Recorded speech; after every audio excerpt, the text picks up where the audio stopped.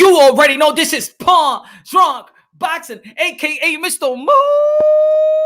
Moonshine himself. Ladies and gentlemen, happy hour Thursday, happy hour Thursday. Karaoke, baby, karaoke, baby, karaoke night. Oh yeah, we're gonna have some fun tonight. We're gonna be talking about boxing, everything boxing, UFC, how UFC's is boxing is submitted to UFC. Yep, man, there's got to be a conversation we need to talk about, ladies and gentlemen. It's a conversation we need to talk about. I hate to have that conversation, but it's a conversation we need to talk about. Eddie Hearn, shout out man to Eddie Hearn, man. He was positive with coronavirus. I hope he gets better. You know, still going on, ladies and gentlemen. It's still going on. Still going on. What's good? What's good? Whiskey? What's good? Chop. Hold on. Let me say what's up to everybody. Jet, what's good? Johnny Boy, what's good? Ad, what's good? Wrong. Good looking out for that super sticker. Good looking out, my brother Jay. What's good? Guido. Good looking out, my brother Wrong. Good looking out. Hope y'all hear me good, man. Been having a little technical difficulties. Smash the like button, man. Smash the like button, man. You see, man, I'm the commander-in-chief of this shit right now. Excuse my language. You know, it's a Christian show. The commander-in-chief, Pawn Drunk Boxing, baby. The commander-in-chief. Oh, man. Yo, what's good? Actual facts, what's good, my brother? What's good? And on Ravel Boxing, subscribe to the channel. What's good? Can't compete. MMA has the casual audience. Ooh. Damn it. Hey, it's tough for Mark to say that, man. Because you know what, man? I'm a boxer head, man. It's hard for me to even give credit to anybody else. But the UFC is making boxing submit. It's making boxing submit. We just got to keep it real. It's making boxing submit. Like the Canelo Alvarez versus Kovalev. Gervonta Davis, Leo Santa Cruz. Yeah, your ass better move out that date. They trying to say, oh no, we found a place, you know, where we're gonna host an audience and stuff like that. Move out that date. Move out that date. Toby, what's good, man? What's good? That's how they're going to play it out, right? No, what it was is that we found a place so we could hold people. Yo, man, yeah, man, Mark is true on Ravel. We just don't have the star power. We don't have the star power. The promoters in boxing don't want to work no more. They don't want to promote. They just want to get them. They just want to get whatever the stream or whatever the networks is paying them, and they want to pocket the money. They don't want to do no promotion work. You know why they don't want to do no promotion work? I'm gonna keep it real. Why they don't want to do promotion work? It's because they don't know how to. It's because they don't know how to because they have a dinosaur formula. You think Frank Warren really knows how to handle technology right now? No, you think Bob Arum knows how to handle technology right now? Huh? You think Don King know how to handle? He's not very highly active, but still a promotional company. All these promotional companies are damn dinosaurs. They dinosaur. They got a dinosaur formula. Even Golden Boy Promotions, you see him going back and forth with Ryan Garcia. Well, he think because he's social media and da-da-da-da-da. The only one that has a mind for social media and this new technology is actually Eddie Hearn. Eddie Hearn be on a podcast all day. Eddie Hearn always posting in Twitter, always posting in Instagram, always keep his face. That's why we know Eddie Hearn. We know Eddie Hearn more than any other fighter in the stable. We know Anthony Joshua. We know, but Eddie Hearn is actually the star because even Eddie Hearn keeps himself relevant out there.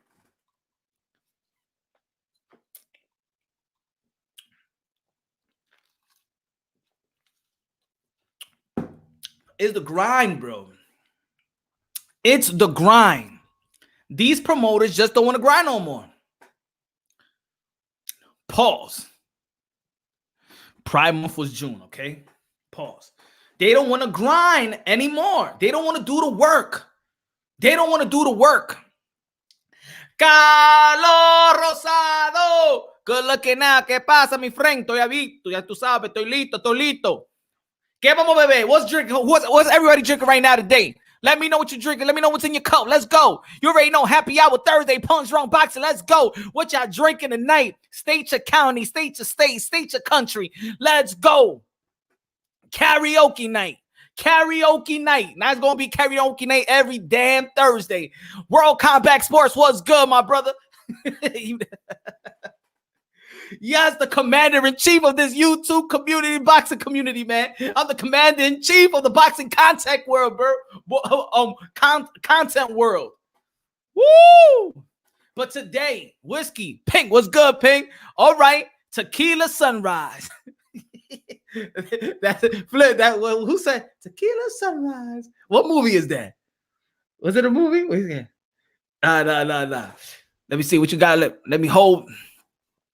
Let me hold on that Puma sweater, cuz. I got you, my brother. I got you, man. I'm gonna put on eBay, son. Now I'm gonna wash it up and send it to you. Got the energy drink. But today I feel a little bit gentleman-like. I feel gentleman-like today. Now, back in the days, I was a Jack Daniel type of guy, man. Jack Daniel. Pause. You understand what I'm trying to say? I like to drink. All right. Jack Daniel. I was a Remy Martin type of dude. Remy Martin. Papoose, I'm talking about the liquor, all right? Not your girl. I'm talking about the liquor, right? Papoose, you good. Don't worry. No disrespect. I'm talking about Remy Martin, the real Remy Martin. So, yeah, I was a Remy guy. Then, you know, the college years, you know, we out there with the Jack. I'm a rock and roll type of dude. You feel me? I like the rock and roll. I like the you know, like the beer pong and things like that. And, you know, taking shots and Jamesons and Jack Daniel. I'm a Jack Daniel guy. I'm a Jack Daniel guy. But today is a gentleman's day. It's a gentleman's day. I'm not saying that any ladies ain't going to be out here because, of course, gentlemen love the ladies. But today I'm bringing out Jack Daniels, but Gentleman Jack. So today, Happy Hour Thursday is brought to you by Jack Daniels Gentleman Jack. Get it in your store, liquor near you. Yes, sir. Let's crack it up. Let's have fun today. Let's talk boxing. Let's talk whatever you want to talk about. You already know Happy Hour Thursday, man. We talk about everything. I don't give a damn. You want to talk about your baby mama, have you on court? Let's talk about it. I don't give a damn. I'll let you know how to wiggle your way out of it. Hold on. Salud, everybody. Salud, mi gente.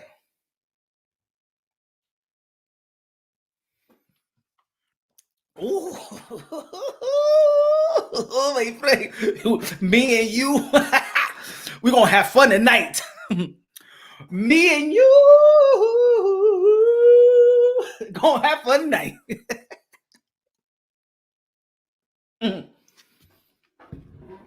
Ooh. Damn, I haven't had a whiskey in such a long time. But very good. Very good, my friend. Salud, everybody. Hold on. Woo! Ladies and gentlemen. Okay. All right, so Mateo, my friend. Dímelo, mi gente. What's good, my brother? Who don't everybody have this weekend Zapato or Barachk? Yeah, we're going to talk about that too, man. I said Zapata might go, might, you know, Barachka, of course, I think gonna win, but Zapata might come out with the underdog and, you know, surprise people. I don't know. Might go for the underdog on this one. Leo, mi gente, dímelo, mi hermano. Your thoughts on the presidential debate. We're going to get into that, yo, Pig. We're going to get into that. Don't worry about it. We're going to get into that. First, let's clear the boxing stuff, and then we're going on the debate. The debate, my friend. Because right now I'm going to have people in the panel. I don't want people in the panel till you already know. Let people talk. Let people talk on the panel. But if they don't like what you're saying, then interrupt the shit out of them. I don't give a damn. Kalu on me, hey, my friend. Aquí activados, New Jersey in the building, my friend. Yo, so again, shout out to Eddie Hearn. Hope he gets well. Hope he gets well soon. Of course, a prestige promoter in the sport of boxing. We were talking about the UFC boxing. The boxing is submitted to the UFC. Boxing is submitted to the UFC, and it's very, very alarming. It's very, very alarming. Yeah, Ping, he got the virus, but I hope he gets well. It's very, very alarming. It's either boxing find a new way to promote his fighter and to promote event and actually take advantage of the momentum when boxing has momentum. See, that's the problem with boxing. It's not that boxing can't have good fights and big fights. The thing is with boxing, they do not have momentum. They do not take advantage of momentum. Now, of course, COVID-19 happened, coronavirus happened, and of course, I'm not talking about that, but I'm just talking about the whole decade and 2 decades of this. The momentum. If you're going to have a Tyson Fury versus Deontay Wilder, let's say in February. In March, I need to see another big fight. In April, I need to see another big fight. In May, I need to see another big fight. Just not another big fight, but the fights that the fans and the casuals are going to be paying attention to and asking for. Yes, a Earl Spence versus Sean Porter is a good fight, but that's not the type of fight that the fans are asking for. That's not the type of fight that the fans are asking for. So yes, when we see the fight, oh, it's a good fight. Yeah. It's a good fight. But that's not the fight that the fans are asking for. See, Teofimo Lopez versus Lomachenko, that's the fight that the fans are asking for. Right? And I look, for example, look, October. October has a good date. But look, if they would have had Teofimo Lopez versus Vasily Lomachenko, think about this. Teofimo Lopez versus Lomachenko, October 17th. Inoue that's going to be fighting in the 31st. And then you have Casimero and Inoue. You see the momentum. Wow. This week and then the next week and then, ooh! Unification bout, undisputed, morally, getting unification bout. Oh! Right? And then if Devin Haney, then November 7th, he got a November 7th date. Now, let's say if Devin Haney would be fighting, because, of course, a lot of people was critiquing Devin Haney fighting Gamboa. Right? But let's say Devin Haney would be fighting guys like Javier Fortuna, then, ooh, good. And then that November, later on November, we got Earl Spence, but Earl Spence could have fought a guy like Bud Crawford. Ooh, boxing would have had good momentum. And then we're talking about December, right? December, we're talking about Tyson Fury and Deontay Wilder, the trilogy. Wow. You see, that's what's wrong with boxing. They have the ability to have the momentum. They have the ability to not even for the UFC to still submit to boxing. See, it's not so much the UFC is winning, it's that boxing is opening the door for UFC to take over their own house and kick them out of their own house. You letting in that mistress in, and that bitch is gonna be wifey.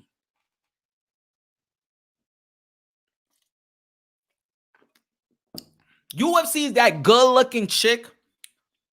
Is that good-looking chick that your husband hired to clean the house? That good. I'm talking about that Coca-Cola body. Pop, pat it out. Right? And you hire her to clean the house.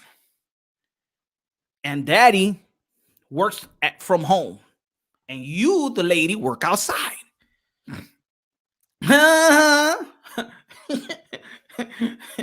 She just ain't gonna be shining the flow.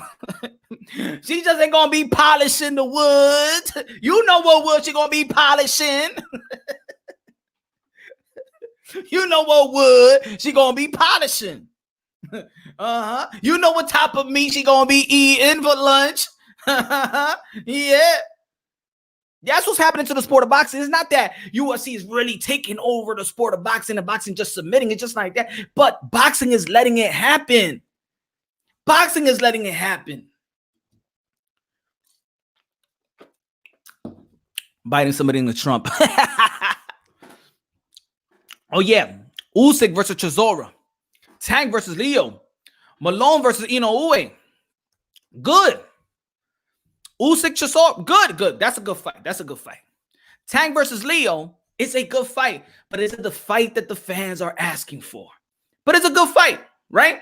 Malone versus Inoue. How about if it was Casimero versus Inoue? What about if it was Leo Santa Cruz versus really Gary Russell Jr.? And then a Tank versus a Devin Haney when he was 135. You see, he's still going for the title, right? How about that? See, boxing have the ability to have fight after fight after fight. It doesn't have to be every other week. I mean, every weekend, but it could be every month, and it keeps the momentum. It gives the other fight a chance to promote itself and things of that nature. This is what it is in the sport of boxing.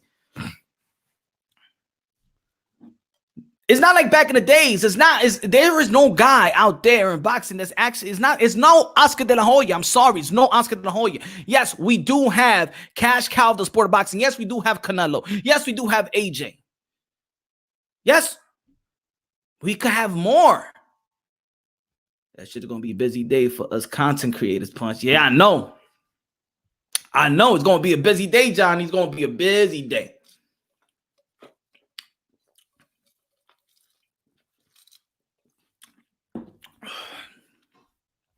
But think about it. It got so bad that even it got so bad that even boxing heads was like, I might see that Khabib fight. Damn, I might see that Khabib fight. What pay-per-view am I going to buy? When you got boxing fans thinking that I might not watch the Gervonta Tank Davis fight and actually watch the Khabib fight, there's something wrong in the sport of boxing.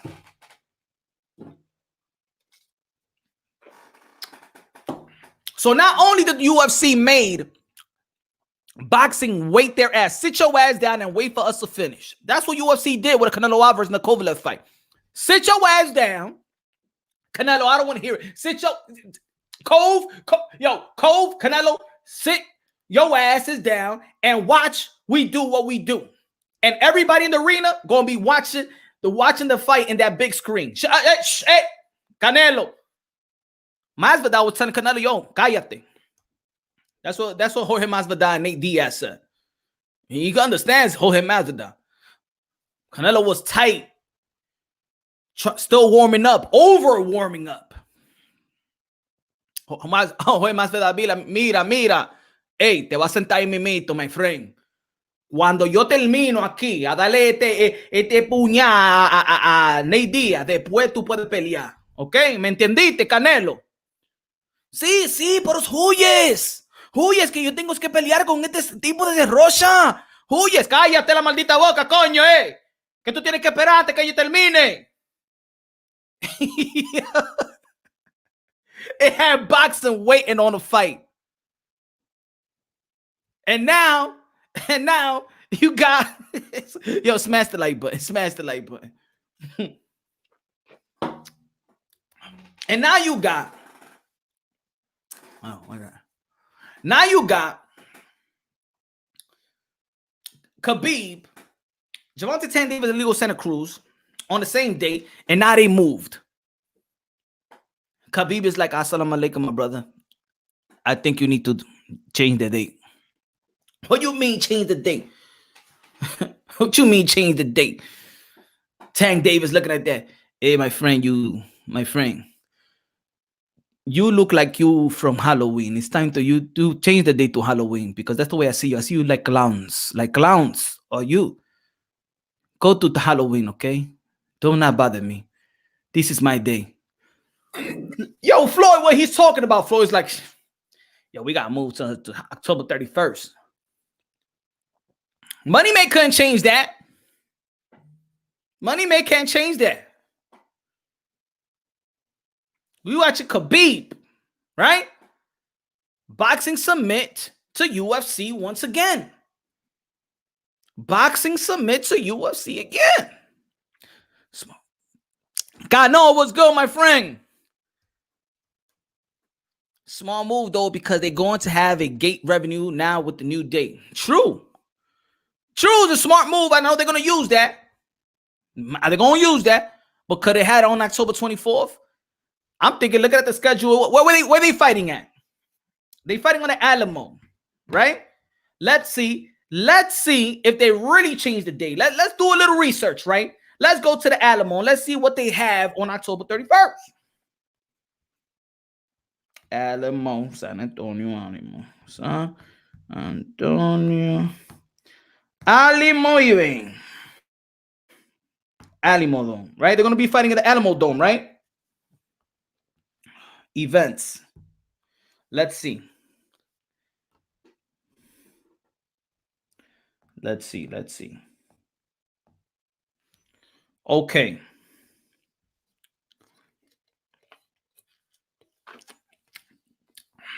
The Alamo Dome got a date versus Louisiana Tech, UTSA at 1 p.m.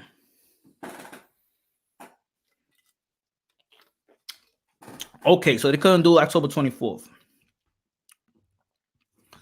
But me, now that I'm thinking about this, good move.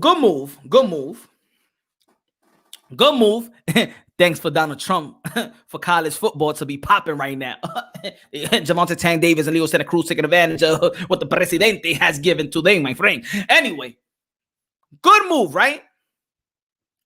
But now, if Gervonta Davis and Leo Santa Cruz are going to fight in front of 11,000 people, that's what they said, right? Would you be mad if Bob Arum postponed his fight with Teofimo Lopez and Vasily Lomachenko to have a live gate? Would y'all be mad if Bob Arum postponed the fight with Loma and Fimo because they'll find a live gate? Would y'all be all right with that?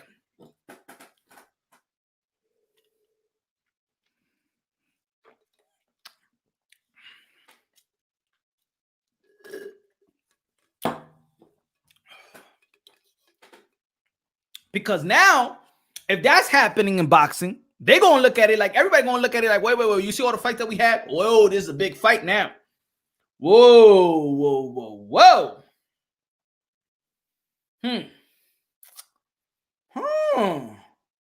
That's what going, right?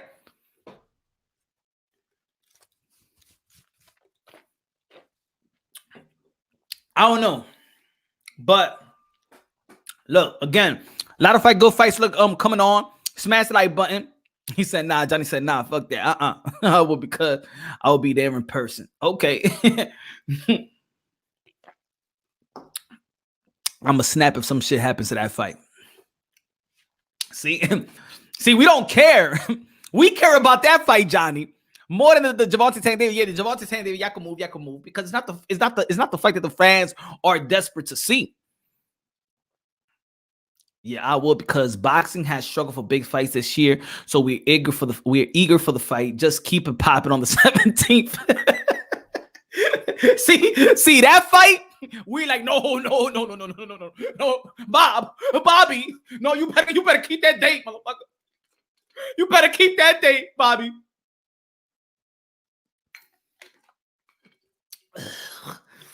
Bobby, you better fucking keep that day, you dinosaur motherfucker. You better keep that day, Bobby Arim. You better keep that date. When it comes to Gervonta Davis and Leo Santa Cruz, hey, yeah, y'all can move. It gives me more time to even watch the Khabib fight. Yeah, y'all can move.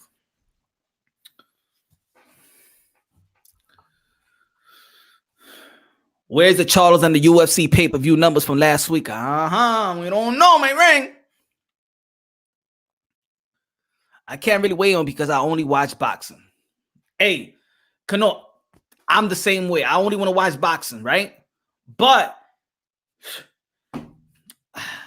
I understand the pulse of the Comeback Worlds fans, man. I understand the pulse of the Comeback world. And I also think that UFC is sunning. It's sunning boxing. The UFC is sunning boxing because Dana White. Okay, what was UFC 254 announced first than the Gervonta Davis or Leo Santa Cruz? I don't think so, right? Or was the Gervonta Davis versus Leo Santa Cruz was announced first than the Khabib fight? Dana White is like, yo, I don't give a damn who's fighting that day. That's mine. Dana White don't give a damn. He's like, yo, I'm putting that up. I'm putting up that date. Yeah.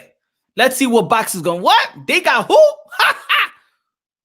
Now, would Dana White put a date on the Wilder versus the Fury trilogy? Would he put a date on Triple G and Canelo? Would he put a date up with Spence versus Crawford? Then we're going to see how gutsy UFC is. Unless you got Conor McGregor versus a rematch or something. A rematch with Khabib, Jorge Masvidal, and Canelo and Conor.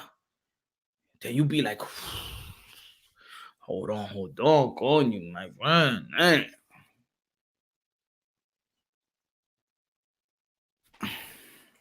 Smash the like button, man. Smash your like button.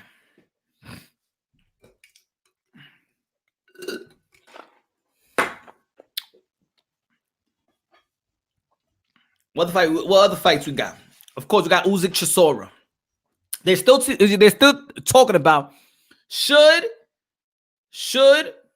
Tyson Fury drop the WBO? Why we wouldn't even drop the WBO? Why are people talking about the drop the WBO stuff? If anything, it's drop the IBF stuff, not the WBO.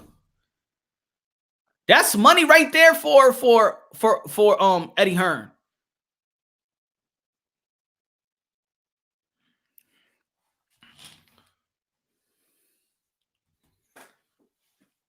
Only guy that can actually change real plans will be Deontay Wilder being Tyson Fury.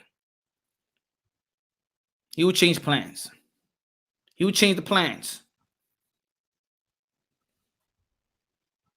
And I don't know if that's going to happen. But I do think there's a chance. Pay-per-view numbers. I heard somebody put the pay-per-view numbers, but that's too many sources. You feel me? I want to, it gotta be from Showtime. And if Steven Espinoza don't got the balls to show his numbers, let me see if Steven Espinoza has the balls to show the numbers. I don't think so. Steven Espinoza. He don't got the balls. It's funny. Steven Espinoza hasn't tweeted nothing in 2 days. He probably saw the number and be like, oh, hell no, shit. We don't know. We don't know the truth. But regardless of the numbers, though, it was a good event. It was a good event.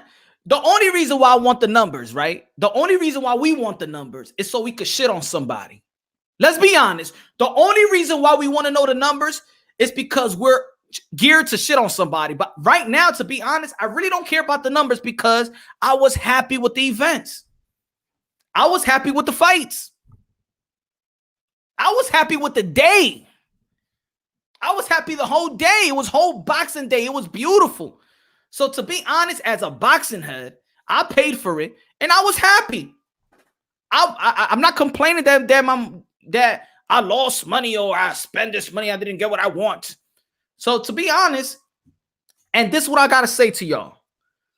People may look at the numbers and be like, okay, oh my God, they didn't do 500,000 or 400,000. To be honest, you got to ask the right questions to get the right answer. You got to ask them, what was the top number?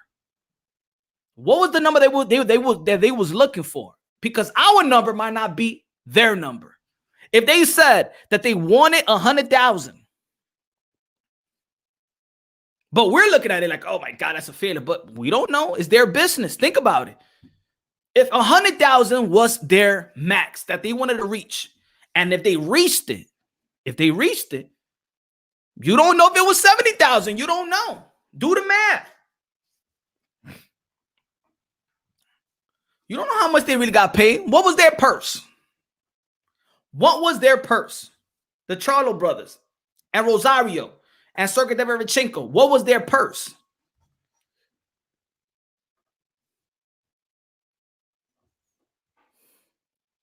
What's good, Red Glove? What's good? Kalua, let's get more likes than the Charlo pay-per-view sound. That's what I'm talking about, Kalua. There, everybody smash the like button. Smash the like button, damn it. So to be honest, if I'm desperate to see the numbers, it's because I feel like we as boxing fans, we never satisfy. And we know we always want to shit on somebody because this is boxing. This is us. We shit on our own sport. We shit on fighters. We shit on promoters. We shit on everything. Even when we have what we want, we still shit on it. Let's be honest. Let's be honest about ourselves, right? And I'm speaking in general. I'm not speaking just me, Punch, Duran. Let's speak in general ourselves. We troll boxing too much as fans, hardcore boxing fans, right? We rarely want to give credit to anybody. Even when people become champions, we don't want to give credit to them. We don't want to give credit to any champions. We still, I say it time and time again, boxing fans, we give more credit to the guy coming up, and then when he becomes champion, all of a sudden, he's a bum and he ain't fight nobody. Right now, we're like, yo, Boots Ennis is the man. Boots Ennis is the man. Virgil Ortiz is the man. Yo, he nice. He good. Watch when he make it to the top. Watch. And then they make it to the top and then be like, well, he ain't fight nobody, though. He's a bum. Who you need to fight? Who's going to fight? Mandatory? Who's going to fight? He ain't fight nobody. He ain't shit. Look at his resume. That's the weird stuff when it comes to boxing. That we praise the guy coming up than the guy that's already up there. Once they get up there, they're bums. They ain't fight nobody. Oh, he got his title. He got it with the vacant title. Oh my God. Julio. I want to know the pay-per-view numbers. Yeah, I want to know. I got to shit on them. I told you, Charlie, you damn bums. That's what y'all want to say.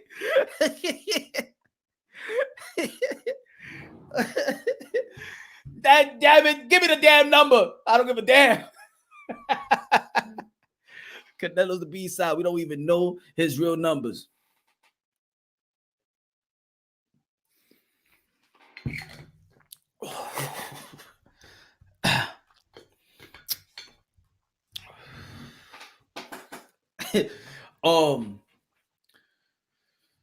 So yeah, man. Hey, we don't know now. I mean, they don't show the numbers anymore. Not like back in the days. You remember back in the days, every Tuesday when they show the numbers.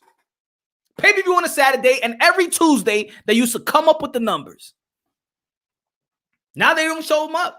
How much did Manny Pacquiao and Keith Thurman make? How much was the trilogy? It's just sources. It's not really ESPN that came out with the numbers. It's not really that Fox came out with the numbers. The sources said this, and the sources said that. Too many sources.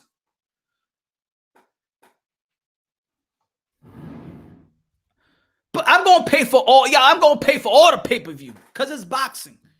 Because I'm also looking at that this money is going to go to the fighters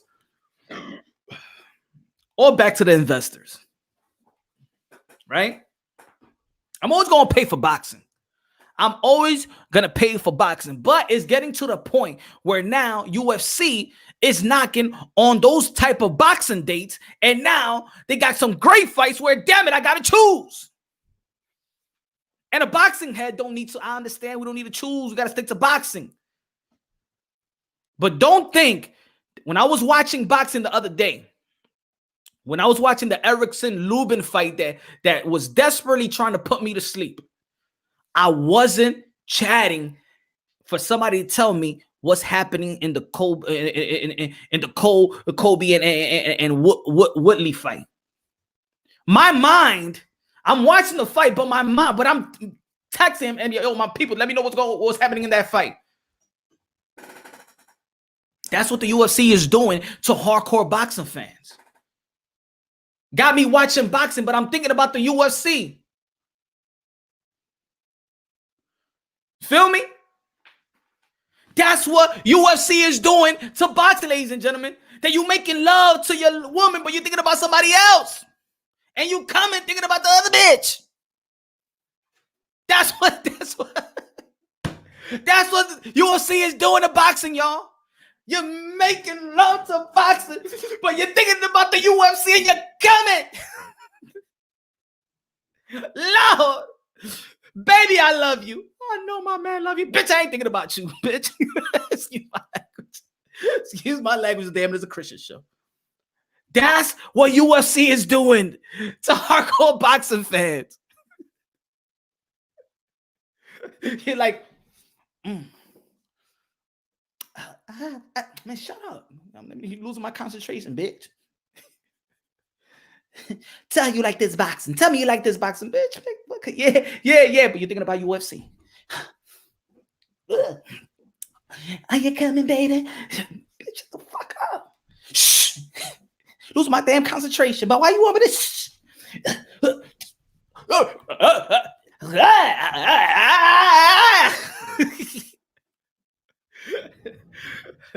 Ron, good looking out, my brother. Good looking out. I got time, but I don't think the numbers are out.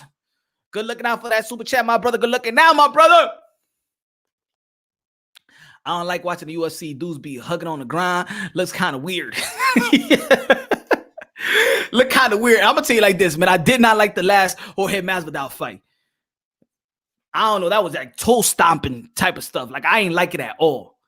To be honest, like if I was in the fence, like if I was a frustrated boxing fan, and I'm like, that's it, I'm done with boxing, I'm done. I'm gonna watch this Jorge Masvidal fight because I like the way I like his character, and I like the way he presents himself. You know what? I'm gonna watch the UFC, and then I watch that fight, and I'll be like, that's why I love boxing. See, the UFC right there, they could have stole a lot of hearts. They could have stole a lot of votes. They could have stole a lot of votes. But watching Jorge Masvidal foot take a beating in that type of manner. I mean, that foot took a beating. The toe, the pinky toe, the big toe, Lord have mercy. He was elbowing, he was doing the fly, he was suplexing that damn toe. He was doing it. Yo, they couldn't steal my heart because I was like, what the hell is this? What the hell is this? Remind me of my 3-year-old when he want to stop with my foot.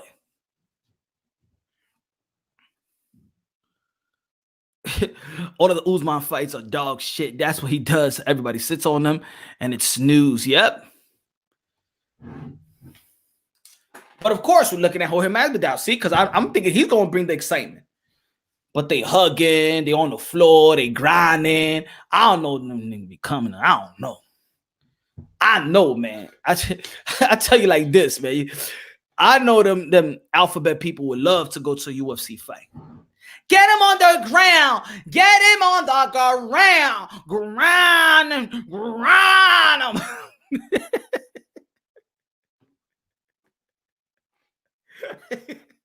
Stop striking him. You know them alphabet people would love going to a UFC fight. Hug him. And take him down the ground. Submit him. Submit that motherfucker. Submit. Submit. Put him on the damn ground.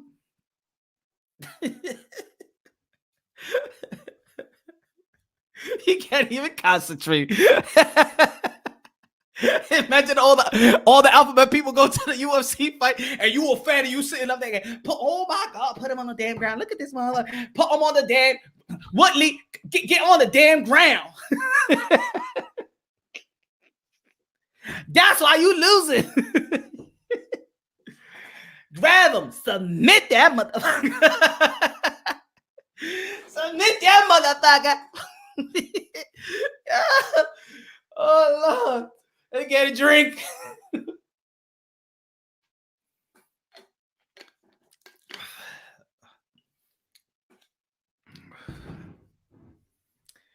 Has anybody gone to the Cubs to see Chicago Cubs? Yeah, dudes who worry about the style of mixed martial art because it's a contact sport where bodies are engaged and distance and close quarters sound like insecurities pookies.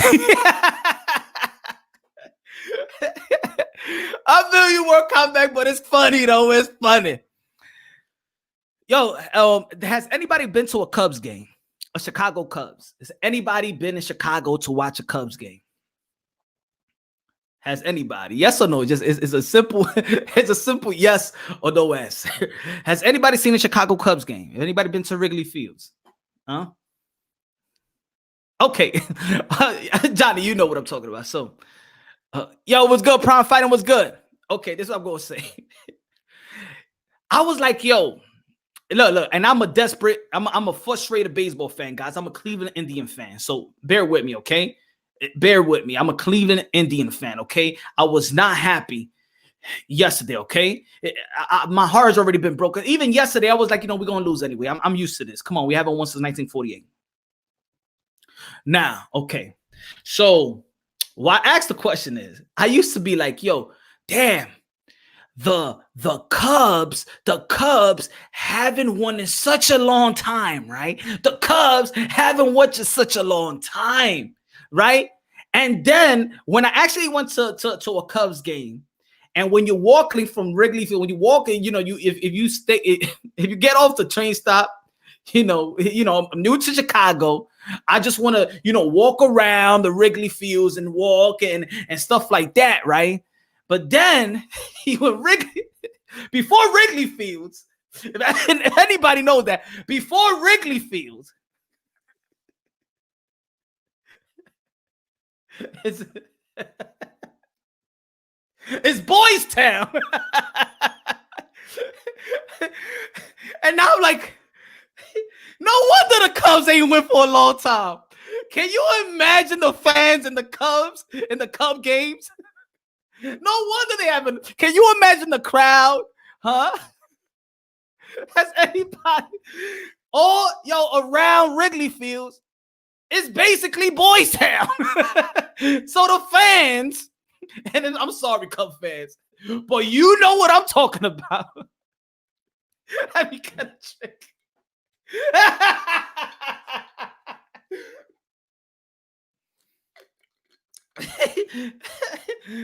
Evening, gentlemen. Yep, Gentleman Jack. We're gentlemen tonight. So, because you're like, damn, they haven't won since 1906, 1909, whatever, right? So I'm like, yo. When I went to the Cubs, right, to the Cubs game, I'm like, no wonder. It's so uncomfortable. It's so uncomfortable, ladies and gentlemen, to actually play baseball with a ball and a bat. And you got a bunch of fans out there from the Appleball people. Hit the ball hard. Grab that bat like you mean it and hit the ball hard as far as you can. Strike one. Why they don't throw two balls at the same time? Can you imagine the stress? He's batting up. Woo! Are you hit that ball hard? Hit it harder. You a baseball player?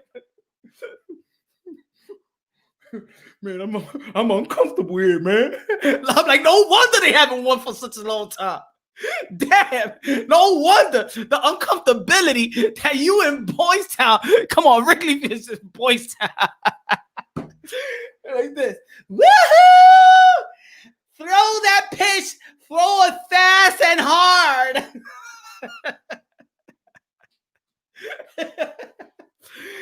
Oops, swinging and miss. Swing and a miss again. The C stands for Cubs. Chicago Cubs, the Cubs. Yo, let me get a drink. Yo. I'm like, yo, what the hell is this? What is this? No wonder they haven't won such a long time. It's so uncomfortable out there. Jeez. Shit, touchdown Jets. Oh my God. And I'm a Jet fan too, bro. I ain't even watching. I'm a Jet fan. A Knicks fan. And a Cleveland Indian fan. Tell me I have a desperate sport life, a frustrated sports life. I don't know, Punch. You did a gay role. I think you will pull it off easy. Hey, I'm an actor. I'm an actor. I'm an actor. Just say I know. I just say yo, my man, you a funny dude. Just say that, you know. Woohoo! Wait, man. How, but on. Ladies and gentlemen. And before this, the intro. You should be a Yankee fan, my brother. I can't, man. I can't be a Yankee fan, Guido. I'm not saying I hate the Yankees, but I just can't be a Yankee fan. I'm a lifelong Cleveland Indian fan, man. I'm talking about Manny Ramirez in Cleveland. I'm talking about Arbor Bell. I'm talking about Sandy Alomar. Jim Tomey. Come on, man. I can't leave my Indian. You crazy? Omar Vizquel. Kenny Lofton. I'm a real Cleveland Indian fan. I'm a real heartbroken Cleveland Indian fan. Trust me. Matter of fact, we gave our how you say it? Our Class A, AA, you know, we give that up to the Yankees. Join the dark side and join the team LA. Now, I'm a Cleveland Indian until I die. But that doesn't mean I'm frustrated. I'm a damn Knicks fan. That doesn't mean I'm frustrated. I'm a damn Jet fan. God damn it. Somebody shoot me. Somebody shoot me.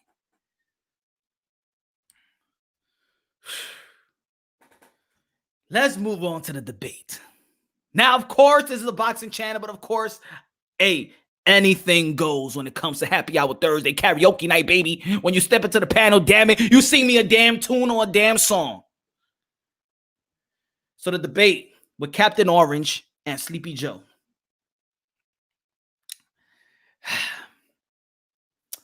People was like, yo, Punch, do you see Captain Orange? He didn't want to denounce white supremacy. And when I see that, I said, oh man, the media's gonna eat that dude up for this. Oh Lord. And then bing. I said this. Whether people want to hear it or not, I question anybody. How many times? What's up, Jay Cooley? What's good, my brother? How many times do a man need to repeat himself? I asked that to any man out here. No betas, no beta males. I hope we all men. How many times do you think a man should repeat himself?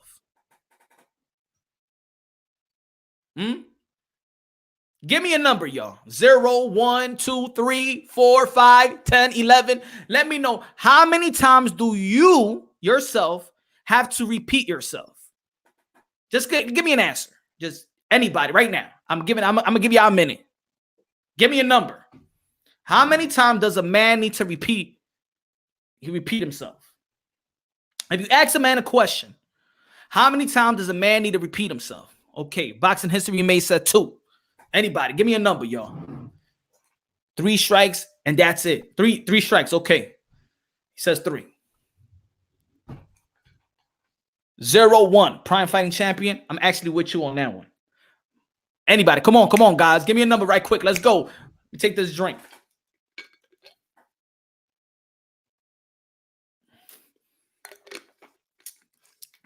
So I think twice. Maybe 2. So you mean 2 is just, that's it. That's the limit. Fran says 1.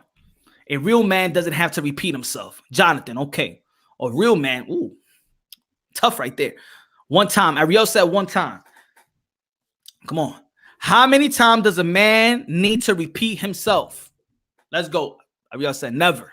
He said one time. Now he said never. Sup, Big Dan? What's good? Depending on the situation, Jay Cooley. Depending on the situation. Hey, any situation. How many times the man needs to repeat himself? Has to repeat himself. Before I answer the question, then I'm gonna go with this one.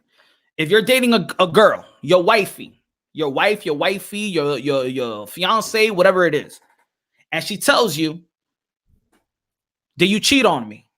And you be like, "Yo, no. Why would you even ask me? Why? What?" A couple of months later, she says, "Did you cheat on me?" Be like, "Yo, why you coming up with this, man? Man, I told you what I told you. I said no." A couple of months after, she asks you, "Did you cheat on me?" The next year, she asks you, "Did you cheat on me?" A year after that, she asks you, "Would you cheat on me?" At one point, do you feel like, I'm going to ignore this damn question. Like, now when the question becomes insulting, don't you feel that when you already answered the question, they keep asking you, do you feel insulted just by the question? Just by the question. I mean, I don't want to repeat myself at all, but motherfuckers have to concrete heads. Okay, true. How many times do I have to tell you something? When does a man have to repeat himself? I already told you, I already give you the answer. Now your question becomes an insult because I already answered the damn question, right? Or am I wrong? I dump her second time she asks me. Julian, I like that. You know why? Because why would you want to be with somebody that don't trust you, right? That's the most annoying thing in the world. Being with somebody that don't even trust you, that don't even take your word for it, right? Right? So now, ladies and gentlemen, how many times does Captain Orange need to denounce white supremacy? How many times does he have to answer this damn question? Tell me. Now, remember your answer y'all gave me earlier. Remember the answer y'all gave me earlier. How many times does he need to answer these type of questions? How many times does he have to defend himself, regardless if you feel like he's racist or not? How many times that he needs to answer the question and defend himself? How many times he has to answer the question? A lot of you said that y'all wouldn't have to answer the question once or twice. Yo, King, what's good, my brother? Damn, I'm 51 minutes late. What, Miss Punch? Nah, you ain't missed too much, my brother. Just get your drink and let's get it popping. Smash the like button, ladies and gentlemen. The third time she asks me, I will break up. He hasn't denounced it yet. Okay, Big Dan, you said he hasn't denounced it yet, right? Okay, hold on. Hold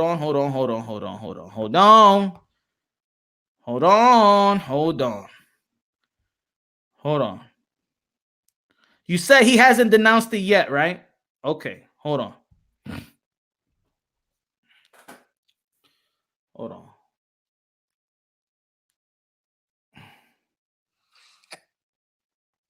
Whoa.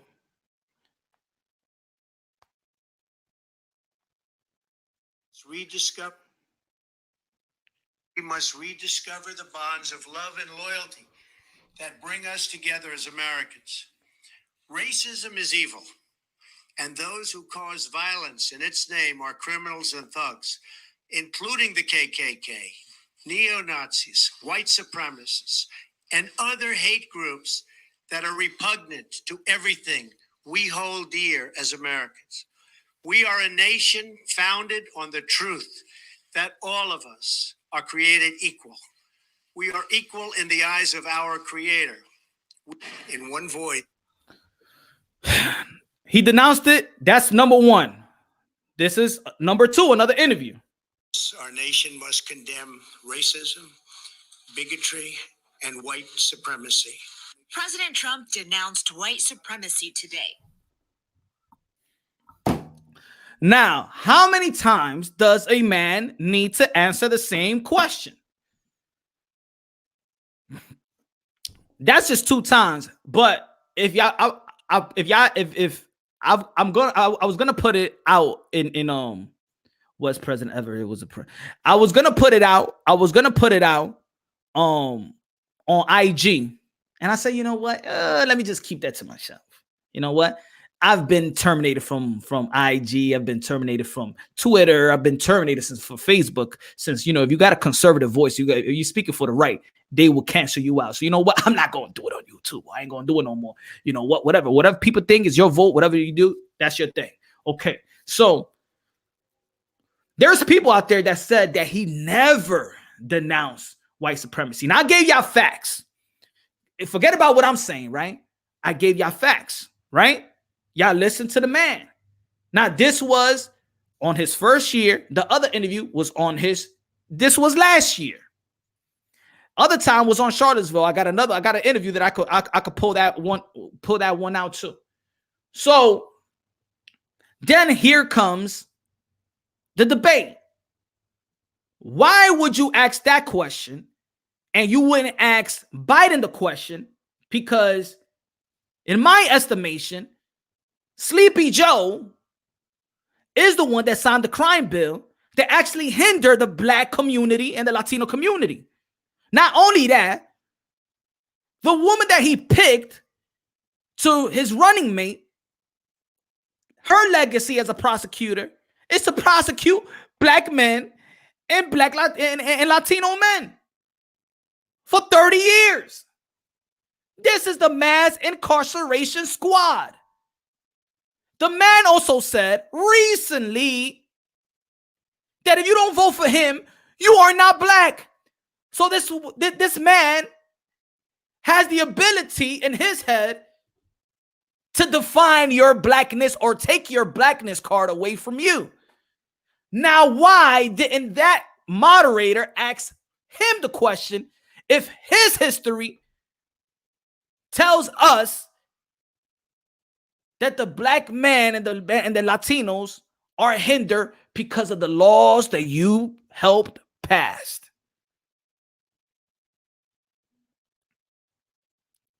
But they asking this guy here a question that he's been answering for the past 3 years.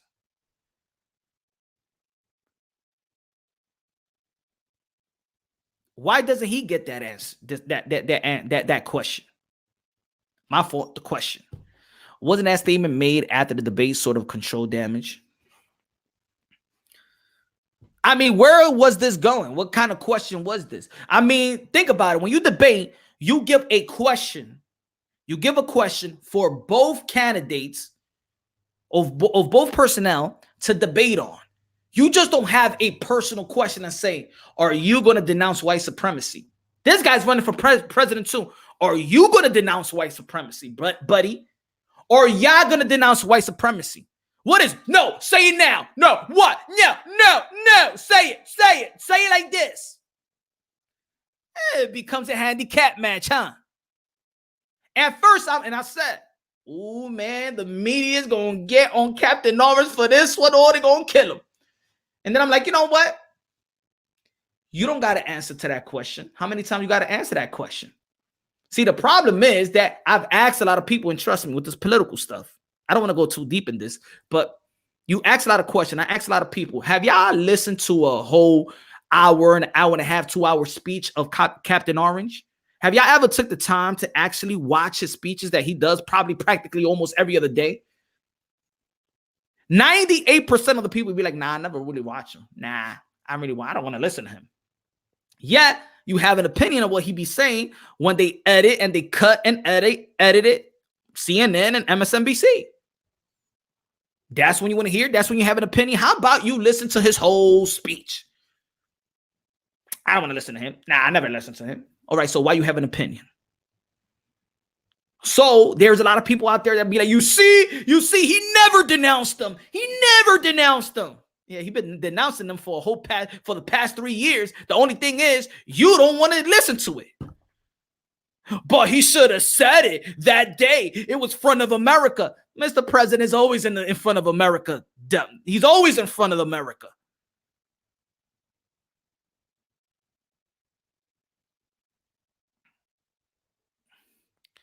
shall I say? Let me take a drink on that one.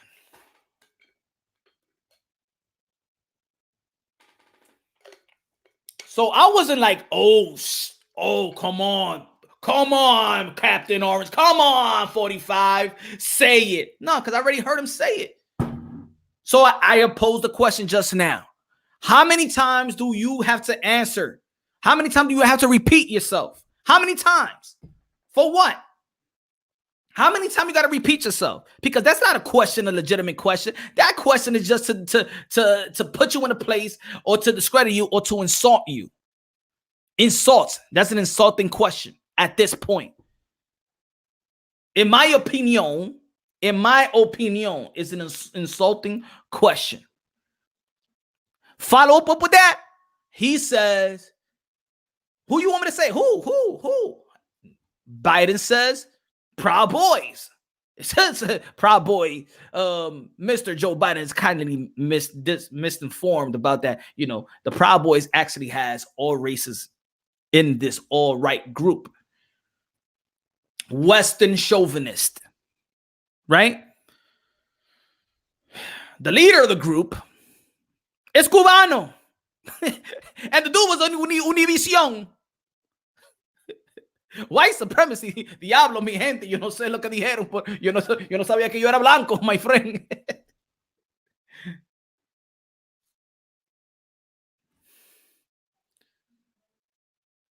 Proud Boys. Stand down and stand by. And then he was talking about Antifa. Antifa is an idea. Ooh, an idea. Just an idea. Like it's almost like it's just an idea. Was it an idea to enslave people? Was it an idea? What, an idea is that an idea is nothing now? Take a drink for the non-voters as well. Damn. I don't vote. I don't complain either. Biden looked weak. Trump punked Biden. And people was like, well, he didn't let him talk. He kept on interrupting him. He didn't let him talk. He just kept interrupting. Why? Just let the man talk, please. Please. Interrupt him. He got nothing good to say. He ain't gave no damn plan. He doesn't have a plan. And I say I'm going to keep it real, ladies and gentlemen. Ain't nobody gained any vote after that debate. They ain't gained no vote. Not Captain Orange or Sleepy Joe. So what that leaves you?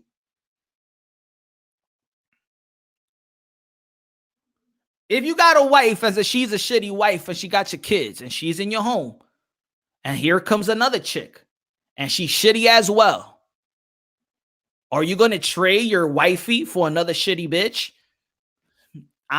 This is a Christian show. No. You traded for something better. If this is a shitty bitch and I already have it, and I'm not going to trade it for another shitty bitch, you know what? Guess what? I'm staying with the shitty bitch that I have. Okay? I just stay with the shitty bitch that I have. That's the way that I saw that debate. Feel me? That's the way that I saw that debate. The person that I got is a shitty person. And I'm a shitty person myself.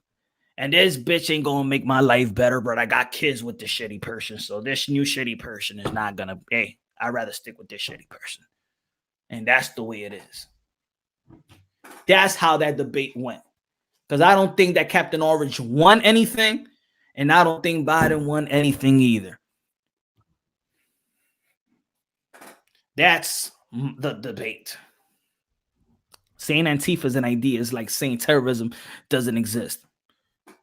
Exactly, friends.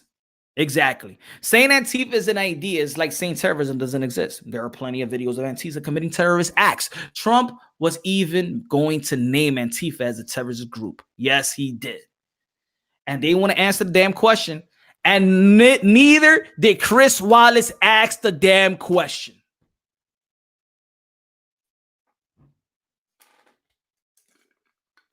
He's like, Biden was looking at the camera and said, it's up to you to vote.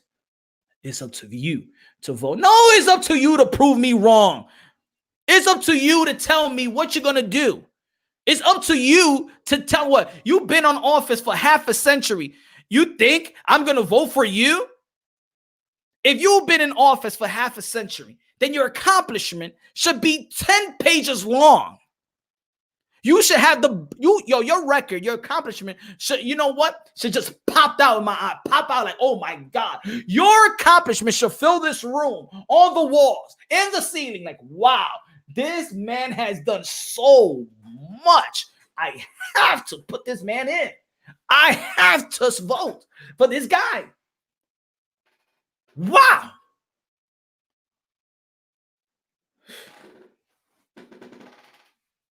Joe Biden, you ain't doing a good job in the last 47 years. Not even your facelift did a good job. You still look a crusty old guy, okay? Your facelift just made you look more crustier. Facts. I'd rather be orange than crusty. Look into Fred Trump and you'll see that the apple doesn't fall from a tree. Chill, Punch. Somebody gonna choke off the truth, and body is a nobody. Oh man, we had this conversation. We had this conversation a couple of days ago. No, a couple of lives ago, right? You know, look, I'm gonna say it to y'all, for the people that dislike Captain Orange and always want to be on this racism, you know, thing. He's a racist. He's this, he's this. Do you remember the first time he was running for president? Do you remember 2016? It was the same thing. Guess what? He won. You need to find a new strategy. The strategy is actually to earn the vote of the American people. Your vote is not going to be, it's not going to cash in for you to say like, well, trust me, put me in there because I'm going to be better than him, and just go and knock him and knock him. You know why Obama beat Hillary Clinton when Hillary Clinton was up for most of the time? She was up. And then that last 3 months, you know what Obama took over? Because as much as that wicked witch was going after Obama, Obama kept it cool. Obama wasn't saying nothing to devalue her character or things of that nature. He kept it cool. He kept it cool. He was just telling the people what he wants to do, how he's going to do it. You know, and even if he didn't do a wonderful, great job, he was talking straight to the people. And she was trying to have this side show, spend millions and sabotage him or whatever. You know what? He was talking to the people, talking to the people, talking to the people. I don't need to discredit this woman. I don't need to. I'm great. And that's what's good in life. For example, Floyd Mayweather, he needs to devalue other people's greatness. He needs to devalue Muhammad Ali's greatness like he did in his recent interview with Shannon Sharp. He needs to devalue Sugar Ray Robinson. He needs to devalue other people's greatness to soothe his own and uplift his greatness. But guess what? People see through that shit.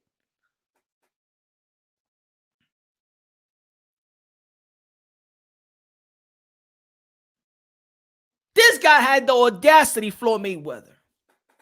This man had the audacity to say that he would have, if he would have done what Muhammad Ali did when he exercised his beliefs and said, I would not fight in that war. Floyd Mayweather said that he would have done the same thing that Muhammad Ali did. Mr. Money Mayweather, that you would have done the same thing that Muhammad Ali did. Muhammad Ali is not generated by money. He's not dictated by money. You are. You don't wear your belief, your belief in God out your sleeve. He does not come first for you. You know that. I know that. Money is your God. So don't tell the world that you would have done the same thing that Muhammad Ali did. Please, who the hell are you faking? I Pretty Boy, and I'm a friend of Pretty Boy. But you know what? I don't like the bullshit. I would have done the same thing that Muhammad Ali did. Get the fuck out of here. You would have done the same thing that Muhammad Ali did. Put it this way. You would have never submitted or get a plea deal when your, no disrespect, your ex-girlfriend, your baby mama was trying to tell you that she hit you, you would have never gone. You would have never get that plea deal. You would have fought for the. You would have fought tooth and nail. Hell no. I wouldn't. I take no plea deal. You folded. You folded. You think that you would have done the same thing that Muhammad Ali did? You must be out your damn mind. Either you would have done that, or they would have drafted your ass, and you would have probably committed suicide. Yeah, I said it. Yeah, I said it. Yeah, I said it. This ain't no hate on Floyd. This ain't no hate on Floyd. But please, please, you do not need to devalue other people's greatness to uplift yours. Because people see right through that shit. People see right through that shit. Even chicks don't like that. Even chicks don't like when another dude talks about another dude. The chick is going to want to date that other dude you talking shit about. You be like, yo, this dude is always talking about Punch. Why this dude always talking about Punch? Man, I gotta meet that motherfucker. I gotta meet him. Shit. He's living rent free. Damn. And that's probably, you know, that's you know, something I would tell you guys and gals. Don't hate on the next dude like that. It's not gonna uplift you. Feel me?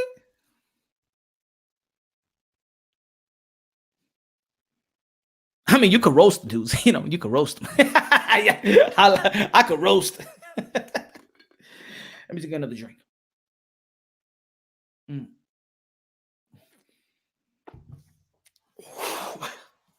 Damn, the more you drink, it gets smoother. And then it's like water. What's up, B? Smash the like button, ladies and gentlemen. Smash the like button. So we got that. I'm going to send the link. Give me a few. So we got that out the way. And then when I send the link, you already know, man, it's karaoke night, man. You got to give me a song. You got to give me a tune. When you're up there, you got to give me a tune. What type of tune I'm going to get? Let me see. What type of tune? What type of tune? It's karaoke night, damn. It's karaoke, man. What should I sing for the people out there for my first karaoke song? For my first karaoke song. Let me see. What's my go-to song? What's my go-to song? Karaoke night, happy hour Thursday with Punch Run Boxing. Let me see.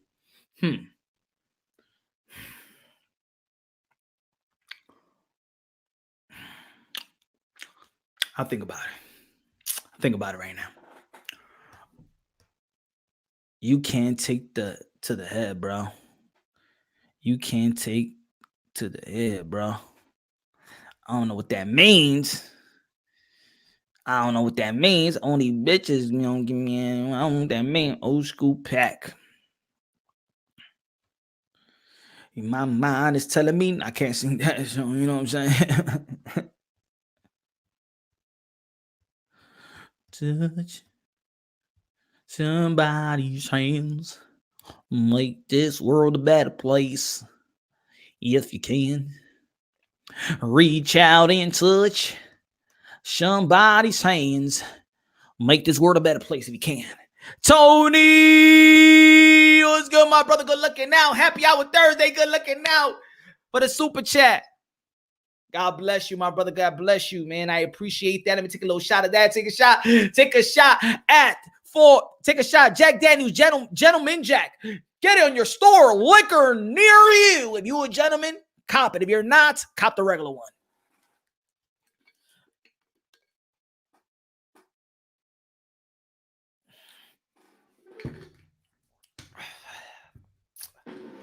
And you know what I'm going to do too? You know what I'm going to do? People that have been blocked, I'm going to unblock everybody. I will unblock the whole world. Come into the kingdom of Punch Wrong Boxing Channel. Agree, do we disagree? All the haters, come, my friends. Come, my friends. What, you should play a role. I don't have too many people blocked, but I will unblock their world. No more blocking in Punch Wrong Boxing. No more blocking. I I have my door open. I have my door open for you guys, for you gals.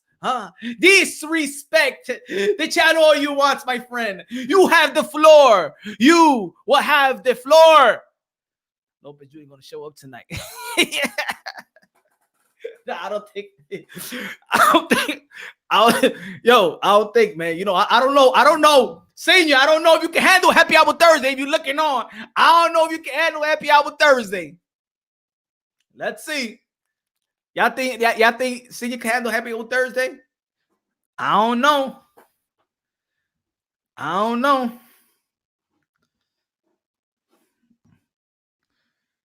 They got to send the link when I want you, motherfucker. Don't rush me.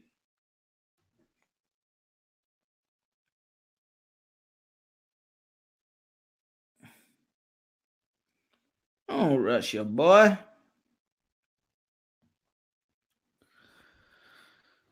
Senior's a cool dude. Yeah, man. He's a cool dude, man. Of course he's a cool dude, man. He's down to earth, man.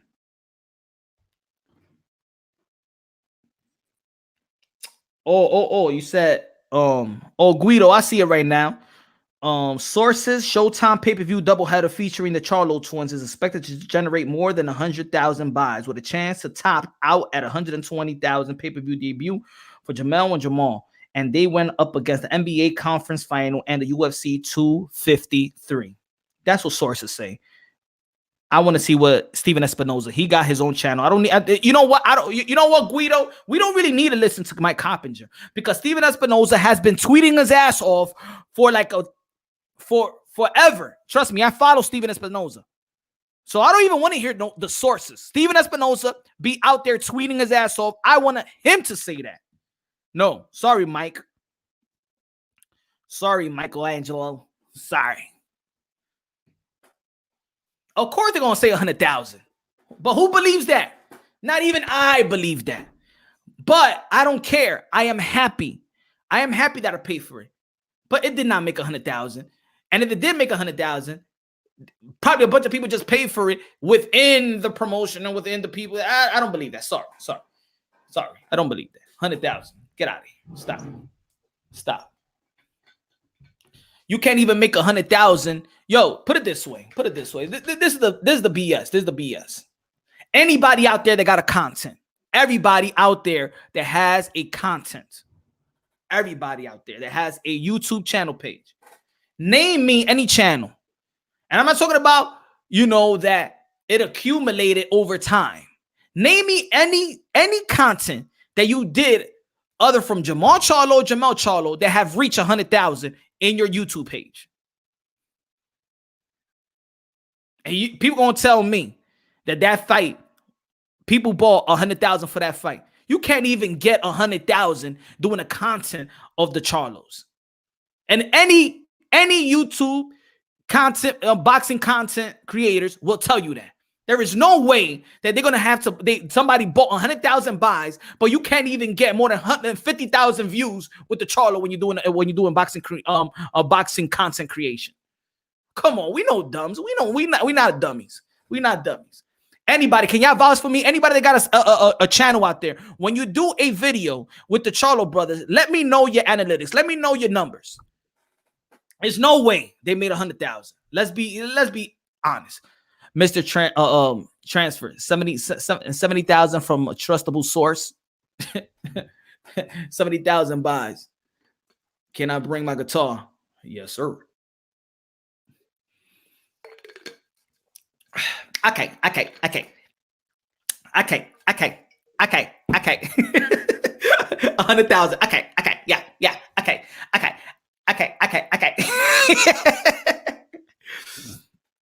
Not even Crawford get over 100,000. Thank you, man. Carlo, thank you. The Charlo is gonna get 120,000. That's the BS. That's what I mean, man. That's what I mean about boxing. One thing about boxing is, why do they lie to the hardcore boxing fan? Why do they want to lie to us? What have we done for them to lie to us? Just keep it real. It don't matter if it made 70,000. I don't expect it to go 100,000. Nobody expected this to go 100,000 or 80,000 or 70,000. So trust me, if you make 70,000, that's a success. Okay, that's your success. Come on, man. Come on. Come on. You can't even crack 50,000 doing the content. That shit accumulates probably years after years. Nobody has cracked 100,000. Nobody. No content, no YouTube channels, no videos. Instantly. That gives like 2 days and have reached 50K on a Charlo content. So don't tell me that fight was bought 100 times. Shut up. Stop it. Stop it, Showtime. Mike Compinger, stop. You don't have to pull out every story that a source tell you. Sometimes you got to listen to the source. If I was Mike Compinger, I'd be like this. Be like, yo, so yeah, what the numbers gave? And you'd be like 100,000. Shut up, shut up. I'm not going to put that out there. I got integrity. No, but it's for real. It's for real. Yo, I got integrity, my brother. I'm not going to put that information out there. You're not going to make me look stupid, okay? Ain't nobody going to make 120,000, all right? Stop. Shut up. Can you give me a number? All right, 15,000. Right. Okay, that's more like, all right. I hit you up. Let me put it on Twitter.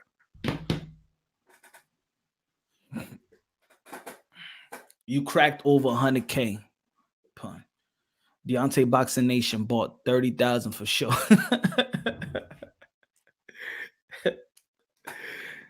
Yo, it's crazy, man.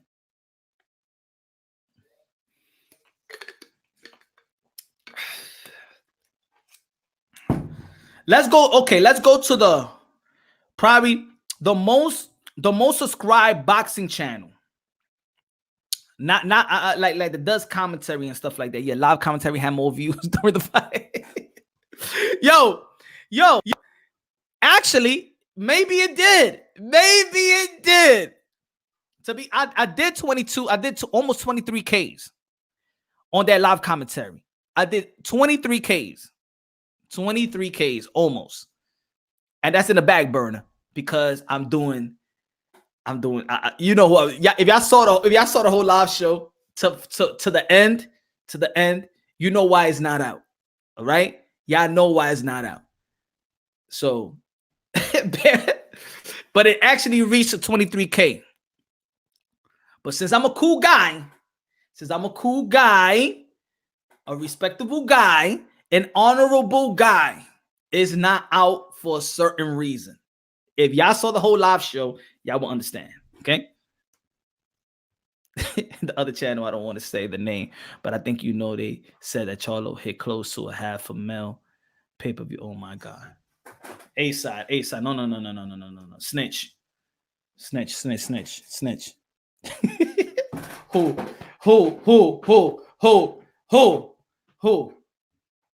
Who? A-side, let us know, boxing. This other channel, I don't want to say the name, but I think you know they said the Charlo hit close to $500,000 pay-per-view box. Please. Who? Say the name, please. Please enlighten us, A-side. Enlighten us, please. Talk to me.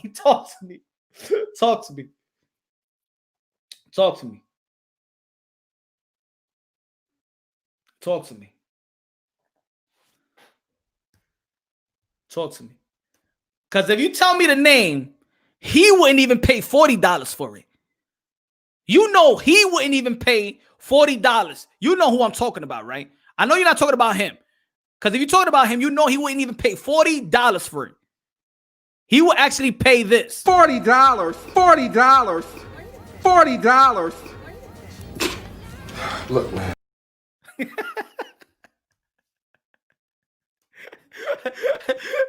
Don't give me the name. Is it him? You know they wouldn't even pay $40 for it. Huh? You know he would have paid. Oh, come on. You know he would have paid $40 for it. Huh?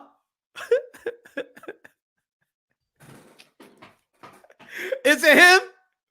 A-side boxing, is it him? You know who he looks like. You know who this man looks like. Come on, y'all. Y'all know. Yo, let me know right now who this man is. Let me know who this guy looks like. Huh? Let me know.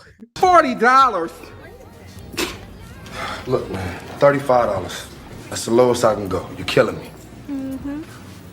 Okay, 35. Oh, you've been saying that for the longest. Yeah. Ooh, thank you. Squeeze my tiny ass up in this. Upstage these bitches up in here. You like this girl? Cute. Yo, I'm gonna laugh forever with that, man. I don't give a damn anybody say that. That's one of the funniest clips in movies. Oh, you know who that look like? Yeah.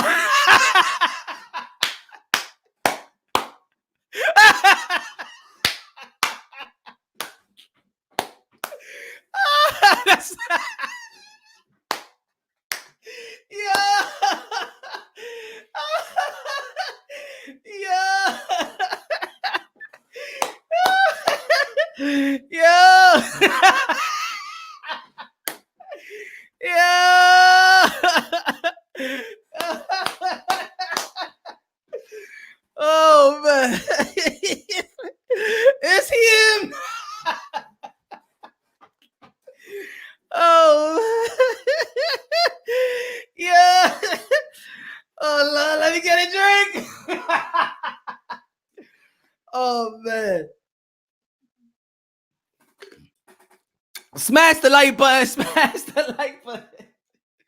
Yo.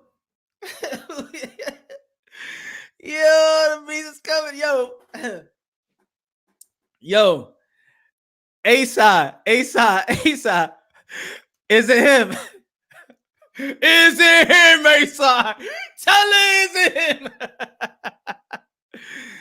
Yo. Yo. Yo. That motherfucker wouldn't even pay $40 for that shit. $40? Fanny nanny. Oh my God, man. Yo, you gotta chill, man. Chill, man. All right, man. Stop. Come on, man. Come on. Yo, it's 2020, man. We accept him how he is, okay? We accept him, all right? Okay, it is what it is, you know. It's 2020, you know what I'm saying? Like it is, whatever. Trano. Yeah.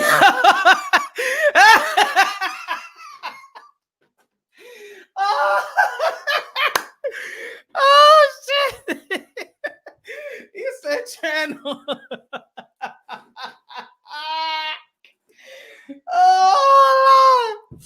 Oh yeah, y'all do. Yo, y'all funny, man. Yo, y'all funny. Yo, that bald guy. Well, he ain't bald on that video. You remember that dude? Yo, you remember him in in Bad Boys 2? That man is pouring out his heart.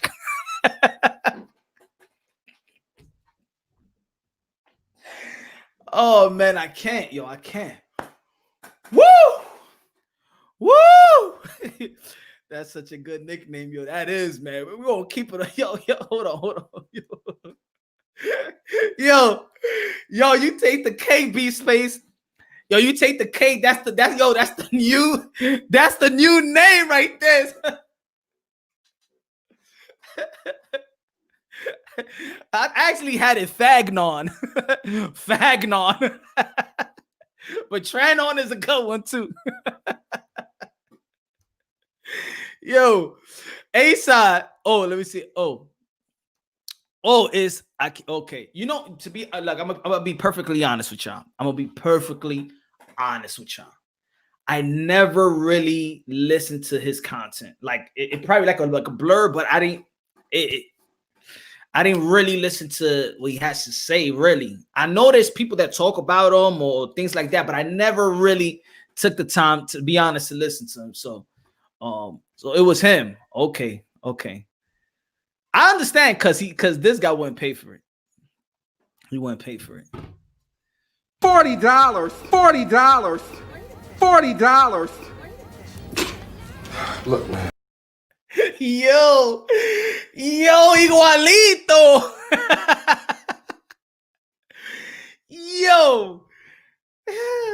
Yo, exactly, bro. Yo, come on, man. The dude looks, exactly like the dude. That's him. That's him. Y'all ain't know that? Y'all ain't know he used to be an actor. That's him. I'm dead serious. He was in Baby Boy. That's him. That's him.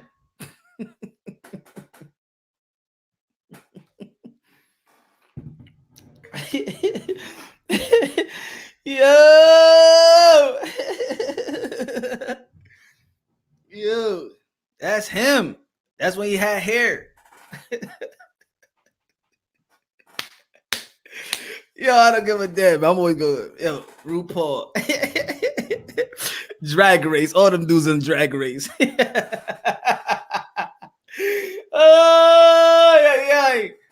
Oh my God. Igualito in the face. ¿Verdad? Igualito, igualito ese tipo. Ese tipo es. Yo no estoy hablando mentira, maní. Ese tipo es. Ese tipo es. Yo no estoy hablando mentira. That's that guy, man. It's him. It's him.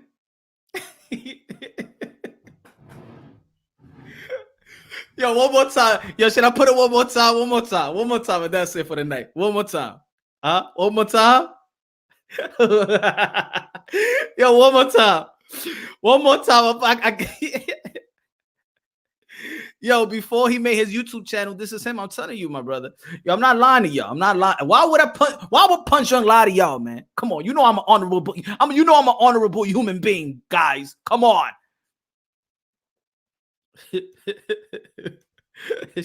$40. Look, man, $35. That's the lowest I can go. You're killing me. Okay, 35. Oh, you've been saying that for the longest. Yeah. Ooh, thank you. Squeeze my tiny ass up in this. Upstage these bitches up in here. You like this girl? Cute.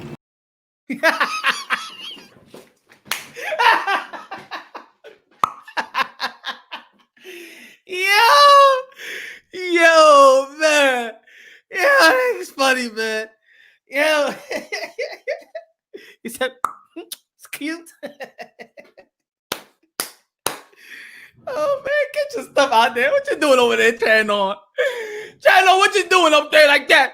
You mean you gonna fit in that dress? You know you don't fit in that dress. You know you don't fit in that dress. Stop playing. Stop playing. Stop. Yo, tell his community to get him. Hey. Yo. Y'all trip, man. I'm just a religious man. Hey. I'm a Christian, man. All right, stop. No more roasting. No more roasting. We got to be there for our brothers and sisters, okay? Got to keep it positive, right? We got to lift each other up, not tear each other down. We got to lift each other up, not tear each other down. That's some funny ass shit. Yeah. Yo, Lolo. Man, oh man, oh man. Oh man. Who this?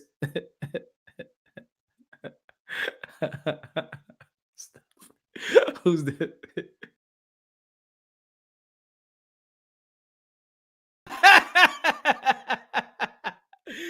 Ay. Ay, man.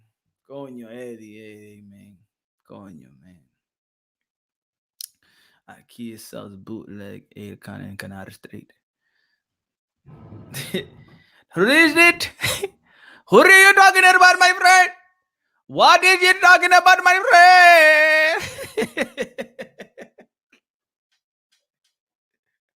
I don't want to talk about boxing. I don't know everything about boxing. I don't want to talk about boxing. I think that the Charlo's brothers had $500,000, 500,000 views, and their pay-per-view buy was very, very, very good. I'm telling you, they're very, very good, my friend. Shut the fuck up. No, it is, my friend.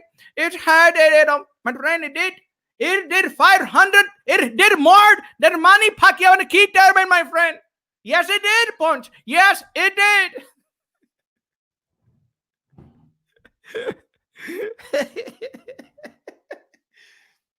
Yes, it did.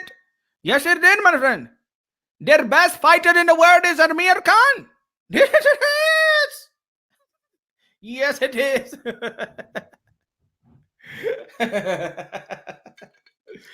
Oh, man. Oh, man. This drink is good. Hey, Gentleman Jack. Get your Gentleman Jack in your store liquor near you. Brought to you by Happy Hour Thursday with Punch Run Boxing, a.k.a. Mr. Moonshine himself.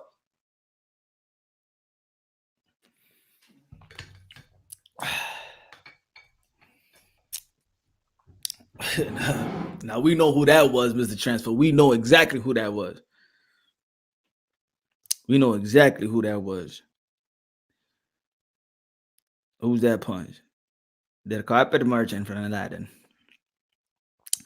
Or I remember when Nassim, Prince Nassim, was flying in that carpet.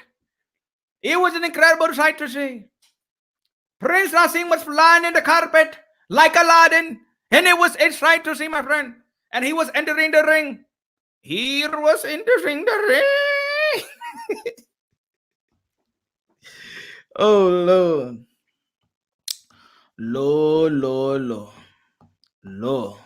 Lord. Yeah, I gotta close all these shit. If you want to be with a winner, you gotta drop that chicken dinner.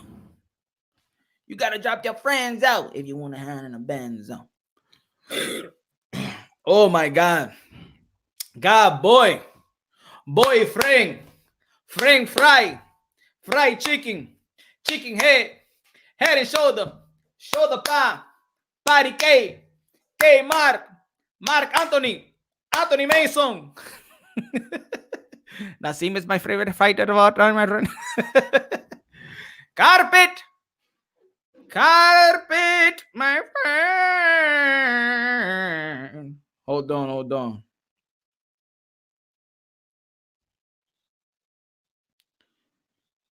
Hold on, my friend. Hold on, my friends.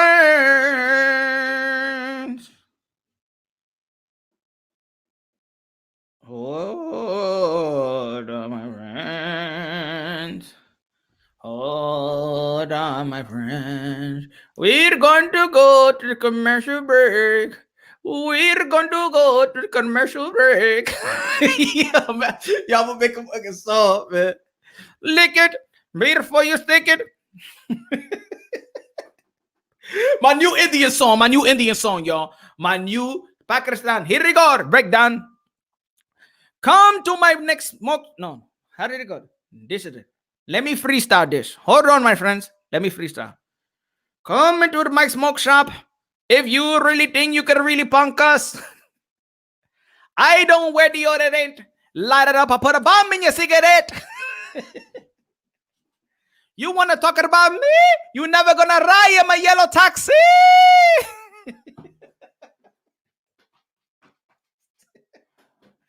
Yo, I gotta stop drinking, Gentleman Jack. You hitting me, my friend? You hitting me, my friend? You hitting me? Oh, hey, I hear you back. Come into the Mike Smoke Shop if you really think you can really punk us. I don't wear deodorant. Light it up. I put a bomb in your cigarette. You want to talk about me? You never gonna ride in my yellow taxi. Anyway, let's get back to boxing, ladies and gentlemen. Let's get back to boxing. Shit. Vamos a hablar de boxeos, my friend. Canelo Alvarez refiled his lawsuit. That motherfucker refiled his lawsuit, y'all. I'm tight, man. Why? Why you want to keep biting the hand that fed your ass, Canelo Alvarez, Cana, Cinnamon? Why? ¿Por qué? No, es porque no me dijeron, yo no leí el contrato. Yo no lo leí. Me estaba engañando. Mentira. Me están hablando es mentira. Dile que ellos quieren que yo pelee. Es Jorge Masvidal. Pero yo no quiero pelear con él. Y después me dijeron que yo tenía que pelear. Oscar de la Hoya, por esos tipos es viejo. Eso es mentiras. Yo nunca leí el contrato que tenía DAZN. Nah, man. I'm on the side of the zone on this one. I don't give a damn. I'm on the side of the zone and Oscar De La Hoya Golden Boy. Yes, I am. I don't care. And of course, I usually side with the boxers because those are my modern day warriors, modern day gladiators. They put their life on the line for our pure entertainment. But the zone has poured out enough money out, have given a lot of money. And to be honest, Eddie Hearn, Triple G, Oscar De La Hoya Golden Boy has taken advantage of the zone. Have taken advantage. And the zone is putting their foot down and be like, no, you ain't going to give me no damn garbage fight. Damn it, I gave you a lucrative deal, Triple G. Damn it, I gave you a lucrative deal, Canelo Alvarez. And all I wanted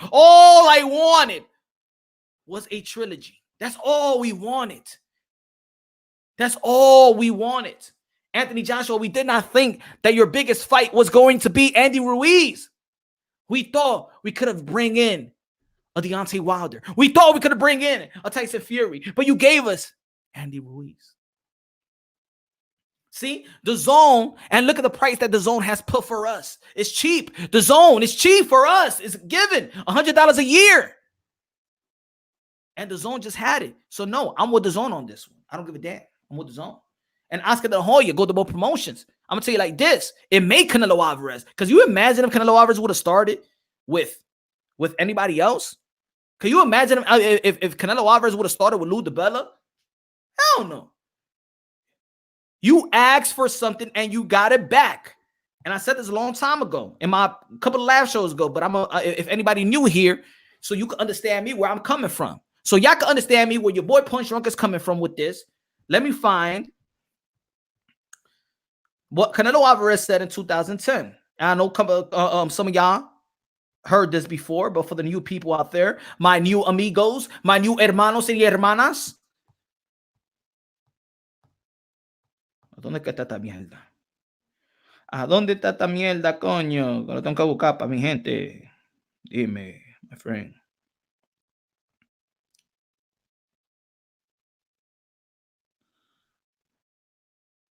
Yo, where's that? Coño. Hold on.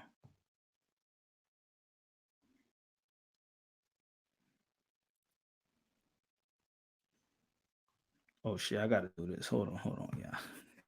Hold on. Hey. Hold on, fellas. Hold on. Boom.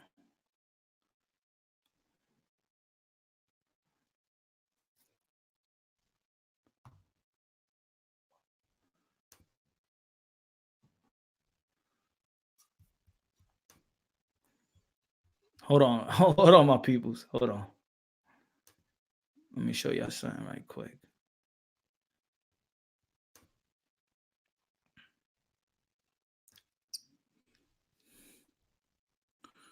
There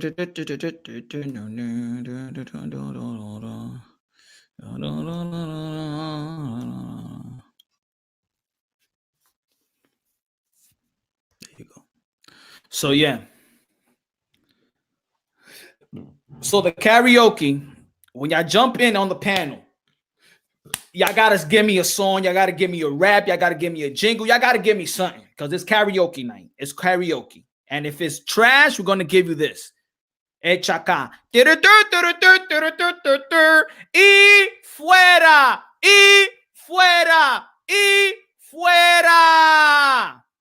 ¿Me oyeron? Today, karaoke night. It's 12 o'clock Eastern time. Once you jump on the panel, you got to give me this karaoke. You got to give me an intro. You got to give me a song. Damn it, sing the song. You got to give me something. Or if you're not, you're going to get this. Y fuera. Y fuera.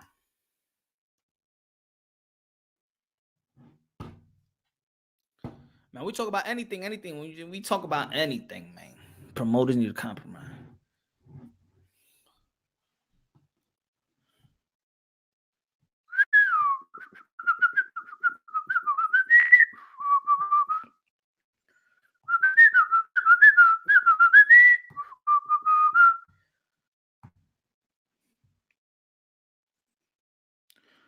Quiero por ahí. Loving is a feeling love. Fever is what you wanting now. Power, power, yeah. Don't make me bust out Michael Jackson. Don't make me bust out Michael Jackson. Hold on. Let me put this thing, man. Let's talk about boxing. Hold on. We send a link right now. We're gonna go to commercial break, and we're gonna come right back, and then we put the link on, and the panel's gonna be right open. So for now, we're gonna go to commercial break. We're gonna go to commercial break, ladies and gentlemen. Let's go. This your bitch H Bummy, Mrs. DAZN. Y'all already know, bruh. Before going live, bruh, I like getting my ass touched, ass licked, ass fucked. You know, I'm LDBC's fuckboy, bruh. I'm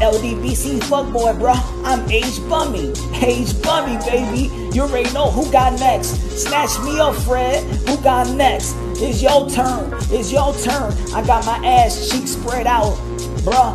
Y'all already know, man. Let me take this do-rag off, bruh. Let me brush the waves, bruh, and then stick this comb on my ass, bruh. That's what I do. Commercial break.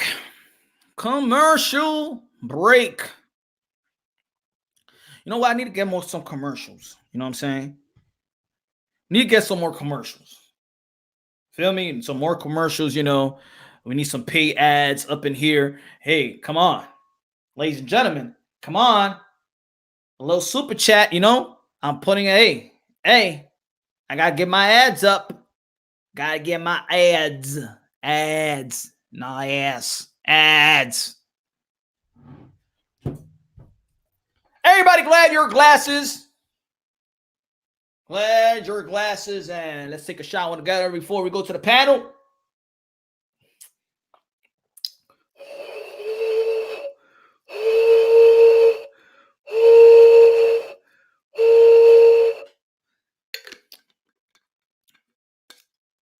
He said, wait in Spanish. Blasphemy. Oh, man. All right, let's go. Oh, shit. What did I do? What did I do, my friend?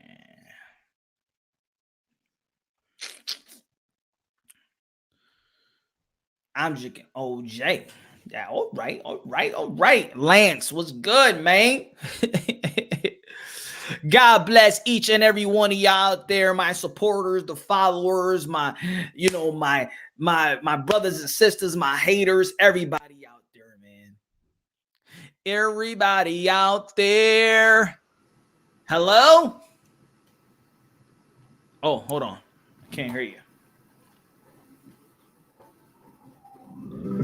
Yep. Lean on me when you're not strong, and I'll be your friend. I'll help you carry on, or it won't be long till I'm done. Oh man, you gonna get me now, man? Don't put no songs up there, man. You gonna get me flagged, man. You gotta sing something. You gonna get me flagged, bro. Come on, don't be putting music like that. Come on, man. You know the rules. Come on, man. You gotta be original. Kalua.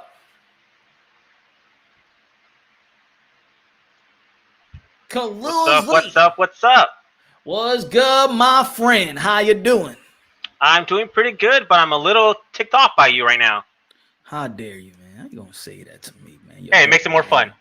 If I always agree with you, I'll be boring. So yeah, how can you say that you support Oscar on this and that Canelo didn't read his contract? He did read his contract, but the issue was with the contract that Golden Boy Production made with the Zone that they never showed Canelo Alvarez to get their approval. That's just straight backstabbing shit. That is shady. It's not backstabbing. How the hell is it? It's not backstabbing. You know why, Kalua? Because he's looking out for his best interest. No, he's not. He's looking for his own best interest, not his No, he gave him a lucrative deal. Now, put it this way. If Canelo Alvarez was robbed, he secured the biggest contract in boxing history. That's what he tried to do. Why am I going to shit on him? Why am I shit on Oscar De La Hoya? It's not like he robbed him. It's not like he took all the money and gave him $5. He secured the biggest fight, the biggest contract in history. He was looking out for him. Well, judging by the stuff, I think Canelo would have took less money to get more control. He didn't get that option. It was Oscar's job to give him that opportunity. To be honest, a promotional company, think about it. A promotional company don't have to tell you the business deals that they make with the stream or what they make with the networks. You think that Lomachenko and Teofimo Lopez knows Bob Arum's Top Ranks deal with ESPN? Then they'll know exactly what was on the pot. The business is Golden Boy and the Zone. The business is Top Rank with ESPN. The business is PBC, Showtime, Al Heyman, Showtime, and Fox. Yeah, but part of the contract is also stipulation within the contract, and within the contract, Canelo said that he would have final say on what opponents he would get or not. He did have final say. They just don't like his final say. The Zone does. Apparently, the Zone does, which is why he's going to win his lawsuit. The Zone may not have to pay out of pocket, but Golden Boy will have to. But Canelo's going to win this lawsuit. All right. He's going to win his law. Okay, let's say he wins his lawsuit, right? Whatever. But does it hurt? Like, why is Canelo Alvarez mad? Because he got lied to. Lied to? Yeah. They get lied to. They just ain't tell him anything. Lying by omission is all still lying. That's not no. That's not lying. Okay, he got deceived. Okay. He got deceived. He got deceived. I said it once before. Okay, let's say my wife, right? I want to buy. She wants a Lamborghini, right? She's planning to buy a Lamborghini, but she don't know how to shop for it, right? Okay, she got the money to pay for a Lamborghini. Let's say this. Just give you an example, right? Okay, I know my wife's information, right? So for her birthday, I use the information. I give my information, just to cop the car, the 2 credits or whatever, cop the Lamborghini. And then for her birthday, hey, honey, guess what I got you for your birthday? The Lamborghini you've been always wanting. And she goes, oh my God, thank you, baby. Thank you. She's not going to ask me, why did you use my information to get me that Lamborghini? You're a thief. You're a liar. You went behind my back. No, because I'm giving you something that you actually wanted. So the Zone and Oscar De La Hoya secured the biggest contract in the history of boxing. Hey, Oscar De La Hoya was just trying to surprise Canelo Alvarez. That's all. Sheesh. Give him a damn break. I got a joke. Rich man and a poor man sit down. It's Christmas time. Rich man and a poor man sit down. It's Christmas time. The poor guy asks the rich guy, he says, what'd you get your wife for Christmas? He says, I got her a big diamond ring and a brand new Mercedes. And the poor guy says, what'd you do that for? He says, well, if she doesn't like the ring, she can still bring it back in the car, in the new car, and be happy. Then the rich guy asks the poor guy, he said, what'd you get your wife for Christmas? Well, I got her a pair of slippers and a dildo. What'd you do that for? It's because if she don't like the slippers, she can go fuck herself.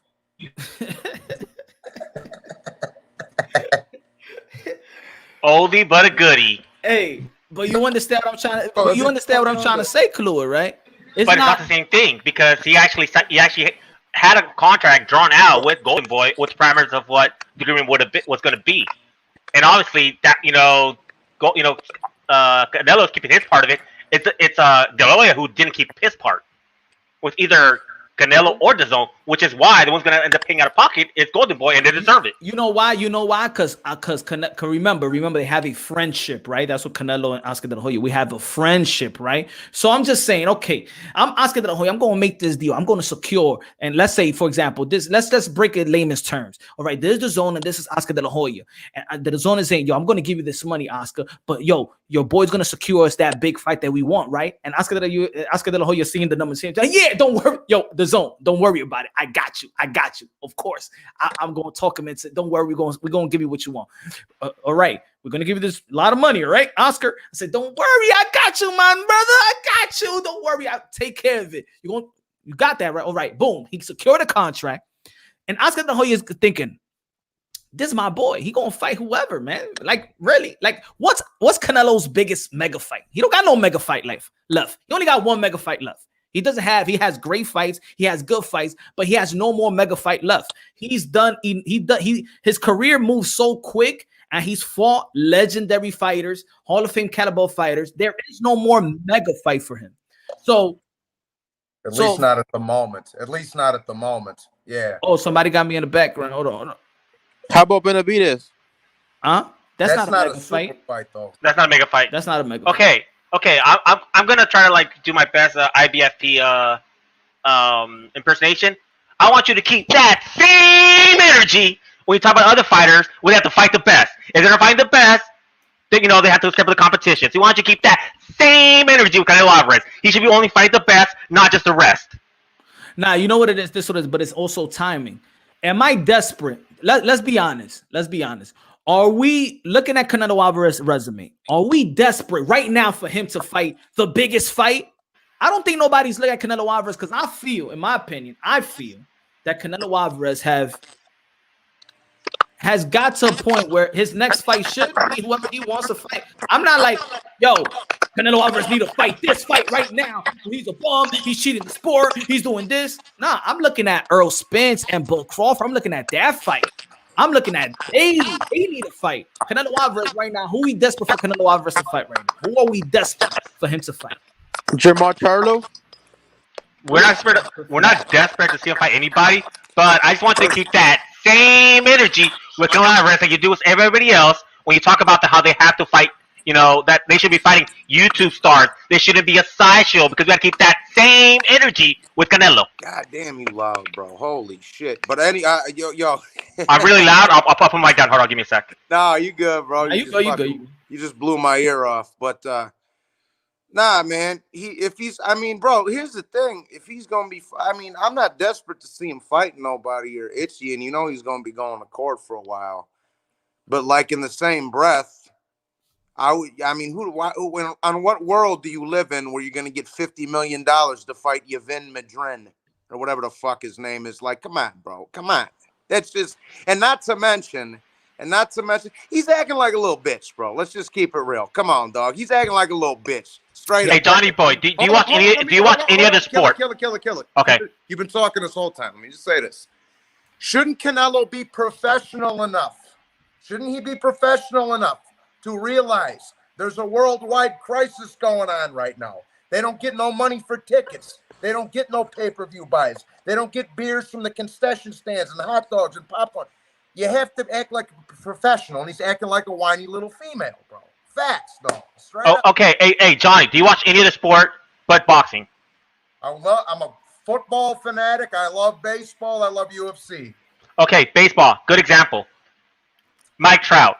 He's getting paid how much per year and hasn't made the playoffs in how many years? But he's still getting his money. It's a guaranteed contract. That's why fighters fought. That's why he signed that guaranteed contract, because there'll be no variance in his pay. That's the reason he was able to go into the zone instead of signing with somebody else, because of that guaranteed pay. That's a bad analogy, and let me tell you why. Baseball players play year round. Canelo shows up for 45 minutes and does one thing in one night, maybe once, maybe twice a year. Totally different scenario. Baseball guys got to show up 162 nights out of the year. Totally different scenario. Totally. Well, teams pay these high contracts to get to the playoffs. Obviously, Mike Trout hasn't, and he's still getting paid. He's not taking a pay cut. Mike Trout's not taking a pay cut, and he's not making the playoffs. He has, shortened season, and he's still getting paid. But again, he's got to show up and play 162 days out of the year, dog. Canelo's got to show up 2 nights. Yo, but put it this way, Kalua, who they want him to fight? Jorge Masvidal? What? I beat Canelo Alvarez. Thank you for the contract. I get it. I get my easy day in boxing. What's the bitch about? Why you bitching about? Well, you bitch about you yourself bitch about fighters fighting like Conor McGregor and stuff. You bitched about KSI versus Logan Paul, which was a professional fight, and you complained about it. You complained about it. Kalua, I said on my last video, the only reason why I complained about Conor McGregor and Floyd Mayweather is because he was going after 50-0 in a historic number, and it should have never been sanctioned. He shouldn't have it. He shouldn't have the integrity of the sport not to play around with that type of accomplishment with a Conor McGregor. That's the only reason why I was mad at that fight. Because he was gonna go 50-0 versus Conor McGregor. Okay, how about KSI with Logan Paul? You complain about that all kinds of ways. I'm not complaining about no KSI and Logan Paul. I'm complaining about that they was main event when there's boxers, when there's boxing, their undercard in their own sport. It's not about KSI and Logan Paul. It's the way that they made boxing look. That YouTubers could be main event when we got Devin Haney's of the world that looks stupid. That is my opinion. Yeah, you can't put 2 title fights on a fucking undercard. On an undercard of 2 YouTubers, dog. What you put on the undercard of that is like me if me and Punch was gonna spar 3 rounds. That's what would go the undercard of that, not fucking Andre and Devin Haney and all these actual, fighters. That event gave the legitimacy of people saying that boxing is dead. Yeah, that's a slap in the face, bro. I blame the boxers, not KSI and Logan Paul. I've supported their move 100%. Why? Because it brought new eyes in. It's the boxers' fault in the undercard. Why boxing like a joke? Not KSI and Logan Paul. Kalua, it didn't buy new eyes in because if you look at it, it didn't gain new subscribers for boxing. You're unsubscribed, and you gotta and remember, look at that event again. They was booing the boxers because they suck. But that's fight suck. So it actually hurt boxing. Now whose fault is that? Well, what fight are we talking about? Luz Kiesler and Boo Boo or what? No. They booed the Haney fight. They booed that fight. Look at that event again.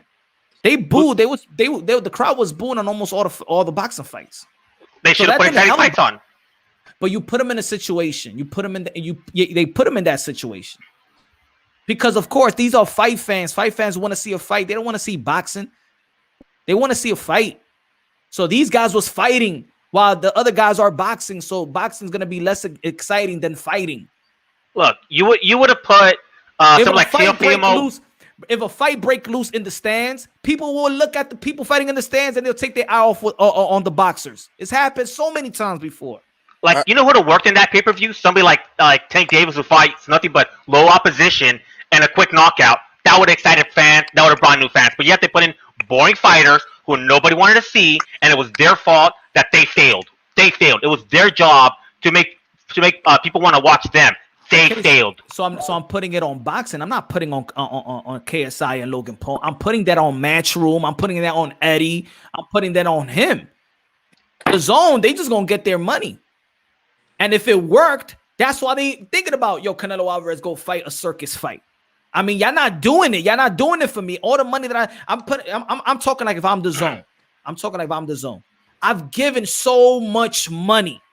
I've overpaid y'all. Eddie Hearn have said, we overpaid all these boxers. You overpay all these boxers because the Zone gave that bag. And the Zone is not getting nothing back because they took that money up and they put it in their pocket. All the promises, they should have just gave them a good fight. The Zone is thinking about AJ and Wilder or Fury. They thinking about Canelo and Triple G. They thinking about Andre or probably Jacobs or Andre or Canelo or something like that. They didn't get nothing. And even on a lesser scale, to an extent, Chocolatito Estrada too, Ryan and Luke Campbell, shit like that. If you want to make your money back, that's the kind of stuff you got to be putting on right there, bro. The best thing in the zone was the series. If the Zone's having buyer remorse, then buy out Canelo's contract and be like, okay, we're not gonna pay you this much, but we'll pay you this much. You just leave and do what you want. But yo, they even said, yo, we'll pay you $20 million plus incentives with subscribers. F that. And he's taking them to court. And he should take him to court. He should take him to court. He's a malagradecido, man. No, he's not. No, he's not. He was getting 35 million though. Exactly. He's signed a contract for 35 mil. He's a malagradecido. If they offered him 20, would he sign that contract when he signed it? Man, I'll believe in my skills and talent. I believe that 20 mil plus you get more plus subscribers. Man, come on, man. Would he have signed that contract if the contract was that initial contract in the get-go? He wouldn't. Which is why he's not signing it now. And I'm saying all the things that Oscar De La Hoya has done, you suing that guy.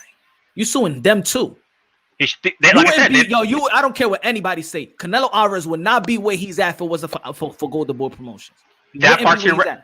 Because he would have never got those legacy fights. He would have never got the Floyd Mosley fight. He never would have got the Cotto fight. He never would have got the Floyd Mayweather fight. He would have never got none of those fights. So Killer, so you're saying when you get to where you need to be, you can just cut all the motherfuckers off that got you there to begin with? Like, come on. Well, bro. Guess what? If he flopped, they would have cut him, correct? You say how what? How about with all the money that Canelo Alvarez made? How about he buy himself out the way Floyd Mayweather did with Top Rank? At least do that, and I respect you. But he has a guaranteed contract. He should be suing because they defrauded him. That's why. This zone may win their part of the lawsuit, but Oscar's gonna lose, and he's gonna bankrupt that company, and they deserve it. I'm just saying, excuse me, that's a bitch move. Why is it a bitch move? It is a bitch move. So okay. It's a bitch move because all they telling you is to fight. A fight that is easy for you. You're gonna get your bag. You're right. Exactly. Though. Just fight the damn what fight is that though? Huh? You've been Madrid. Okay, Moonshine. If I introduce your wife, but yet I'm screwing her on the side the whole time, are you gonna be grateful to me? Watch your damn mouth.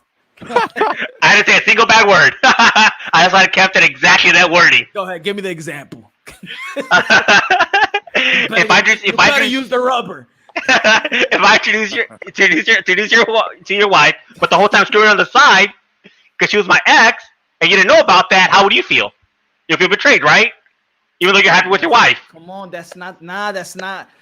Yo, he didn't. Oscar De La Hoya just secured the biggest lucrative contract in boxing history. He's not playing Canelo Alvarez. There's Obviously, a difference. Floyd Mayweather Promotions played Mickey Bay. They didn't play Oscar De La Hoya did not play Canelo Alvarez. He secured a contract behind his back, but it's a surprise. It's a gift. If it wasn't for Oscar, dog, he'd be fighting cats at the local boxing club in the ghetto of Guadalajara, homeboy. Actually, he wouldn't because he was already becoming big in Mexico before Oscar. But that's how Oscar found him. Hold on, kill it, damn boy. I was just gonna say, I mean, bro, if let's just say for argument's sake, Golovkin knocked Canelo out twice. Do you think Golden Boy would have thrown him under the bus? No. Hell no. That's money right there, bro. Hell no. He ain't getting rid of that. Look at all the boxers around. If they ask you who's the cash cow, they all say Canelo. They all say Canelo. All the boxers respect Canelo. Business decisions and as a fighter. If they feel like he was getting robbed, they'll be like, yo, Golden Boy is doing a horrible job with Canelo. They ain't saying that. It's Canelo's style. Nobody else he's the biggest cash call. Him and Ryan Garcia. Garcia only has potential. Who else was huge on Golden Boy? Is an ungrateful diva. That's what he is. Canelo Alvarez is an ungrateful diva. He knew at this point of his career, before signing that contract, that he really don't need a promotional company. I respect that. At this point, he does not need so. But now he's trying to wiggle his way out of this contract by dissing the guy that put him in that position. That's the fucked up shit. Okay, when was the first time we heard Canelo being upset with Golden Boy? What happened? When he got stripped from the IBF. Why did he get stripped? Because they did the paperwork late. Whose fault was that? Golden Boy Promotions. So but don't tell me but see, I understand that. That's strike one. Because no, wait. True, because I always want Demetrius Andrade to get that undisputed bout.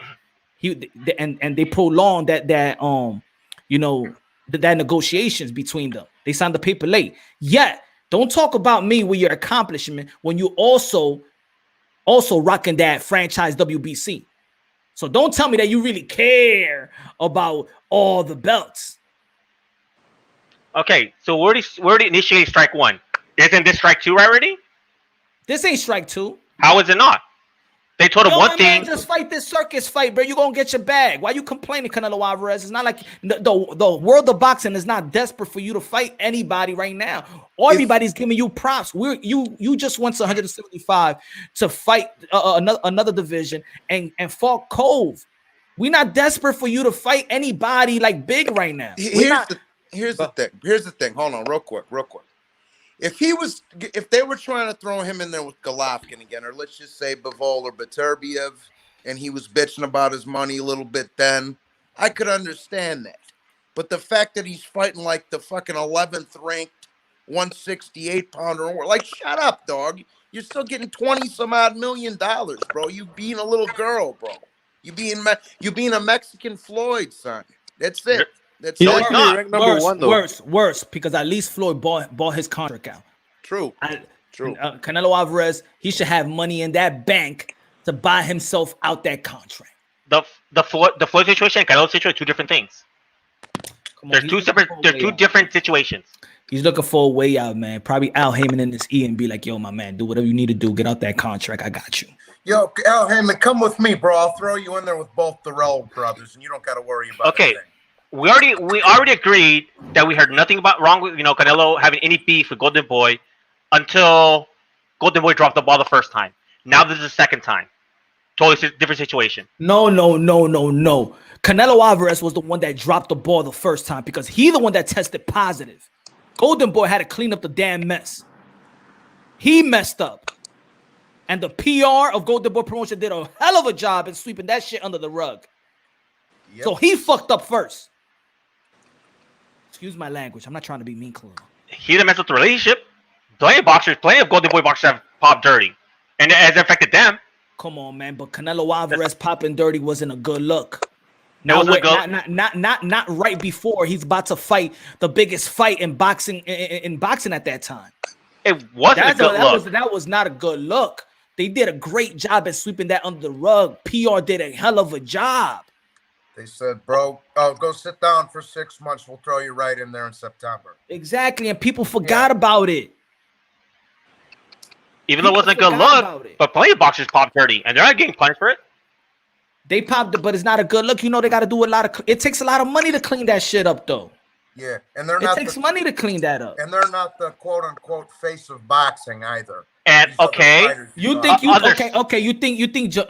Top Rank, you think Bob Arum, you think Eddie Hearn. Look how fast they disattached themselves from Gerald Miller. Okay, well, Gerald Miller dropped dirty multiple times. Okay, I'll give you a better example. You want to compare to Canelo? Compare to Papi Ortiz from the Boston Red Sox. He popped dirty. Nobody remembers. Why? Because we could love the guy, and he was one of the faces of baseball, and nobody cared. He was on that list. He never popped dirty. No, actually, he did pop dirty. He was on that list. No, he actually popped dirty. That's different. They all do that shit in baseball, dog. Everybody caught in baseball. And apparently, it doesn't in boxing too, because how many boxers have popped dirty? How many boxers are accused of being dirty? Cool. I'm saying a lot of people do pop dirty, but I'm just saying everything is timing as well. This is Canelo Alvarez about to fight the fight that the whole boxing world, the whole combat world is waiting for. And then boom, you pop dirty. Let's go through the top 10 pound for pound and count how many they and who has to clean that up, Kalua? Count how many pop dirty. Who has to clean that up, Kalua? Golden Boy does. So does boxing itself. The WBC did as well. So who effed up first? You gonna get mad? But that's part of the course. Popping dirty is part of the course. All right, boom. He lost the opportunity. Boom. They fucked up. I say they fucked up with the IBF, right? But then he jumped another weight class and got another world title with a guy that's more known than him. I mean, I know more than him, but known more than Demetrius Andrade. What you say about Demetrius Andrade, Kalua? He's a nobody. Okay then. He fights low opposition. How can you say he's a nobody? Simple. Explain that. I mean, Okay, who hey, else he fought? Who else hey. he fought? No. Let me get this. Rapstar, name Jimmy Andre's past 5 opponents now. Go. You can't just say it like that, bro. He's still in the game. You can't just say he's a nobody. He's the world champion, isn't he? You can't just say he's a nobody, bro. Rapstar, name his past 5 opponents. That's not the point. We're not talking about how much elite opponents he's fought. I didn't say elite. I said name his past 5. Because you're not saying he's like a fan friendly. That's why. Name Canelo's past 5. I bet you could. Yeah, because we obviously our eyes are on Canelo. Okay, then who's Andrade? Nobody. Point. No, it's not like that. Yes, it is. If he was a somebody, you'll know who's past 5. He's not fan friendly. That's what it is, bro. What I was saying. Name Errol Spence past 5. I bet you could do that too. Yeah, what I'm saying, even with that fight that could have been undisputed, a lot of people wasn't even calling for the Demetrius Andre fight. Who brought that up first? Wasn't it me? I feel like I'm the only damn channel that actually vouched for Demetrius Andre. Wasn't I the first one to point that out? He's a good fighter. That's why. He's a good boxer. He just needs to fight somebody. I kind of got to walk the middle line with that one. He's a good boxer. He's a hell of a good boxer. I mean, look, if they at least he would have got that. Remember the Billy Joe Saunders fight? That was not his fault. That was Billy Joe Saunders. Yeah, that was. But Sergey and Charlo was. Huh? Sergey and Charlo was. In 154, but right now they can have a unification bout. What's the deal now? Canelo has bigger stuff to do. He's just Demetrius Andre is like any other champion. Charlo's the Derevchenko's not bigger than Demetrius Andre. Charlo is bigger than Dre. No, the Derevchenko is not bigger than Demetrius Andre. Actually, I think he is. I would disagree on you that that's a unification bout. You want that fight more than Demetrius Andre and Charlo? Well, I'll tell you this. The Secret Da Vinci has fought Danny Jacobs, and when Canelo was going to fight Jacobs, they were pumping that he beat Sergey Derevchenko. But Sergey Derevchenko also just fought Triple G, gave him name recognition. Right now, Sergey Derevchenko is bigger than DeAndre. But Sergey Derevchenko, with all his pedigree, his highlight of his career is losing. True.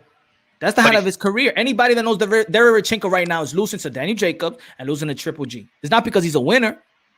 Would that fight would be big? Why that fight would be bigger than Demetrius Andre and Charlo for unification bout? That fight both of them, that fight been marinated more than any other fight in boxing right now. Okay, there's a reason why. This is 2014 type of talk. Look how much praise Charlo's getting for beating Sergey. Sergey right now has more recognition than Demetrius does. Boxing live in a moment right now. Boxing is living in a moment right now. That's what it is. Can you honestly tell me that Demetrius has a bigger name than Sergey? Yeah, I think so. It's debatable, bro. It's debatable. The only reason why he does have a bigger name is because he fought big names, but he lost to those big names. But you're not gonna get credit. Okay, Samuel Vargas has a good resume. What's his name? Adrian Granado has a hell of a resume for losing. He fought who? Danny Silva Garcia. Who else he fought? Sean Porter. He fought Adrian Broner. Listen, Robert Guerrero. We're gonna give him credit for it. Robert the Ghost Guerrero is a bigger name than both of them. Okay. Okay. Okay, Punch. Then I want you to keep that same energy with that other guy that you do with Danny Garcia. Then who? That guy you just talked about, like who gets lost to everybody. I want you to keep that same energy with Danny Garcia. Because you asked me a question. You said Sergey Derevchenko is bigger than Demetrius Andre. I said Sergey Derevchenko was known because he's fought bigger names, but I'm not going to give him credit because he fought bigger names. He lost to those bigger names. The highlight of his career is losing. It's not winning. Well, but that's the highlight of his career, and he never been a champion either. What I said was Sergey Derevchenko had a bigger name than Andrade, and he does. Why though? Huh? Yeah, he does. There's no denying it. Sergey Derevchenko has a bigger name right now than Demetrius. Okay. May I say something? May I just say something? Yo, Just what's to that? good? What's good? Rapid boxing, what's good? What's up, Yeah, Mark? I'll just say something to that. Sergey, as an A side in a fight and a headline act, he's done it once in America, and that was against Jack Coquet, and he sold 1,200 tickets. Demetrius Andrade sold 7,000, more than 10 times. You can't compare that, bro. He's not a draw. He's a loser. He's a loser to A sides. He's known as the dude who loses. That's why he's not any type of star. That's what he's known as, a solid fight to other people as a B side. Andrade headlines events. He sells out shows. He does a lot of different things, and he's a 2-weight world champion. More people worldwide know who Demetrius Andrade is. Get over yourself. You do not know. You obviously haven't done any research on that. You're just speculating because the dude lost. Calm down. What's up, Mark? No, the fact of the matter is, more people know the name Sergey Derevyanchenko. I gave you facts. Okay, tell me what's the highest number sale of tickets that Dimitri's is bringing, and then we'll compare that to the biggest draw that Sergey has had already. Why don't we do that? Well, Andrade's been the A side, so you're gonna use Golovkin versus Andrade, because it's not Derevyanchenko versus Andrade. That's Golovkin versus Andrade. Why is Jacob know so much? Why? Because he fought Canelo. What's the win-win for you fighting Derevyanchenko? What's the win-win? What are you gaining? First off, he's a name. He's a solid name. A lot of people say that Sergey actually beat Triple G, and a lot of people are upset over him getting screwed over with Triple G. So we're going with what people feel. Hey, a lot of people feel that Kell Brook exposed Triple G, so now he's a winner.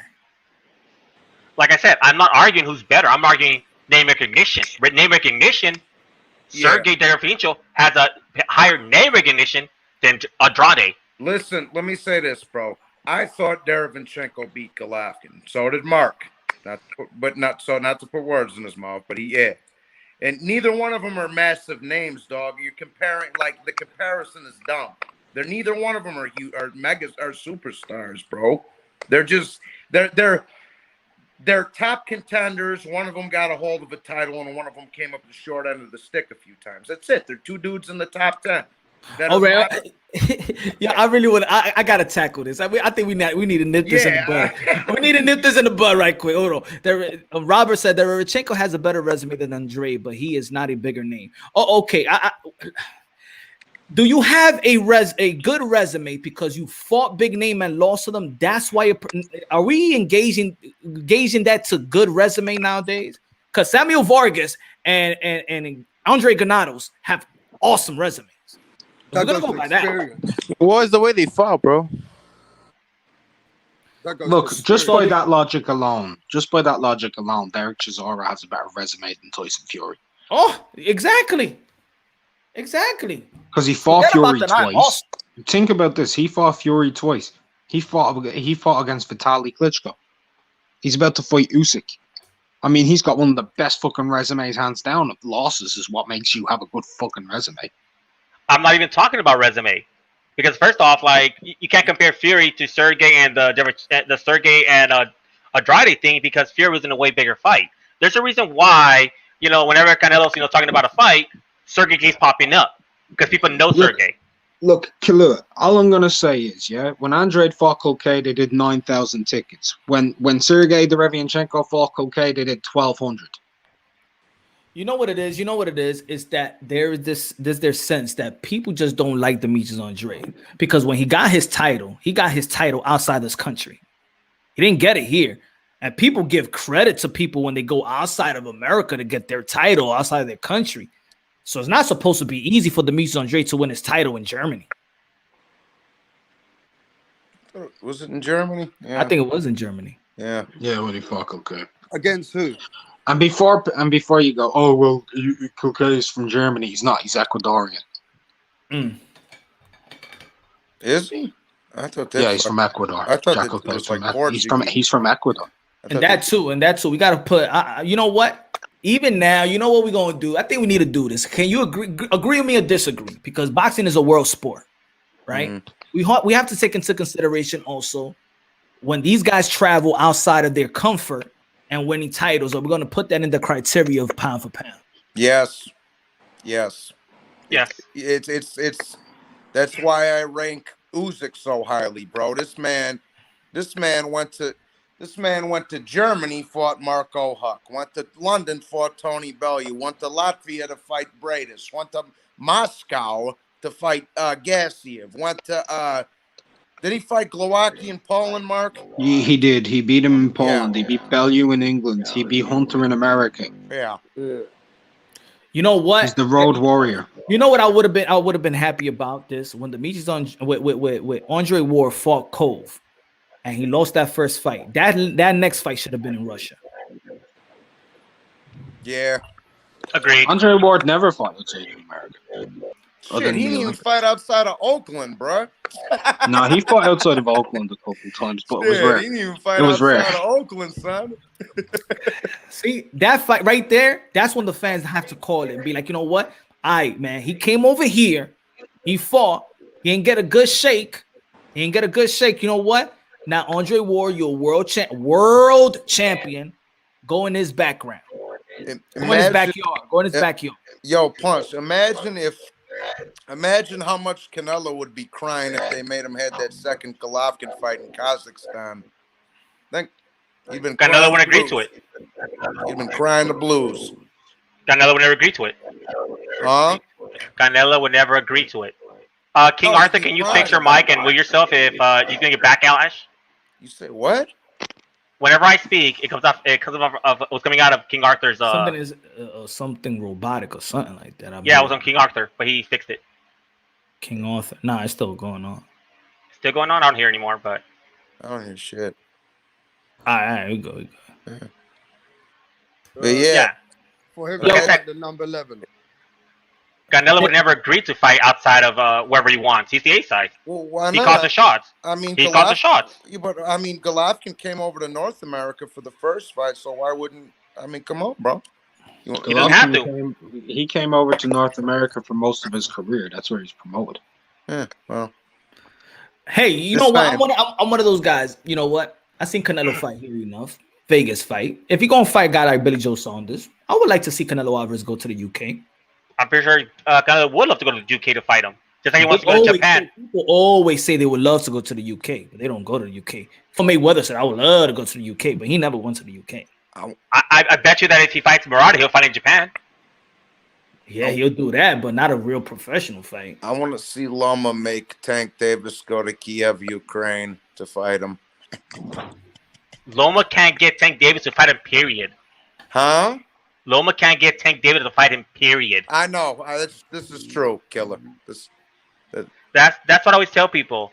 The A side is not who you think it is. The A side is whoever has the leverage on trying to make the other guy want him to fight him. Yo, hey, people critique. Tony King Arthur. That's when you spoke. He did the little spin thing. I was paying attention to his thing. King Arthur, you sound like the Zodiac Killer over the phone right now, homie. Hey, Punch, do you have your pound for pound list? If so, who did you replace for Charlo? My pound. To be honest, man, I ain't do it, man. I ain't do it. Triple G. I ain't do it. Drop that fucker out. But for me, I think I'll slid him into 10th. I don't know my last 5, but I think I would have to slip Jamel Charlo in that 10 spot. I can tell you my top 7 off the top of the dome, or top 7. The last 3 I'll leave up for debate. No particular order, but Loma, Usyk, Canelo, Crawford, Inoue, Estrada, and Josh Taylor. The last 3 I'll leave up for debate. Boom. There you go. Why Estrada stays in your pound for pound? Just a question. Because he's scaled more divisions, bro, and he's fought a lot of people. He's got a win over Rungvisai, who just beat Chocolatito twice, who some people consider the pound for pound number 1. He's up there for me, man. I think Estrada's a good boxer. I just got Canelo, Loma, and Inoue, and everybody else is just 4 through 7. It's just like throw them in any order you want. I think you actually do 4 through like 12. You can mix those up, and nobody really disagree with you very much. Was Rungvisai pound for pound when he beat Chocolatito? Yeah. Yep. Not pound for pound number 1, but he I think he went to number 5 with rank. He had snuck. Yeah, I was just gonna say he snuck in there to like 6 or 7 or something like this. No, it was 5. It was 5, and then when Estrada beat him, he went to 7. Well, okay, Mark. I'm sorry. Is Triple G on anybody's pound for pound list still? I dropped him out of the top 10 for Charlo. No, I can't have him in there because he's not on mine. He's not on mine. Just because. Yeah, I just wanted to ask because if anybody lose to a top fighter, let's say the best is fighting the best, right? How far will you drop them? Should they be dropped out the pound for pound list? Depends what they do afterwards. If you're doing what Triple G has been doing and fighting nothing but low opposition, you drop them out. Like, let's say Earl Spence fights Bud Crawford and one of them lose. Do you drop him out of the pound for pound list? No, I would draw Spence because he was a suspect in the beginning. Crawford, you could drop him. You could drop out your top 5, but not really the top 10. But Spence was already a suspect top 10, so you would just drop him out. Wait, Killian, if Spence beats Garcia, would you put him in the pound for pound top 10? I already have him in my top 10. He's part of that mixture. Look here, let me put it like this, bro. If Teofimo because I think Lomachenko's top 2. I think it's between him or top 3. I think it's between him and Usyk and Canelo. But if Teofimo goes in there and knocks Lomachenko out, I'm not taking him out of the pound for pound unless he's just going to drop to the end, the last 3 or so, 7, 8, 9, somewhere in there. Capiche? You know. Yeah, and I agree with that stance. You know, somebody's consensus like top 3, top 4, you don't drop them out of the top 10. But someone like Spence, who's like arguably top 10, you just drop them out because it's like obviously they were overhyped. Come on, King Arthur, man, you gotta come on, take that robot stuff. Robot man in the house. Yeah, so yo, Robot cop Fly Bobby. That's his karaoke. Send me a karaoke song or something, man. You know what I mean? Oh, by the way, wasn't I being trashed last week? Now I hear a lot of people saying the same stuff I was saying last week.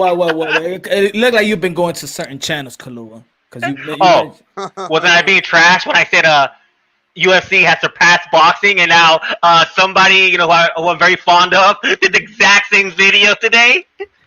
Well, I didn't say. I said submit. I said submit. Okay? Carl, you can say I was right. I said submit. I'm not gonna say you right, man. I'm gonna say submit for the time being. Okay? But I used the exact example too. But hey, things change, you know. But hey, you got it, man. I'm just. To be honest, man, all right. I'll give you this one. Have fun for the day. Have fun with it. Have fun for the day. Who the fuck is laughing? That's Kalu. I am. No, because I was right. He's the one. I mean, your name's Kalua. I kept calling you Killer. I thought she was Killer. It's actually Kirua. It's pronounced Kirua, but I just Kilua is fine, stuff like that. But it's actually Kirua. Now we know Kilua. Okay, it's like double R. Pretty much turn the L's into R because it's Japanese. So for the people, so for the people that don't know what we're talking about, go ahead. Say what you said before on the live. Last week was the last with I don't know. I think it's like 9 people. I said UFC has surpassed boxing, and I used the fact that Canelo had to lay down and Kovalev for the Masvidal thing. We've been saying that though. I said that that UFC had already surpassed boxing as the #1 sport. And I also use the fact is that in the past couple years, there's been a lot of multi-million $1 pay-per-view fights in the UFC, unlike boxing, and that's another more proof that it surpassed. And everybody was like, no, boxing is still king. Boxing is still king. UFC is not there yet. And now today, I didn't say surpass. I said submit. Surpass and submit is 2 different things. And at the end of the day, it's the same thing. What do y'all feel? Okay, what do y'all feel about the? Okay, here, let me tell you this. There's only 3 people that might do 1 million pay-per-view buys in the UFC: McGregor, Nate Diaz, and Masvidal. And that depends. And that depends on who they're fighting. Khabib.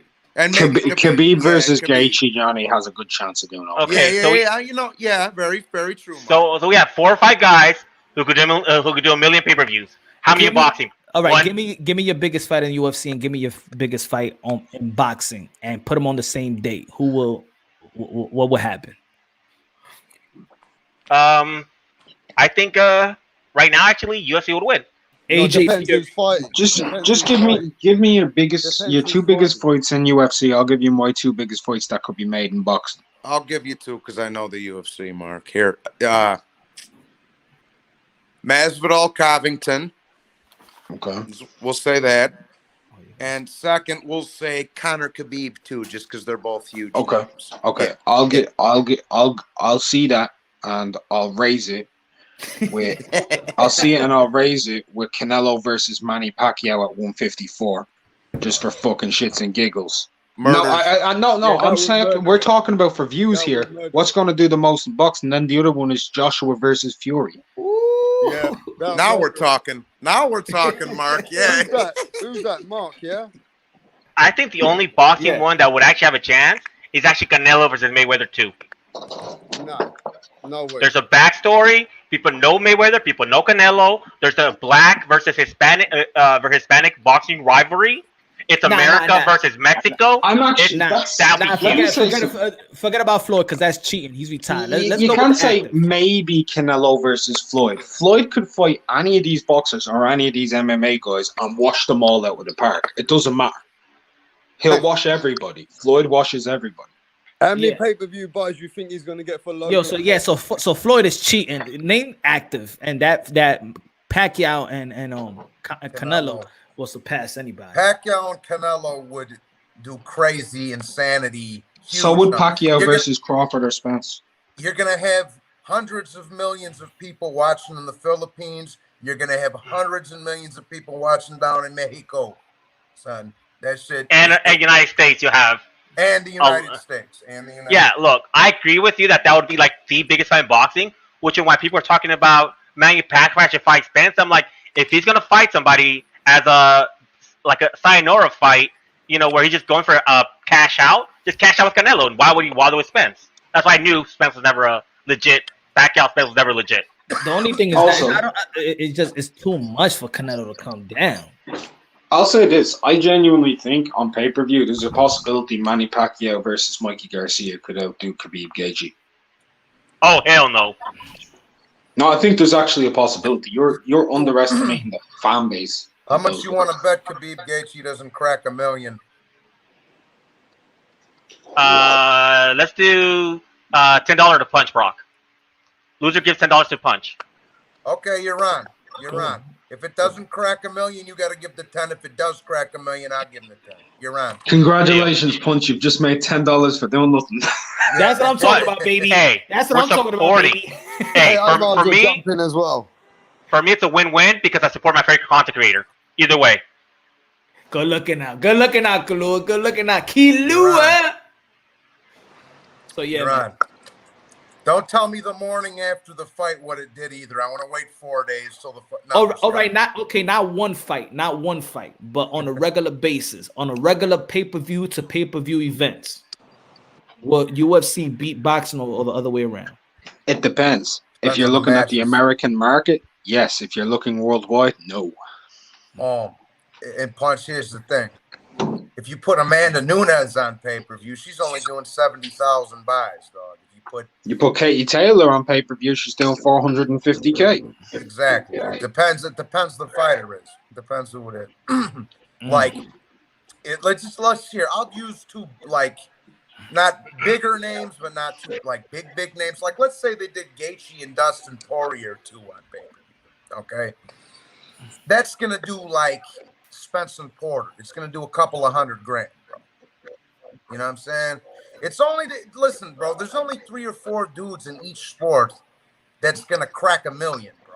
There's only a handful of guys that's going in both sports. So you can't say one's passed up the other one. It's just your preference, bro. It's just your preference, dog. That's all. Look, and they all need dance partners too. Yeah. The only person there's 2 people who don't really need the dance partner to do it. One in MMA, one in boxing. That's Floyd and fucking Conor. They're the only ones who don't really need dance partners. I mean, me and Conor McGregor fighting me could do 1 million fucking pay-per-views because I'd be talking so much shit. Because he'd be talking so much shit. Forget about it, bro. It just depends who the individual fighter. What do you think? What I was saying earlier, that the boxing just doesn't know how to identify when it has momentum or when it has the chance to have a momentum. Boxing had momentum and they blew it away. That's when Fury versus Wilder was a thing, they could have easily broke a mill in their sleep, and they dropped the ball. And that's why a lot of people just give it up on boxing. They're like, F this sport. They're not giving us fights. They're just giving us garbage. They're just doing low opposition versus quote-unquote great boxers. That's Wilder's fault. Here's the thing, because I know Mark wants to say something, but here's the thing. This is boxing, bro. They don't capitalize on the opportunities that are right in front of their face. For example, AJ Wilder left hundreds of They left hundreds of millions of dollars on the table with that one. AJ Fury, if we're talking right now. And another example, both Canelo Golovkin pay-per-views cracked 1 million. Both of them did, okay? If they would have ran, like I said to do, if they would have had number 3, gave both guys 6 months to rest and heal up and all this, and ran the third one right after the second one, guess what? That would have cracked 1 million buys too, bro. Straight up. I guarantee you'll crack 1 million buys anyways. Hold on. I'll bet money against that. Because who believes this? Blue Blood says pay-per-view does possibly upwards of 240,000 for the Charlo. Who believes that? Oh shit! Sorry. I just had a sneeze. I'm sorry about that. I'll say this right now. Coppinger, who we all know is a bit of a shill to the PBC, and he always estimates his numbers above what they actually are and gives 100 to 120K. Kevin Ioli, who's a very credible journalist in this sport, he's speculating somewhere between 50 and 80,000. I've got a source saying 78K exact. 78K exact. So I'm saying if they've reached 100, fair play, because it's a pandemic, man. If they've reached 100K, fair play. Damn, they reached a 70K? Damn, I would have bet they would have done 50. I feel dumb. What I said earlier, man, YouTube content creators can't even crack 30,000 talking about the Charlos. Either one. Either one, bro. Yeah. So somebody to tell me 240K. Come on, man. Mark, what did Wilder Ortiz 2 do? What was the numbers on that one? 200 and it wasn't a lot. It was like 260, 270 is what was speculated at. You had a lot of people say at most it was 320. It was somewhere from 240 to 320. Most people just go in the middle and say 270. High 2s, lows 3s. Johnny, have you ever cracked a K talking about Charlos? Me? None of your content. Have you ever cracked a K? Just for doing this last live stream. Yeah, no, not without the live stream. Fuck, shit, my bad. I'd have to look. I have. I don't think so though. Maybe. I have. Yeah, maybe if I was talking a bunch of shit, I might have. I don't know. I'd have to look back in the day. I did on my old channel Punch. I got like 2,500. But what it was is, it was actually a bit of a bullshit video, to be honest. Here, you want to crack it? Here's how you crack 1,000 on making a Charlo video. Just type here. This is here. Put in a Charlo video. Canelo. Here's gonna be your title. Canelo will break Charlo's dumb face. That'll crack 1,000. Yeah, and I'm not talking about, let's say, accumulation of the days, but just like 1 to 2 days. 1 to 2 You know days. what? Will I make a video on it later and see if I can crack a K? Yeah. Do not have Canelo's name anywhere in the title. No, Yeah. Why can't I put Canelo? Yeah. I'm gonna put him in the tags. Yeah.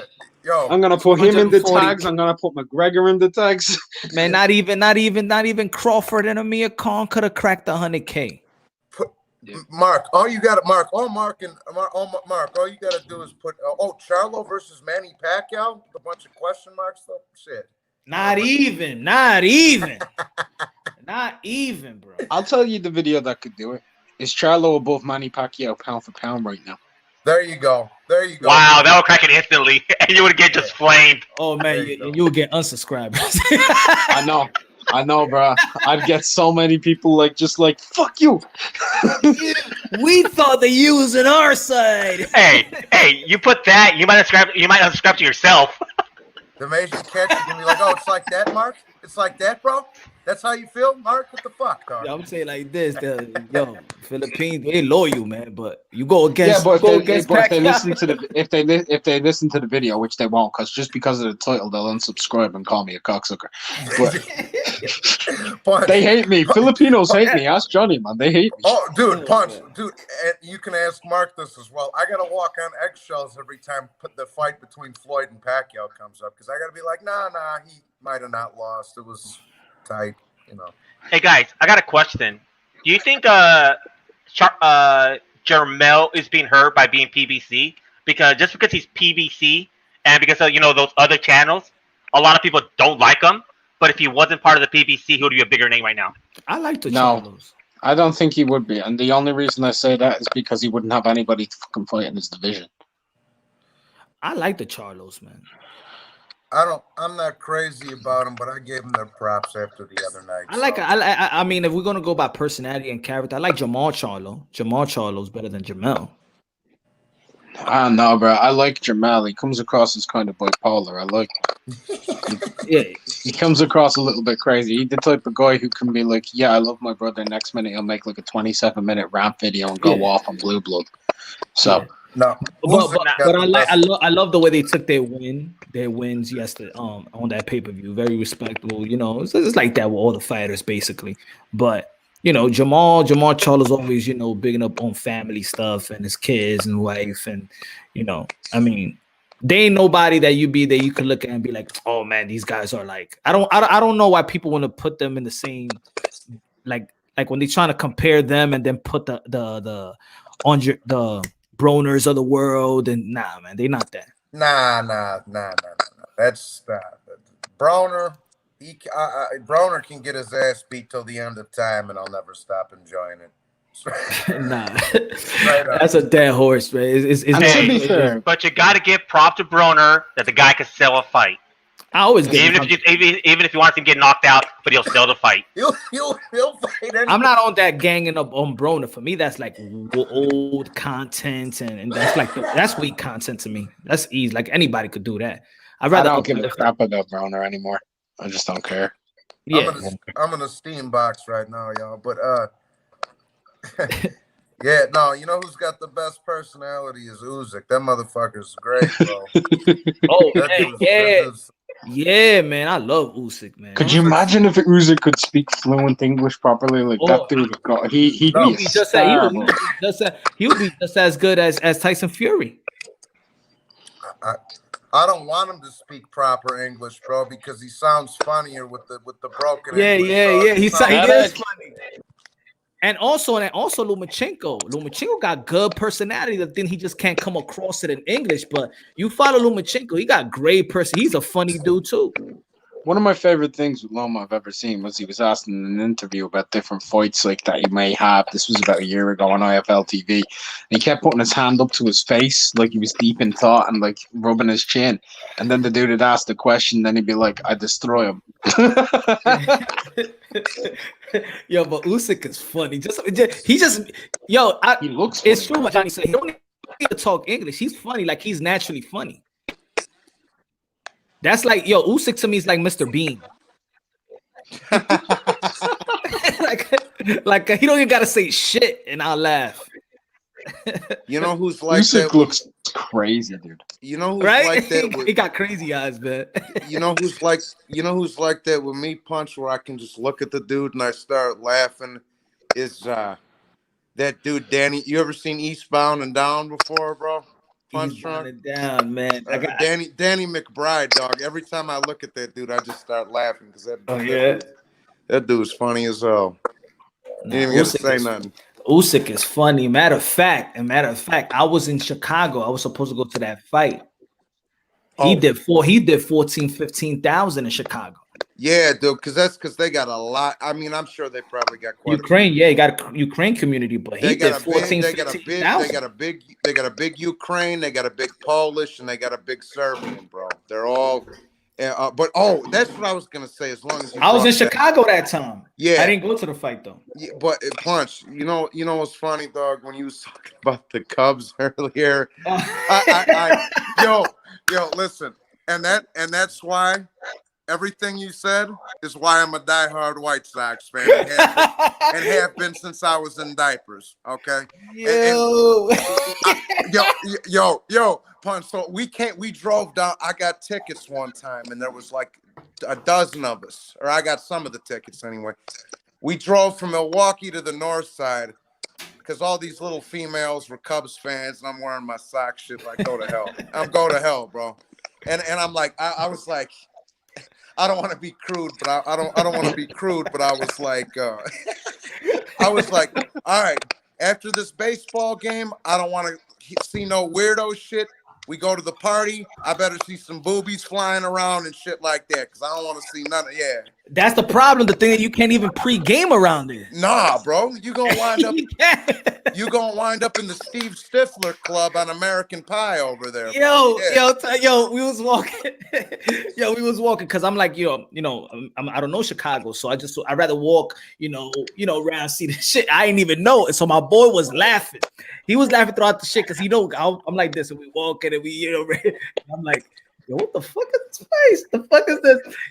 There was it was a spot called the Manhole. The Manhole. I was like, I say, and then he's like, I'm like this. I'm like, I say, what the fuck are we at? He goes, we have boys. Hey, Punch, you'll be awesome. The man down, Earl Spence fighting in the manhole. Man, I don't like that. I never liked that. That was funny. I would never cop an Earl Spence shirt. Man down. Hey, yo. Hell no. Man down. Get him down, man down. Mr. Earl Spence. if you're going to the manhole. Ooh, man down. That's what he does for a living. He just keeps putting these man down. If you're going to the strip joints in Chicago, go to the Artemis Club. The Dagos run it. It's I say like this. Chicago got the best restaurants, got the best chefs. I'll say that. Maggiano's is good. I always go to the bars, man. I like the bar. The bars are big. The bars like a club. Have you been to LA? LA has some freaking great, restaurants. The only time I went to when I went to LA when I was playing college ball and I was on curfew, we couldn't even go out to the clubs like that. What was you playing? Football? Nah, ball. Basketball? Yeah. Yeah. Mm-hmm. From FIT, then I went to Delaware. Would you play at Seton Hall or something, Punch? Delaware. Oh, Delaware. Then I smashed my wrist. Oh, damn. That's great, dude. My cousin played college football. He was on the practice squads for the Browns in Cleveland. That's why I want made a future Cleveland to see him back in the day. Yeah.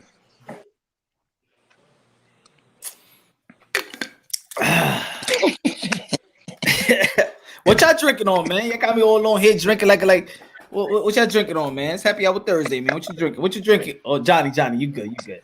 Yeah, no, nothing for me. Just water tonight. I like that, Johnny. That's what I'm talking about. Everybody give applause to Johnny. Everybody. Yeah. What type of water you got? Perrier? You got the sparkling water? I got this little bullshit water. $3. These little $3 Walmart cases. You know what I'm saying? These little mugs, right? These little mugs. Johnny, I'm proud of you, Johnny. Yeah, Johnny. These little mugs right here, dog. Johnny, that's what I'm talking about. Them little mugs right there. Let me see. $3 You got no Budweisers there? $3 a pack, bro. That's what I'm talking about. Johnny love that. He put some rules and regulations, and now he got water. Damn, Johnny. What church you go to? Who's the name of your pastor? T.D. Jakes? Joel Osteen? Dude, I'll tell you, my father Barry used to scare me. Was you speaking in tongues? Damn, Johnny. No. Father Barry used to scare me, dog. He looked like He looked like Frankenstein, dog. He was a great big Irish guy, dog. Big old dude. Oh wow, you guys see chat? Trump and the first lady are quarantined after top 8 tested positive for coronavirus. What? Johnny hasn't even popped a cigarette. What the Johnny? Nah, he has. Oh, he has. did. I missed it. Yeah, Nah, remember he was in a smoky room. He was in a smoky room. Hey, Punch. Trump's in quarantine right now. Him and the first lady. Who? Trump and the first lady are in quarantine right now. Why? Trump don't got. Because the top one of his top 8 tested positive, so now they're in quarantine. Who the hell was that? That's awesome. I think it's because who's getting in the way of Mr. Captain Orange? I think it's because we talked about Exorcist and all them scary ass movies on my stream the other night, dog. Maybe that's why I let the bad shit out. That's No, we need that debate. We need that debate. That debate was awesome.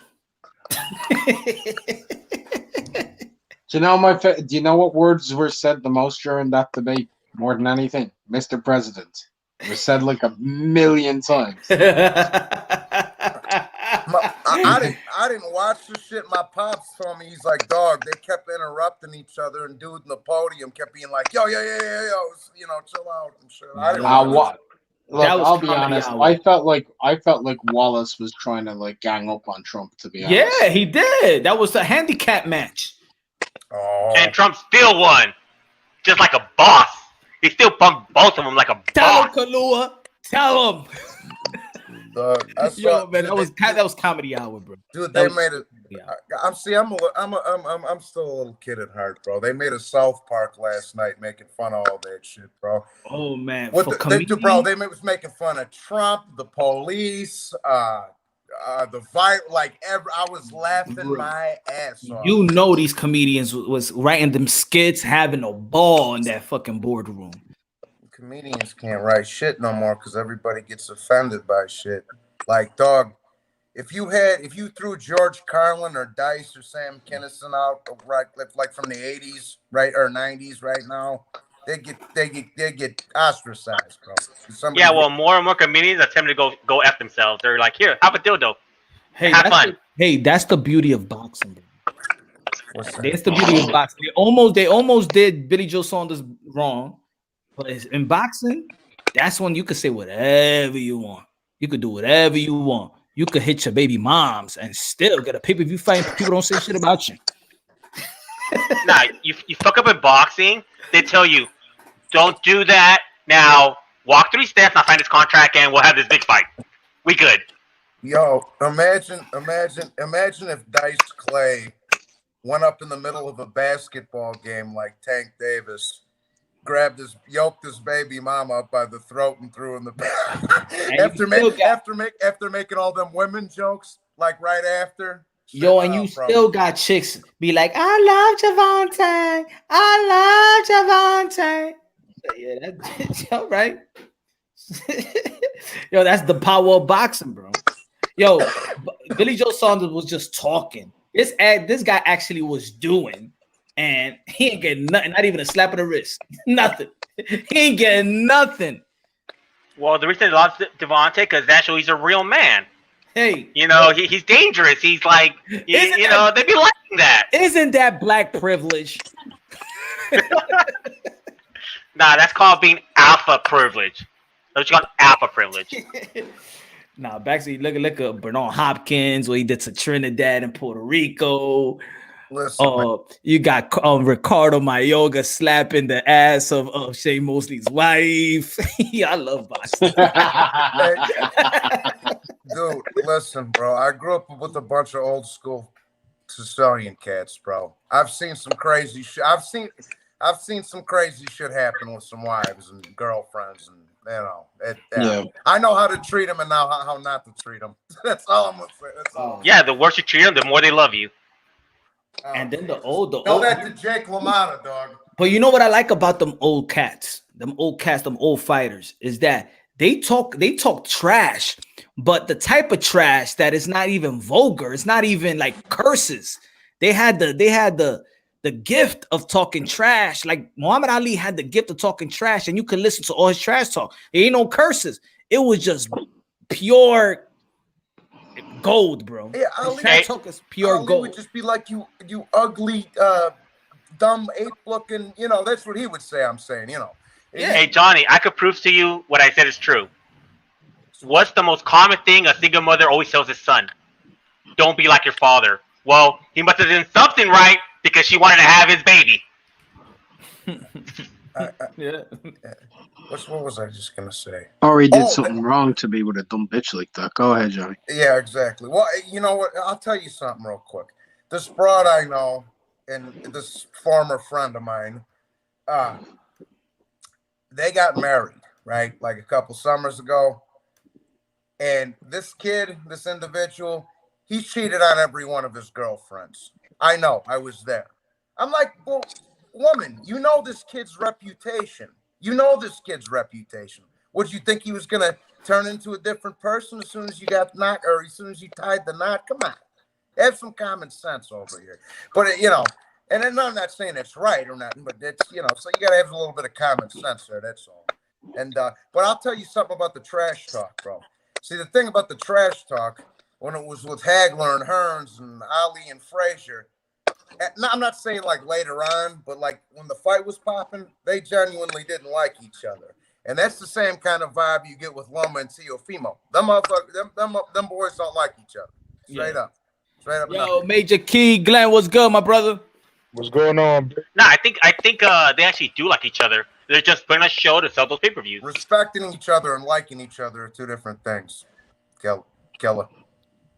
Yeah, I don't think they like each other. Nah, they don't. They respect each other. They don't like each other though.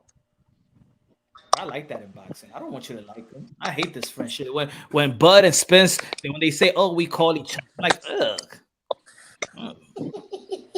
Yeah, bro. Ugh. What? Y'all friends? Man, we boys. We can't fight. We bro. boys. I just got off the phone with him. Oh, come on, get out of here. I don't want to hear that shit.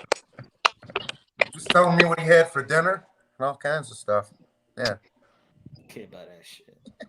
Hate each other, damn it. Hate each other. Love each other after, man. Trying to take my life. What's going on? What's going on with the panel, man? How y'all doing? We doing good, man. What you drinking, man? What you drinking today? Bro, I'm not drinking no fucking reserve shit that you're doing, no gentleman's jack, but I'm drinking some still reserve. So it's just me and Rapstar on the bottle. Hey, next week I'll be drinking. My doctor said I can't drink while I'm on my cycle, but when I'm off my cycle, I could drink. Hey, Kalu, you just stay. You stay doing the right thing, all right? We need you out here.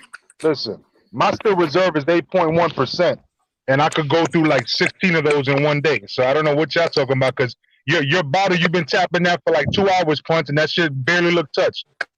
I would have been through like half of that shit, if not the whole bottle by now. All right, champ. Hey, I got a live stream to handle here. Okay, got to be a host around here. Hey guys, if we get 100 likes, hey guys, I gotta finish my damn live. Come on. You need to get in the ring and start letting him go. You need to let him go. You need to let him go, champ. All right, just start throwing the hands and let him go. Hey Glenn, I got you. Hey guys, if we get 100 likes, Punch has to take 10 shots right away. Nah. You had me the other day with that shit. Yeah. I mean, you know, if I had that bottle, that fucking thing probably would have been. Come on, guys, 100 likes, 10 shots. Oh, gotta go live tomorrow too, man. I want to kill the bottle right now. Tomorrow's another day. Savor that shit. I'm trying to savor it. I'm trying 100 likes. 100 likes. You haven't had this one before? Bro, I've had some reserves. I've had some Blue Label. I've had some Hennessy XO. You know what I'm saying? I've even taken a shot of Louis 13 because somebody was nice enough to let me take a shot off their bottle because they got it off of a Miami Dolphin football player. You know, he was like a GM of Bermuda Bar and Grill in Miami. So he got the bottle. He gave me a shot because I was security in the front desk back in the day. You know what I mean? And I was like, oh, shit, I could actually say I traced in Louis 13. You know what I mean? Hey, Glenn, how many shots are you going to commit with Punch to drink for 100 likes? How many shots, Glenn? Bro, like, I'll buy a bottle. I'll tell you what. If we get to 100 likes and I'll buy a bottle tomorrow when he goes live, bro, I'll take 5 shots in a row and I'll show it on the cam. You know what I'm saying? I'll take 5 shots. I'll show you the bottle. I'll crack it open and I'll take 5 shots. All right, look, I don't bet on boxing, right? I don't bet money on boxing. Never did, never will. But What should be a good bet that I should do for the Lomachenko and Teofimo? Ooh. I Distance. yeah. Inside the distance. Yeah, wait for the odds to come out because they're gonna put restrictions on what rounds and all that, right? You know what I mean? And so just wait for those to come out, and then we could talk about that because I don't think they came out yet. Have you seen them? I know that T is gonna be the underdog. I know that. Yeah. But what stretch though? You know what I'm saying? Because that'll tell you how much to bet. You know what I mean? Yeah, things change. Things change. Yeah, You know how things Hey, Punch, who you got? Teo or Loma? Come on, man. Fimo, man. Fimo the way, man. Fimo. We're gonna get a great fight. Fimo, man. And if Loma wins, then more props to Loma. I don't think I think people sense that I don't like Loma just because I said Fimo. I got I like Punch. How about me and you make a bet? You saw that bottle I bought last time? You saw that bottle, that Good Day Korean? Yeah. Yeah, how about if Loma wins, you drink one of those bottles, just chug it one down right away, and if Teo wins, I'll chug one down. That's excessive. No, it's not. Yo, I took a whole 3/4 of a bottle of Bacardi one time in the Bronx, bro, because somebody dared me, bro. 3/4 of Bacardi, bro, and yo, I almost jumped out the fucking car because I saw a chick on the corner, and we were making like a left turn. And I almost jumped out the right hand side of the car just to talk to the chick. You know what I'm saying? Like yo, you don't want to do that. Don't I forget about the liquor. Don't make me go into the jackass mode. I'll make you drink a gallon of milk. Yeah. Nah, that's not gonna work. Let's do alcohol. This is punch drunk. Right. This is punch drunk boxing. All right, how about 4 scoops, big spoons of mayo? Oh. Is this mayo boxing? Is this mayo boxing? No, this is punch drunk boxing. Mayo. Yo, punch drunk boxing. Rap star, what you going to drink, bro? Right now. Man, I'm drinking. What, can you hear me, yeah? Yes, sir. Yes, sir. I'm drinking Pinch whiskey. So that's what you're gonna drink.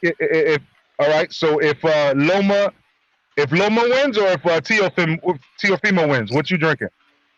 Look, man, I'm gonna be honest. I want Fimo to win, but I still believe Loma's got some serious skills there that we're under. You know what I mean? So if he loses, how much of the bottle you gonna take down? How many shots? 4 shots. 4 shots? Yeah, brother. Yo, Punch, my phone's about to die, y'all. I'll catch y'all tomorrow or something. All right, Johnny. Have a great night, my brother. Peace. Peace. Yeah, I'll take 4 shots, brother.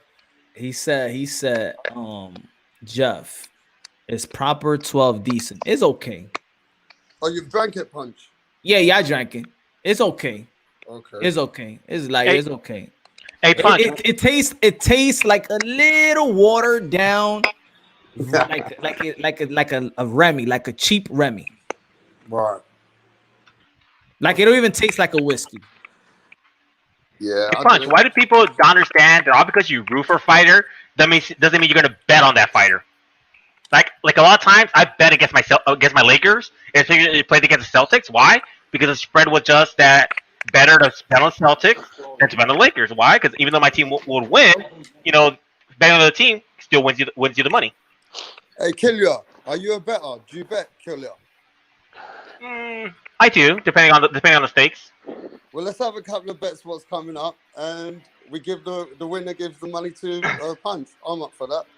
Yeah. What fight? More bets. I What mean, fight? look, we do $10, $20, right? We're all hardworking men. We don't want to take too much off our friends, right? Yeah, that's fine. You tell me a fight, and let's see if I don't mind going against the odds. It makes it exciting sometimes. Let's see. Oh, I got the perfect one. But it may be too far away. What you got? Dillian White versus Pulev. Who you got? I'm going for Dillian White this time. Okay, never mind. We ain't betting on that one. I ain't betting against my boy. Let me see what fight's coming up. Leo Santa Cruz versus Gervonta. I'm going for Tank. I'm going for Tank. That's not even a given. Come on, that's a joke. Come on, look, I don't like losing even. So even if I'm giving the money towards the great platform, I don't want to lose the money. I want to show that I'm winning. So you can't blame me. Let me look at a fight that might be a good bet fight.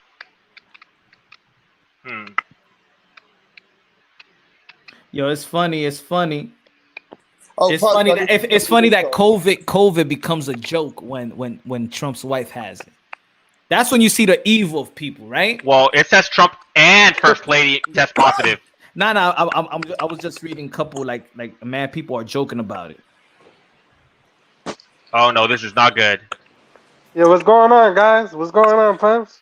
Yo, what's going on? Dímelo, Glenn. Dímelo, Punch. Estamos viendo hoy. Actually, Punch, can you hear me? Yeah, I got you. I hear you. Yeah, I forced myself. I just went on to a few shows this week, just in some spare time. And some of them kicked me off. And I think one of them, he spoke to me like a gentleman, actually. I just saw the ad what you put at the end of your show, and I didn't realize you got beef with that H money. But I mean, to be honest though, Punch, I went on his show and he spoke like a proper man to me because I wanted to see what these other shows were like when I'm having a little drink or, you know what I mean? I just wanted to have a little chat, see if they want to speak to me like a man. And some of them didn't want to know. They just took me off straight away because I'm speaking my own facts. Yeah. But he actually spoke all right to me, you know? Hey, I don't have rap. I don't have no beef with nobody. I don't know beef with nobody. And I'm just saying, he wasn't being silly with me. He just had his views. I had mine, but he was explaining his views, and he was just explaining them. I have no beef with anybody. Anybody have beef, they have beef with me. But I don't have no beef. I never went to nobody to start something. Yeah, hey, Punch, for Rapstar and people who don't know, show that video where they were all in that live talking about, you know, they're gonna come in and like destroy your live. Yeah, see, I'm new to this, Punch. I've just started talking to people. Well, you know, I don't think I don't got it on the. Yeah, but if I may, Rapstar, if I may, I actually have H Money's number. Me and him used to have dialogue via text message and phone calls, bro. Yeah. Okay. And at the end of the day, man, I'm not gonna go in depth because this is not what tonight's about. But yeah, I'm gonna say like this: the minute that you feel comfortable, all of a sudden you're being set up and everything's being recorded, and they're gonna go at you. You know what I'm saying? Yeah, no, you're right. Maybe so. There's snake people all over the world, right? Yeah, maybe you're right. You know, and I'm glad you said that because I'm new to this situation, and yeah. You know, I'm a grown man. I don't want somebody being stupid to me, and then I'm not going to support you. You know, that's just the way I am. Yeah. But you know, at the end of the day, I love boxing, and we were just speaking about a couple of fighters. When I got ready to speak about a wider platform, my phone died, so I didn't really speak much to him. You know what I mean? Yeah. I'm glad you said that to me because I ain't got time for stupid shit.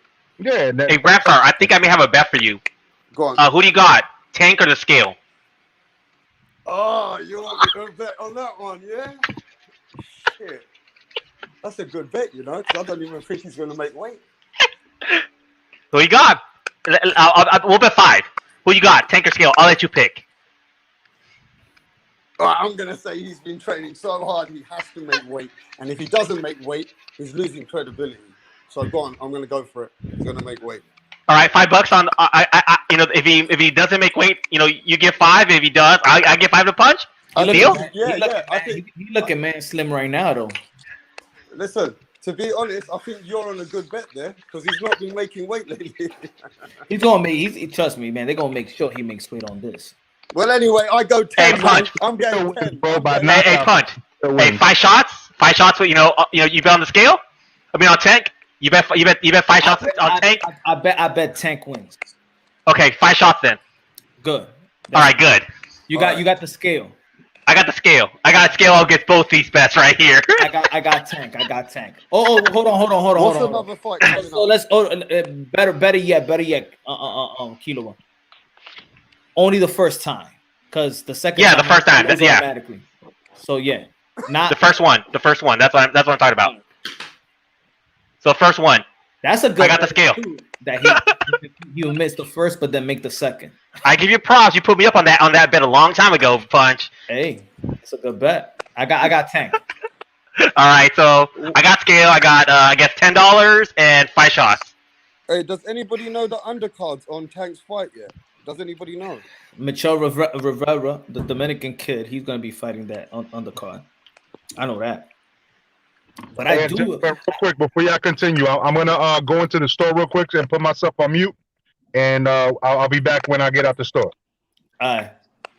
Other people are talking about the scale bet on chat. It became the thing. He ain't making weight. 11 p.m. said he ain't making weight.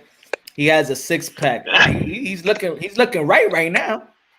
Tank is looking right. Is he looking right? But is he looking right? I think Floyd put his foot down and said, "Look, come over here, you damn mother effer. You gonna make the damn weight, all right?" But is he looking good at 130 or 135? Because he could be at 135. We should be at 130. Man, I think if Tank is a focused man, if he's a focused dude, man, if he'd stay focused, I think we could agree. Because if you really think about it, Tank really doesn't get critique off his skills. It's not his skills that gets critique. It's actually, him being unfocused and him being dedicated. It's all the mental part of it. Hey, don't forget, I'm on the record of saying that Tank is a potential pound-for-pound fighter. I am on the record. I'll say that. I think he got special skills. I think so. I think he got natural ability. I think. Oh, matter of fact, let's do it right now. Forget about his mental state. Let's talk about Tank's skill set. What do y'all feel about Tank's skill set? In the whole ring, his whole package. If it wasn't for his discipline, what he have shown us so far. Skill wise, I think he's top 15 in the boxing world right now. Top 15 easy. Skill wise. It's the other stuff. The issue is like dedication. Okay, I think Tank's underrated in skill. I think so too. Interesting. I think Tank hasn't. Let's be honest, Punch. Tank hasn't been put into those deep waters where he's had to really pull himself out of different situations. Hey, Mark, I would disagree with that. Is that skill or is that grit, hard determination type of? But we haven't. Hold on. Like that. Killer said, "Hey, Mark, I disagree with that one. I didn't say anything." Oh, sorry. I thought a rebel was Mark. Sorry. Oh, who's talking? Who's talking right now? I literally said interesting, and you said I disagree with that. Oh, because I thought I saw your thing. So I thought it was you're talking. Who's the one who's talking right now? Rap Star was talking. Oh, okay, Rap. I disagree with that. I don't think his skills are underrated because even though he has a low opposition resume, the reason we rate him so highly is because of his skill set. So I don't think he's underrated. What do you feel about his body attack, his defense, his jab, his power punches, his punch placement? What do y'all think about that? I mean, look, Tank has to adapt to different fighters. Every different fight he's had to adapt. True or false? Right? No. Okay. He's had to be put. He's been put in situations where he's had to adapt to different little movements and like if it's not. Okay, do you think Tank's been on plan B in a fight? Or has it always been plan A? That's what plan A. Always plan A. Okay, so you don't think even in the Gamboa fight where he was getting hit, he had to turn it around a little bit and start thinking different and he couldn't rush in how he had to? I'll say this. He was never down in the Gamboa fight. He was constantly in control. Gamboa landed like maybe 20 punches throughout the entire fight. Fought very negatively. Tank couldn't even really cut the ring off, couldn't really get down, couldn't get him out of there. And this is a man who was on one leg and is known to have one of the worst chins out there. So not just one leg, he's also like 40. Mark, are you saying he doesn't have a plan B? No, that's the question. I'm saying Tank's very one-dimensional. People call him extremely skilled. I think he's one-dimensional. He fights the same way pretty much all the time. He bursts in looking for a big left. He'll throw a jab. He doesn't really double it up. Not much head movement. His feet aren't really that good. They're fast in terms of explosion, but then in terms of lateral movement, doesn't change the angle. He's always at the same positioning. So I don't see the skill set. I really don't. I think, like, I'll be honest, like a guy like Adrian Broner has more skills than Tank. He just doesn't let his hands go. So, Mark, let me ask you one more question. If he has to get put to a test like someone like Devin Haney, do you think he's got more gears to fight that fight? I think Devin Haney jabs his head off. So you just don't think Tank has got another... You don't think he's got boxing ability I don't think he has the dimensions like in his game. I don't think like there's gears and that's gone through levels. Tank hasn't shown that. He's shown the same style throughout his entire career against everybody in the same way of fighting. He hasn't changed at all. Everything's always been the same. He uses his power, he explodes in, he uses his fast hand speed, and he takes people out. That's always what it is. Jab, left hand, double up the jab, come in a little bit, jab, left hand, and there's no cutting the ring off. He just follows people in straight lines. And for a front foot fighter to be doing that, you fight anybody with a real back foot game, you're going to be running in circles, and he's too short. When he goes up against someone like that who knows what they're doing on the back foot, he'll get jabbed to smithereens. I mean, don't get me wrong. I feel Devin Haney is more technically better as a fighter and a boxer. I do believe that Tank hasn't been put, like you said, out of plan A. And I do believe we might see something out of him in a fight like that. And he'd have to give something more than what we've seen so far. That's what I think. Hold on, Mark. I got a question for you. How much of what you're describing of Tank is actually the opposition he's fighting, where they haven't made him use any of their skill set because there's no point of him doing it because it's working and he's just knocking them out. So they haven't forced them to show any of their skills because it's irrelevant. Well, when he got tagged up by Gamboa and he got hurt in that one round, how come he kept doing the same thing over and over again? He probably figured that he's gonna go out anytime soon, and then he figured out when he fought Fonseca and he was struggling in the first 3 rounds. Hold on, he was really struggling in the first 3 rounds with Fonseca. Did he change anything? No, kept doing it over and over again, and it worked eventually. But at the same time, probably if he was able to adapt, why wouldn't he change if it wasn't working? It did work eventually, but that was just down to a gas tank thing. If he could have changed there, he would have. Maybe that was the game plan. When something's not working. Well, that could have been the game plan where we're just going to go with this, and he's just going to, gas out anyways. But I'll give you this one. I'll give you this one though. That's how I felt. That's how I felt with when the fight with, let's say, Kell Brook and Errol Spence. When people said Errol Spence made an adjustment, I said he ain't making an adjustment. He just kept on doing the same thing, and Kell Brook was just breaking down. But there was not an adjustment to be made. He was fighting that same way, doing the same thing, jab, stick the elbow out, trying to pin him to the ropes or he didn't do no adjustments. And that's why I like fighters that are ring generals and switches it up and make the type of adjustment, timely adjustments. That's why people do like guys like Bud Crawford, do people like Lomachenko, who else? Usyk, there's people that like Billy Joe Saunders. To be honest, I used to get criticized. I don't even mention him that much anymore, because he did get me tight. But I thought that Josh Kelly was going to be a good fighter. I like his movement. Oh my god, I like Josh Kelly. That's a dude I can't stand. Yeah, as a matter of fact, I met him during the Steve Rose and Triple G Madison Square Garden. See, but that's what I mean. Like with me, I would never say a person is better.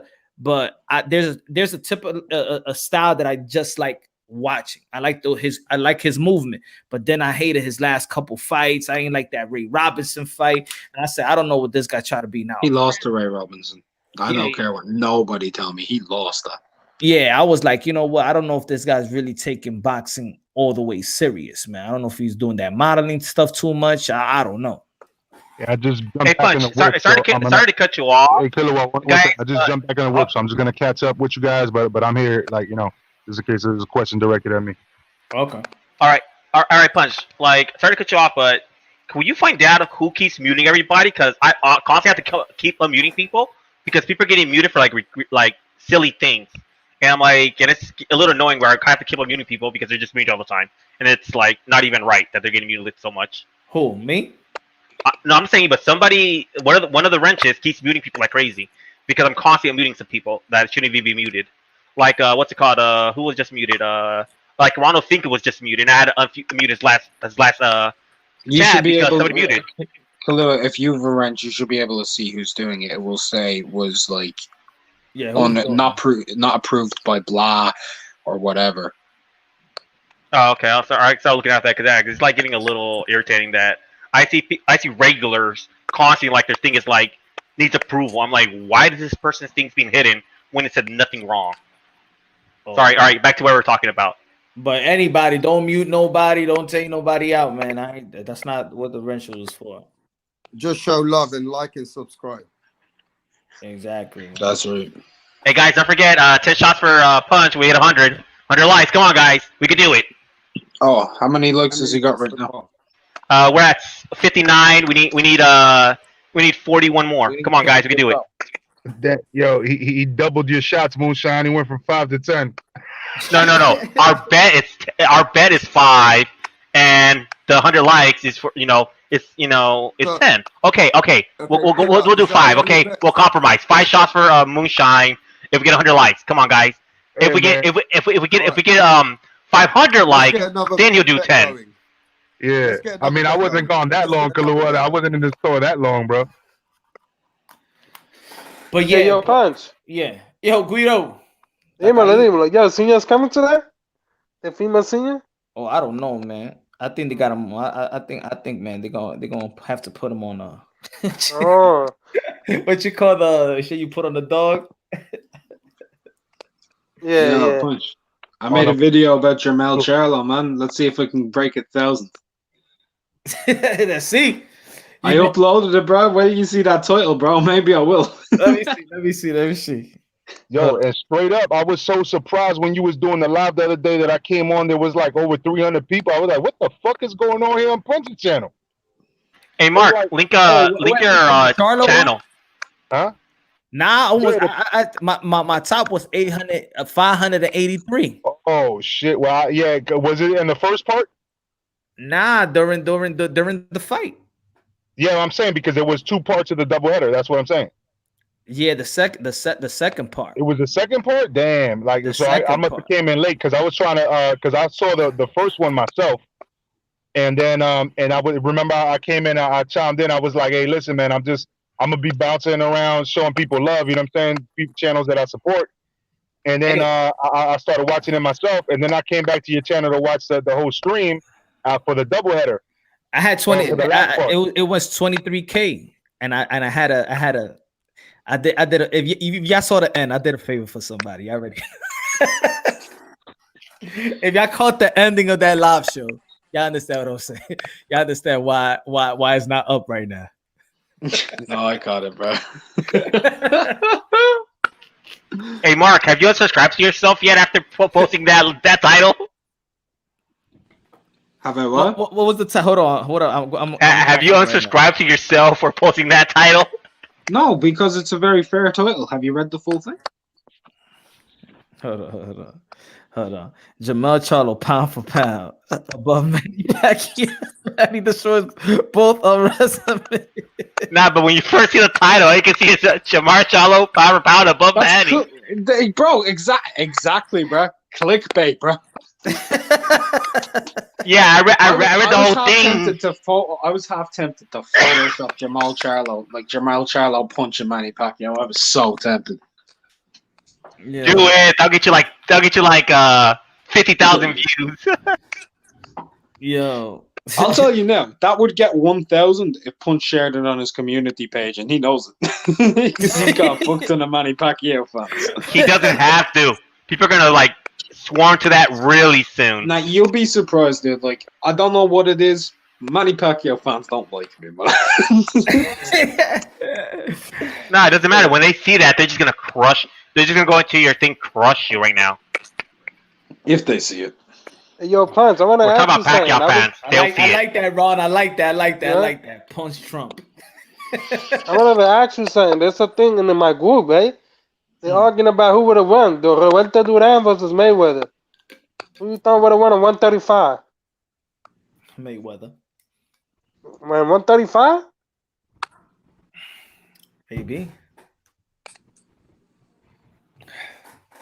Maybe. What everybody thinks. I want to know what everybody thinks. I think the silence right there told you that everybody disagreed. I'll be honest, I can't understand you, Guido. Oh, I couldn't hear him. Who will win, Roberto Duran or Pretty Boy Floyd? What weight division? 135. 130. Roberto, knockout. Nah, that's Yeah, too because I hard to believe Roberto Duran would have beat Mayweather at that weight class.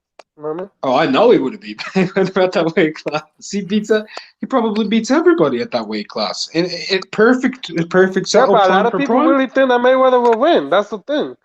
There's some Look, people out there that think that Mayweather wins. Ridiculous. the only guy I give a legitimate chance of beating Roberto Duran at lightweight in a one-on-one style matchup, just because styles do make fights, and this guy was crazy at lightweight in his prime, is Pernell Whitaker. Roberto Duran didn't like back-footed fighters like that. That fat, like with those type of reflexes, he didn't.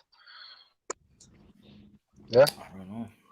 I won't go too much for like in the comment about who's gonna he'll kill. I'm not going too much on that one. See, for me, it's hard. It's hard for me to see a fighter like that and say they will get KO when I never seen them get KO or close to being stopped. So I can't go with the TKO knockout. I can't go with that. I don't know. What? With Roberto versus Floyd? Yeah, I can't go until I see a T. And I needed to see a guy, you know, at his. I don't know. I can't go with a K. Like, oh my God, he'll kill him. I can't say that. I can, and I did. Yeah, I'm like, oh shit. I'm not going that far with that one. I'll probably have to do more study on him. Yeah, I mean, you know, at the end of the day, man, you know, Roberto Duran was a beast at that weight class. You know what I mean? Many call him the best 140-pound ever. You know what I'm saying? And then look at the damage he did, even though he probably isn't, you know, top, but he's somewhere around the top. That's why a lot of people have him in the top 10 pound per pound ever, is because he did damage no matter what weight class he went to. But he definitely did damage in the lower weight classes like 135 and 140. Yeah, I don't know. For me, it's not clear cut to me, in my opinion. Not to mention, he fought bigger guys too, and 154 and 160. You know what I mean? No, we're gonna go straight to the 135 because I don't want to think about him going up. I'm just saying if he was, you know, just strictly 135, we never got to see him fight in 147 or nothing like that. We just 135. Can people stop that narrative that Floyd was invincible? If he was invincible, he wouldn't have been like pegged for two you know, controversial wins that he got. He would have like flat out won those fights. So he wasn't invincible. People are like overrating Floyd. Come on. He may be the best ever, but doesn't mean he was invincible. I think Floyd gets underrated and overrated. I think there's a mixture of people underrated. Yeah, because Floyd's not invincible. He been get hit before. I mean, I thought he lost to Jose Luis Castillo, but yeah. I think he lost the first fight too. I think a lot of people thought that. I agree. But it's not a robbery though. He was competitive, but at the same point, like it is what it is. But like, I'll say this: Floyd, great fighter. People give him a lot of shit, but when people say he's the greatest of all time, that also pisses me off, you know, because he ain't.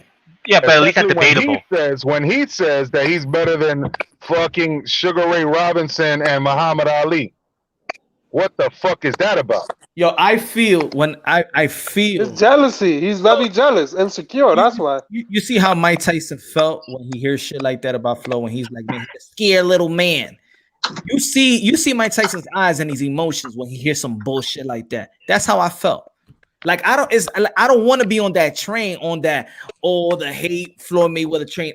Trust me, I'm not on that train. I don't want to be on that train. But then I'm like, this is why people say what they say about this guy. Because but Punch, if you was 50-0 and you were worth $1 billion, how would you feel if you knew that you're the best of this era?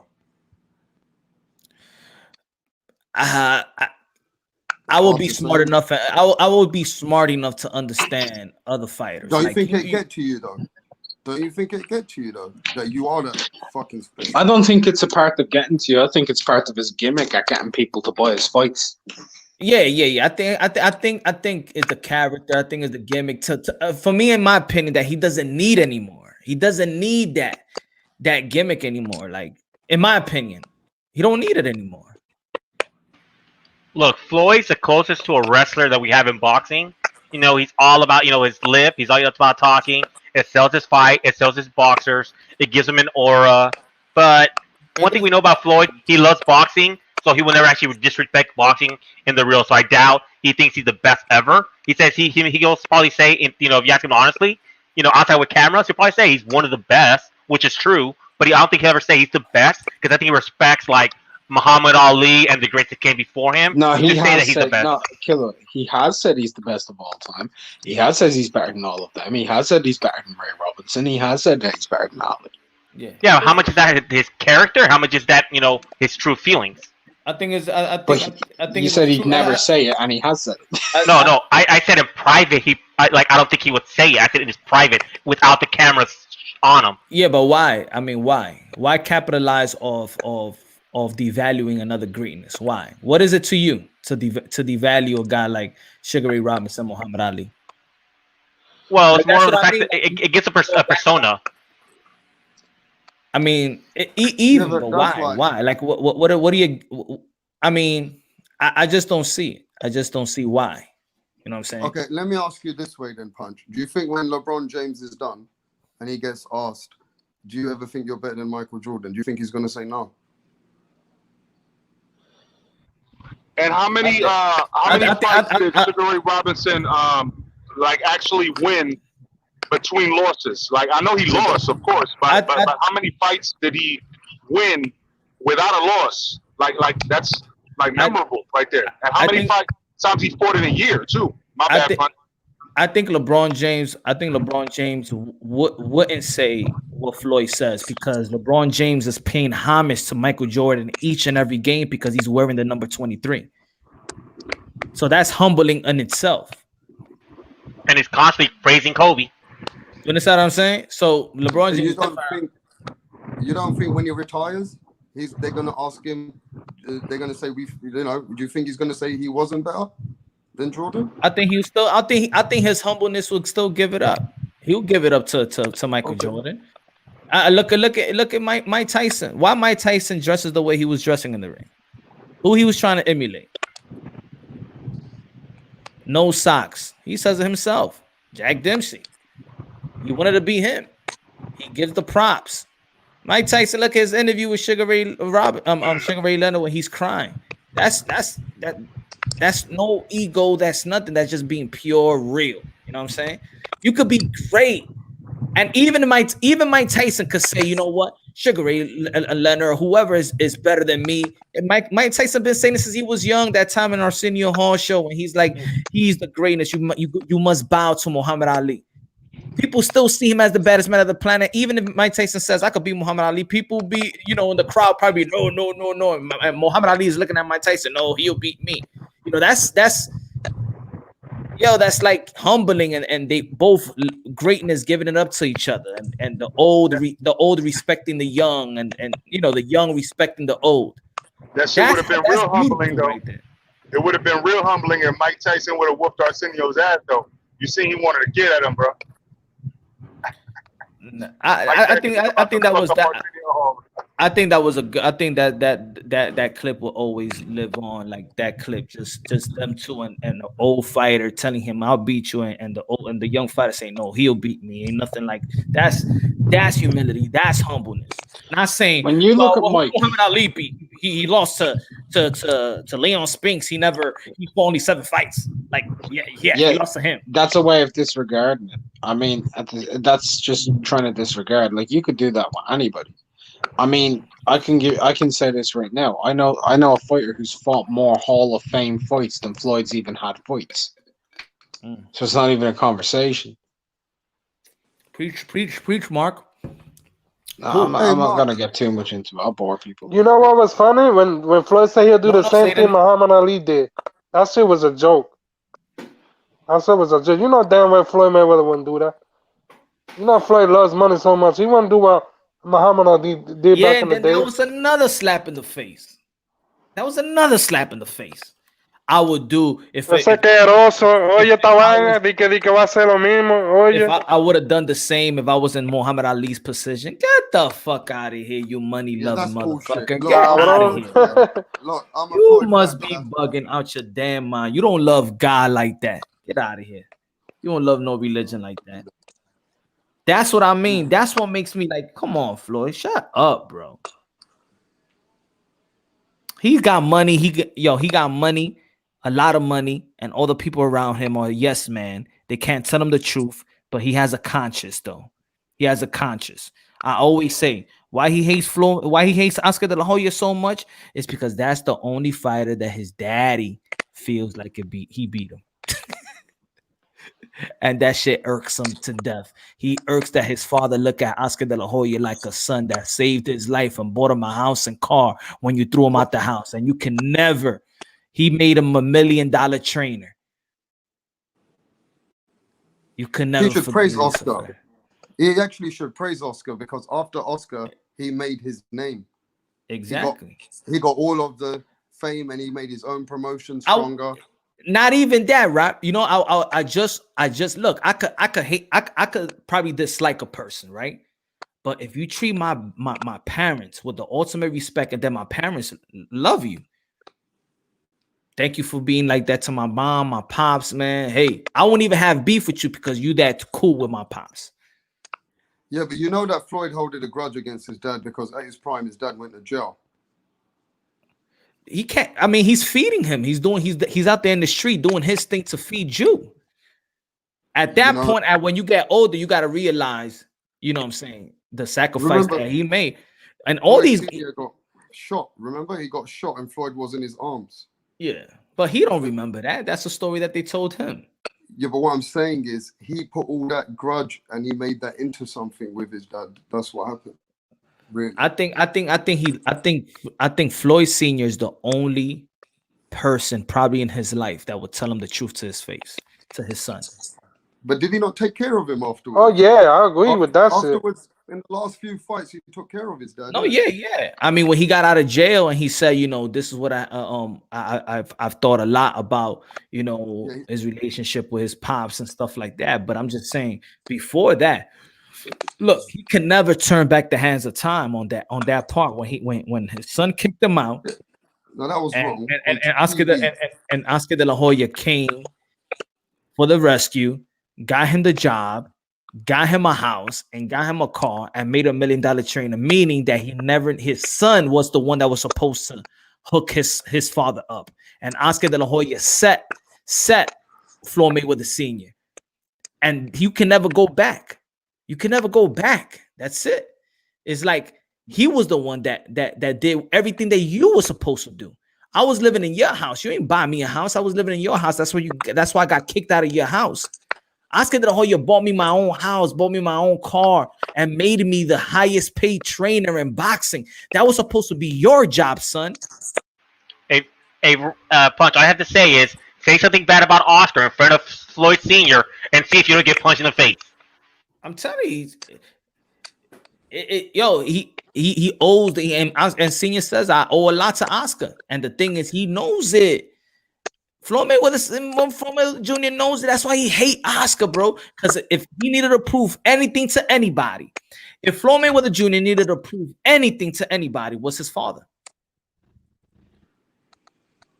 That's it. And if you have kids and you send my son, he don't care about nobody else's opinion. He cares only about my opinion. If I'm like, yo, he playing ball, I'm like, man, you had a bad game. My son probably cry. He don't care about anybody saying he has a bad game. My son will look at every move that he makes, either a turnover, either shot made, either shot miss. He's looking at the bleachers like to see if I'm giving a nod or I'm giving a yes or a thumbs up or like, come on, man.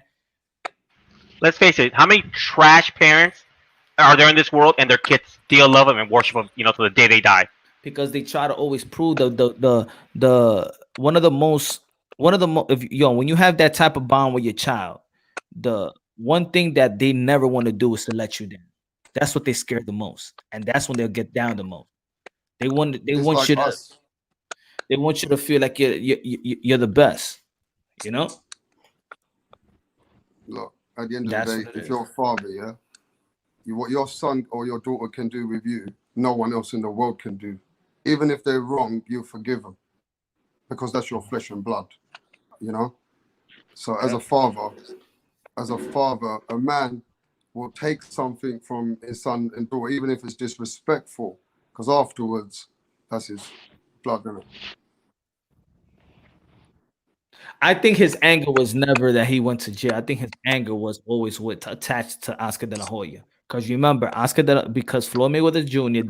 never wanted Floyd Mayweather never wanted his father to train Hoya. No, actually, it was encourageable about that at some interviews, or maybe that's just an interview. Later on. Put it this way, anybody, because this is Floyd Mayweather used to be one of my favorite fighters. Floyd, Mike Tyson, Roy Jones, Pretty Boy Floyd. I used to call them my three amigos. I got cassettes of these guys. I got all their fights prior to YouTube. But he'd always be your favorite fighter. It's just you don't like his personality. No, when I lost respect for Floyd Mayweather, I always say it was that Mosley promotion when he disrespected his father. I wasn't like that was like I can't rock with a dude like that. But you can't take away. You still can't take away the technician. I never took nothing away from him. Never took nothing away from his skill set. Never. I love his skill set. I love his skill, and then I understood his skill set even later. I understood why people are boring. I understand why people ain't want to buy. I mean, he had brillo hands. Everybody knows that about. He beat his hands up. If I ask you today, Punch, what fighter do you think is more skillful today who you see take hardly any damage? Give me two fighters that take any damage. Take hardly any damage in fights. When you see them fight, they're so slick. They don't hardly get hit. They get, it's hard, isn't it? You don't see that much. Damn. That's how good Floyd was, bro. But Floyd got hit. He got stunned. But only in a Cotto fight a few times you see him. In Madonna fight, you see him, and as he was, you know what I mean. You see a little. Right in their prime, Roy Jones, he didn't get touched. Yeah, Roy Jones never used to get touched in his prime. In his prime, he didn't get touched. Yeah, and that was Floyd's art. And that's why people don't fucking like him, because he makes the fight boring. But then there's other guys, and then people respect guys that have the technique, great technique, elite technique, that's and still gives you a show. That's hardcore fans like you. You appreciate boxing. The general public, they want to see knockouts. They want to see blood. I want to see knockouts so from a fighter that I know that he has a capability of knocking people out. That's what it is. If you come out straight from Edgar Berlanga, for example, he's knocking everybody out. The day that he stops knocking people out, people gonna be like, "Oh, he's changed. He's trash now." Off the bat, knocking everybody out. Once you stop, then they look at it. Oh man, somebody exposed them. If he goes to 12 rounds, oh man, look at Gervonta Davis, look at Gambo. Oh my God, he went to 12 rounds. Every time a fighter that's knocking everybody out goes to 12 rounds, that's when people be like, oh, somebody exposed somebody. He got worse. So they questioning his training. They're questioning because people got spoiled. Now, when you look at Andre Ward, do you go into the fight saying, yo, Andre going to knock this dude out? Nah. No. You're going to look at it? Yeah. Exactly. Because he didn't spoil us when knocking people out. I think people appreciate Mexican brawling where the people are just like trying to rip each other's heads off more than knockouts. It's like this though. Sorry, it's like this though, Punch. For me, for Lopez, if we see him going the distance, people are gonna get pissed off because we're used to seeing him knocking people out. Right? Yeah. So with Loma, we're used to seeing him being a technician, so he can go to 12 rounds and outbox you. Exactly. Look at Nakatani. Look at the fight with Nakatani. Teofimo, oh, he got exposed because he won the whole 12 round. Are you expecting Teofimo to knock Loma out? No, I'm expecting Teofimo Lopez to surprise everybody and go win a decision. It's gonna be hard, bro. I mean, I like him. I really do like him, bro. But I think they've really been training so hard for him as well. They've got a game plan too. I'm sure you know that. I think. Well, you know, they're constant professional, and his pops is a constant professional as well. These two that's getting in the ring, this is what they do. But I'm just saying, I'm going with my gut feeling. I'm going with, I feel like anything that Lomachenko could throw at Teofimo Lopez, I think that he's gonna have an answer to it. I think he's gonna keep up athletically wise. I think he's bigger. I think he's gonna come to the fight bigger. I think he's gonna be he's as fast as Lomachenko. I mean, I look, just think. Okay, can I ask you one thing? Look, I even appreciate his dad, how his dad always, you know what I mean, he comes on this show and he really supports you. Like, you know what I mean? I appreciate that he came on the show the other day. But what I'm thinking is, just like they got a game plan, Loma is a technician in this game. Do you think that he doesn't have such a game A, B, and C for Themo? I mean, I'm saying Themo's got the only chance to knock him out. I don't. Hey, Punch, I got a quick question for you. I think like that because just like people love to give Lomachenko the amateur pedigree credit, right? I look at Teofimo Lopez amateur pedigree. I looked at Teofimo Lopez amateur pedigree when he's fighting the best of his class at that time. You know. Hey, Punch, I got a quick question for you. Hold on. Do you have a language filter in the chat by default? Like what? What? Do you have a language filter by default in chat? Yeah, there's certain words that you can't use.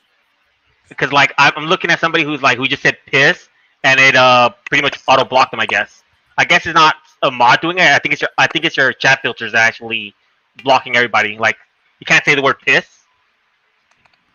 Nah, you can't say. I don't know. I can't check right now. Okay, but yeah, we got to get there. I just put two words that you can't say. Well, they've done a lot more because somebody just said Canelo piss dirty and it blocked them automatically.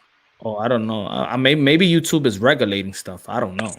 All right. But Punch, let's get back to boxing. That's a hard one, Punch. If you think that he can win the unanimous decision, I mean, that's a hard one. Oh yeah, that's what I mean. I'm going against what everybody else is thinking. I'm going not because I feel like it can happen.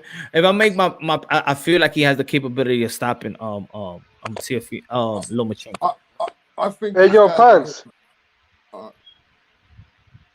Go ahead. Go on. Yo, you imagine if he wins this fight by a nice knockout, that he'll be Hall of Fame right there in my books. You know and he's the number one. He's a Hall of Fame if he beats Lomachenko in a great fashion way, you know. Yeah. Don't you think he's number one? It will be him number one. I think it'd be number two would be Devin Haney. No. Oh, you're talking about division. I'm like number one. Wait, you pick him over Canelo? I was like, oh hell no. Number one in his own way. Not even if for me, in my opinion, if Ryan Garcia beats Luke Campbell, I'm putting him ahead of Devin Haney. I mean, that's tricky. That's tricky because. And you imagine if he moves up to 140 and he beats one of them champions, the Jose Ramirez. Hey, Rapstar. That's a hell of a statement. Huh? Hold on, Guido, let me get this real quick. Hey, Rapstar. But here's the issue. Why are you talking about 135 when we know if Teofimo Lopez wins, he's going up to 140? Who's better at 135, Haney or Gervonta Davis? Well, we spoke about that earlier, isn't it? We think that Haney's a better technician as a fighter, but we think that Tank also has got another gear that we haven't seen. I like Haney's. I like Haney's technique and things of that nature. We haven't seen him versus a guy 20 rank. I mean, over 20 rank overall, 20 rank. Well, this is my conversation on another platform one day. I said, look, he has to prove himself against Gamboa and show us what he can do. Can he knock him out within 7 rounds or not? Can he show us that he can do something better than Tank did? See, and now this is what I say when we was talking about just like 5 minutes ago. Is that for me, I'm not even looking at Devin Haney. I'm not looking at Devin Haney to knock nobody out because for me, that's not his style. In my opinion, that's not. I don't think that Devin Haney. You're gonna see Devin Haney. He's gonna have a record. Let's say if he keeps on fighting for a long time. I think Devin Haney is gonna turn into a guy like a, Floyd like a Ward. I don't want to even say that name. I don't want to test that name with him. Yeah. But all right, he's gonna be that fighter that is not out there to knock everybody out. He's gonna be out there to outbox you. Yeah, he never had. I mean, he's still growing. He's still getting that power. You know, I want to see this fight. I want to see his next fight. You know, see if he increases power. What you gotta understand, bro? Sorry, what you gotta understand, bro? If he doesn't do a big classic show on Gamboa, people are gonna not be happy, bro. People are going to be happy with his fight with Gamboa anyways, because Gamboa is 1 years old, coming off an Achilles heels, just got knocked out his last fight. So even if he wins, it's irrelevant. Yeah, he's got to do a masterclass on this guy. Yeah, he's not got to go in there and make it. It can't be a hard fight for him because that won't look good. It shouldn't be a hard fight for Devin Haney. Right? I mean, look, if you match with that, do a masterclass. I expect him to knock him out. I know he doesn't do it. If people only expect him to do a masterclass, it's because it's the hype around Haney there's a big hype on this guy. But I don't even rush Devin Haney. I think a lot of people want to rush Devin Haney. He's 21 years old. Do a masterclass. Simple. Or the fans are going to get pissed off. Hey, Rapstar, here's the issue. When you fight a boxer who everybody expects you to just wash anyways, you're doing it. You're just doing what you're supposed to do. He's gonna get no credit for it. I don't know why he's even bothering with this fight. You know that whole breakdown with Okay, I don't interrupt you. Don't interrupt me, please. Yeah, but you're wrong. Okay, you can say that after I'm done talking, but I don't interrupt you, so don't do it to me. Carry on, man. Carry on. Okay. Don't be rude. You don't have to be rude, mate. Are you gonna let me talk? Just carry on, right? You're being extremely rude, not letting other people talk when they let you talk. Go ahead, Kalo. Go ahead. Yeah, I'm gonna chime off, guys. I'm gonna chime off. Yo, bless all of you guys, man. Thank you for having me on Punch. Okay, are you gonna be Get the Smoke too, who doesn't let other people talk? All right, Glenn, have a good night. You too, man. All right, bro. Yeah, see you again. Okay, when you gonna beat somebody who you're expected to wash and you wash them, people don't give you credit for it. You know, I think the Gary Russell fight it's really hurting Devin Haney's image, because that's a fight he should have. You know, once he entered into that thing, since it broke down, and I think actually hurt Devin more than it hurt Gary Russell, because Gary Russell was a smaller guy. So him fighting Gamboa is just gonna be it's sad. Even if he knocks him out in the first round, people are gonna be like, "Well, Gamboa's 41 years old, coming off Achilles, and just got knocked out. What's the big deal?" Nah, for me in that sense, I disagree on that one, because I feel like it hurts the Gary Russell Jr. more, because he's the one that's been shouting everybody else's name for the past year. And when somebody actually sends you the contract, when somebody actually sends you the term or whatever it is, you backed out. All that shit. And yo, this is coming from a Gary Russell. That's it. From a Gary Russell fan. I've had it with the dude. I've had it with him. That's it. No more vouching for him, bro. I can't. I can't. Give me a headache for me to vouch for him. No, it's true. But back to Killer's point, yeah. At the end of the day, Devin Haney is expected to go in there and do a better job than Tank did. That's the whole point of this fight. Otherwise, it wouldn't work, that fight. This name doesn't need to be. It's a name, and he needs to do a better job. Because if he doesn't, it hurts him. It's simple. No, but even if he does knock him out, nobody cares. It's an irrelevant fight. No, but here, Punch. Here's the thing. As far as Gary Russell Jr., you know, he's a PBC fighter. PBC fighters do what they're gonna do. They clown shakes all day until they get a contract and they back down. We saw that with Caleb Plant. We saw that with Charlo, with multiple fighters. We seen tell me one PBC fighter who's caught another promotional fighter and didn't back down. You almost never see it. Yeah, but even with Caleb Plant, we will, of course, people will be like, take that fight. But also, it's not like Caleb Plant is not a champion either. It's not like he got to be desperate. You know, you're about to fight Canelo Alvarez. This is the fight game. You want to be highly prepared. You just don't want to go because if he would have took this fight, he would have gone for the money. It's because of the money grub. At least Caleb Plant is looking at this like, yo, nah, it ain't gonna be that easy. I gotta prepare for this guy. Once you ask for a fight, you get the fight. After that, you keep that, and you back out of that fight like he did. You keep that boxer's name out of your mouth, and Caleb Plant's still talking about Canelo. To this day, he's still talking about Canelo. Now he says, I want him now because now he had the time. And he got offered. He's like, well, I'm not ready because of COVID. He got offered it again, and he's back down again. So it's a PBC thing. That's what they do. They just clout chase. We know what they do. So I'm not going to blame Gary Russell for doing what PBC fighters do. It's like a host going to host. Hey, he would have never got the fight with DAZN anyway. He's not a premier fighter. He would have never got that fight anyway. True, but it would give him a buzz. Very true. Anyway, another thing, Punch. Kalen, who from Punch, Tennessee? Punch. Yeah. Who do you think? If Hey, yo, Punch, I wanted to ask you, what do you think if Charlo move up to 168, how you think he handled those fighters up there?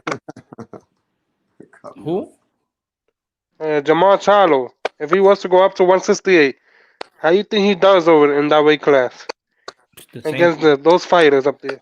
The same thing he doing at 160. I don't know. Maybe it'll be competition. I don't think too much. I think Jamarlo's a solid fighter. That's it. A solid fighter. Strong fighter, durable, stays in shape. Straight up and down. You know what I'm saying? Nothing special, but good. Yeah. Charlo 168 is gonna get washed. The guy couldn't knock out 154 pounders at 160. He couldn't knock down a Gervonta who has been knocked down before. Charlo at 168. That's sad. He's gonna be the reason he looks so fantastic at 160 because he's bigger and stronger than everybody else. Guess what? Once he goes up, he's gonna be just like everybody else. He's gonna be the smaller guy, and he's gonna get rocked and knocked out. We already know he's weak to the body. People already see it. They're gonna eat him alive. Garbage. And I also heard of rumors that he wanted to fight David Benavidez. I think he should stay away from David Benavidez. Oh shit. Charlo is good. Yeah, he doesn't want that smoke. He don't want that smoke, bro. He should definitely stay away from David Benavidez. Yeah, well, David Benavidez, no. I think he'll have a better chance with Caleb Plant just because of the styles. Caleb Plant won't pressure him like that.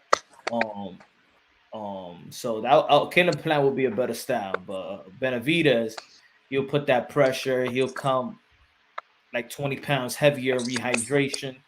I think that I like Jamal Charlo's movement better than Jamal Charlo. If Benavidez didn't lose his weight, didn't lose his belt to the scale, this Charlo pay-per-view would have been Charlo versus Benavidez, and they would use Charlo they would have fed Charlo to Benavidez to bring up Benavidez up to another class. Nah, this is PBC. We're never gonna have best of the best fighting this early. I don't. But what do you think their both brothers' next fight should be? Who? Jamal? Yeah, both twins. What do you think they should be Jamal fighting? versus Andre. Demetrius Andre versus Jamal. And I'm not gonna say no other fight for Jamal Charlo. If the Demetrius Andre unification bout, that's it. That's it. No Canelo is not gonna happen. No Triple G is not gonna happen. Demetrius Andre, Jamal Charlo. There's one other fight that's acceptable. Jamal Charlo versus Dana Jacobs at 168. Dan Jacobs gonna be fighting this guy Rosario. It's already been announced. Yeah, he's gonna fight Gabriel Rosario. Oh my god, that's a knockout easy. Hey, you know what? I gotta give respect for because that dude chased him down and he got the fight.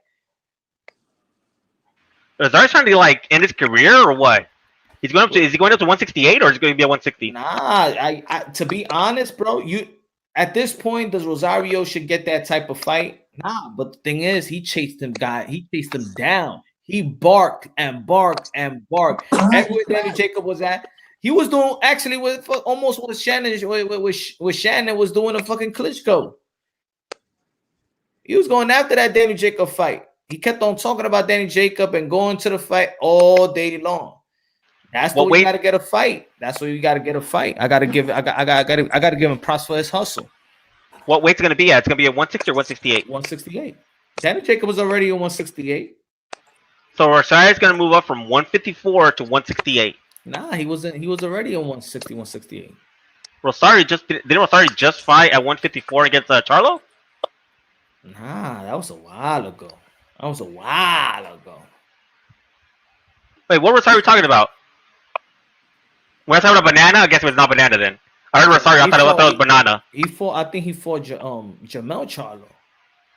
Banana Rosario, right? Or is it different Rosario? No, I'm talking about Philly Rosario. Gabriel Rosado. Rosado. Okay, I'm like Rosario. I'm like, what? Is he at 154? Should he get killed? My fault. Rosado. Okay. That's why I was confused. I'm like, what's going on here? He just yeah, trying to get they himself sound killed. similar. Rosado. Rosado. Okay, if I misheard, I'm sorry. No, that's my fault. That's my fault. When's our next biggest fight? What's the next biggest fight for America now? Mayweather versus Logan Paul. Oh man, that's an The embarrassment. biggest fight for me is Teofimo Lopez versus Vasily Lomachenko. That's the next biggest fight. And when's that? What's the date again? October 17th. So that's the next biggest fight. And what's the undercards on that fight? Edgar Berlanga. I don't know who he's gonna fight. Also, the Dominican guy, what's his name? Evans Martinez. Rodriguez. Yeah, well, Rodriguez, my bad. He's gonna be in the undercard too. Gonna be a good I'm telling you, he's gonna be a good undercard. Hell yeah. Hell yeah. Good undercard. Okay. I wish ESPN they do, and for me, in my opinion, they're doing a bad job. In my opinion, they're doing a bad job marketing this fight. I'm telling you, they dinosaurs, man. These promoters are dinosaurs. The reason why they don't want to give up that money is because they pocket that money. They're not doing a great job promoting this fight. Not in my opinion. I gotta see this fight everywhere. Every time I turn on the TV, I gotta see this. Yeah, boxing has a huge marketing problem. They just don't hype up fights or hype up fighters. They don't want to hire young people. They don't want to hire the young people that can help them out. That's what it is. They hiring old. They still with the same old. These people don't even be on some Twitter or things like that. They do a horrible job promoting, bro. They do a horrible job promoting. That's it. They're dinosaurs, and they don't want to hire new young people. See, the Zone had a little spark because you look at the Zone. They got a couple. Look, the Zone hired Radio Raheem, the two dudes that got the podcast with them. You guys are young. They had their content, so they got a young feel. They got a little spark, but now they gotta keep hiring more for a stream that's 24 hours. They gotta do more. They gotta do more. Hey, Punch, you hate this. I think the Zone and boxing should do more cartoon fights, like YouTube fighters, like famous YouTube people who fight each other. They'll bring in new fans. It will bring in new fans. Yeah, but they could do that. But I don't think that they should take away from. I don't think they should be main event and have other. It ain't work the first time. Because those are the type of fans are not even boxing fans. They're looking for a fight. They're gonna see boxing, then they're gonna see a brawl. People rather see a brawl. That was KSI Logan. They just fight, and then people are more intrigued with fighting. It's almost like you put up a day event on the same thing, and put up a boxing event, and then put up a UFC on the same arena. And people are going to get geared on the UFC because people are there to watch fighting. They're going to be, it's like Roy Jones Jr. used to promote these UFC fights in his own promotional company, UFC and then boxing. People are going to see fighting. Like I said, at the end of the day, even we hardcore boxing fans, but casuals, when they be like a Saturday night, they be like, yo, you gonna watch the fight Saturday? They not be like, yo, you gonna watch the boxing bout? Like they want to see fight. Everybody's drinking, have their beer. They want to see a fight. Hell yeah! Like this is gonna get me killed, but this would really help out boxing as far as like making it more exciting. Like he's like Punch drunk. No, that would help out too. But no, but my thing is they should give like a plus like 5 punches to the person who's going forward. If you're going forward the whole that round and the person is back foot, if they don't at least score 5 more punches than you do, you lose the round. I guarantee you there'll be more fans coming in because there'll be more action going on because nobody's going to be on their back foot. Nah, it's people have effective aggression. Look, people are liking Sean Porter even more off his losses. Yeah, but when Sean Porter's a come forward fighter, that's my point. He's an exciting fighter. That's why. Because he's fighting. People not looking at him like he's Mexican blood. Sean Porter's got Mexican blood. Yeah, that's why I said, people care more about a Mexican showdown than they do a knockout because Mexican showdowns are freaking phenomenal. Sorry, let me ask you something. If you like that, what do you think of Cesar Chavez Senior in his prime against Mayweather? We never asked that, do we? I think Mayweather. Even when he was 60-0, when he was something like 70 or 65 and 0. Styles make fights. You know what's a better question?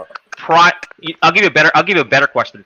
Prime Oscar versus Prime Mayweather. I think Prime Oscar will win. There's people who actually debate. The people who actually debate that Oscar almost won that fight, or won that fight. I got Oscar. And, yeah, I got Oscar on that one too. I wouldn't even think twice about it. I got Oscar. Okay, who did Oscar lose to before Mayweather? He got robbed to Trinidad. That was a straight robbery. Oh, 11. My fault. 11 p at night. The fight is canceled. The Lipinette versus Codrillo is canceled. He didn't get his visa, and I was looking for that fight.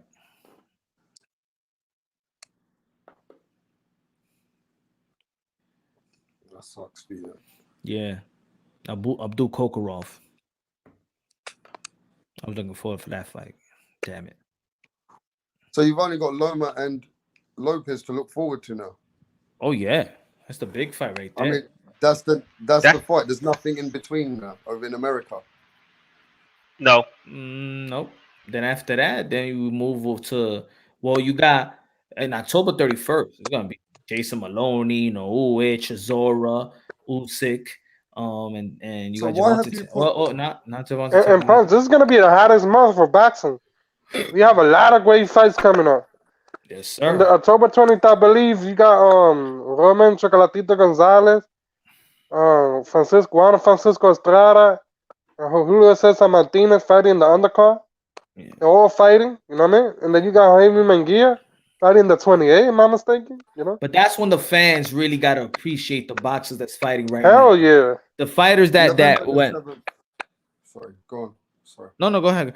We gotta appreciate the fighter that say like what Teofimo and Loma, because they could easily be like, yo, let's postpone this fight. Look at Gervonta Davis, Leo Santa Cruz. They found a spot. They're gonna have some fans. Now probably Bob Arum looking at this like, yo, somebody please catch coronavirus or something. Let's postpone this fight because now we're gonna let fans in. Let's just get one of these colleges, these college arena or whatever, and we get a fight done. Punch, it's even worse. If the Loma Teofimo fight gets postponed, I guarantee you it's on pay-per-view. Look at it. Oh, Mr. So Donald Trump has Rona. LOL. So that's funny. All right. Can I ban this person real quick? No. Yo, for real? No. That's my boy, Mr. Cheese. No. Don't ban nobody. Yo, that ass? No. Crazy. That's my boy, Mr. Cheese. But I'm just saying, this how you know when it's funny. Damn, that's fucked up, man. Yeah, I don't like. I let a lot slide, but I do not want to let somebody slide on pretty much laughing about somebody potentially dying. That's just not. See, I will not do that. I don't like Donald Trump at all, but I won't make fun of him because of that. You know what I mean? Yo, you should go. If y'all got Twitter right now, go to Twitter right now. I don't got Twitter. So much people right now making jokes out of that. Wow, man. Well, that's why I have no respect for the rep because they're a piece of shit. And then not even that. It's really his wife. They making fun of his wife, bro. That's disgusting, man. Wife's gonna live anyway. She's too young to die from corona, so it's stupid. No, but I'm just saying. A lot of people with corona now, yeah.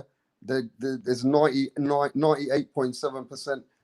You know what I mean? What's it called? A rate of not getting anything bad from it. You know what I mean? Mm-hmm. Yeah, like there's a lot of scientists who are already saying that we've already reached herd immunity, so the lockdowns are literally worthless anyway. But people like Trump, they're too at risk. Well, our president Boris Johnson didn't get nothing out of it. Nothing happened to him. Yeah, I was about to mention Boris Johnson got corona. He's around the same age as Trump, and he made it. So, like I'm saying, somebody put up a funeral while people are dancing. That shit. Damn. Hey, you know what's funny? Show the comments, Punch, so I can see. That they're so mad about Trump, but wait till Pence becomes president. They're gonna be like wishing Trump to come back. This is another. I don't want to see anyone on Twitter praying for this orange devil or wishing him a recovery. Hope he died. And that's the tolerant left. Those are the things that should be banned in Twitter. I guarantee you, if it was a right winger who said that about a left winger, banned. Oh my god! Oh my gosh! I would not be praying for any of those people. I only pray for the 2,000 people that died.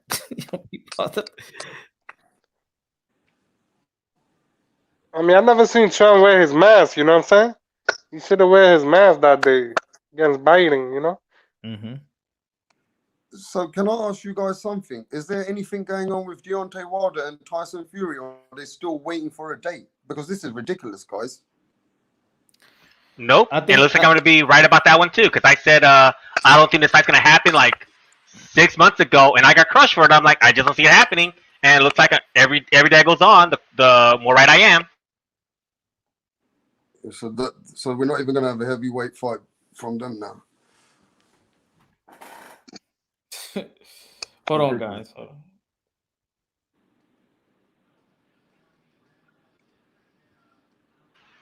God damn, why am I right so much? It feels awesome.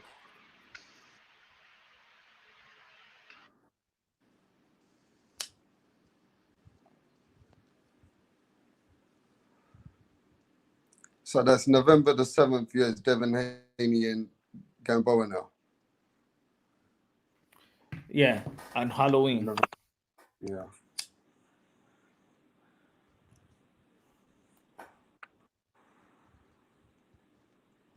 So what UFC fights are so exciting that they're over taking the force against boxing now?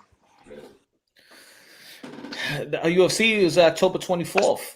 That was supposed to be Glenn, and that was supposed to be Gervonta Davis. UFC. Mm-hmm. Oh, let's talk about it. Yo, let's jump on this. Nah, fuck that. Let's talk about this shit. People are making get on the panel for the people that want to make fun of Trump. Get Glenn. Trump made fun of. Get back on the panel. Damn, bro. Get back on the panel. Ahí fuego, oiga, Punch. Ahí fuego, ay, coño. Hey, Punch, I like debating much as next person, but debating people like that, I don't see a point because it's just a sad thing. It's just like, really, I pity them. If they're gonna make fun of somebody dying, that's just like. Or who's dying, bro? Fill me in. Who's dying? Trump has coronavirus, so the likelihood of him dying are pretty high. So making fun of him on corona is making fun of him potentially dying. That's like, I had cancer, right? Yeah. Like, and people make fun of me for having cancer, I'll be like, wow, your life is that horrible? So they're already predicting that he's dying, making up bullshit. No, the probability of him dying are elevated because of his age.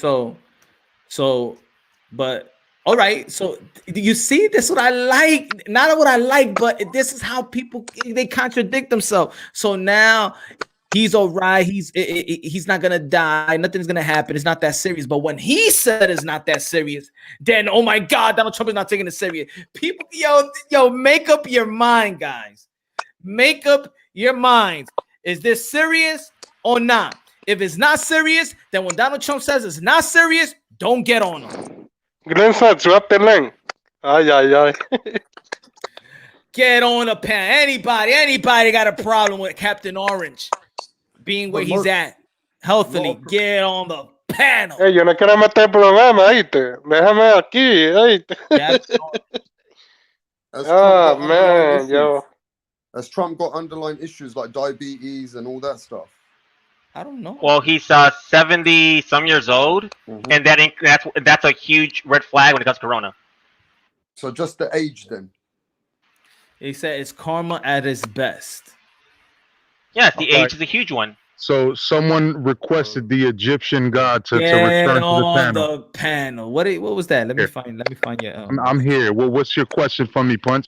Hold on, I don't think you want to smoke with me right now, homie. Hold on. Hey, calma, Glenn. He said Trump has made fun of vets people. This all night, bro. I didn't even. I was listening from the beginning of your shit. I didn't even comment until like an hour and a half because I was like, if he fucking starts going political tonight, I'm not even gonna fucking jump on. But now you want to go that route. Now you want to go that route, so let's go that route. Let's go. So what? So what do you feel? What do you feel about the president have coronavirus, sir? Bro, yo, I went through corona. Obviously, I have antibodies. You know what I mean? My whole family went through corona. It's a serious thing. I've been saying that, but he was downplaying it. So I guess it's just the flu. So what's everybody concerned about? That's what he said. He said it's just the flu. So what are we talking about? Okay, but he did shut down flight from China and Europe, and he got raises for it. So he shouldn't have done that. I didn't say that. Did you say that? You said that. Well, I was talking to Punch. He called me here. What are you talking about? If you have a different subject, articulate it, because that sounded like a question that I didn't ask. So what did you say? Well, first off, he said he didn't take it serious. He has taken it serious. His actions has said. No, he has shown he's taken it serious. He said that he downplayed it. It was his voice that said that. When was that recording taken?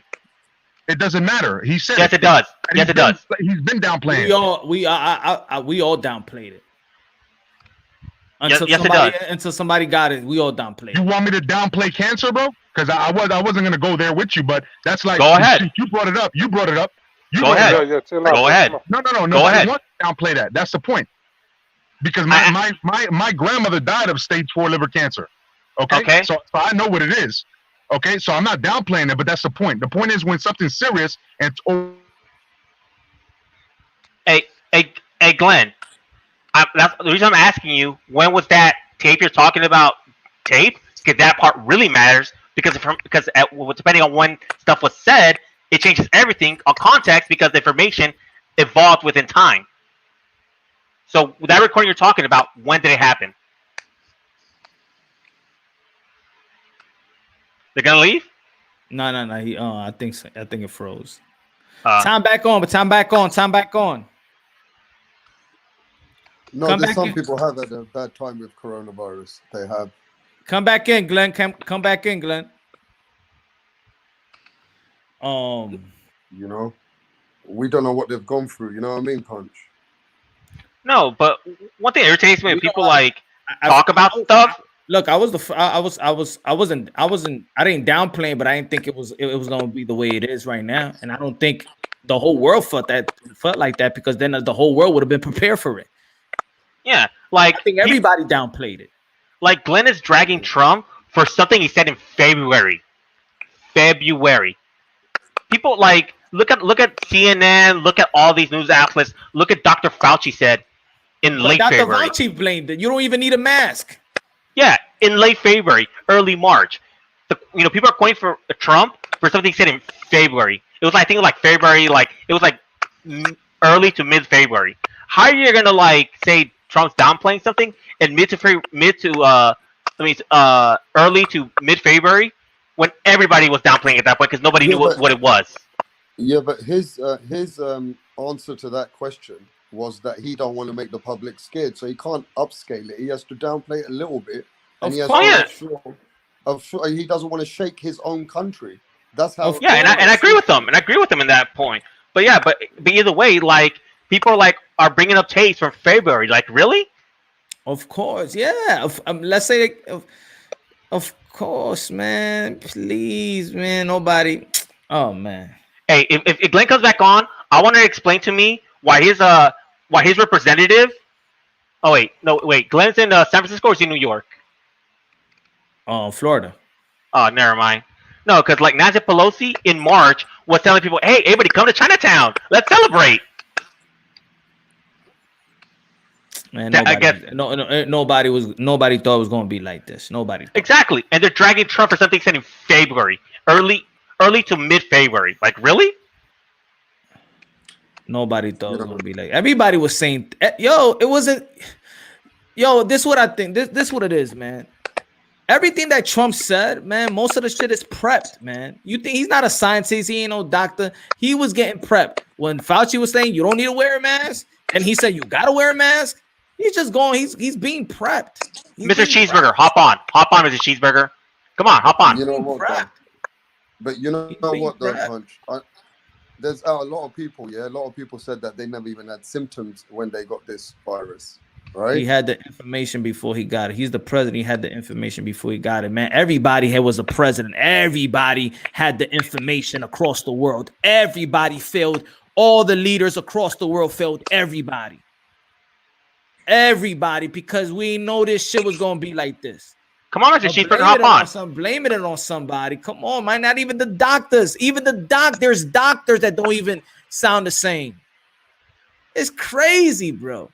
It's crazy, yo. I don't hate a man that much. I don't hate a man that much. The way people hate Trump, I don't hate a man that much, man. I'm not even close to hating anybody, not even my enemy, yo. I think people would actually really cause man harm. Like, he ain't that worth for the hate like that. Gosh, Lee, man. Wow. Hey, Punch, drop the link for Mr. Cheeseburger so he can hop on because obviously he has a very strong feelings, and I'll discuss this with him. Wow. Look, at the end of the day, right, you got people from both sides on this. You know, there's a lot of Trump supporters and there's a lot of non-Trump supporters. That's just the way it is. Yeah, but you know, as a support as a president, but wishing a man death and dying and laughing that he's sick, I never seen some. That's disgusting to me, bro. That's disgusting. Okay, let's just say this. Even if you had a flu, bro. Even if you had the flu, I won't make fun of it. Even if you have the flu. Right, you know why? You know why I agree with you? I just realized all the other presidents who got coronavirus, Twitter never blew off and made bad vibes on them and say I wish them dead. That's like Manny Pacquiao. He was what? He was on no.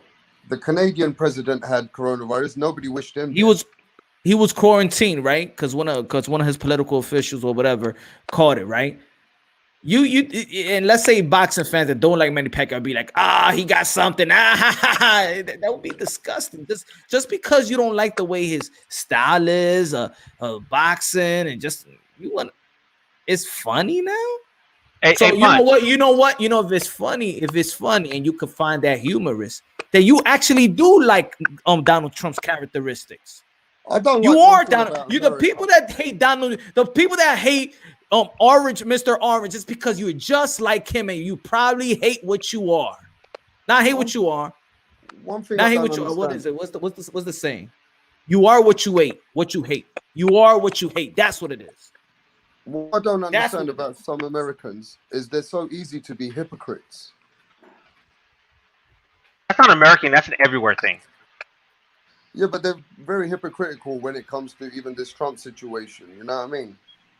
Tell me where they're not. Labor is just as bad. Labor was celebrating.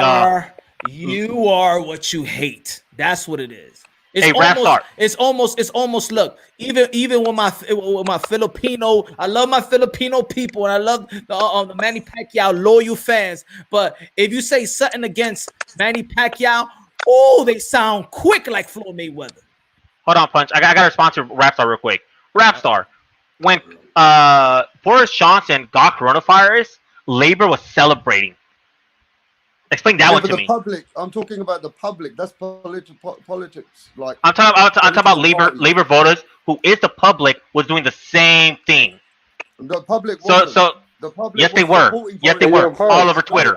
I can send you hundreds of videos. London was behind their president. They were standing outside making claps at 7 o'clock in the evening for him and making sure that he has a good recovery. There's hundreds of videos out there for Boris and I can show you and I can show you a bunch of tweets from labor supporters who were celebrating Boris Johnson getting corona. Yeah, that's just late. Yo, put me up to speed because I dropped off because I had a bad connection and I heard people were calling me out in the meantime.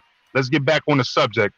Who the fuck? We on the same. With the gun, don't man. If you remember what you left off, because I don't think we far from it, but go ahead. Hold on. Rap. Finish what you were saying, and then Glenn. No, Major Key, carry on. Your situation is a bit more important because I never knew that you and your family got coronavirus. Sorry to hear that, brother. No, I appreciate that, man. I appreciate that. So everybody was talking about that it's fake. I had to talk to so many people to tell them about, yo, it's fake. Until one of their family members. I have a family member, my cousin in New York, that died from it.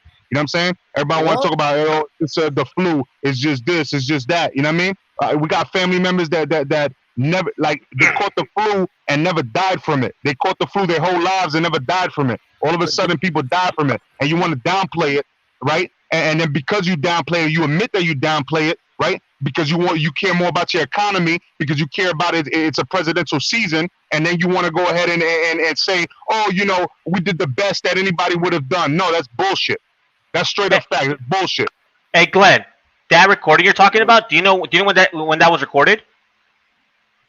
Okay, we already spoke about that, bro. But what is the facts? The facts is that he still downplayed it. I'm speaking facts. I'm speaking facts. Well, we're saying that everybody downplayed it. Back then when he said it. He's the commander-in-chief. Even the commander-in-chief. Yeah, but he's not a scientist and doctor. He's not a scientist, bro. He's only being prepped. He should have listened to the scientists. Oh, yeah, and the scientists and like Dr. Fauci said that you don't even have to. Climate change. But Dr. Fauci was a scientist and he said that you don't have to wear masks. He's prepped. He's getting prepped. He downplayed masks for a bunch of time too. The commander-in-chief don't know every single thing in the fucking world. He should know it though because he gets. No, he should not know it. He should not know. Hey, hold on. He shouldn't know the commander-in-chief. He shouldn't know who died in New York at 11 o'clock. He should know what they're briefing him on. All right, and when he's getting briefed, the guys that's briefing him switches up. Hold on, Punch. Let me get him real quick. They're briefing him, bro. They briefed the country on many multiple fucking channels. You know what I'm saying? They briefed the country because he doesn't listen to them. Hey, Glenn, are you saying that Trump should or should not listen to the scientists? I said he should. Okay, in February, when that recording you're talking about, they were saying coronavirus was like the flu. So we should have listened to him or not listened to him. Did you know? Let me give you a fun fact. Hey, hold up. I'm talking right now. Hold on. Yeah, you don't come in like that because we having a discussion. So when it comes down to it, a fun fact for you. In November of last year, I think it was November 24th, around that time, mid-November last year, they started in the United States. They started hiring people to be in charge of control disease managers in each state of the country. Did you know that? You can look it up right now. Citation needed. Why would they do Link that? it. Why would they do that? Link the story. Y'all can do it in the private chat, but then I have to fucking drop off again, and then y'all gonna be talking shit in the background. No, go ahead. Go ahead. Behind nobody's back, bro. Ain't nobody talking shit. We're not. I said time back on. Nah. Punch. You know, I'm not talking specifically about you because you know me and you could top it up all the time. Just relax, bro. Come on, everybody relax. Hey, so Glenn, you're saying I talk behind your back because once you dropped off, I changed the subject to somebody else. Did I say you? Then who else? It was only me and Punch. Or you're talking about Rapstar, who's like, was even talking about that? So who's talking behind your back? Well, whoever the fuck was talking about it, but y'all continue that I wasn't here. So you want to say something to me right now? I'm telling you what I'm telling you. Yeah. Tranquilo, Glenn. Yeah. Glenn, once you dropped off, I didn't know she had dropped off. But yeah, once we waited on you for you to come back. Yeah, I'm saying what I'm saying is this. Trump did a shitty fucking job. One of the worst in the fucking world. That's why we're banned by so many countries right now. Facts. Trump is the best president ever. Hey, but let me say this. Hold up. Let me say this, Glenn, to support you, man. In New Zealand, we had, we were briefed early, and we took the measures that were recommended. And for us, we didn't even have much of a problem. L Dog.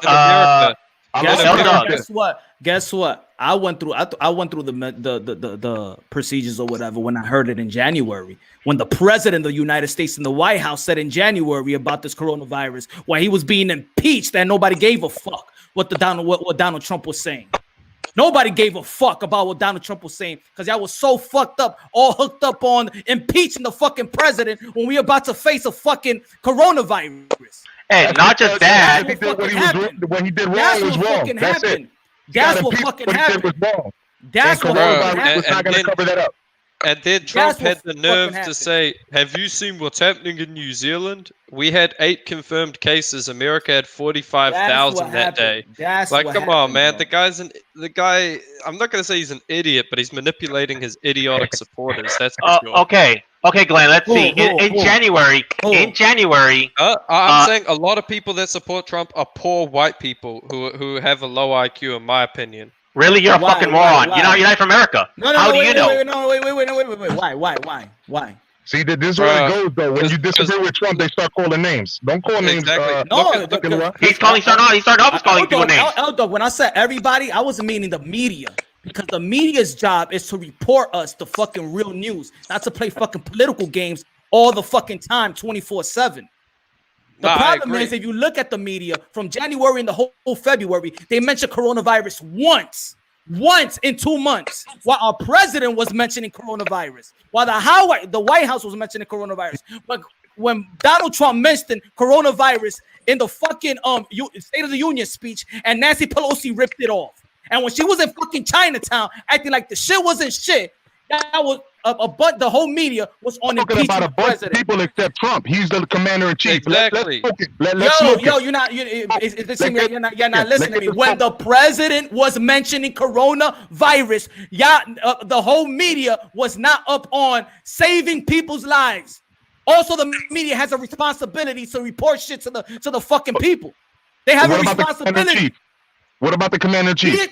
But that's what I'm saying. If I knew coronavirus from the commander in chief, why nobody else knew it? Because nobody wanted to listen to him. Why did he downplay it? Everybody playing into the media, and why did he downplay it? People don't listen for Donald Trump. Nobody listens. Why did he want to open the economy prematurely? If I ask everybody on the comment box right now, how many speeches y'all listen to? What happened after he opened the economy prematurely? What happened? Do you got any proof he's opening it prematurely? And give me proof. Citation needed. What the fuck do you mean? Did he open it prematurely? L dog. How many? That's stupid. Listen from front to back. Huh? How many Trump speeches you have listed from front to back, from beginning to finish? I listened to a lot in the 2016 elections. But how about 2017? How about 2018? 2017. Did you listen to Donald Trump's speech from front to back, from the beginning to the end yesterday? No, I didn't listen. Nobody does. That's the problem. That's the problem. Yo, in the comment box, name everybody right now in the comment box. Do you listen to every Donald Trump speech from beginning to end? Let's smoke in.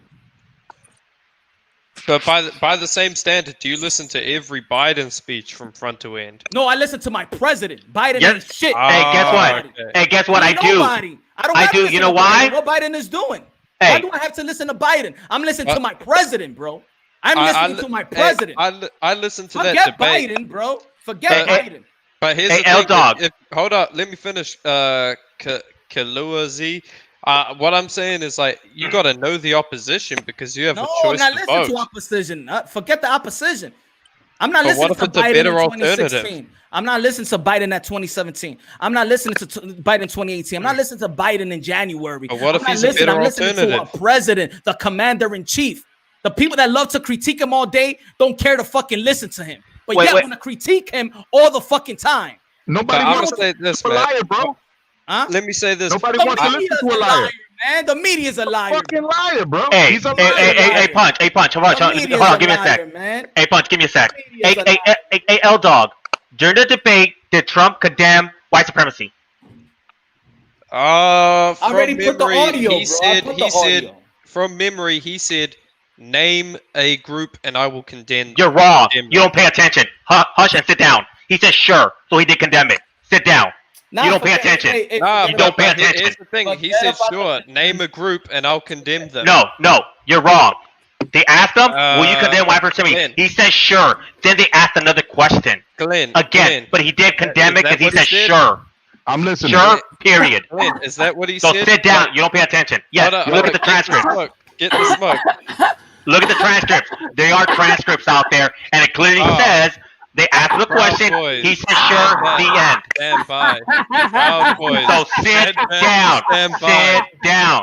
Guess what? The Proud Boys. The Proud Boys. You're a moron because they're Hispanics and blacks in the Proud Boys. You're a moron. See, you don't know shit. Go back to your country and shut the fuck up because you don't know shit. So shut the fuck up. Go back to your country. Go back to your piece of shit country because you don't know shit. And get out of American politics where you don't know shit. You're a fucking moron. Yes, a fucking moron. So shut the fuck up. Sit down. Sit down. Hey, what's good, bro? Chill out. What's good, bro? Yeah, that's fucked up. That you hopping around happy about that shit, bro. He's like disrespecting this dude and telling him to go back to his country. Fuck yeah, I'm gonna tell him that. He wants to be disrespectful. Hey, Glenn, whenever you hear me speak to someone like this, you don't hear me say, you know why he said? Because what he said himself first. He didn't want to get insulted. Don't insult other people. He said Trump supporters are nothing but broke white people. That's what he said. He said Donald Trump supporters. Say it again, Eldar. What do you think about that? He didn't start going. I said a lot of Trump. Hold up. Major key. Let me clarify this. I said a lot of Trump supporters are poor, low IQ white people. You didn't say a lot. You said Trump supporters were that. Oh, that's what you said. Wait, hold on. And you took over. You took over for him.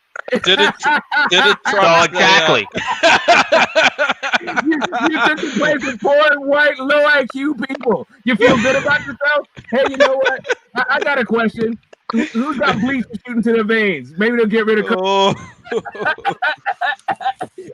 Hey, hold up. Apparently, Trump condemned white supremacy. You know why he got cooties? Because he was saying cooties don't exist. Now, you know what? Not only does he have cooties doesn't exist. He never said that. I have a thing. All right, so let me. He never said that. Let me just say just one thing, right? And no, he didn't say cooties don't exist. You're absolutely right. This is just me laughing, right? And this is laughing in a tragedy and a crisis because at a certain point you have to say something about poetic justice. And I'm not saying anything about the old people who we all have loved ones who are, 70, 60, 70, 80, 90 years old. And this has nothing to do with him being one of our senior citizens. And we love our senior citizens. But what this does have to do with people who deny science and then have reality bite them in the butt. And then we also have people who live on fast food. So if you're going to be a fat, obese fucker talking about how COVID doesn't exist, and then all of a sudden you get COVID, He didn't say that. Guess what happened? Citation needed. Citation needed. Guess what happened? During an election season, right after a debate where everybody's talking about you won because you've been talking about how COVID has been overblown, your whole crew comes down with COVID. You know what that means? We start fucking laughing. Exactly. Hey, Glenn. Hey, Smoke. Let me break this down for you. This is proof of a God. I've been married. I'm now on my second wife. We've been together for over a decade. I'm not going to say how many years. I probably already have. The first wife was good. That's glad she divorced your ass. Yeah. I got it. Yeah, no, we both living our best lives. Listen, divorce is a boon for people when you're in a relationship that don't work. Divorce is a blessing. But whatever. But you can get through divorce and still be toxic. That's a different subject for another day. All I'm saying to you is this. Right, my first wife, her mother and her sister were just diagnosed with COVID yesterday. Tested positive COVID. Hey, before this happened, like right around my birthday, but before the whole lockdown happened, I had my brother. He lost his wife. Right, and it was during weird circumstances where all of the symptoms that she had were consistent with COVID. But it was before people were started diagnosing COVID deaths. But it was right around that.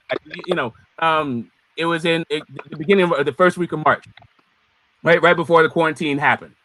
So when it comes down to what people have been saying about this disease, versus what the American people have been actually experiencing, it's been fucking ridiculous. So now to turn to fact as if Trump has been the canary in the coal mine, singing about COVID and locked it down. No, he hasn't been that guy. He hasn't been that guy at all. So let's not try to be revisionist historians. Let's just take the dude for what his word is. He's been denying COVID and he hasn't been denying, and I hope he's been trashing the World Health Organization. Commander, the reason why all of his get better, he will become stronger than ever. Because they've been because they haven't been social distancing and haven't been doing the protocols. Listen, hey, Smoke. I want to quickly say this. I want to quickly say this. It was Chris Wallace. Chris Wallace, he shook his hand. I'm almost done. At this point, what we do is we hope for the best so this guy doesn't actually lose his life behind his dumbass fucking beliefs that he's been propagating on the American people. That's not sincere, sir. That's not sincere. Laughing our ass off because we believe in justice. That's not sincere, sir. Let me say this. And respect the commander-in-chief, damn it. Let me say this real quick, man. We laugh at the fact that this guy now has now caught COVID, because I'm sure a lot of people caught COVID because it's funny, huh? It's funny. Let me say this, man. It's not looking good for Trump. 70+ years old and overweight. I mean, man. Comorbidity, they call it. Hey, Smoke. Hold on. Let me get Smoke real quick. We will pray that our president gets back healthy and safe, okay? Hey, hold on. Hey, hold on. Let me get Smoke. Hey, Smoke. We let you talk. Now let us talk. I'm all ears. Okay. Hey, Smoke. I don't want to hear that from a district that voted Nancy Pelosi, who in mid-March said, "Hey, everybody come to Chinatown and let's party in March." I don't hear anything about downplaying when you're having your elected representative telling everybody come to Chinatown to party. Right now, was Nancy Pelosi? Hold on. Let me say a fact though. Was Nancy Pelosi being briefed? No, I want to know what being briefed by the CDC. I like Chinatown. I partied a lot in Chinatown. What's your issue? But was Nancy Pelosi being briefed by the CDC like Trump was? No. Actually, she was. Actually,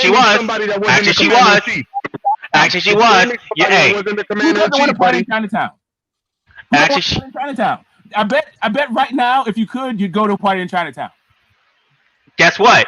You're dragging Trump for stuff he said before Pelosi came out and said, "Let's go party in Chinatown." And the same Pelosi who, when Trump, banned flight from China and Europe, called them racist. That witch. Cool. You know what? So far, Nancy Pelosi did not testify for COVID. Let me just break something. I keep saying the same thing. I don't play personality or party politics. I play policy. So why you guys keep going back and forth about the personalities in the party? Knock yourself out, guys. Don't block anybody. I'm looking at. If it's not personal or being very disrespectful, personally, don't block nobody. No, let me say this real quick. People, they call Trump racist, but a lot of racists actually call Trump racist. We know what he's about.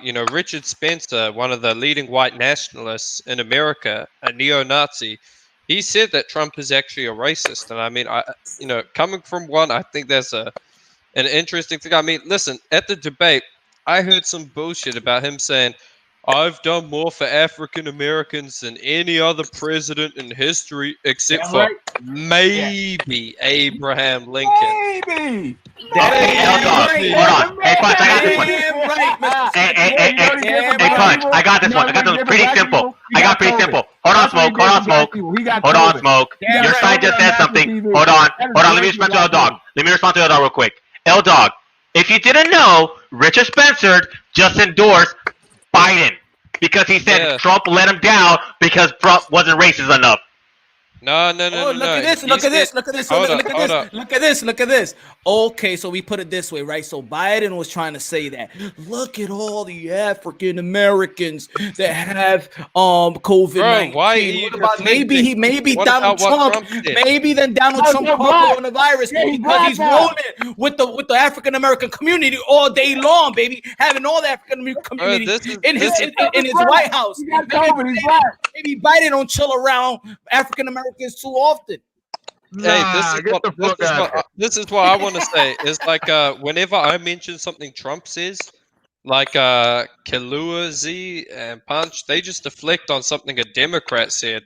Listen, I don't think either of these parties are any good, man. Yeah, That's like, true. Hey, You're a moron. You specifically brought up Richard Spencer. Yes, but hold on, Kalua. Hold on. Major key, I gotta get this in. If my phone dies, brother, if my phone dies, I'm just saying, if my phone dies because I'm 2%, don't think that I duck, because I'm gonna put that shit right back on the charger and I'm coming right back the fuck on. So don't think I ducked if my phone dies, okay? Because I'm here until my phone dies.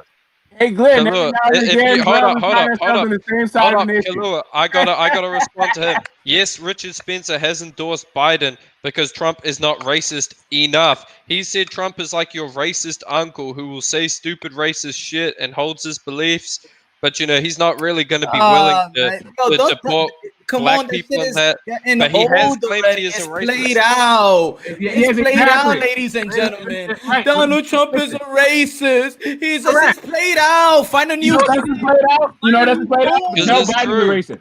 We know Joe Biden was a racist. Man, it doesn't Just stick. admit it, man. It doesn't stick. It doesn't stick. Admit it. I don't give a shit if he is. It doesn't stick. You know how good it sticks, bro. Punch? You know how good it sticks? You know how good it sticks? Is Joe Biden a racist? Is Joe Biden a racist? Is actually less racist than Trump? Is a racist. Totally. With a capital R.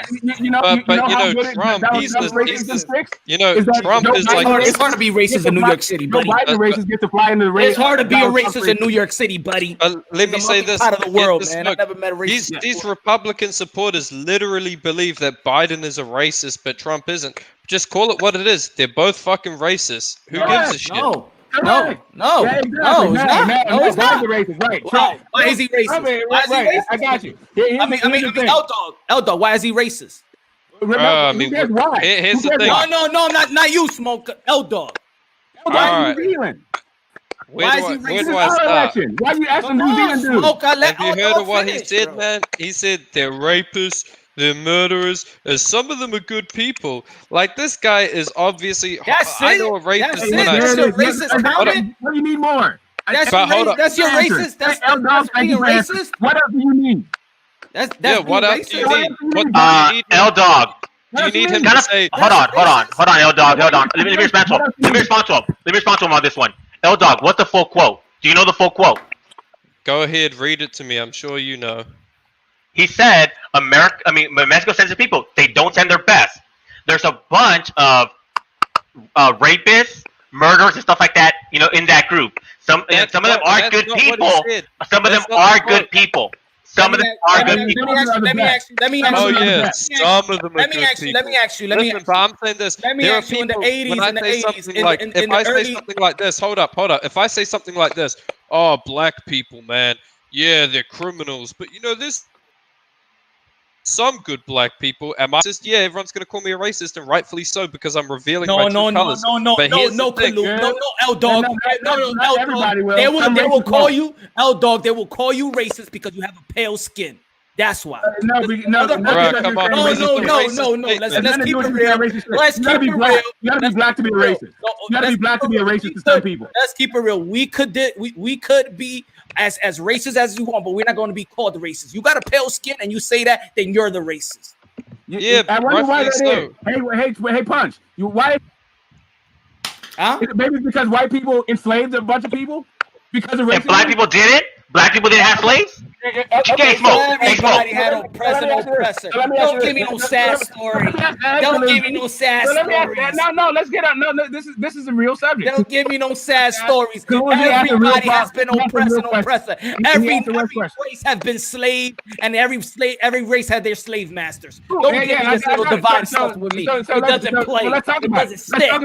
Let's talk about the African colonization of Europe. Let's talk about it. Let's talk about how Europeans franchise and a permanent underclass. Am I wrong? Let's talk about wrong or right. Hold on. Let me ask. Hey, Smoke. Answer me this. Answer me this. Hey, Smoke. Answer me one thing. Hey, Smoke. Answer me one thing. Answer me one thing, Smoke. Hey, answer me one thing. Hey, ask me one. Yeah, we'll talk about it. Answer me one thing. Smoke. Answer me one thing. Okay. Quick question. Quick question. Can the host give the question out? No. Hey, Punch, I'm about to shut Smoke. I'm about to shut him up with this one question. I'm about to shut him up with this one question. Hold on. So let me finish my question. You can put me down with your question. Hold on, Smoke. Hold on, Smoke. Let me ask you. Hold on, Smoke. Was it black people that came up with going nowhere, man? I'm and white people being on top? Was that black? Oh my God. Go ahead. No, was that black people? Was that black people who said there's 5 races and that white people on top? Was that black people or was that white people? Hey, Smoke. Oh, Smoke, you're complaining about slavery, right? Hey, Smoke. Hey, Smoke, complaining about slavery, right? That's what you're complaining about. Okay. Are there currently Smoke? Are there currently slaves in Africa being enslaved by black people? By black people? Okay. Are there currently slaves being enslaved by black people? In Africa, right now, to this day. It depends on how you define black. But I do know there's everybody being enslaved by everybody right now. Let me say this. White people are enslaving white people. Black people are enslaving black people. Arabs are enslaving black people. All of that shit is happening when it comes to slavery and human trafficking. It does not know any ethnic. Nobody has an ethnic monopoly on it. No, not at all. But we're not talking about that, right? We're talking about racism. But this is a tactic that racists do. I just want to know. And listen. Whenever someone is talking about racism, some of these guys, they will say like, "Oh, but look at what black people are doing. Look at what the black man is doing, bro. It's a racist." L dog. Tell me this. I'm saying. You saying Trump is racist. I'm saying he's not. Now I'm saying he is. Where are we gonna go? Where are we gonna go after that? You're gonna believe whatever you want to believe, and I'm gonna take whatever I want to take. So let's change the subject, because The Justice Department's 1973 lawsuit against Trump management focused on 39 properties in New York. Where's this? Hold up. Let me get to it. The government alleged that employees. That's old news. I'm from New York, bro. Hey, no, man. Hey, Punch. It ain't want nobody in welfare in the building, man. Hey, Punch. Hey, Punch. Trump not on welfare. Trump's not on welfare. That was the real reason. It's the welfare. He didn't want no welfare people in his building. That's it. Trump's not on welfare. That what? Trump's not on welfare. There's not corporate welfare that Trump's on. We talking about what LW? Poor people welfare is a problem, not corporate welfare. I don't know. I don't know what you're talking about. Corporate welfare. The fact that corporations can actually get money from the government and not pay taxes. That's not a problem. Well, at that time, he didn't want the welfare. He didn't want 10. What's the problem? It's his building. It's his building. It's his building in America. His building's in America. Who cares? I own it. I own it. Equal housing opportunity. I own it. I own it. If I don't want you in my store, you're not coming in. The only problem is you're in America, and to own that, you have to own it on American property, and that's American law. Hey, Punch, hold on. You know what's funny about, when they keep bringing that up? Opportunity Act, that means you cannot discriminate just because you own the building. No. Hey, Punch, hold on, Punch, let me get this. Hey, Punch, let me get this. First off, I think it's funny. And that was his daddy, okay? Hey, Punch, hold on. Here's 2 things. First off, I think it's funny keeping that up. You know why? Because they swear that Trump is wasting his time looking at applications. No, he hires a bunch of people, thousands of people who do this stuff. If one of those guys was racist, that's not on Trump. Because guess what? You hire people, you think they're going to do a good job, and if they don't, that is what it is. Second off, I don't hear anything. Hold on. Wow, I forgot what I was going to say. I was about to smoke right now. Right. So what, is it an employee that joined the KKK, or was it him? I don't know. All I know is that only links to KKK I've seen are the founders of the KKK, which are Democrats. I'm gonna become a member of the Proud Boys. Let me say this. The Proud Boys. What does that say? Killer said, "Oh wait, look, guys. There's there's Latino and black members of the Proud Boys. I'm pretty sure there's black members of the KKK as well. There's a word for people like that. Does that mean the KKK are not racist?" Like, come on, man. Hey, there's a black member of the KKK. They're not racist. I'm not the only thing, everybody just giving me feelings. That's what it is. Hey, L-Dog. T-Tone, I'm not backtracking. The only thing that people give me feelings. Well, hey, L-Dog. L Dog, he don't listen to Donald Trump. He doesn't. He don't listen to Donald Trump. Okay, No. You just go by what liberal media tells you. Let me ask you this. That's it. Hey, first of all, Mr. Bowman, hold on. I'm not going to fight the machine. I am not a liberal. I am not a liberal. If you ask me to fight the lead machine. I'm not a liberal. Do you listen to? I said a liberal. I said liberal media. Can I ask Punch a question? Hey, Punch. Listen to every speech the president gives from beginning to end, regardless of who's in office. So you listen to every. No. What I said. I listen to Donald Trump. Yes. Right. So this Donald Trump, not every president. Oh, I listened to Obama. Yeah, I listened to every. No, I didn't say this. But I asked if you listen to every speech Obama gave from beginning to end. Not most of it. Most of it. Most of it. I'm telling you, most of it. The one that you caught, you listened to as much as you fucking could stomach, and then if you had something better to do. No, I listened to it all. So let me ask you this: did you quit your job to listen to a president speaking? Did you stop working to listen to a guy speak from beginning to end? No, I'll check the replay. There's YouTube. Right? There's YouTube. Right. So you can't. So, but you have to know that the speech happened. What if the speech ain't on YouTube? But if you put it on YouTube, see, I always every speech. Do you think? Are you sure that every speech is on YouTube? Yeah, in S-Span, they always play the replays. Okay, no, you mean C-SPAN, but I get you. It's C-SPAN.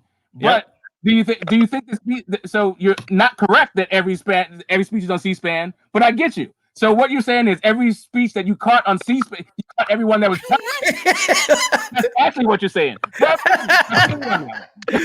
feel you. I'm with you. I'm trying to work with you here. So I'm working. Everyone that was on C-SPAN that you were aware of, you caught, and you the president, commander in chief is speaking. If the commander in chief is speaking, I'm going to listen. Okay, great, and for that, I find it commendable because not everybody does that, and not only that, what you need to have a functioning democracy is an informed and engaged citizenry. So I actually applaud it. I'm not hating. I'm just trying to gauge what it is you're talking about when you say, did you listen to Trump's speech from beginning to end, every single one? First off, these dudes have one speech that they say a million fucking times. So once you heard it once, you don't need to hear it a million other fucking times. Oh, what? Yeah, right. So that's it. He's looking for conversions, right? So for the on the fence, SSB's your guy. The only problem is SSB's in Canada, so it doesn't matter that you converted him. It's like me converting L Dog. He's New Zealand. He's a Trump supporter. Any support is good support. Any support that you get is good support. Damn it! I support that the old guy gets well.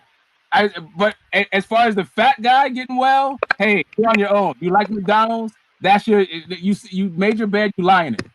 You want to say COVID? Oh, come on. No, you want to tell people to get disinfected to get rid of COVID? Fine. You catch COVID, you deal with it because a bunch of people don't worry. He's gonna deal with it. He's gonna be back. And after the 14 days, baby, it's rock and roll. Hey, Trump. Moonshine. Hey, Moonshine. Hey, hold on, Smoke. Let me talk. Hey, how you think GT Smoke would respond if I said, you know what? It's pretty funny how all these people who are overweight, have high blood pressure, high cholesterol, keep dying for COVID, and yet they cry racism because that's why so many black people die from racism, from COVID. But I guess that should be funny too, right? Wait. So are the black people that you're talking about saying COVID doesn't exist? Because I believe I would like. So here's the thing. Let me. Can I tell you a story? Can I just tell you a quick story? They're real fast. I had a friend of mine. A friend of mine told me a story about his friend. Right. So they had. Wait, hold on, Smoke. I'm tired of you saying stuff without a citation. Hold on, no. First off, give me a citation. You just said that Trump said COVID didn't exist. Give me a citation. One citation. I'm waiting. If not, shut up. Give me one citation. Give me a citation. I'm tired of you making false statements without a single citation. Give a citation. Yes, give me a citation where he said COVID does not exist. Give me a citation. Give me a citation. If you can't, shut up. Okay, first off, let's be nice here. Let's be nice I here. didn't say Calm Trump said down, that. all right? Yes, you did. Yes, you did. You said Trump's. You said, you know, at least you didn't say COVID doesn't exist. You said it many times. Give me a citation where Trump said that Trump. Yes, you did. Yes, you did. Yes, you did. Yes, you did. You clearly said that COVID does not exist. They said these black people say COVID does not exist. So now let me finish my story. First off, I said if black people said that. I didn't say that Trump said that. I said if black people said that. Insinuating that Trump did. Your insinuation is Trump did. So now let me finish And you have said in this chat that Trump said that. You have said that. So give me a citation. Funny, huh? Funny how you try to backtrack whenever you ask for a citation. You constantly say stuff which is false, and you can never back up your source. Start giving sources. Give sources. Your point after I'm done with my story, right? So my friend told me a story about his friend, and what they did. What happened was they. Good looking out, rap star. Good looking out, my brother. Yeah. Good looking out, man. I appreciate Oh my God, Rashid. Who remembers when Trump's attorney accused him of saying, "Tell me one country run by a black person that isn't a shithole"? Okay, cool. Right, I got you. So if those guys want to say Trump's not a racist, knock themselves out. I don't know what the hell they define as a racist. Apparently, it's just Democrats. But that's cool. Let me go with this. I just want to tell this story. I just want to tell this. Just get this story out real fast. A friend of mine told me a story about his friend. They ordered some pizzas, right? And what they decided that when the pizza delivery guy got there, they were going to play a practical joke on him, kidnap the dude, put him in his trunk, and drive around. So they did that. They hemmed the dude up. They got him in the trunk. They drove around for a while. Then they decided to let him out. What they didn't know was that the guy had a gun in his trunk. So when they popped the trunk, he shot the guy that put him in the trunk. Right? So my friend, the friend of the guys who put him in the trunk, was at the funeral, right? And he's sitting there mourning his friends, but also trying not to laugh because they did it to themselves. Everybody in that thing was black. So when it comes down to it, justice is justice. Louis. Listen, I'm gonna say this. This to me is proof that a God exists, you know, because Trump, man, it must be like some God at work right now, you know, just delivering justice. Too hard. He needed a break, man. Donald Trump works too hard, you know. He needed a break. He needed a 14-day quarantine. That's all. Hey, guess what? You know, this gonna help him depose anyways. Let him take a rest for the rest of his life. Bro, this is what. Hold on. Let me smoke, or you wishing no, I'm talking about rest in Mar-a-Lago. Let me say this. America needs him. What about when? Not my America, baby. The Messiah of America. Listen, I like breathing clean air and drinking clean water. I'm gonna keep telling you. I don't need this. His golf course, it has great water. You should eat great water. Yeah, because I have to have it. Do you want me to tell you what I spend on my filtration? What my water filtration system? Do you really want to know? Like, come on, bruh. Stop playing with me. Nah, I don't need this dude. I don't need this guy. Not at all. America needs him. And I am the best thing that ever happened since Abraham Lincoln for us color people. Get the fuck out. Okay, first off, you don't even consider yourself black. So I know that you try to. I said color. I know, but that's what Trump said. I consider a man of a son of God. Okay, a son of God. But you bear false witness all the time. So whatever. Anyway, what are you talking about, sir? But you just said black right now. Speak on it. Speak on it. Lying on your neighbor. I'm talking about lying on your neighbor.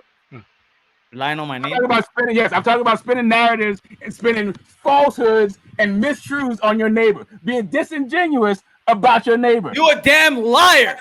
10 Commandments. Like, you a liar. I'm calling you out like that Republican to Obama. You're a liar.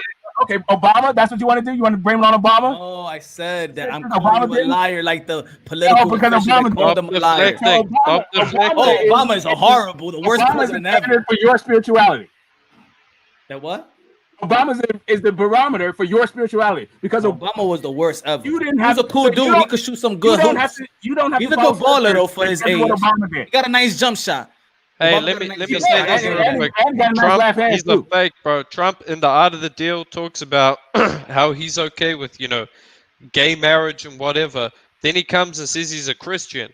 Bro, what are you on about, man? Hey! Do you ever heard of born again Christians? People have their Hold on.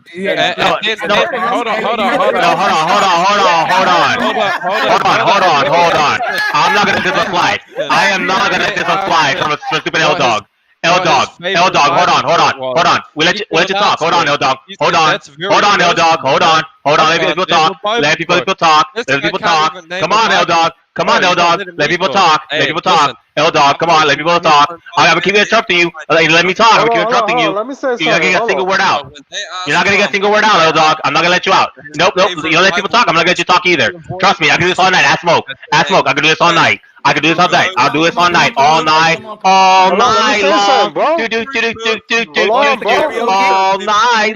Yes.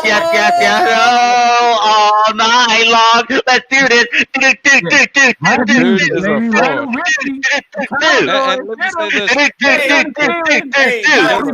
night long.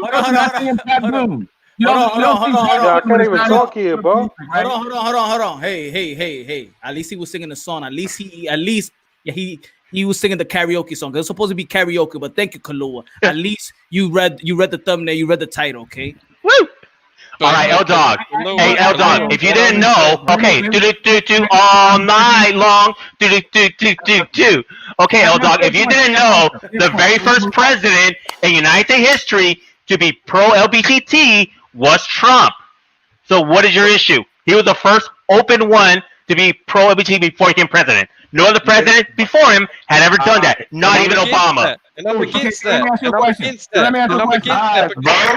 Oh, so you're a bigot? Okay, so now we know you're a bigot. Okay, you're done. Okay, sit down, Nazi. Sit down. You're a bigot. You just came out that you're a bigot. You're a bigot. I can't even get on, bro. All right, guys. All right. Let's bring. I'm a Christian. Hold on, guys. I believe in the Bible. Hold on. Let's Trump is the fake Christian. Let's start. We going everywhere. Mike Pence is the best. Will be the best president of all time. Mike Pence is a real one. He's too soft. Mike Pence. Nah. We need an alpha. Look, alpha. We need. Hold up. Yeah, Mike Pence, bro. Mike Pence. And let me say this. Punch. Let me finish this. Since I'm being accused of being a bigot, let me defend myself. I said this. I said hold up. Smoke. Hold up. Stay in your lane. Don't tell us what leaders we need. So here's the deal. We're just talking about what were you saying? What did you just saying that LGBT, that Trump is Mr. LGBT? Come on, I don't want to talk about that. How many of those alphabet people, as Dave Chappelle calls them, hilarious? How many of those alphabet people did Trump actually put in his administration? Oh, that's irrelevant. That part's irrelevant. He looked for the best person. Hold up. Since Kalua is accusing me of being a bigot, $40. Look, man. Hey, since Kalua is accusing me of being a bigot, let me defend myself real quick. What I said. You're a lefty. You're a lefty. If you're anti-LGBT, you're a bigot. So hush. I'm just going by your guys' rule. I'm going by your guys' rule. Okay, Mr. TDS? Hush. Hold on. Let me address this because he's calling me a bigot. That's a serious accusation. Hold on. That's a serious accusation. Let me say this. Hold on. I said Trump calls himself a Christian, but he goes against the word of God. I'm a real Christian, man. I stand against that, man. I stand against it. So you're a bigot. Okay, you're a bigot. Yeah. You're white. Okay, you're a bigot. So okay, so just keep proud to be a bigot. Just own it. Yes, wait. I'm doing what Trump should have done. Wait, dog. Hold on. I want to hear other people. Yo, Glenn, Guido, talk to me. I wanted to ask you, like, straight up, like, why you don't think Trump was racist when he said, "Oh, Mexicans are criminal and rapists"? Like, some I assume that they're good people. Why would you not think that he's racist? He didn't say all. He didn't say all. What? He said some Wait, people. That coming from his mouth, bro. That shit is coming from his own mouth. He never said all. He never said all. He never said all. He said it in his own damn speech. Citation needed. Tell me when he said all. Show me when he said all. You're not putting. And I want to say this. Hold on, Punch. Okay. So you're not putting let things. me say this real quick. Let me say this real quick. You're not not a putting racist things. statement. You're not putting things into Is context. this or is this not a racist Speaking of statement? catchphrase. Black people are criminals. I didn't say all black people, so I guess it's not a racist statement, right?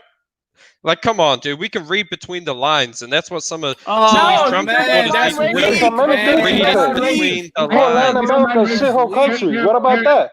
When he called all those Caribbeans a shithole country. You see, Why you go don't back say to that your about mud Norway? huts. He called Go back to your mud huts. And then on top of that, hold on. You see what it is? This is what it is. It's almost okay, Guido. You said he called all Latin American countries shithole country coming from his mouth, bro. I'm just saying, it wasn't the media. We call our own country shithole country. That's why we trying to leave Dominican Republic. That's why we trying to leave El Salvador. That's why we trying to leave Central America. Because we truly believe that all these poor countries are shithole countries. So you think only in Spanish countries are shithole then? No te haga, mi hermano, no te haga. No te haga. No, pero verdad, look. Oh my God, yo. We shit on our own country. No te haga, mi hermano, no te haga. He said it himself, though. I didn't say it. It was Trump that said it. What I'm saying is when a white man says that the shithole country is straight up racist. But if I say it's a shithole country, I'm not racist. That's the point.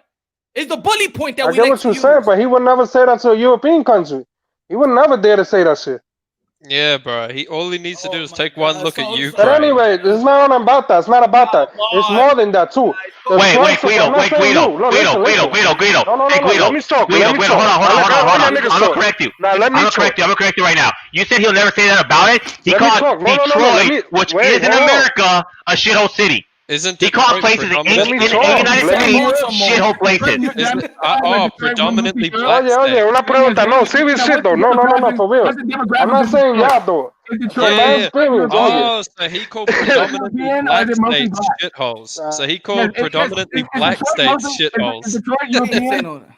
No, he calls democratically run places shitholes because they are. Because they are. Democratic places. California. Is California a shithole? Yo, Punch. Damn, man. I guess what? I live in a really good part of LA, and it's a shithole. It's a shithole. Wait. Yeah, let Glenn body these guys. Guido. Hold on, because he addressed Guido, then he addressed myself, and I let Guido talk. Yeah. I just want to say, I'm not saying you, Punch, and I'm not saying nobody in this panel, but I did have experience. No. No, I'm saying the Trump supporter. I'm having fun. I'm not saying you. Listen to me. I'm not saying you or nobody in the panel. But I did have experience of racist shit. But they said, "Oh, Latino need to go back to their shithole country." That's coming from a Trump supporter. And let me they say have this. Said it. I'm not saying you said that Trump shit. supporters I'm saying racist, this. What I'm saying that we're criminals. We bringing all the drugs. Some of them are good I'm people. saying, but that's what I mean, Guido. This is what I mean. Pero no solo blanquitos también, lo está diciendo racista. No, son pero racistas entre los hispanos. Ellos creen que todo el mundo is immigrant here. I'm not an immigrant. I'm not a fucking immigrant. No, but that's what I'm saying. Though, when you say, for example, about the drugs, we glorify it. We glorify it. You're not listening to what I'm trying to tell you, bro. I'm trying to say that coke, huh? Dominicans and Colombians, right? But if a white man says, "Oh, who's bringing all the drugs?" Dominicans and Colombians. No, pero se lo compra ellos mismos. Ellos mismos se lo compran. Ellos mismos se lo compran y lo compran. They go and buy us. That's the way, man. They like that shit. We know it's true. Guido. The government's corrupt in here. Hey, Guido. Let me address that real quick. Hold on. You keep interrupting. I was supposed to be the next person. You keep interrupting. Let them handle the conversation, or I'm gonna jump in. Because you need to shut the fuck up instead of like trying to tag team. Because no, hold on. Glenn, chill. We're talking, Glenn, chill. When somebody, Guido, this is what it is. I'm speaking in general, and you know it like I know it. We know, and I've been saying this throughout all my lives and whatever. We know our positives and we know our negatives. We know what we glorify. We know we don't glorify. But we do love using that power, that power to say somebody is racist because we got that power. I got that in my back pocket.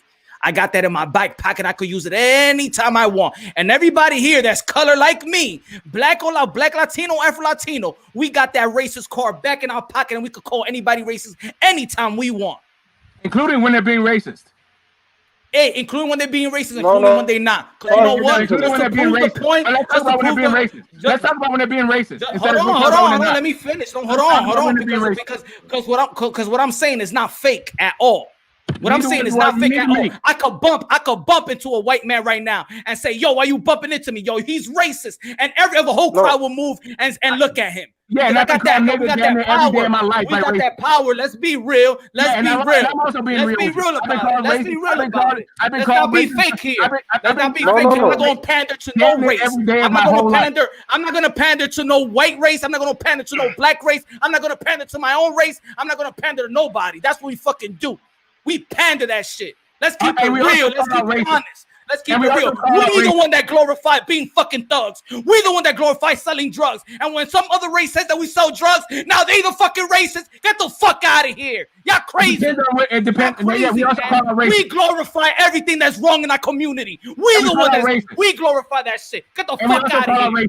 Then you want to blame the fucking white man all day. That's fucking straight up. Let me say something, man.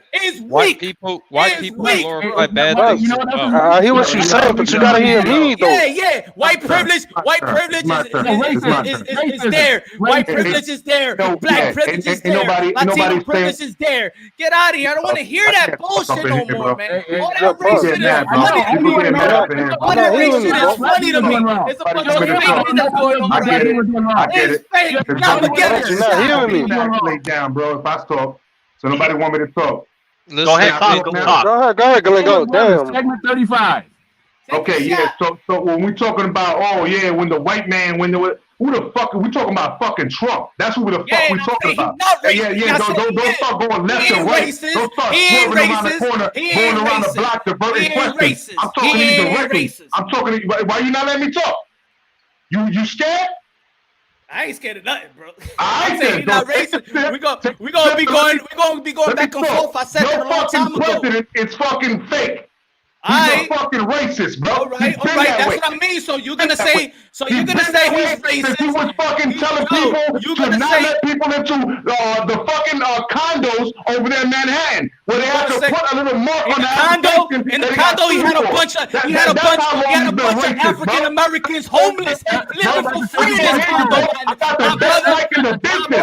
My brother, he had African American homeless people living in this condo. He got African Americans, homeless people living in this condo for free.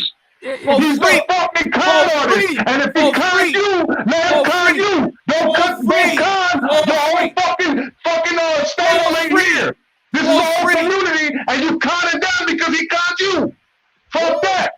Ain't nobody con me, my brother. My own people know what that cons me. My own people cons me.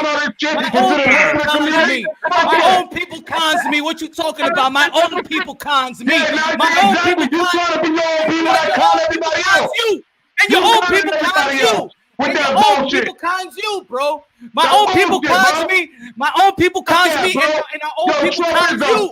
And he's a con artist, and now you let that yo, guys, relax, guys. Commercial break. Your own people cons you. Commercial break. Commercial break. Our own people cons me, and on your own people cons you. In this fucking airway, you hate post-Trump. In this fucking airway, you hate post-Trump. Our own people. Let me say this. Hold up. Yo, chill, relax. Everyone. Can we get some disinfectant? Let me just say this real quick. Everyone, take a deep breath, and let me say this, Kalua. Listen. Take a shot.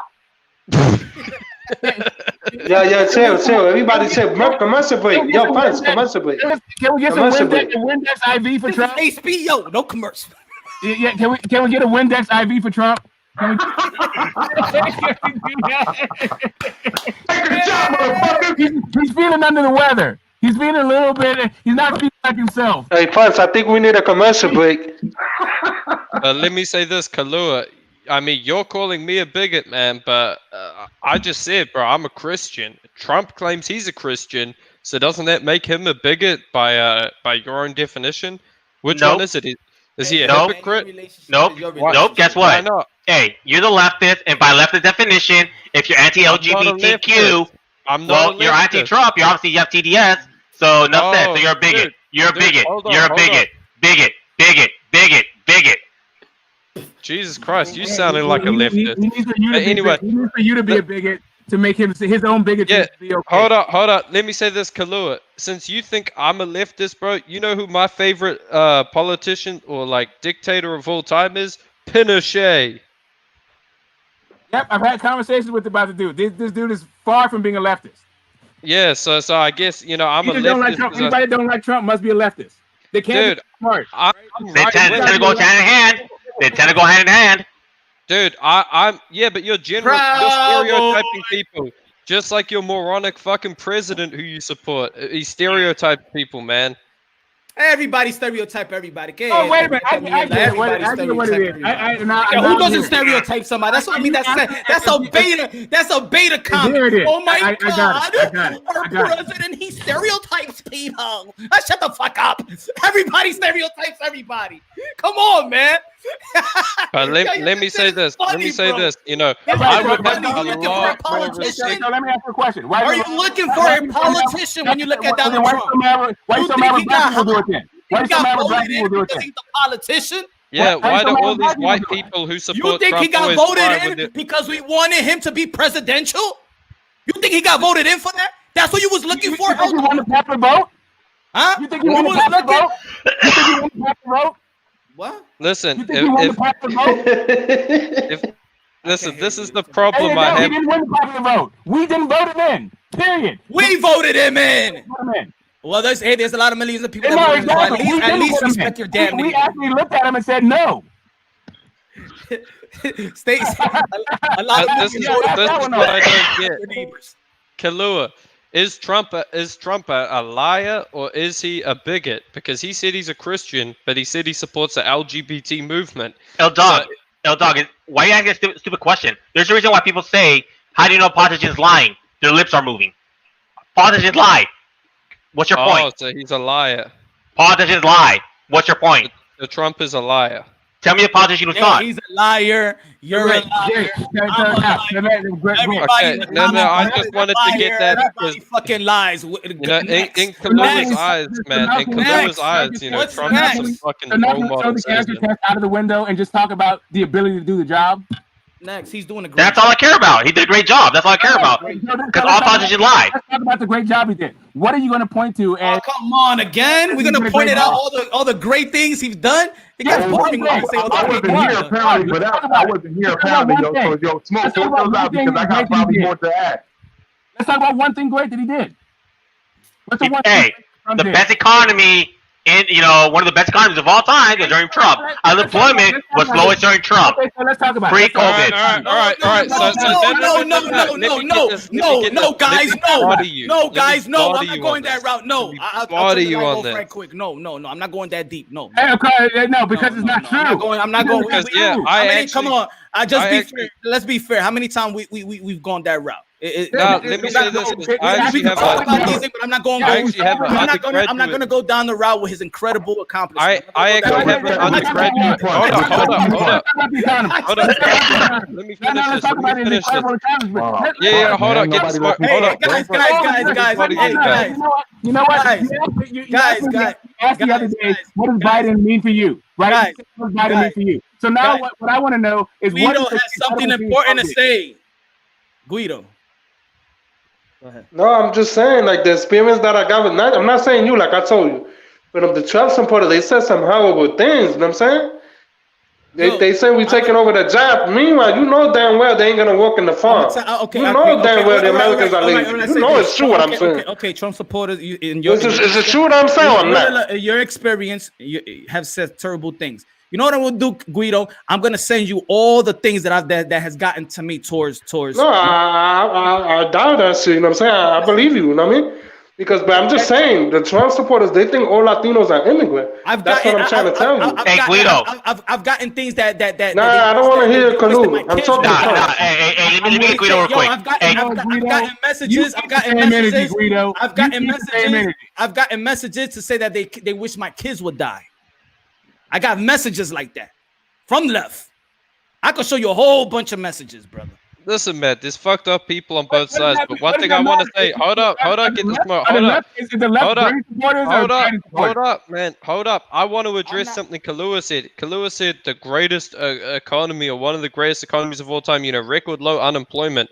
Since when is record low unemployment actually a good thing? There's something called non-accelerating rate of inflation. When you go below this unemployment level, all you get is more fucking inflation with no more growth. So what's the fucking point? Can we talk about the inflation numbers? Can we say? No, I don't want to go that route. Can we talk about? But that's what I'm saying. They talk about low unemployment. It gets boring. It puts people to sleep. It puts people. Okay, real fast. To sleep. Just a thing, just so everybody knows. So does anybody go to sleep? I'm telling you, let's go to the other route. Right? I got you. And I'm gonna pick up what you were saying, and we can go back to being entertaining and funny. And this is real fast. No, that's it. I'm gonna go. One thing. I'm gonna say one thing about unemployment, right? Real fast.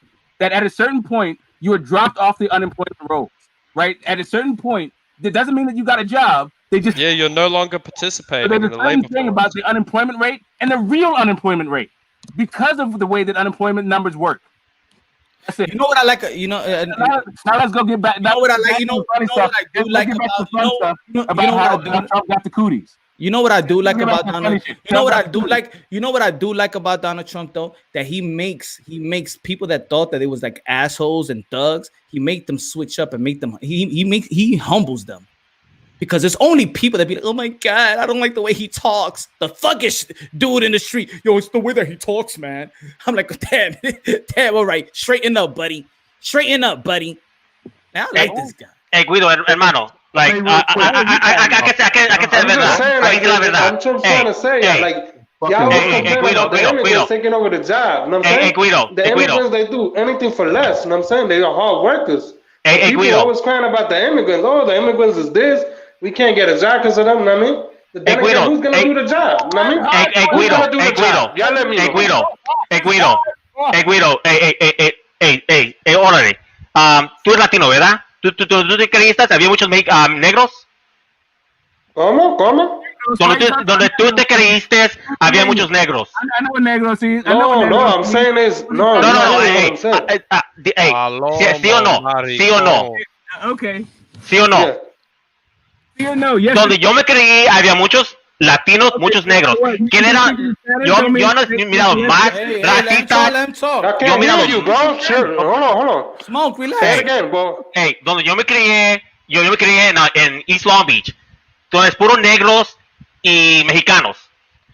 Yo criéndome me ha mirado tantos negros que odian mexicanos, diciendo que los mexicanos son los que roban el trabajo de los negros. ¿Y sabes qué? ¿Sabes qué?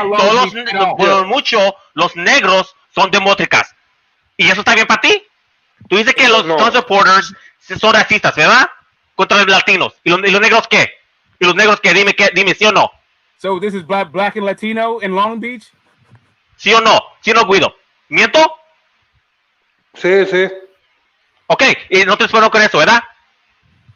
Pregúntalo otra vez, no está oyendo bien. Get the smoke. I need you to be quiet, because say it again.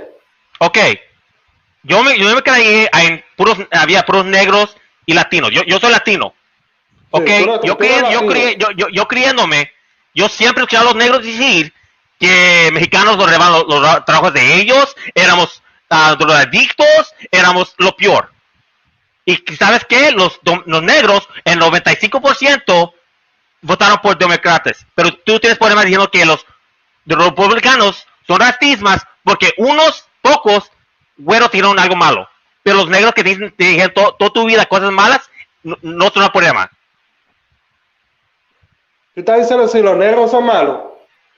¿O no estoy contigo cuando eras morro? ¿No te dijeron muchos chicos cuando eras chico? ¿Los negros siempre nos odian los mexicanos? Or tú crees no eran así? Kalua, you know, I help you out. This is what I was saying earlier. You know why? Because there is no such thing in our community if a black or Latinos are racist amongst each other. It's not a big story. It's not a big thing, but it is. But it's not. That's what I was saying to L Dog earlier. That it's only racist when a white man says something. That's it. So Donald Trump could say the same thing Guido, you, anybody could say. But if it's an L dog, hold on, L dog. If it's an L, this is something probably you got to learn about America, my brother.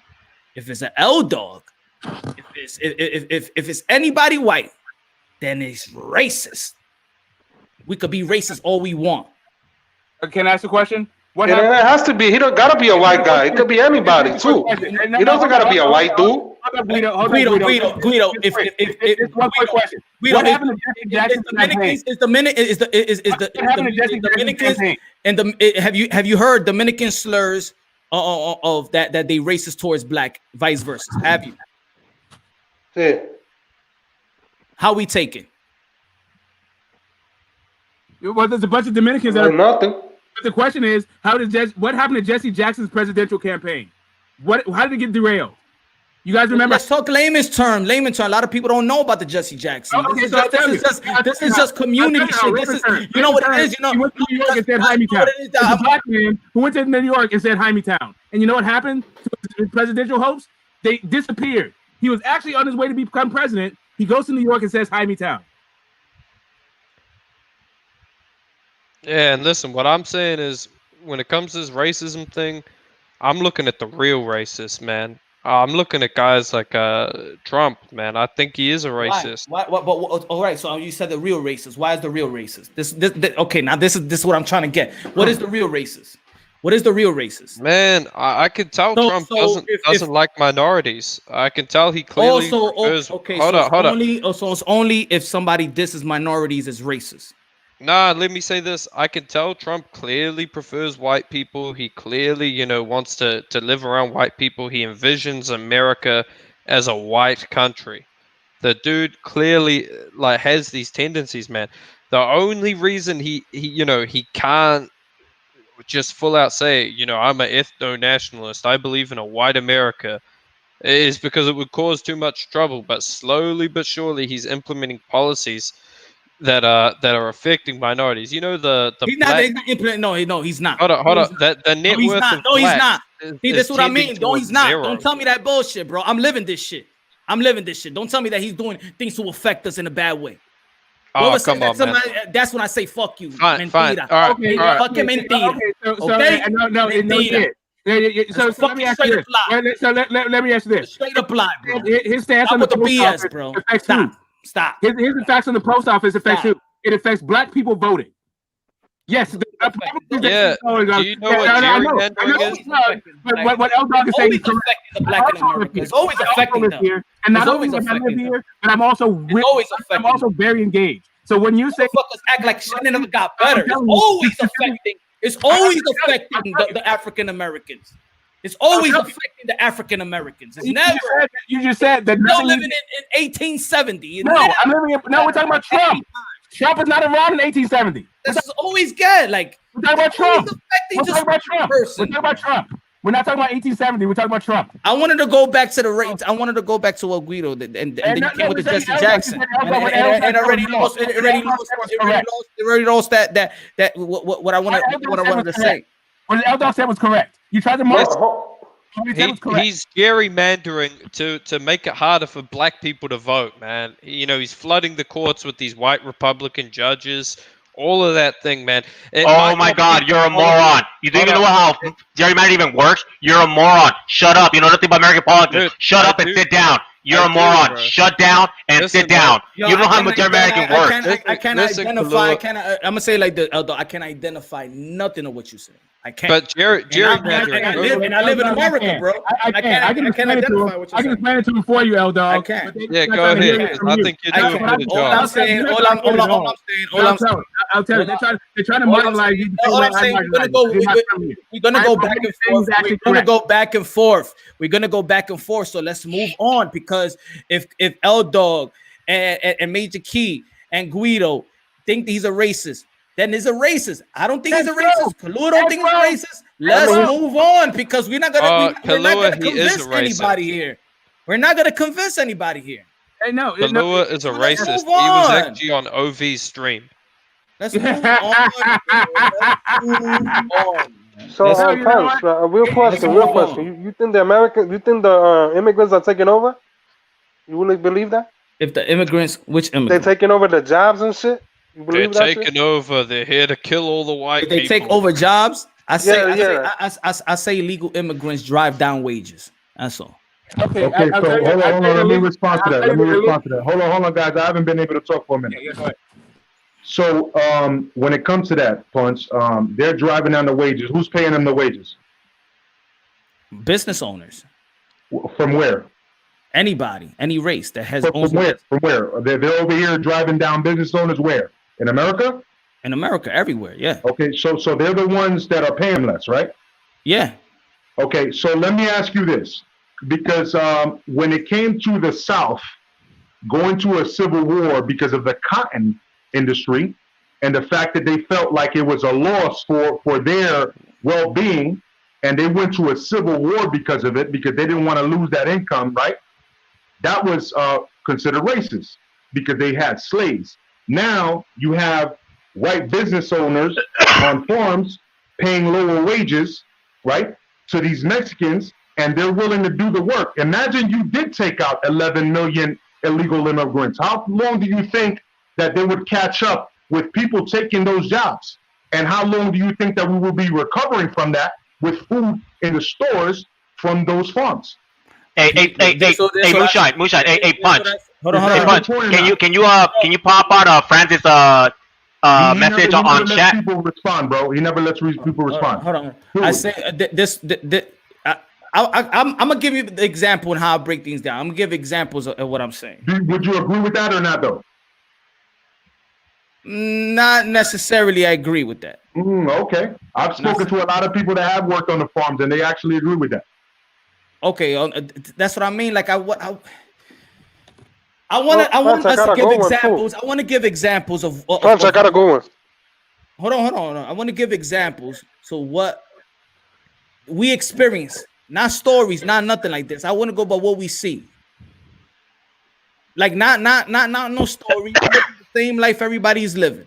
If Guido's from New York, hey, I'm from New York too. So if I say something about New York and me and Guido on something on different, and he don't understand me, then I feel like okay, then somebody's trying to be wrong.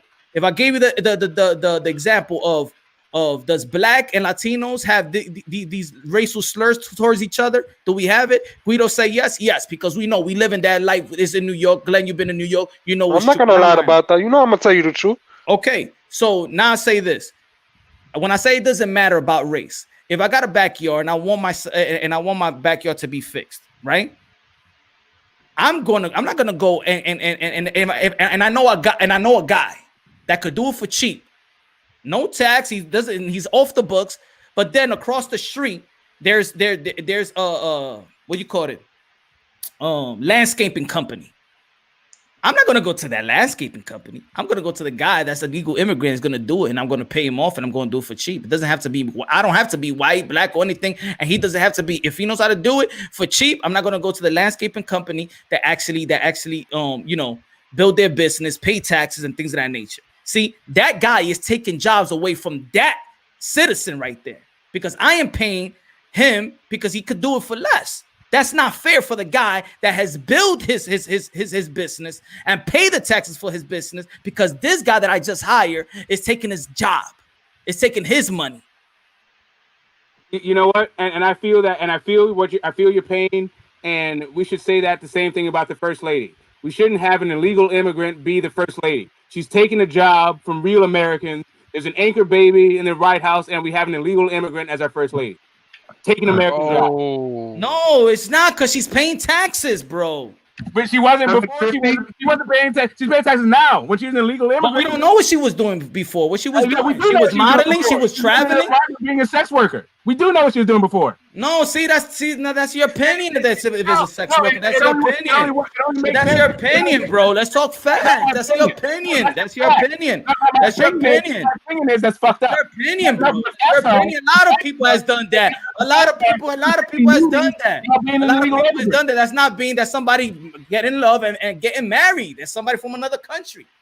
Okay, great. She not here trying to munch off legally. And you know what? That whole falling in love with that should be an American's job. That's it. Don't steal American horse money. I see. I said something legit right there. But y'all turned it into some clown shit. No, it's me. Clown It's around. me, but you don't let me talk. I'm good with clowning around. We're not gonna talk serious, so let's clown around. And no, I get it. No, I'm talking serious. I'm serious. What I'm saying is this: that actually illegal immigrants are from Europeans overstaying their visa, like Melania Trump.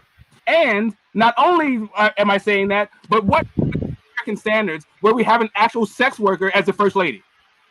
That's serious. All right, next. Hey, and what I want to say is Kalua, he's what I call a cuck-servative. He's like a conservative who's too afraid to be called a bigot and whatever. I'm not. People who support Trump, man. I'm not. You call me racist, you call me sexy, you call me whatever you want. I say sexy jokes all the time. I don't give a fuck. I'm not a cuck. You cuck. I mean, you're the one who was calling me a bigot. Well, because I thought you were a leftist, and leftists love to talk about bigots, so I just call them with whatever they is. But let me respond though, because you guys sound like rightists, right? There's leftists and there's rightists. If you want, I can put the cam right now and show you my identification card for voting, and I'm what's called NPA, which is no party affiliation. That's what you call an independent, no party affiliation. So every time that an extreme person talks to me and tries to make me look dumb because they're extreme, and then I'm just trying to give them the facts, they look stupid to me.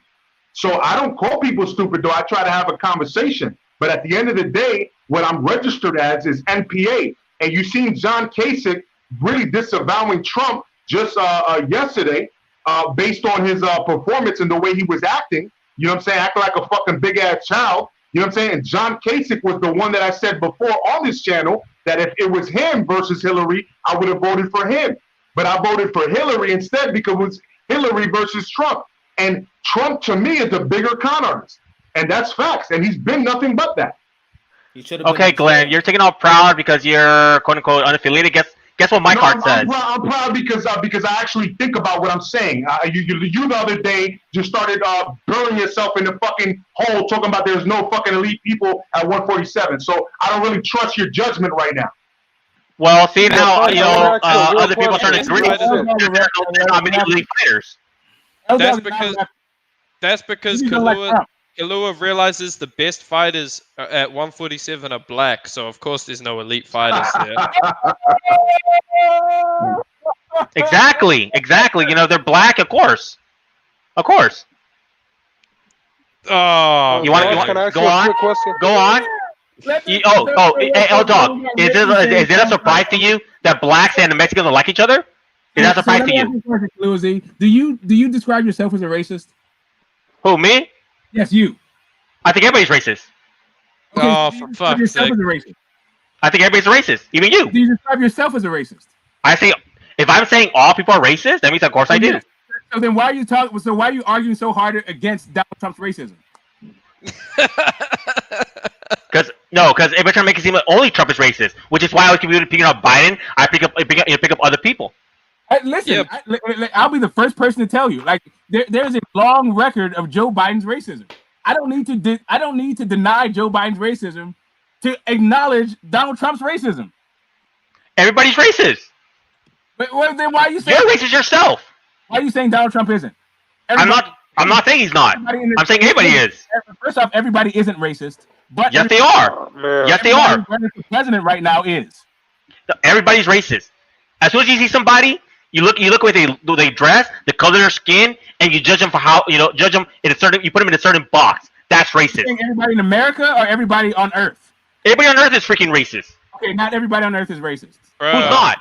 You're exposing yourself right now. You're exposing yourself. Exactly. Who's not? That's what I said, L-Dog. You're right about exposing yourself. Saying it right now.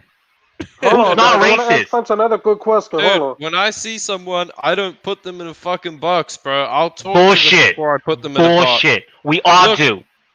No, hold up. How do you Like, only white liberals or only white people are trying to say, "Oh, I don't put people in boxes," when you know damn sure you do. We all do. If we're walking in the middle of the night and we see a thuggish looking person, we all like double look. Why? Because we're scared. Yeah, that's true, but it doesn't have to do with race. Oh, but you don't put him in a box, right? You just say you don't put him in a box. You just proved it. You just proved that you do. Racist.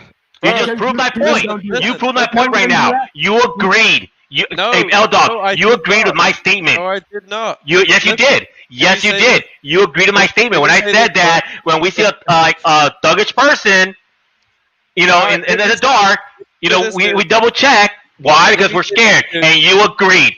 You put him in a box. Racist.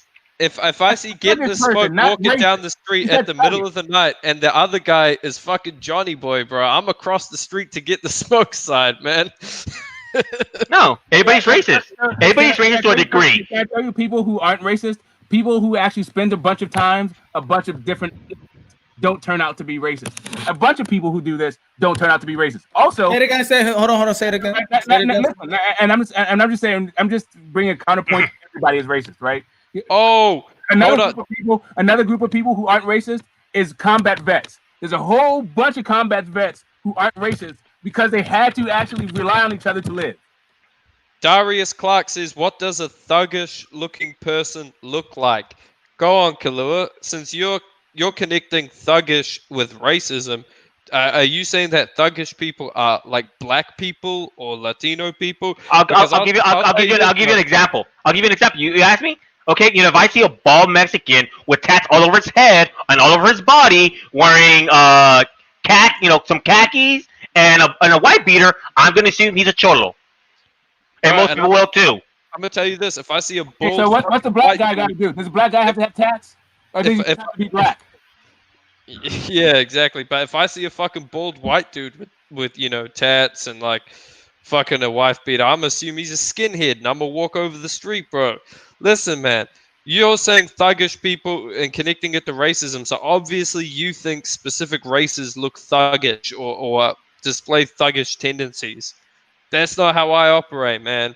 I look and I judge people by different things, man. You know, their age, their size, you know, whether they have tattoos, you know, more than just race, man. I'm not gonna fucking cross the street when I see a black person if the alternative is some dude who looks like a skinhead, for Christ's sakes, man. Hey, did I say a black person? No, I said a thuggish looking person.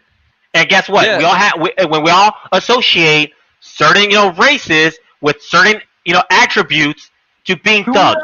Do we all do that? Yes, we do. Do we all do that? Because I don't feel like I do that. L-Dog, hold on, L-Dog. You said that a guy that has that's a white guy that's bald is a skinhead?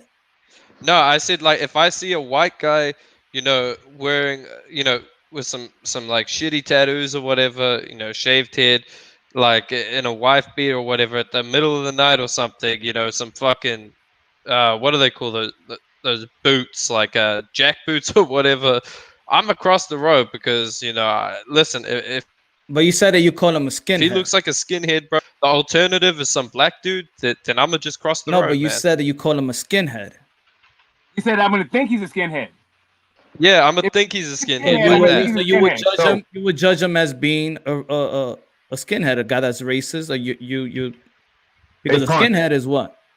Listen, I'm gonna say it's the same way I'll judge. Like, say someone is wearing a red shirt, like a, whatever, like a black dude wearing a red shirt at the middle of the night, like, and he looks like a young man, whatever, like, a specific look. That's what I'm saying. We don't know he's a blood, but there's a chance he is. Just like we don't know the guy's a skinhead, but there's a pretty good indication that he is.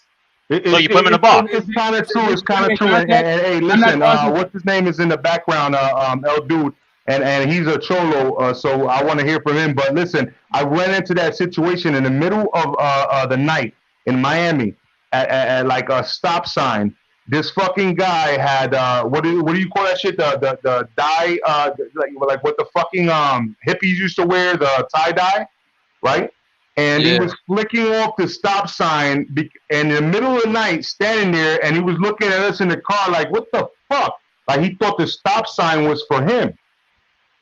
He was fucked up on acid, and he was there flicking off the sign, saying, "What the fuck?" and flicking it off, and he wouldn't move from that stop sign because he didn't want to get a ticket. And he was looking at us like, "You believe this shit?" Can I tell you and we were like fucking cracking up, bro. No, this is what I was saying. This is what I was saying earlier. This is what I was saying earlier. Let's say what Kalua said, and then Francis saying I was a cholo with tattoos and a wife beater, right? Is right. If Smoke would say, "Yo, this guy is a cholo," it's all right. You know what I'm saying? If a white guy says this guy is a cholo, they'll say the white guy is racist. I would never call somebody cholo. I don't even know what that is. No. Let me tell you. I'm giving the reality of society within our community. Right? Can I give another? And nobody could tell me that I'm lying. Okay, great. Can I give another reality? So I'm walking down the street, and can anybody tell me I'm lying though?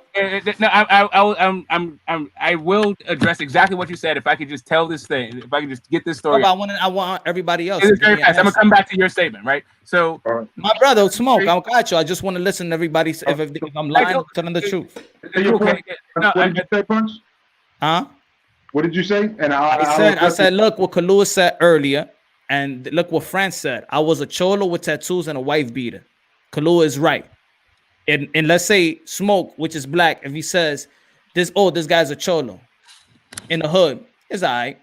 If a white guy says this guy's a cholo, they'll say that this guy is racist. If the white guy's from the hood, then it'd be all right too. Yeah, I think the bigger problem is more the Karens and the police holding official weight, where they actually believe that they're what they believe in. You know what I'm saying? Their discriminations mean that they could violate people's rights. That for me, that's what it means to me. And so everybody else will have to explain themselves. But for me, that's what it means. And for me, it's like, all right, just because you see somebody like that and you believe that's what it is, it doesn't matter because you're violating somebody else's constitutional rights. Oh, dude, see, that's what I mean. Like, y'all. I want to get this out real fast, man. It'll be fast. Dude, I never timed anybody out. Oh, dude, jump back on. I don't know who got a wrench. I don't know who's timing. Yo, don't time. That's what I mean. Yo, I'm about to take it off because a lot of people. Can I just say something real fast? Real fast. Just real fast. Dude, I never timed you on, my brother. You know you cool. So I'm walking down the street, right? And I'm walking down the street in Palo Alto, and I go by this guy, this white guy. He's walking with two white chicks on either side of him. And I walk by of him. And the dude calls me. He drops an N-bomb on me, right? Just drops it a nigga, right? And this isn't a skinhead. This is just I don't need to cross the street, but this is walking on the same side of the street, just walking by the dude. I'm 6 years old. This is a grown ass fucking man.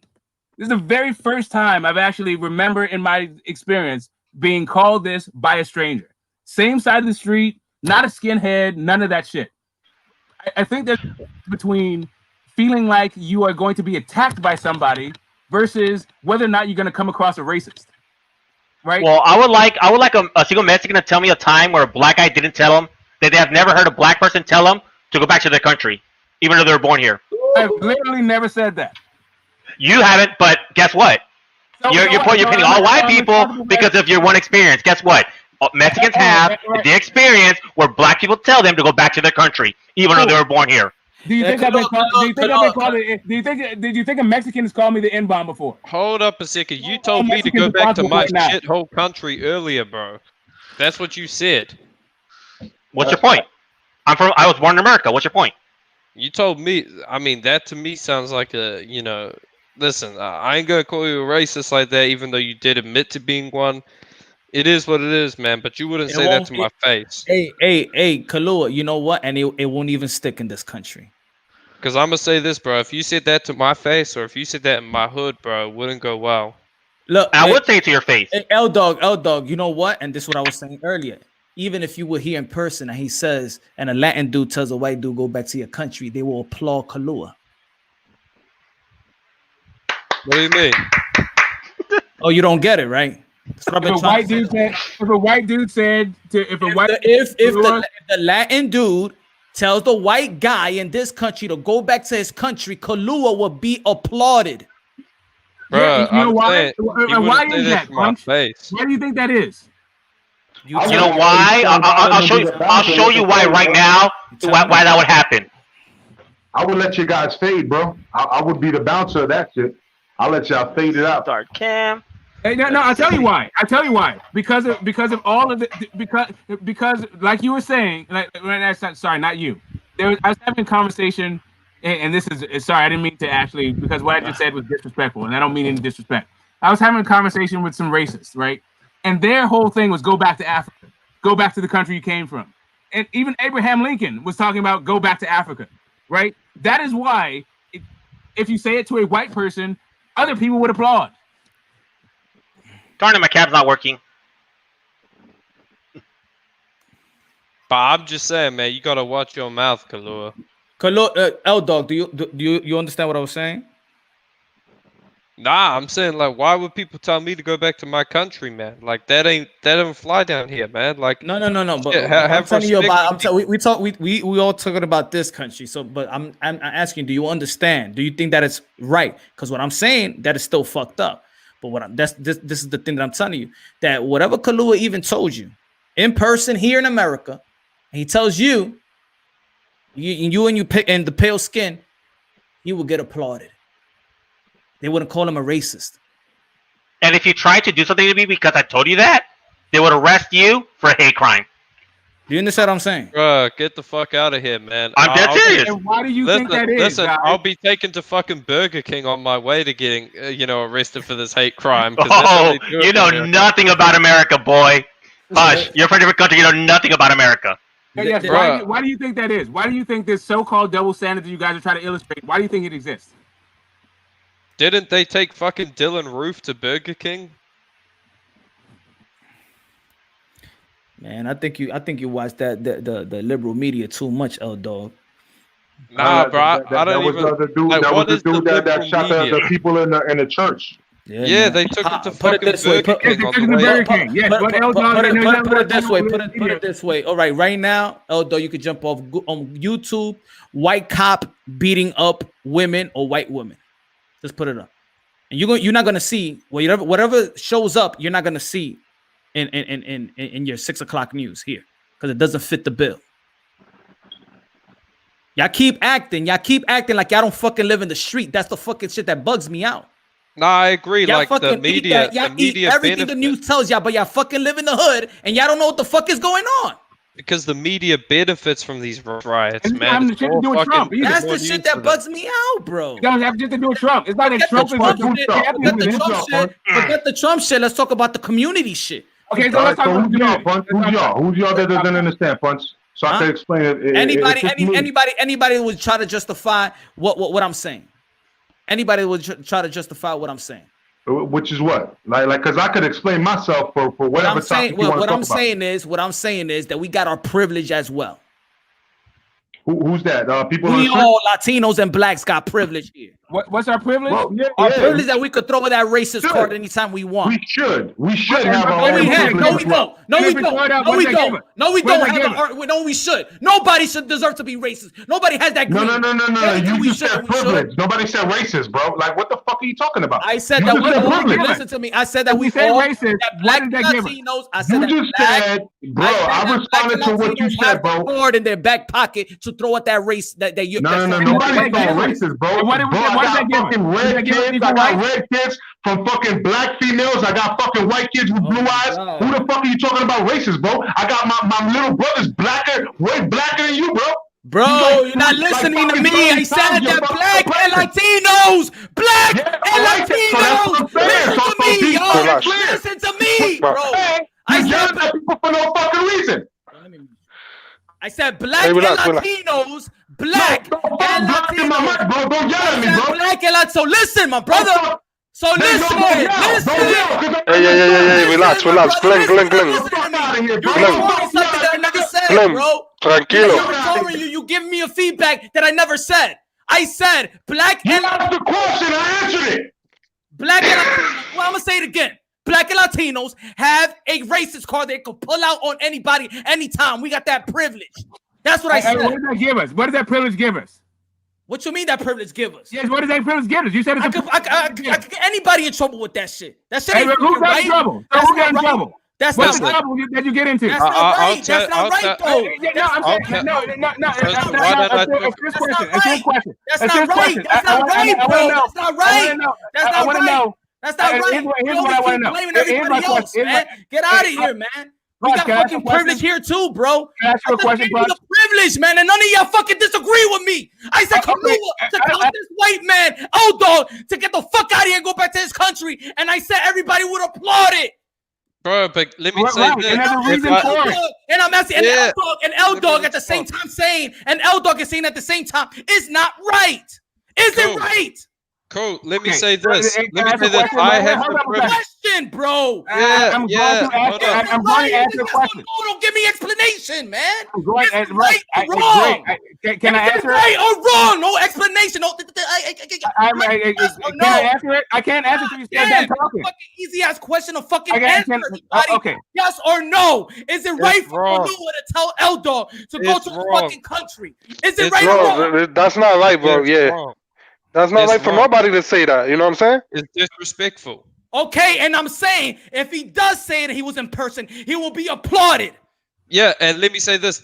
That is a minor problem. We have a problem. You have a problem in America where there are white people who shoot people, right? The cops come, pick them up just fine. There are black people walking down the street. The cops come and they shoot them for no apparent reason. Dog, it's not like that. They're lying to you, my brother. Okay, yeah, but it is like that. But it is like that. But anyway, but it is like that. That's a flat out lie, bro. Anyway, but it is like that. Flat out lie.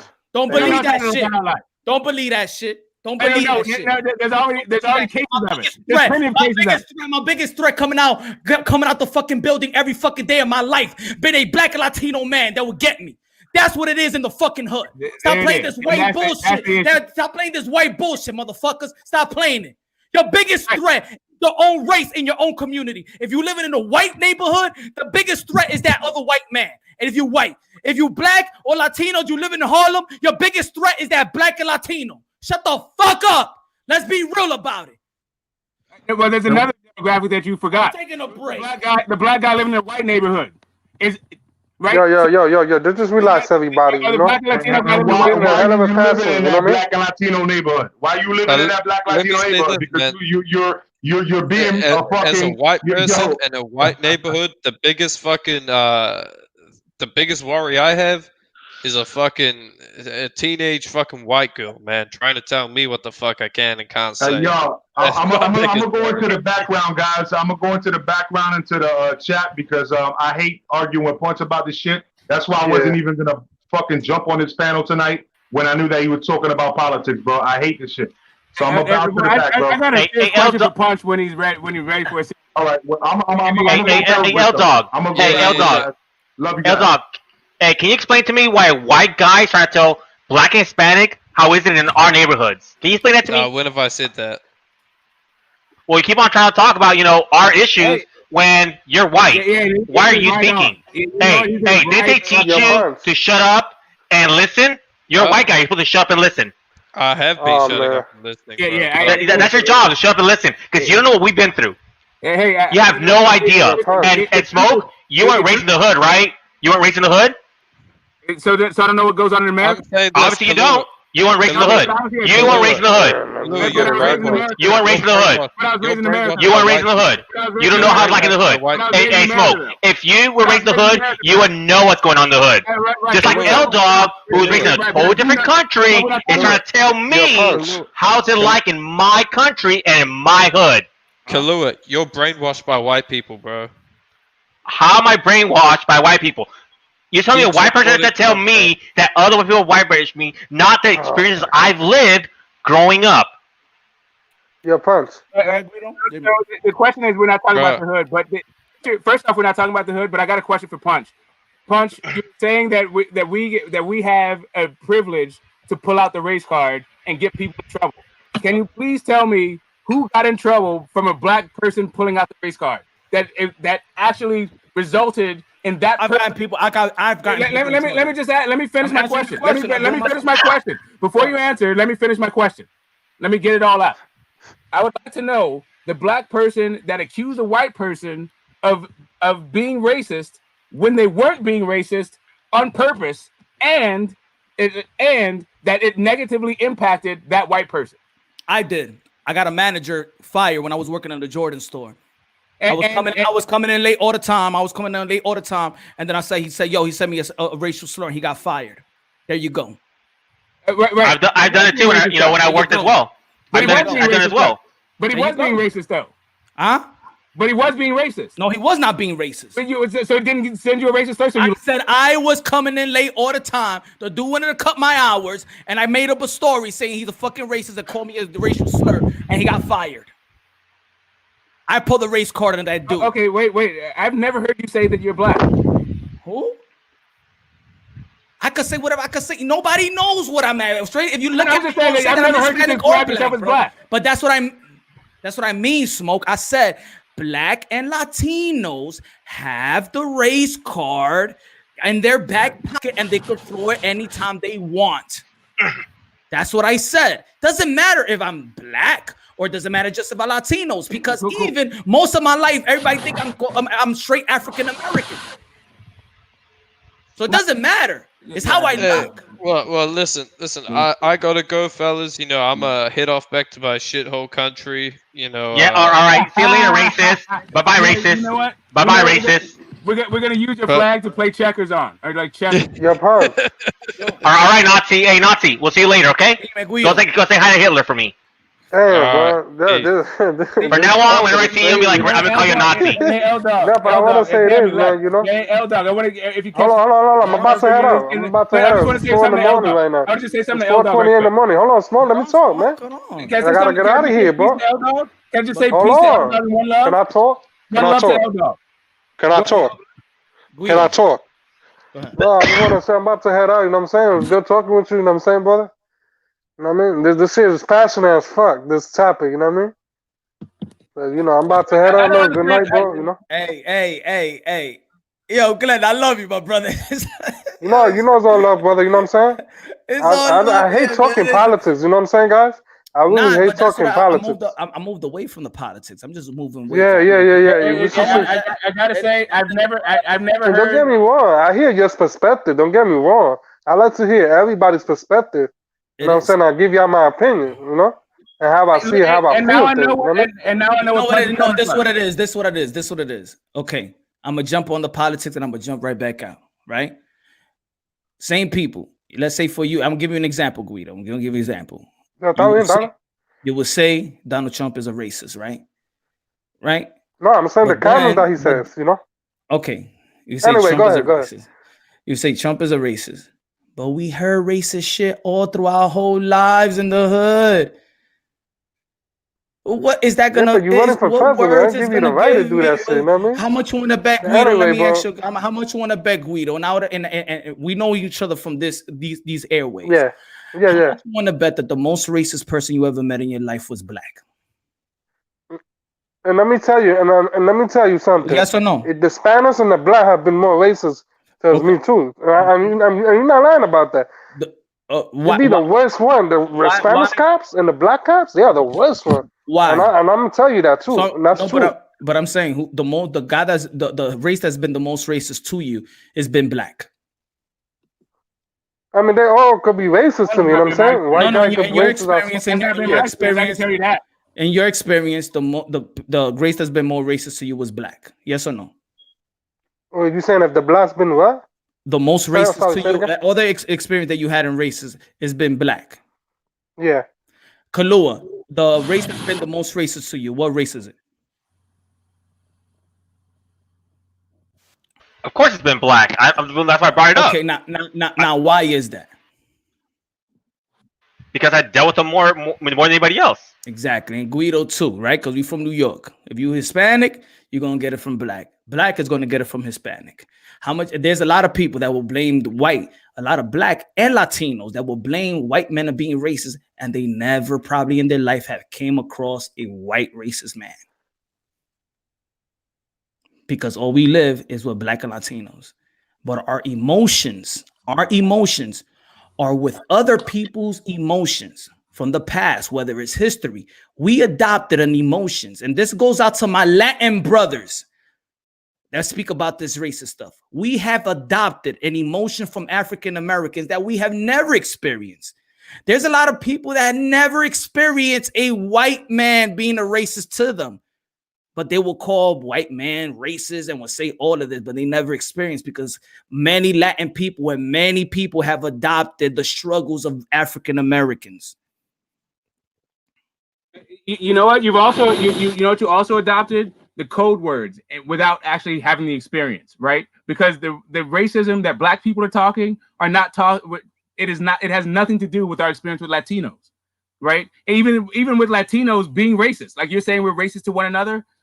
The issue that black people have isn't whatever discrimination we come across with Latino people, because Latino people are not denying us from jobs, right? Neither are black people. Like, that's not the issue. The issue with the banking system or with the military or with church isn't black and Latinos. Sir, it is. Smoke. It is.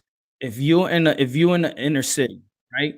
And let's say, I'm gonna say like this. I'm gonna talk to the perspective of New York, because I'm not gonna make believe that I've been in everywhere in the country. So I'm gonna give you my perspective. Y'all give me your experience. So in New York, in your inner cities, you have way more Latinos, owner, Arabic, Asians. You rarely have African American owners. You do not see African American supermarkets. You do not see African American clothes shops. You do not see African Americans. You barely restaurants. You barely see it. You barely see anything owned by African Americans. So a lot of, let's say, if you're a Dominican that owns your electronic shops or Arabic, they usually hire what they feel more comfortable their own. If you go to a Spanish restaurant, Malecon or Floridita, you're going to hire the Dominican women or the Puerto Rican women and stuff like that. When you go to a Spanish restaurant, you do not see black people working. When you go to a Chinese restaurant, you never see you might see the Mexican being the delivery boy, but you're going to see Chinese people. In the Jewish places, you're going to see the Jewish places. And the reason maybe why there's a lot of blacks that doesn't work a lot is because there's no real black ownership in the hoods and where I'm from in the community, so they can hire their own. Everyone hires their own. Yes, they will hire here, trickle there, but most of the time they hire their own. All right. So just from my experience, and admittedly, it's been a couple decades since I spent time in New York. I lived in New York 5 years, but it's been a while. But when I was there, what I noticed that was a little bit different from California was the actual amount of immigrants. There's like a real immigrant population that has been the lifeblood of New York. So while you may not get these, generational, like when you look at black people, even in New York, most of them are like Caribbean or Haitian or some other thing. Like for me, and that was just me being a black person in New York. What I found was that New York happens to be a city of immigrants, more so than anything else. Like, that is where all of these immigrants come together and they spend their first time. So I hear what you're saying about New York City, but when you talk about black people from America, it's a little bit different than in New York City, right? So you do see Jamaicans owning their own businesses. That's not African Americans, that's Jamaicans. Right. That's what I'm saying. But it's black people, but it's a different thing because you're looking at immigrants versus African Americans. African Americans in New York, for the most part, have been there for a while, so they have the more established jobs. They're not coming there to just open up a business. They're trying to be part of the actual economy, a part of the immigrant experience. The immigrant experience is to come here and open up a job. Open up a business. That's not the native experience. But also, there is a lot of in those corporate or whatever. There's Hispanics and there's everything else. Well, even the Africans, they will come here, open up their shops, but they're not gonna hire. They're gonna hire other Africans. And Jamaicans too, Punch. They don't like. Yes, and it's like that. So even when Kalua says that everybody is racist, if you look at certain things, if you look at New York City, it's a melting pot, but there are sections. Yeah, it's a people love their own because of how many immigrants there are in New York. And this is what it is. I think that people have a misconception. Just because you love your own culture and you love your own people, that's why I always stress that we're one race. But of course, it never sticks to anybody. So I got to play this race division shit. So, okay, the real thing is that most people feel comfortable with their own race. And if your race is established, you're going to be good. If you're from Poland and you got a Poland construction company, whoever comes from Poland could come straight into the Polish established company. If you Dominican and you got your bodega and you got your restaurant, you could tell a person, mira, fulano, Dominican, come to New York and we got a job straight for you. Yes, for African American, it's not like that. And then when African American don't get like established too much. That's the thing. So then look, so then when people are hiring, if you go to these restaurants and even the Arabics, they immigrants, they illegal immigrants, right? But they get the jobs that then you could give to African American, but I'm gonna pay this guy $5 to do it. And Punch, talking about the Arabics, right? They don't sell their stores to nobody unless it's their own people. You didn't know that, right? The Arabics do that. You're mixing up nationality and racism also. Like the fact that you're from the same country doesn't mean the fact that's a different thing. It's not like if Jamaicans were just hiring black people, then I'd get you. But Jamaicans are hiring Jamaicans. Haitians, it's not, but that's what I'm saying. I'm not saying that people sometimes confuse loving your own to being racist. Look, there's people that just want to date their own. I've asked Mexican people, right? And I'm like, yo, every time I always see y'all together, I rarely see y'all mix with anybody. I don't know how LA, but here, damn, Mexicans stick together. Mexican women, you love your Mexican men. Men, you love your Mexican woman, because I rarely see Mexicans with black or Mexicans with any other. Damn, y'all love y'all. Yeah. Hey, but I see Mexican dating Dominican women. What I'm saying is that people sometimes confuse loving your own to being racist, being comfortable just with your own to being racist. It's not racist when people love their own. Black people, when black says black power, black empowerment, it's us. I don't feel like they racist. If I see a Dominican be like Dominicano somos coño blah blah, it's Dominican all the way. I don't see as racist. So for me, even when I see a white person say white people, I'm proud of my race. I don't see it as racist, but most people will see them as racist. I don't know if anybody wants to go, but I just want to. And I think that's one. Everybody have the right to be proud of them, where they came from. You know what I mean? White people don't have the right to be proud. No, for me, they do. You know what I mean? Because everybody has the right to be proud. No, we do, but white people don't have. They don't have the opportunity to be proud of their race unless they're going to get called racist. I'll tell you why that is. There's a reason for that, but I just want to say just one thing. I am a Native American. I am from here. My parents are from here. My parents' parents, like generations, right? You can go back hundreds of years. You can find members of my family here in this country. But me personally, I've been an immigrant. I've lived in other countries, so I understand what it's like when I see American of any ethnicity when I'm in India or China or Belize or France or England. Like I get that. I get the whole idea of, we have a shared cultural identity that has nothing to do with ethnicity, right? So I get I get that part of it. The question is whether or not the country you're from is homogenous or is it multi-ethnic. A lot of people's countries don't have a lot of different ethnicities to them. So when they come, what they have, not only is it a national thing, but it's also an ethnic thing. And not only that, these are the only people that they know. They come to a country. When I was traveling around the world, my family didn't travel with me. I was there solo dolo. So when you see somebody who understands your reference points, you gravitate towards that. And that's true for anywhere. You feel alone, so you want community.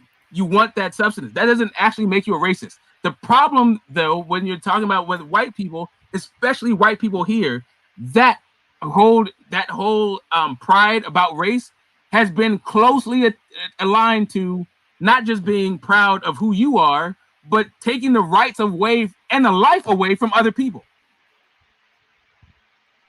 Yeah, I'm about to time out. It's 4:41 right now. All right, brother. Hold on. Just a good night, you know what I mean? Hey, Good Guido, night, answer Smoke. me Good this. night, everybody. Good night. Good night. Good looking out, Guido. Ya tú sabes, mano. No, what Ya tú sabes.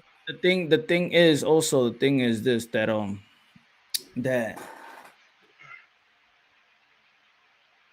I'm just piggybacking what I said is that I think people, it's so easy nowadays to call anybody racist. I don't find it it's right. But I also know that I have the luxury that I got this racist card in my pocket. So I never felt that there's a luxury, but I get that use it that way. But the issue is, regardless of the way that black or white or Latino or whomever else is using it, it doesn't take away from calling out real racism when you see it. Okay, but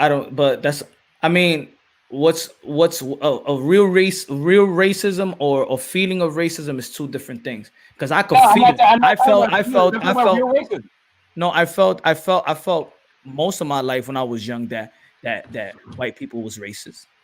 But no, I'm not talking about that. I'm talking about real racism. I'm not talking about how you feel. I'm not talking about how you. Okay, so I'm talking about actual racism. Like when you see a person who's actually racist, who says they're racist, or being racist, all of that shit.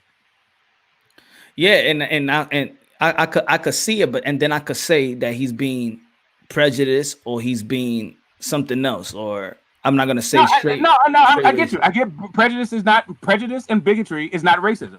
I'm literally talking about when someone is a racist, calling that out. Okay, define your term. Define your term, Smoke. Define your term. Define your term. A racist? Oh wait, yeah. Okay, I'll tell you one. A person who looks at a physical difference as a character trait and then thinks that there's a fundamental difference between human beings because of a physical character trait, and then thinks that other people with a character trait, a physical biological trait is better than somebody else because of a biological trait. We do it all the time, even in sports. People are cool, black people are racist, or Mexicans are lazy, or whatever the fuck it is. You can look at somebody and say, hey, you know what? That person looks like this, and that means that they are something else. When you look at somebody and say, because of how you look, that means that's who you are, generally, that's a racist. Okay, I'll give you a good example about this. Kevin, this is funny, Kulu. This is funny because I'm going. I got you, Kulu, but on this one. Okay. There's people that there's women, or the myth, black men hang, right? You know what I'm talking about, right?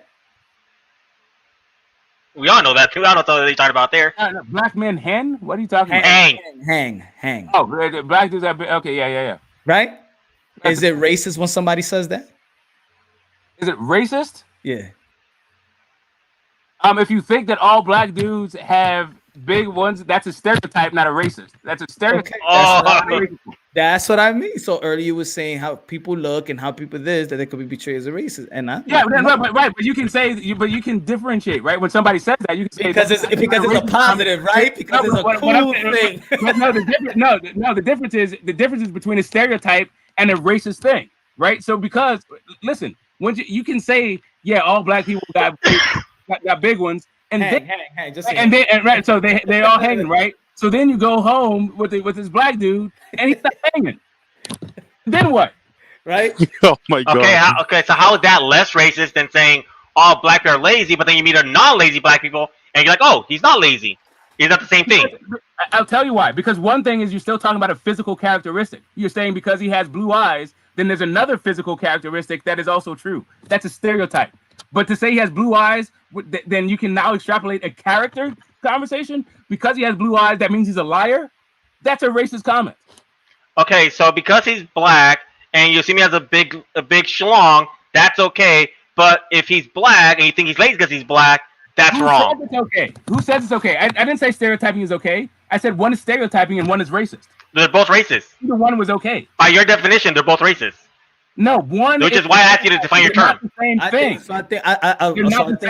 So I think that people will always want to confuse. Excuse me. What is it? Was it prejudice? What was it? Stereotype. Stereotype. People want to attach that to racism when it's just a stereotype. Yeah, and we all stereotype. Stereotyping is like stereotyping, good, bad. But stereotype, I think, is more about convenience, right? You're trying to cut down time. But that doesn't mean, like, if you say that a black dude is deceitful, that's racist. If you say a black dude is cool, that's a stereotype. So if it's negative, it's racist. If it's positive, it's a stereotype. That's what you're saying. You just described that exact scenario right now. I'm not saying either one of those things. Like, really, what I'm saying to you. No, you just said it right now. You clearly just said it right now. You gave both examples. You gave one, you gave one racist, which was, was a negative, but the positive was stereotype. Now, listen. Who said that being first off? From your own words. This is from your own words. First off, you are the one who's saying being cool is a positive. A lot of people think that being cool is fucking dumb, right? That the whole point is you are the one who creating this negative and positive. The issue is whether or not the thing that you're ascribing to this person has anything to do with the way that they look. This person said, Bible English, you guys need to define your terms based on existing theories. Racism is not difficult to define, but here's the problem. None of you study race, but all of you think that you are experts in race. Who said they didn't study? Like, what do you mean by studying race? Study race how? Bible English said this. Yes, I know, but what does he mean by studying race? He need to get on the panel. Yep. And first of all, that's the panel, buddy. There's a reason why I had Smoke define his term on racism. I'm like, okay, so define your racism. And from what I'm seeing, if it's a positive, it's a stereotype. If it's a negative, it's racist. Yes, but you're defining what is negative and positive, not me.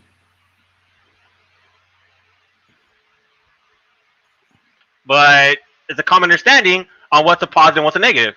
You say somebody's cool. You're using your understanding. The same race will take offense or somebody will glorify it. If I be like, yo, Dominicans be having that good Coke. They're the one that be bringing that Coke into the Northeast. If you're a Dominican from the street, you'd be like, ha ha. If you're a Dominican that has integrity and morals and be like, you're defining me, Dominicans, as Coke dealers. That's what we are. Just play baseball, play dominoes, and sell Coke. Yeah, like, so do you see if you see a white woman with a black dude, do you just think that she wants a dude with a big dick, or maybe she doesn't even like that, and maybe that dude don't even have one? Exactly. But it depends on also who's saying it. Then they get the race card pulled. Hey, here's the best example. If a black guy told us Smoke he was a nigga, he'll be fine with it. If a white guy called him a nigga, he'll have an issue. Nah, Smoke have a problem with it either way. But I understand. What you're trying to say, Kalua. But I know. Smoke. Just to let you know, just to straighten you out. My son can't do that. My family members can't do it. Nobody can do that to me, and it'd be okay.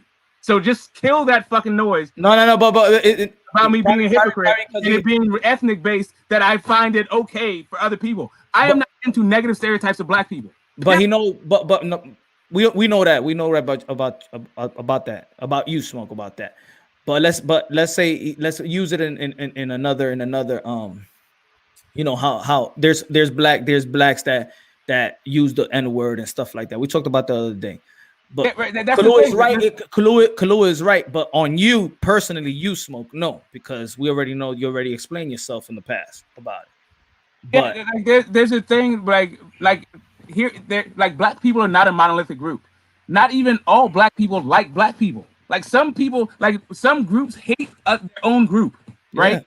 Yeah. That's just straight up. And some black people completely traffic in and try to live up to negative stereotypes of black people because the only thing they know about black people, because the examples that they have in their own life have been about those negative stereotypes. So it actually reinforces it, right? So when we say that in the early 80s when Castro sent the Cubans, we know that he sent the worst, right?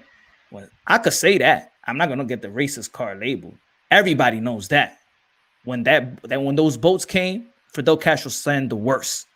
Now, if somebody says, let's say Trump, let's say him, that these guys send us their worst, he's a racist. But that necessarily don't have to be fake. It has happened before. The issue is that when Castro took over, there was a whole group of Cubans who got their property taken, and most of those Cubans became Republicans to get their property back. So the idea about who Castro sent is a different conversation to how many Cubans came over and why. Okay, Smoke, you're not Mexican, so you understand this, but my dad married into a family called the Quintero family. Anybody who's Mexican will know who they are. Guess what? When Trump says that Mexico doesn't send their best and that Mexicans bring in drugs, we take pride in it. So here's my deal. I don't think that Mexico is sending anybody. I think that there's a border that is now we now have a border in 2020, and we can talk about when these borders were drawn and how these borders got drawn. But we have these borders, right? The issue is, how have these people been actually living for thousands of years before this border was drawn? And that is what we're up against. We're up against human migration versus a brand new border. And we're making this ethnic based. And not only that, we're putting only this border, only the southern immigration as the problem with immigration in America, when there's a ton of illegal immigration and most of it doesn't come from our southern border and has nothing to do with the fact that the part of the border that the land that used to be theirs isn't theirs anymore. My boy, he was the mayor last year of Douglas County in Arizona. He said it was a major border problem. He's a Democrat. He was one of those guys that was agreeing. I'm not mad at the border problem, but you know what? There's also a border problem on the north. You just don't get that. Just like you were saying about racism only gets highlighted when it's white on black. Immigration only gets highlighted when it's Mexicans. Hey, Smoke. See, you know why? That's what it is. This what it is to make people to rebuke to go back at that. To go back at that, I will have to say things that I can't say. Just let's leave it like that. So so you good with that one? I'm gonna give you that, but I could easily reboot that. Hey, Smoke, you know why Trump says they don't send their best? Because I know a lot of high, ranking people from Mexico who have came here, legally, but go back. You know why? Because you make a lot of money, you'll stay in Mexico because you live like a king. While here, you may just be average or above average, which is why their best aren't coming over here. Only the people who aren't actually always have the best morals. There's a lot of hard people who come over, but also to say that Trump was wrong, that Mexico doesn't send their best, that's not wrong. That's definitely not wrong because their best is staying over there. So let me the same thing with every country's best. That's the same thing. Let me just finish. It's real fast, Glenn. You can cook. All right. I'll jump in right after. The reason why the best stay in their home countries is because they are the best and they have the best opportunities in their home countries. The only reason why you leave is because you don't have opportunities. Why would the best of a country have no opportunities unless that country failed somehow? And so to add on to that, right? So it's like when I'm gonna explain something real quick and give me a moment because it has to do with my family. So let's say you're rolling down the road and you in a nice ass car and you see a car with the hazards on and they're stuck on the side of the road. You see a road ranger or something. If you live in Florida, I don't know if they have road rangers around the United States, but road rangers down here, like they get paid to help cars on the side of the road. They're paid by the state of Florida. So you keep moving, you know what I'm saying? Then you get to Alabama and you see them run down houses and shit like that. Listen, my family in the islands, okay, the U.S. Virgin Islands and Puerto Rico, okay, they were actually part of the sugarcane business, the rum business, the politics, all that. My mother's aunt was U.S. Senator of the United States for the Virgin Islands for 12 years. She was voted back in. Okay, many times to be there for 12 years. So what my point is with that analogy is that, you get here, okay, because you see the opportunity. You look at other people here that don't realize the opportunity. You keep making adjustments until you become somebody that's part of the American dream. But then when you make it, they look at you like, hey, who the fuck is this? You know what I'm saying? Why are they here? You need to go back to your country. What country is that? It's part of the fucking United States. We're from here. So that's, you know, that's just, you know, because we have all these debates all the time about, you know, who can speak like what, who can, and when I came back on the live, I was hearing that, and I just have to say it like that, you know what I mean? Because I have cousins that have had yellow dreadlocks and dark dreadlocks, you know what I'm saying? So just to give you a peace of mind, like I have a cousin named Yellowman, you know what I'm saying? You know, who's doing life in jail in St. Croix. You know what I'm saying? A fucking gangster with yellow dreadlocks. Not saying that I'm proud of that, but I'm just giving you a perspective. So you have this guy, then you have another family member who was senator for 12 years. You know what I mean? You have another family member who's pitch black, O'Neill, okay, that owned one of the first main, hotels, you know, 5-star hotels in St. Croix. You know what I mean? This is my family. And then when I hear all this bullshit that, oh, you can't talk like this, you're not this, you're not that, you're not. I mean, come on, man. And you can't talk like this about politicians. Come on, man. Like this is all bullshit. Anybody could give their perspective. It's freedom of speech.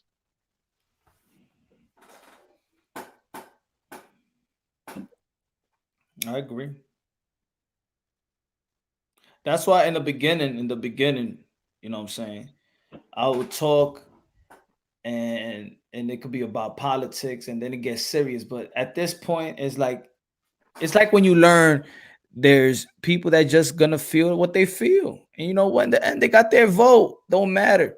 You know, you can't if it's not convincing, then it's not. I'm not going to be fighting. Now I'd rather just joke around with it. Before it was like, man, serious about Donald Trump did, and now I'm just going to joke around because I'm not. You know, ain't nobody convincing anybody here, right? And let's say the guys in the panel right now, we spoke about this enough. You know, you're gonna feel about, let's say Glenn gonna feel about Trump this way, Smoke gonna feel about it this way, I'm gonna feel about it this way. Ain't nothing changing on mine. Nobody's changing on mine. So I'll talk, but I'd rather have fun with it because that's it. Right. That's why I came in coughing. I think it's funny that you got you came in laughing. I think it's the cooties, man. Like, listen, you want to play personality politics? Another guy wants to play party politics. I like policy. I wish that at some point we can get to the policy, but it doesn't seem like that's where we are at this panel at this point. At this point, we're all in, like, whether or not you want to have a beer with the guy and what you think of him, or, you know, Crips versus Bloods kind of shit. And some. Oh, my fault. I was just saying some. I'm just saying that now that we understand, at least that's where we are in our political awareness. There's no problem with it, right? Unless there's somebody new that shows up. Just understand that that's where we're at with it. We're either in personality, or we're in party, or we're in policy, and let's laugh. Let's understand justice. If you don't think the coronavirus is real, fine. You don't think, and maybe it's a big conspiracy for some other reason, but for me, I think that people are definitely getting tested and people are definitely dying. And this attitude about it. This seems to be poetic justice. I get humbled. I get humbled when I know somebody close to me has it. When it's not close to you, you don't think about it too much. Yeah, it's going now. You're wearing the mask, but I'm only really wearing the mask because I gotta go into a store. But in reality, if they handle, I probably wouldn't be wearing the mask. I don't like wearing a mask, right? But I wear it. If it's close to me, I have a friend or family or friend that has a family member of, you know, that got it, then I'm like, oh, okay, it's something real. See, I've gone up and down. I've been like, I don't think it's real. Then it's a conspiracy theory. Then it's real. Then it's a conspiracy theory again. Then I don't know what the hell is going on. Then I don't even care. I'm just gonna follow the protocols, right? Just to be safe because I got wife and kids to take care of. I don't want to play around with that, right? I've known more people that they say they had the corona. I know more people that they first said that their parent, their uncle, whatever, died of coronavirus. The autopsy came and it wasn't coronavirus. Basically, all my friends' parents that happened. So that's what I'm talking about. That I went from believing it to conspiracy theorists again. My son's grandmother died. it was supposed to be coronavirus. Autopsy came in, it was painkillers and stuff like that. Autopsy came, that's why. My friend's father and mother died. One died of high blood pressure, the other one died of kidney failure, his father. But they both was coronavirus.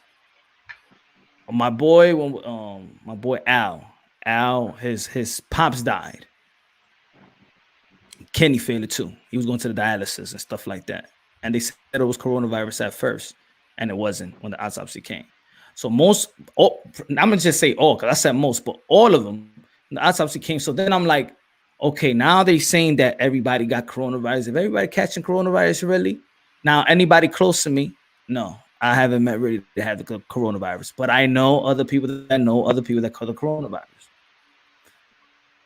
I'm one. I can tell you. I can tell you that since the pandemic broke out, I've lost a family member. Right, and it was through symptoms that are consistent with corona, but they didn't get diagnosed with corona. But also yesterday, my first wife's mom, my ex-mother-in-law, and her sister got tested positive for coronavirus. They haven't died, they're not sick, but they haven't tested positive, and they haven't changed the test to something else. Yo, my boy, bro. He went in on me, and you know what he told me? He said, "Yo, man, sometimes, yo, you gotta sit out on this one, bro." He was like, "Yo, you gotta sit on this one, man." My uncle, his uncle was like his father. You know what I'm saying? Took care of him and stuff. He died, yo. He died, man. I know I be hearing you what you be saying. You gotta sit out on this one. The same dude had to come and apologize to me. See, like, yo, my fault, man. He died of kidney failure. It wasn't coronavirus. But yo, on the flip side to that, let me explain something, Punch. Like those people at least tell they changed it though, right? At least, yeah. Yo, let me speak, man. Who's speaking? Let me speak. What's called it? So on the flip side to that, Punch, like not to even just be argumentative, like for real. Like my girl's dad, and you know what I'm saying, and her mother, what's called it? They caught this shit because we caught it. Yeah, they caught the shit, and then all of a sudden, he's all up about Fox and Trump and all that. So not to keep it political, not trying to throw it that way, just giving you a different perspective. Like, so he was doubting it from the get-go. He thought it was all like, bullshit, it's just like the flu. And then he told me afterwards, once he felt the symptoms and he was suffering for like 2 weeks, he was like, hey, listen, man, this was nothing like I ever felt before. Okay, so it's real, man. It's real. No, I'm saying it's real, but I'm just saying that since the beginning, whether people got it not, people said they got it, it's been a confusion since day one. Yeah, bro. Same here. I lost it. I thought it was fake too until I lost my taste. Oh. You know, and I've been saying throughout the videos and live, my condolences, praying for the people that got it, whatever. You know what I'm saying? I've been up to date with everything. But the thing is, I wouldn't blame Obama for swine flu. I wouldn't blame anybody for it. I wouldn't blame the guy in Italy in leadership. I wouldn't blame the guy in Russia. I wouldn't blame the guy in the UK. I wouldn't blame to say that it's your fault that all these people died. I wouldn't put that bag on anybody because this thing that happened, nobody handled it right. Everybody missed the cue. Everybody missed it out. Everybody missed it. And right? I got you. And me understanding whether some people may see it as right, some people is wrong, and I'm not gonna disagree with the way. Because I never said that Trump did a perfect job in handling this. I didn't say he did a good job handling it. I didn't say he had a decent job handling this. My assessment always been like this. I always give an example. If something happens in this household, something is happening. Let's say I can't pay the bill or whatever. Oh my God, I'm gonna have a foreclosure. Yo, I don't know what's happening. You know, if I don't make. If I don't like be optimistic or level things out, if I'm panicking, my wife gonna panic double that. My kids is gonna panic triple that. There has to be some type of leader that needs to level it out. I can't make you feel that things are really, really bad. It's not, and that's the way me personally felt that Trump was doing. He's in leadership. He can't be like, that's it, panic. Hey, we all going down. You know, there's something, hey, that's it. You know, it gotta be on some it gotta be some optimistic. He has to be the leader. He has to keep us all, he has to keep people leveled out and figure everything out. So now, I'm not saying it's right. I'm not saying it's wrong, but I understand me that, yo, I do not need a president that's panicking. I do not need that. That's just for me, though. That's just for me.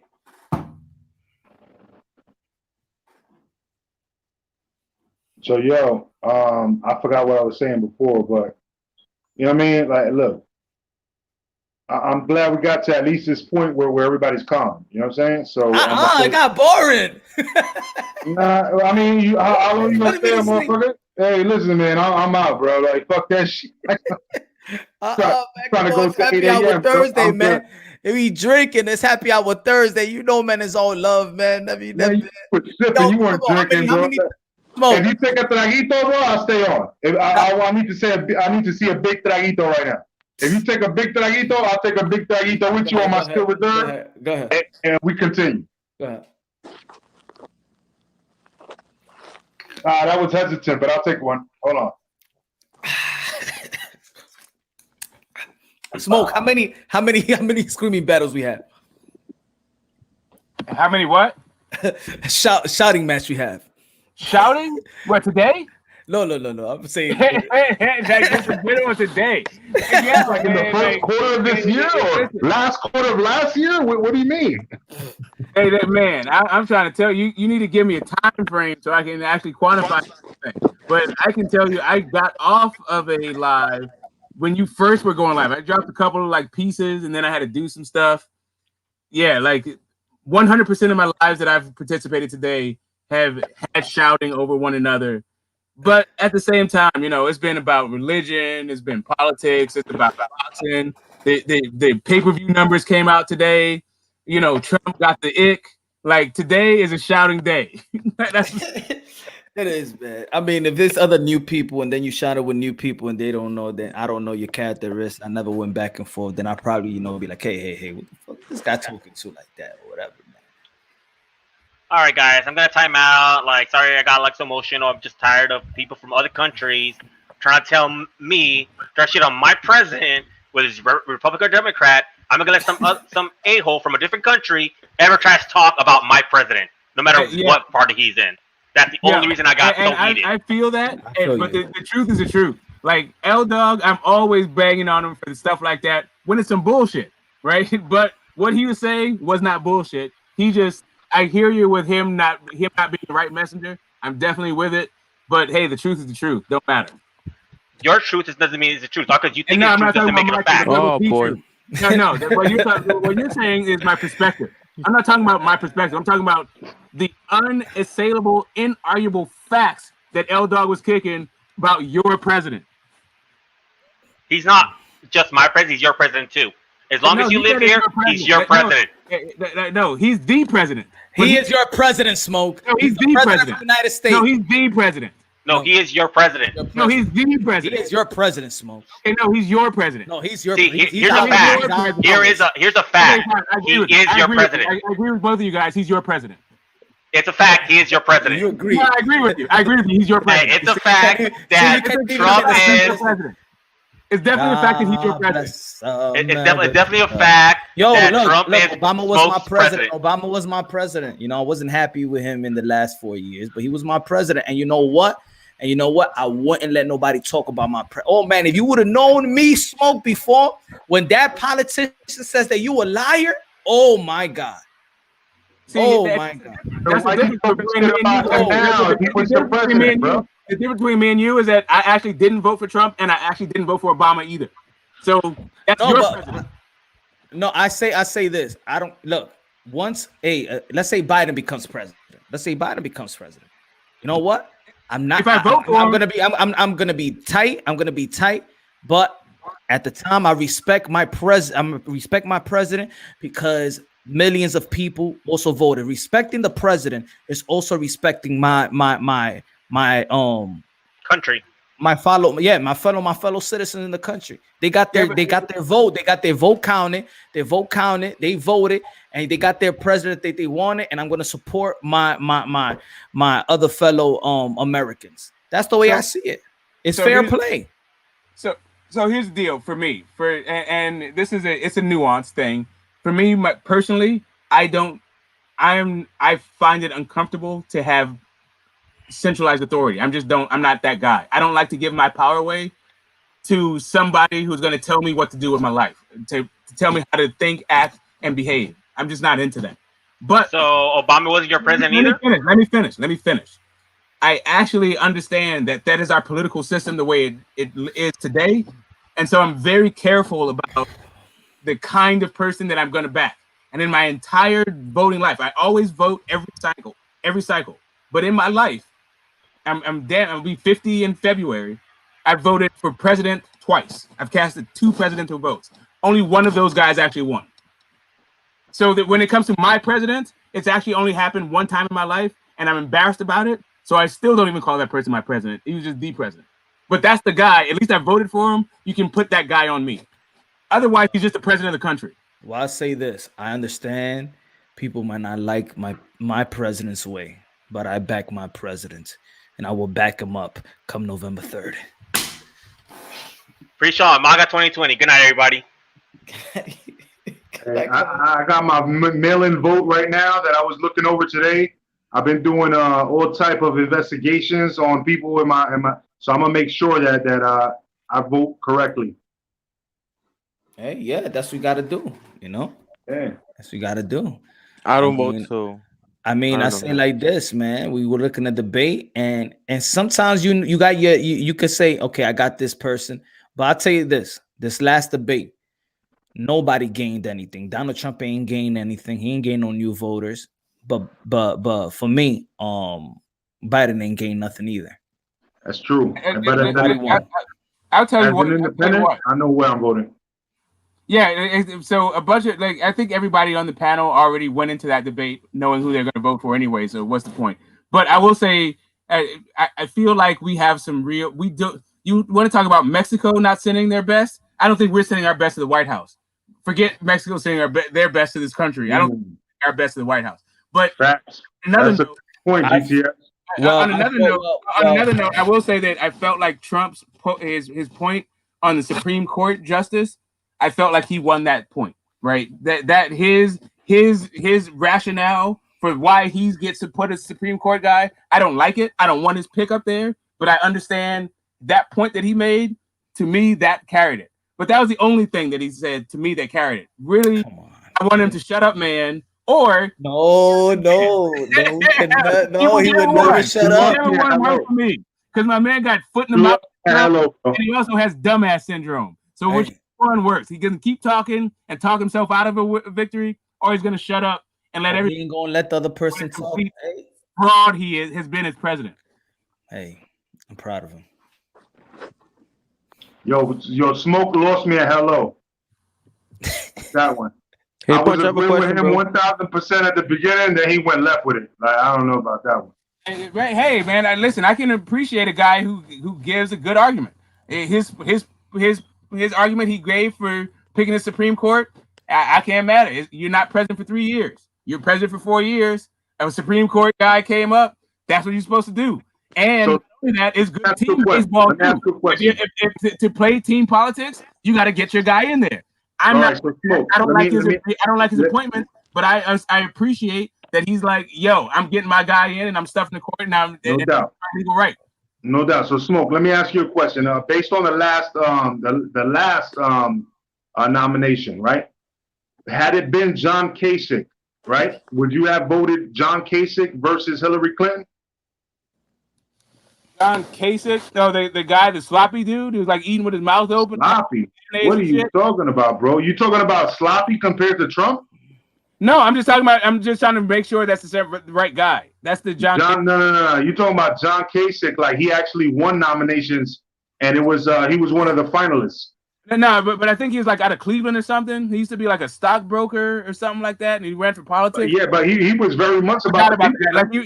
Like he came and went during that whole nomination process. nobody knew him before that, and nobody really knew him after that. And I still point him out. Like I point out Felix Verdejo, bro. Okay, yeah, no, I get you. Yeah, I get you. So for me, I felt like Hillary had the most comprehensive plan that went along with what I thought America needed. Do I think that America needed Hillary specifically? No, but I think that her plan was way better than repeal and build a wall and whatever and repeal and also extend Bush tax cuts. So as she had the better resume. She had the better resume and the longer history when it came to foreign relations. But at the end of the day, she was also seen as somebody grimy, and then she made mistakes like calling from, and this is the problem that I had. That's why I'm an independent. She did actually expose herself for calling from a personal phone or computer. I'm sorry. Messaging from a personal computer rather than a military computer. I don't give a shit about that.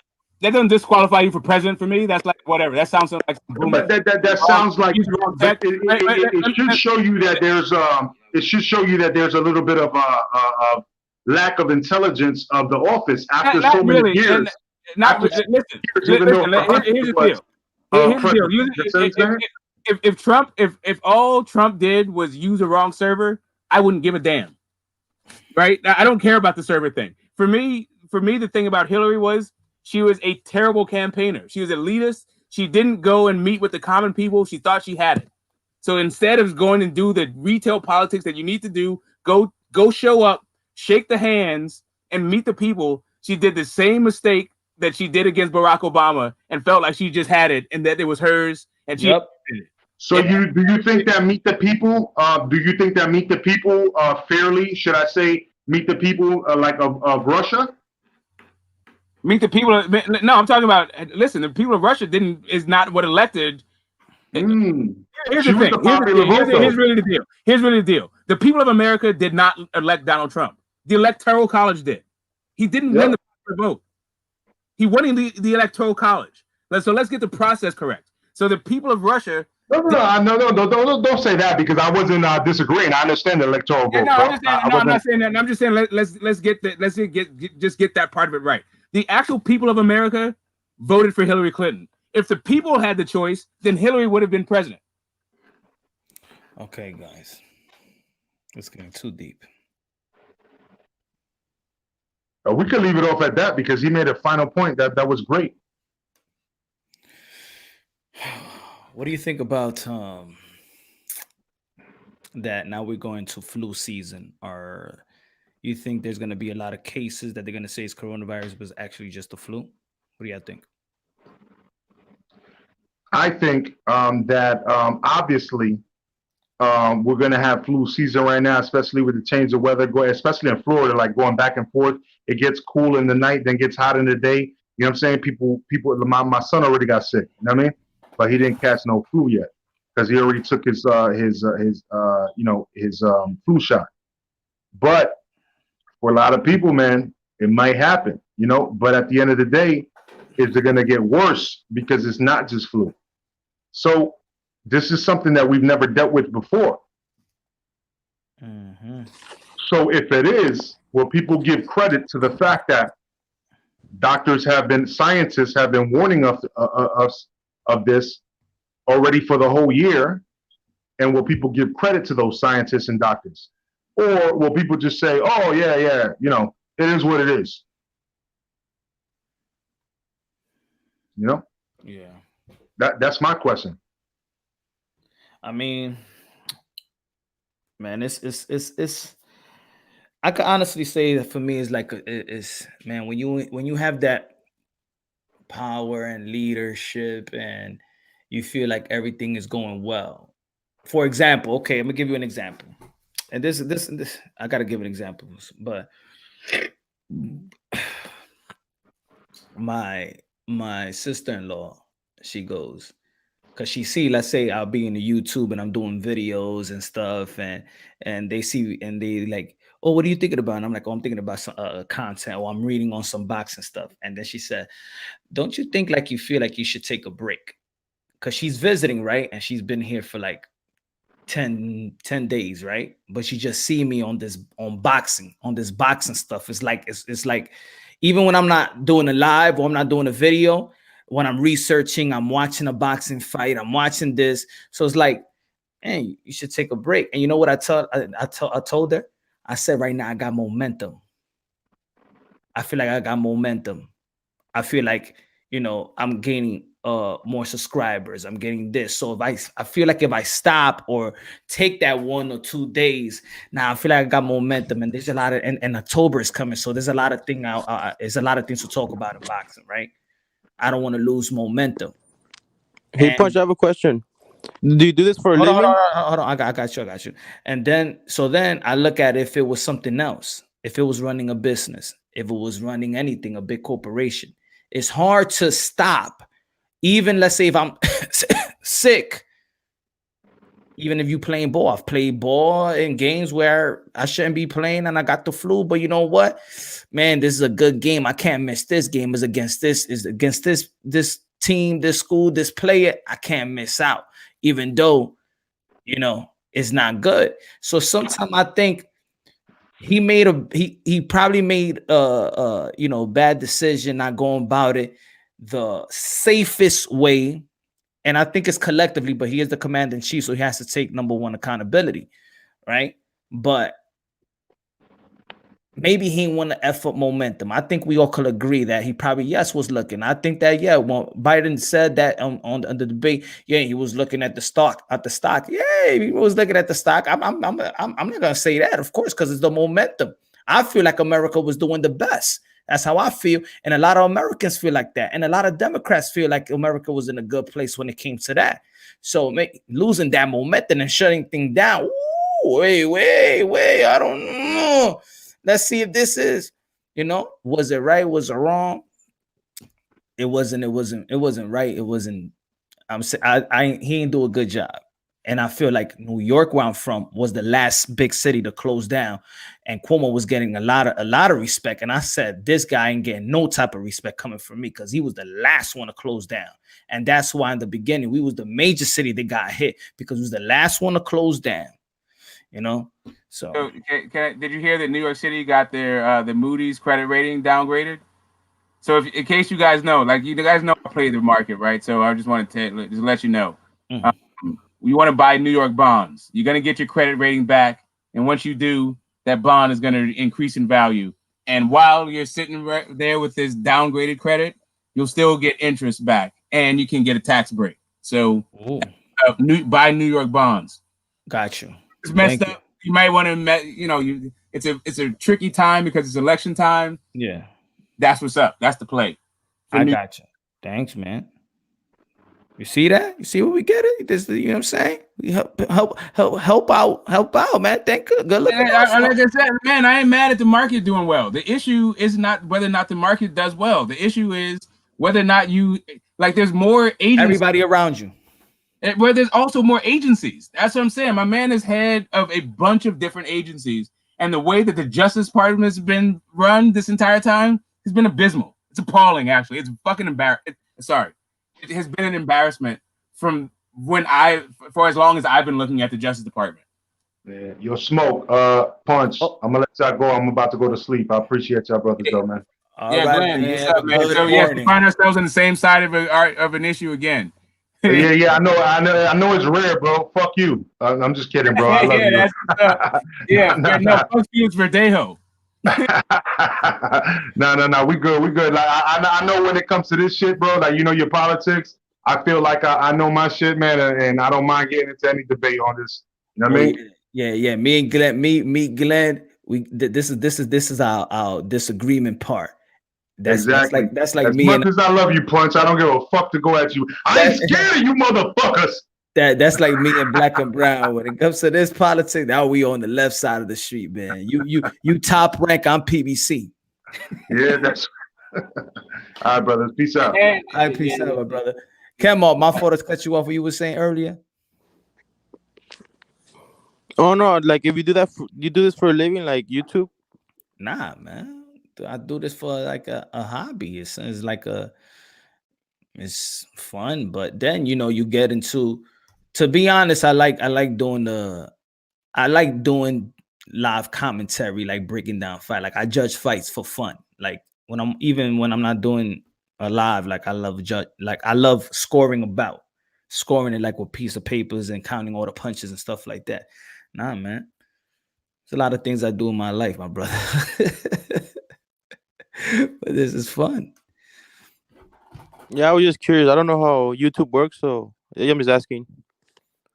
Yeah, man. I remember I told Black Around, I wish everybody get their channel and stuff, man. Now then I started, doing. I used to do journalists here and there, freelance and stuff like that. And then I'm like, you know what? I want to do this boxing stuff, going to press conferences and interviewing people. I've sneaked in a bunch of, I couldn't get my media credentials, so I go ahead and I sneaked and I did my interviews. All the interviews in like if you see my channel, like when I'm doing the Eddie Hearn interviews, who else I interview? Andy Ruiz, nutritionist and stuff like that. I sneaked into those stuff. You heard Eddie Hearn got the cough too, right? Nah, yeah, I was listening to him right now. He's on IG Live. He's on IG Live currently right now. But I knew that earlier. So yeah, it's a grind, man. I think people just, grind more than others and stuff like that. That's all. But yeah, if I could do it full time, the journalist, I'm seeing like cover boxing on traveling to the UK and stuff. Hell yeah, I do that. But as of now, I'm just doing the content creation and stuff like the boxing content creating. And doing, journalists if I get the chance. Ain't nothing popping in New York. So what do you feel about the content, Cameron? What do you feel about Punch Drunk Boxing channel? How can I get this better? You let me know. What you want out of this channel? You give me some points. Let me know. No, I mean I like it, man. You're not that biased according to other channels. They have their favorite fighters. Not much. I like this channel. All right. Well, maybe cover the flyweights, bro. I don't know. Cool. See? Yeah. I was even thinking about like, damn, I don't even talk about the cruiserweight. Oh yeah, that one too. If anybody interested. Hey, Kelmar, I feel like there's more Latinos in the flyweights. No, I mean it's exciting fights, bro. I don't think they get the credit they deserve. There's like a lot of exciting fights. I think they get the credit, but it's like for the flyweights, it's two things. It's two things. First off, my daughter weighs more than that. Right? Exactly, that's what it is. That's the first thing. But the real thing is, those dudes they don't have defense. And like, I get it that they're smaller guys, they're gonna throw a bunch of punches and exciting, but I actually like that part of the sport. I like people who like Estrada. He's not the most defensively responsible guy, but at least he takes a step back, and that's how he beat the Sri Run, whatever that dude's name is, Rungvisai. Like like at least give some kind of like effort to protecting your wig, like to not get hit, not just throw a million punches and nobody goes down. I feel, but yeah, that's the kind of style I like, Everybody has their own opinion, I guess. You know what I'm going to do though? After this, I'm going to unblock everybody that was blocked. I don't got a lot, but I'm gonna unblock everybody. You gonna unblock everybody? You gonna let the trolls back in? Let them come back and do that? I don't think it's true. I mean, there's trolls. There's trolls. What were you blocking people for? There's no. To be honest, I looked at things and there's blocked people that I really never blocked. Or you gave out them wrenches. That's what happened. Yeah, that's what happened. Also, but everybody. I got no problems with everybody. With anybody. They got problems with me. If anybody got problems, they got problems with me. I think I've been fair. I let trollers when trolls was here, when people come at me and stuff like that, whatever. And I think I've still been fair. Hey, well, here's the thing. Like, there's some guys that I think that deserve to get it, right? but I don't think that necessarily the way that you went about getting it was necessarily like. I mean, maybe it's fair. Maybe maybe it could have been fair. Never mind. I'm gonna let it go. Hey, Smoke. No, I feel like the people that did give it, okay, they for one thing, What did you? they support, but the thing is, when I was seeing in the comment box and they're going after people's families and things like that, then that was out of hand. If somebody was going after you personally and calling out and saying disrespectful things about your kids and stuff, what I was watching, I would give you a wrench so you to defend yourself and time out the person, because I'm not giving wrench for them, whoever's saying something about me. Like I don't look at the comment box and say, yo, this guy's saying, man, wild stuff about me. No, it was when I'm seeing they saying wild stuff about each other. It's when I'm doing an interview. Who was it with? Amanda Serrano. And then I think my wife, she was looking at it, and then she's like, yo, what's all that comment? That looked disgusting. People talking about trannies and their mother and talking about people's mother and stuff like that. And I'm like, that was disgusting what I was reading. And then I looked at the video and I'm like, yo, imagine I'm doing an interview and then there's somebody's looking at it, you know, that I could get a gig or something and be like, or somebody that was willing to do an interview and they're looking like this. There's a jungle. They don't want to be disrespected while there's a comment box and saying all this disgusting things. It's not even regulated. You know, I feel like there's a time and place for anything, right? Let's say tomorrow, Black and Brown, subscribe to Black and Brown Boxing. He got what he got on Fridays, all the smoke, right? Free smoke. Free smoke. Then use free smoke. Then everybody gets free smoke. If I'm having something, I said it's happy hour Thursday, anything goes. Then today is for anything goes. But if I'm having something on and I'm interviewing somebody, that's not for you to come in and anything goes. Come on, somebody got to have some type of morals, you know? So then I'm regulating that because I want other people to feel comfortable to do an interview, that this is not no jungle. That's fair. I feel. Hey, Punch, what if they do cancel the Loma and Lopez fight for the live gate, bro? I think they're gonna be thinking about it.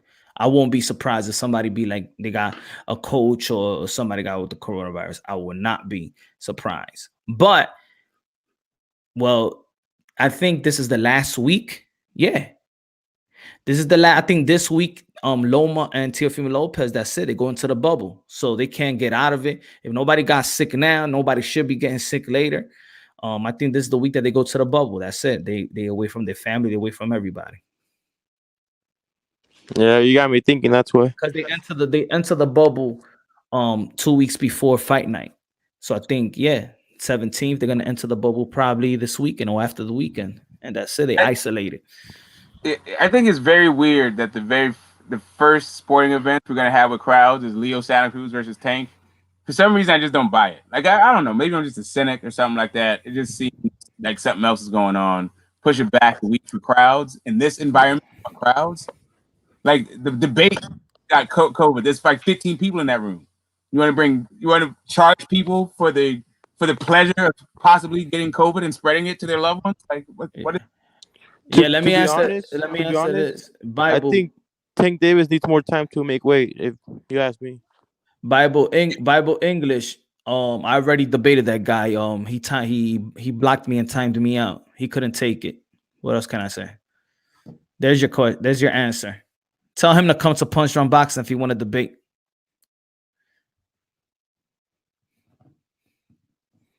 I hope that I Bible English. I would like you to go to his page and say to go to Punch Drunk and debate him. That'll be better. They got to leave that bubble. So I think, you know what, I gotta say these debates I think can be built up between the YTBC the way fights are built up. Like if you want to have this whole thing like neutral corners, let's build it up, like make it something that somebody want to see, because when it's good and it's exciting, people do show up to see it duke it out. I was thinking about that. I was thinking about like, yo, you know what? I'm going to press this. I'm going to press this dude. He's going to come out that bubble. And then I'm like, you know what? For what? Like, you know what I'm saying? For No, what? right. There's only so much work that you can do. There's almost so much work that he can do. But like the other people have to want to see the whole thing happen also, right? Because he's over there doing his thing. You went over there, like whatever, however it went down, that's how it went down. I haven't seen. He used to be a lot more interested in other people's channels. I haven't seen him around. Doesn't mean I won't see him again. I just haven't seen him on other people's panels yet. But he's in other people's chats, kind of thing. But not necessarily debating. Right. I don't know if he's out the game. Is he still making the rounds when it comes to debating? But I think there's a couple of people would like to hit it. But I like what you got going on. I like the clash of styles. I think it needs a different kind of moderator because I think it just went left in the point of fact. Really is what happened. I think a moderator could have benefited from that particular debate and had it go somewhere else. Oh, which one? The one that we had? Yeah. Because I think it went left on, maybe on like I don't remember the details right now offhand, but it was something maybe about whether or not something was a title fight or not a title fight. I don't know. I just felt like it went left on a point of fact, and instead of figuring out that point of fact, it turned. No, he said I moved the goalpost, and I said and I don't know. I said, where did I move the goalpost? I was talking resume. You went jumped into a Buck Crawford, and you know what I thought it was, and I think that a guy like that he wouldn't admit is that I feel like he in his channel he debates with so much people and he goes after so much people in the comment. Then while he was debating me, he was still thinking about other things, because why would you bring up Buck Crawford or anybody else when we're talking about Canelo Alvarez and Errol Spence?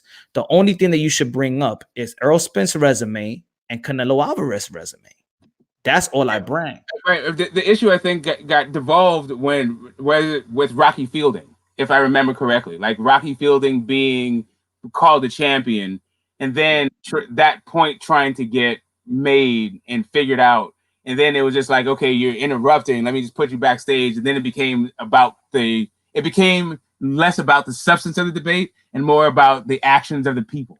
And I think that made the debate go left. He got mad because I said, "Why you Googling? You want me to give you time?" Right, because I think he was trying to stick to the debate. I think he was actually trying to argue the points that you were making, but the crosstalk, right? So on your channel, you allow the crosstalk to happen and you let it resolve itself. But on other people's channel, like D, for example, like D don't like all that shit, so he'll stick you backstage so he can get your point. He can finish his point and then bring you back. And I think that's what BFTB was doing also. He was just trying to finish his point and then bring you back so you can get back to the conversation. But that's just from the outside looking in, right?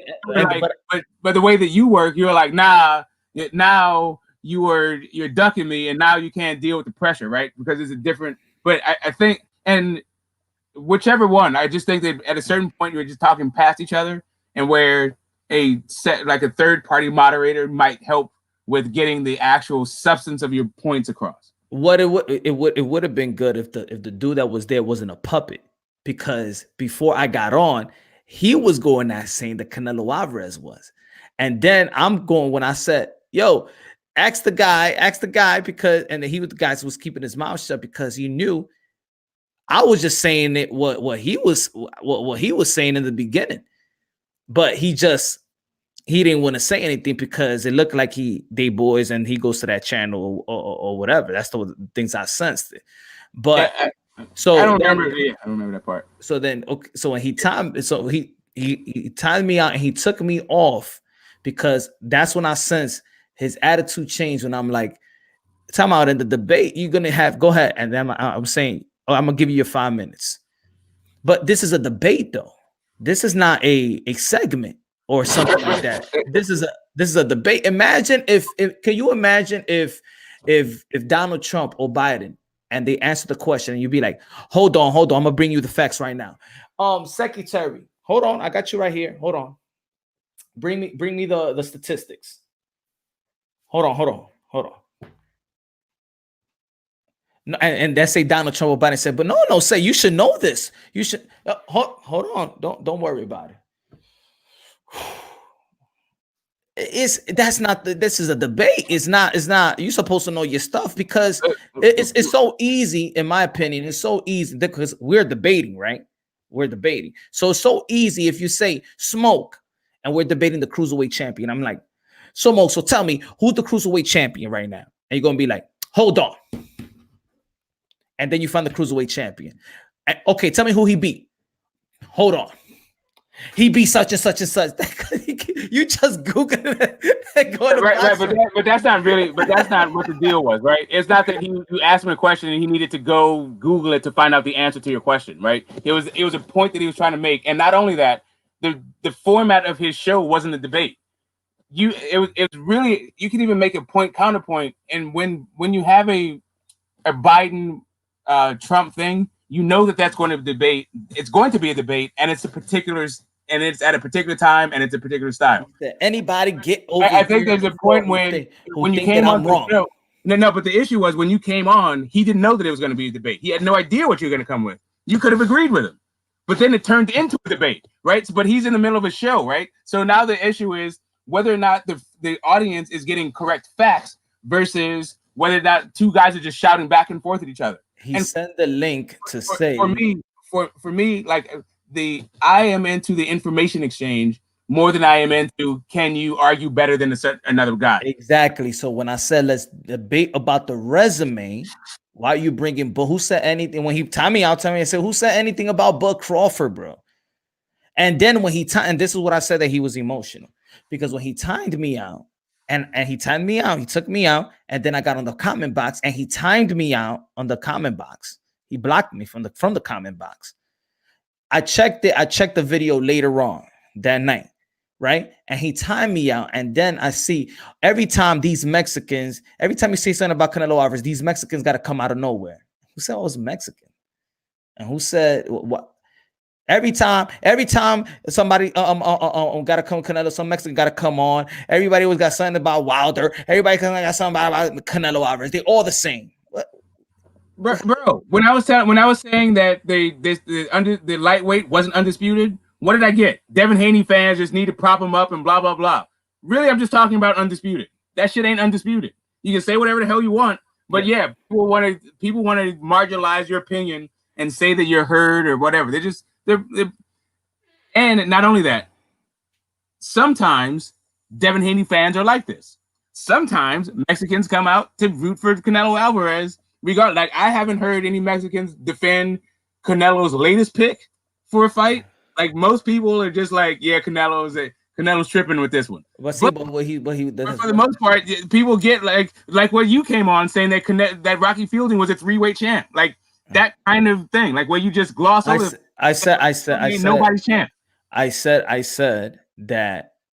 Okay, I'm gonna put it simple like that. We see morally, we know that he's not a world champion, but is Ugas a world champion? No. Is what he's carrying? What's his title? Let me see. He's carrying the okay. No. Let's see because we're going by facts, right? So no, I get it. I get you. He has a belt, but he is not his belt is not required to become undisputed. He can be champ. An undisputed fight will happen with him because his belt is not recognized for being an actual world champion belt. It is a secondary ceremonial belt, just like an international intercontinental belt, just like the British Commonwealth belt. That's not what the WBA said, and that's not what the actual thing that he's a world champion. Yeah, the WBA said that the WBA Super is the belt for all the sanctioning bodies. Every sanctioning body can come out and say, "I'm creating a belt." That doesn't mean the other sanctioning bodies recognize it. Right. And so when we're talking about this undisputed, it's about the recognized belts from all of the sanctioning bodies. And Rocky Fielding didn't have that. Rocky Fielding didn't have that was a vacant. Was it a vacant? A regular. The belt that he held was, regular, was not right? recognized So by I said, all okay, of the bodies. so this is what I said. If you look at it, I said Canelo Alvarez came. I said in the span of less than 12 months, less than a year, Canelo Alvarez has become a 3-division world champion. Correct. Right? That is not fact. That is actually okay. Is Canelo Alvarez a WBA world champion? No. So he's not. At 160 years, if you call the WBA, if you call the at WBA, 160 years, yes. At 168 and 160 he is, yes. At 168 or 160? At 160. Okay, so if you call the WBA right now at that time and say, is Canelo Alvarez a WBA world champion? Are they going to answer? But what happens if you call the IBF though, and ask him if is he their unified? Is Canelo Alvarez the WBA champ? And they'll say no, because there was a WBA world super champ, and his name is not Rocky Fielding. If you call the WBA belt right organization and say who's your WBA at that time, if you call it when Manny Pacquiao was the regular WBA, they're gonna say that Manny Pacquiao is a WBA world champion. That's what you call them. But but even in that debate, I said, all right, take it out. Oh, in less than 3 years, he have jumped 3 weight classes and 4 fighters and won 2. And then I said, okay, 1-2, take it out.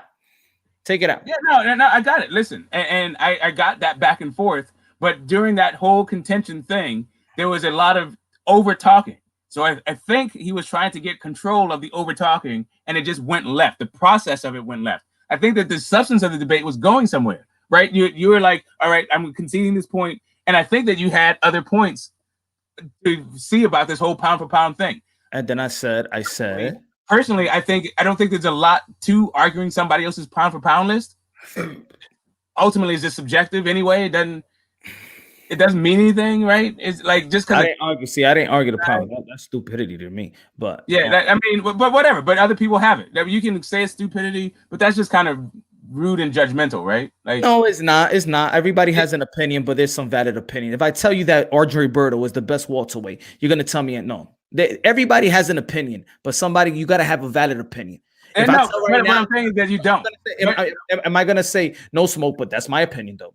No, but I think he's the best. Roberto is the best welterweight champion of the world. I mean, the best welterweight. And you're gonna be like, come on, man, you serious? No, he is. It's my opinion. It's not yours.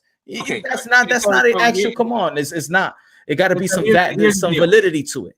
So, Punch, when it comes down to people who I think know something about boxing, it's a little bit different than other people, right? So I've heard Big Baby Miller is top 5 pound for pound boxer, right? But I've heard this from a person whose opinion about boxing I do not care about, right? So you wanted to argue with BFTB about Spence being #1 pound for pound, but Batman said the same thing. But when it was BFTB saying it, it was completely ridiculous. What did Batman say the next day? It was Batman saying it. It was all of a sudden. What did Batman say the next day? That's fine. He said it the next day, but I'm talking about the Batman. No. Batman came to my live and said, and I'm laughing because I know he's not serious. So then the next day I did a live and they asked Batman again. And I'm like, I told you, see, you was playing around yesterday because he had no Errol Spence, not even in his top 3 pound for pound. That's fine. Listen, I don't have Errol Spence in my top 3 pound for pound, but the issue really isn't that nobody has Errol Spence in their top 1 pound. Well, apparently BFDP does. But the issue, okay, that's it. The issue is not that. So here's the deal. So for me, Joe Gans, #1 lightweight in the world, right? The #1 lightweight, not in the world, but of all time. That's who I think, Joe Gans. But a bunch of people say Barney Ross is, right? Barney Ross says it's Joe Gans. Does that mean that Barney Ross isn't for other people? Just because Barney Ross thinks it's Joe Gans like I think it is? Like, it's an opinion about boxing. And if you could, I think that people debate opinions. I think you can get somewhere with the opinion exchange if you don't say that the other person's opinion is stupid. But you know what? I never talked to anybody like that. I never talked to him like that. He talked to me like that, though. I'm just saying that he got emotional. Errol Spence is stupid, right? But it was only stupid when BFTB said it. It wasn't stupid when Batman said it. Didn't you just listen to what I just told you? No, you said the next day. Batman came to my live show and he said, "Yo, the next day." I'm saying the next day. I'm talking about when he said it. Well, I'm not talking about the next day. I'm talking about when he said it. You did not. When Batman said, "I thought Errol Spence was #1," because I know he was playing around. Smoke. He wasn't serious. Okay, great. He wasn't serious. That's what I'm saying. No, but he was giving his reasons why.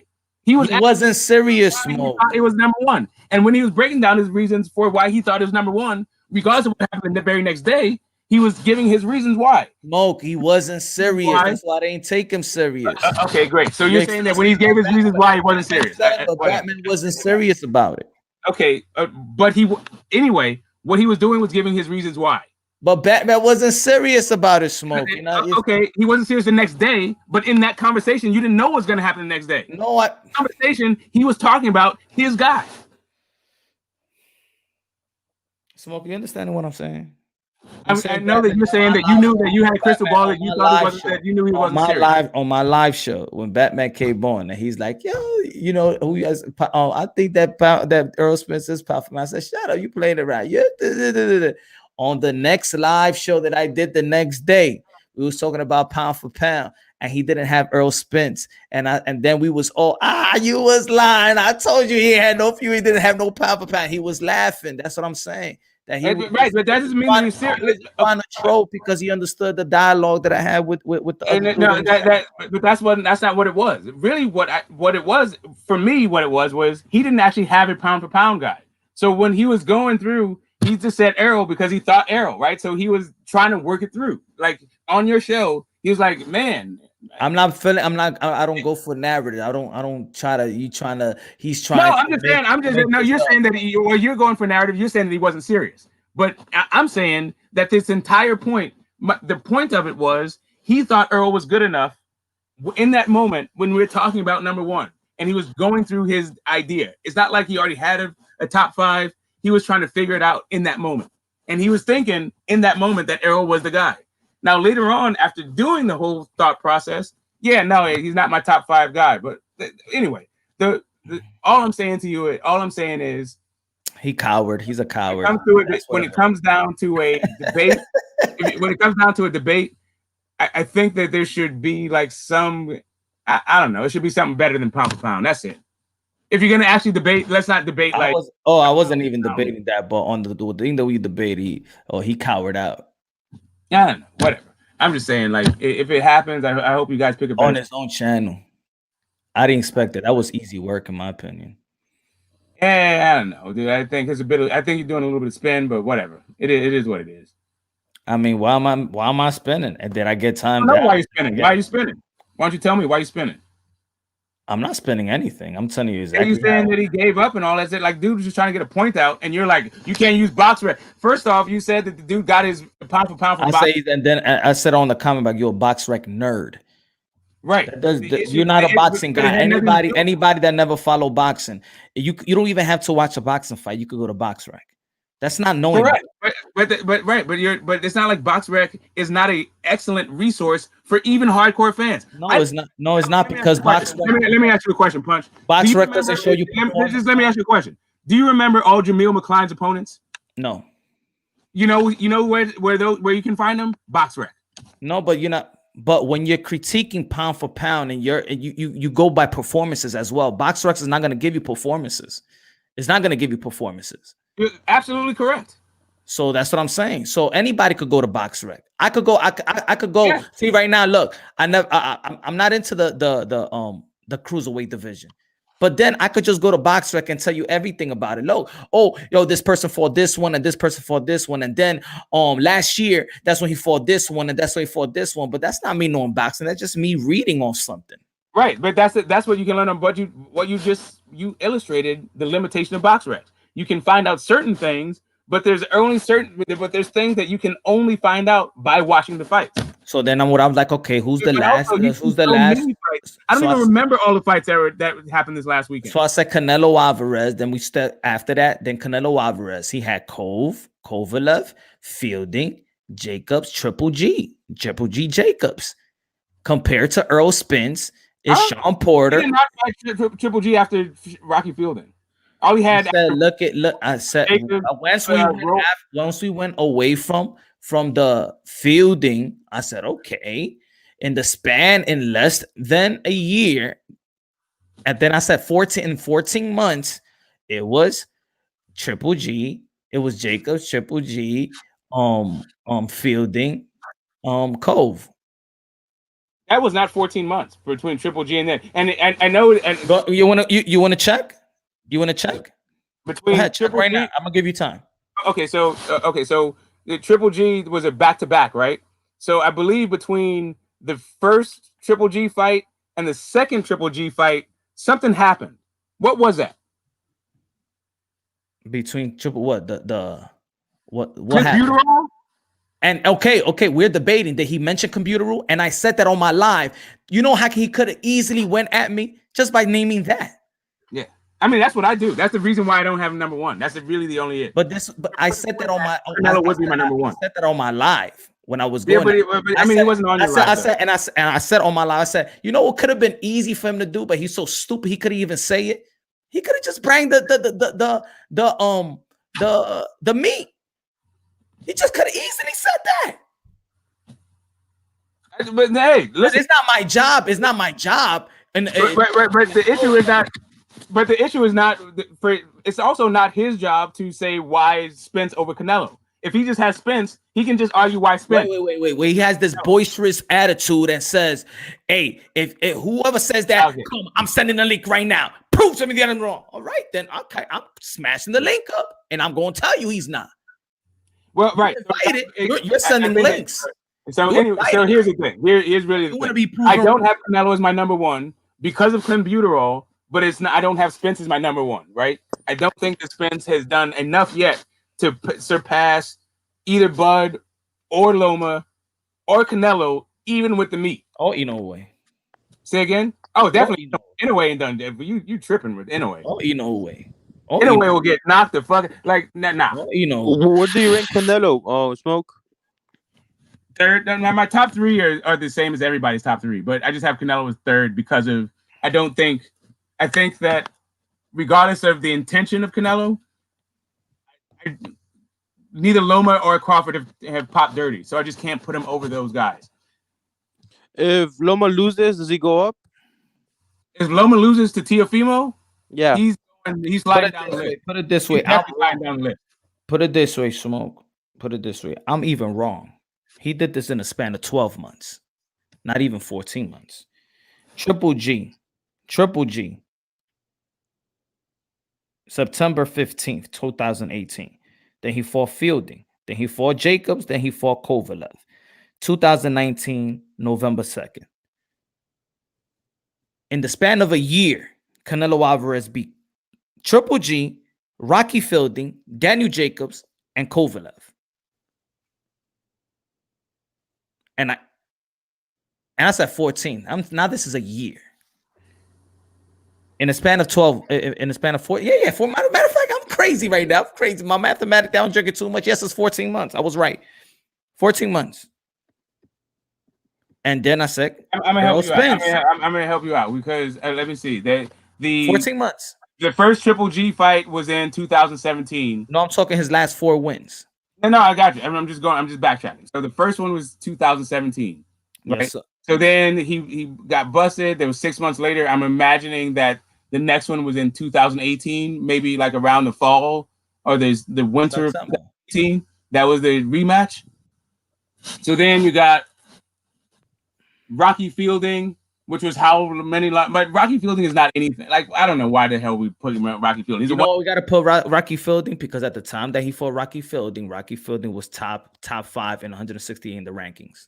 Yeah, but overall, not WBA, not. No, I mean I got you. But the issue is all the guys in the pound for pound are fighting top 10 in their division. So the issue is what division are you fighting in, and who are you fighting? So the 168 top 10 is not impressive.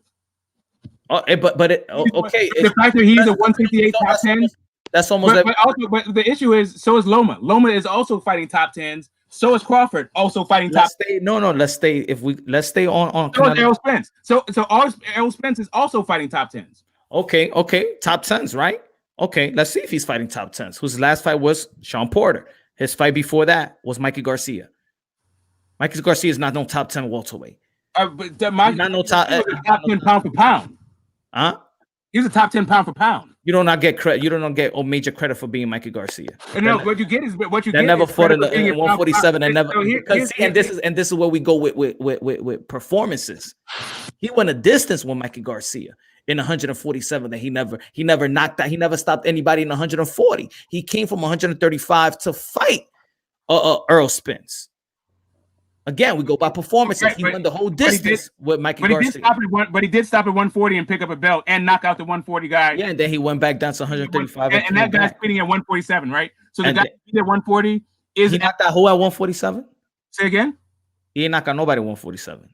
No, he just knocked him down. He's knocked out the guy. No, he ain't knocked out nobody at 147. He's only fought twice at 147, right? It's only been Errol Spence and Jesse Vargas. Yeah, but before He got Jesse Vargas down, but he was also a 140 champ. So when you say forget about don't mention Jesse because let me just finish my point. When you say he's at 135, I get that the fight before that he was 135. Yep. Also mentioned that he fought at 140, dropped the 140 champ, and that 140 champ is now competing at 147.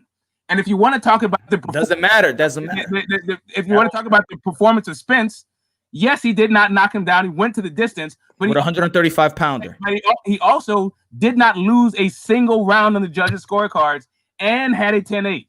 That's a judge's scorecard. And Just stop it. And arguably, that fight could have been stopped. Errol Spence is the biggest welterweight, and he should have knocked him down. He should have never won a distance with Michael. No, I mean, he should have, could have, whatever. The issue really is, Mikey Garcia is still a pound for pound guy. And and actually competes at 147. He's pound for pound, but not 147, and not a freak of nature, not 104. He never stopped anybody in 140. I got He was not going to take that power up to 140. Here's the problem. Here's really the problem. Now let me go before that. Before that, who he fought? Okay, I got you. So who he fought before that? Who did Mikey Garcia fight for that, or Errol Spence? Carlos Ocampo. Where's Carlos Ocampo? Yeah. What was his rank overall? He was number 1 in IBF. What was his rank overall? I don't know. Okay, he was not even. He was like probably. No, I really don't know. We could find it out. Do you know? Like 30-40.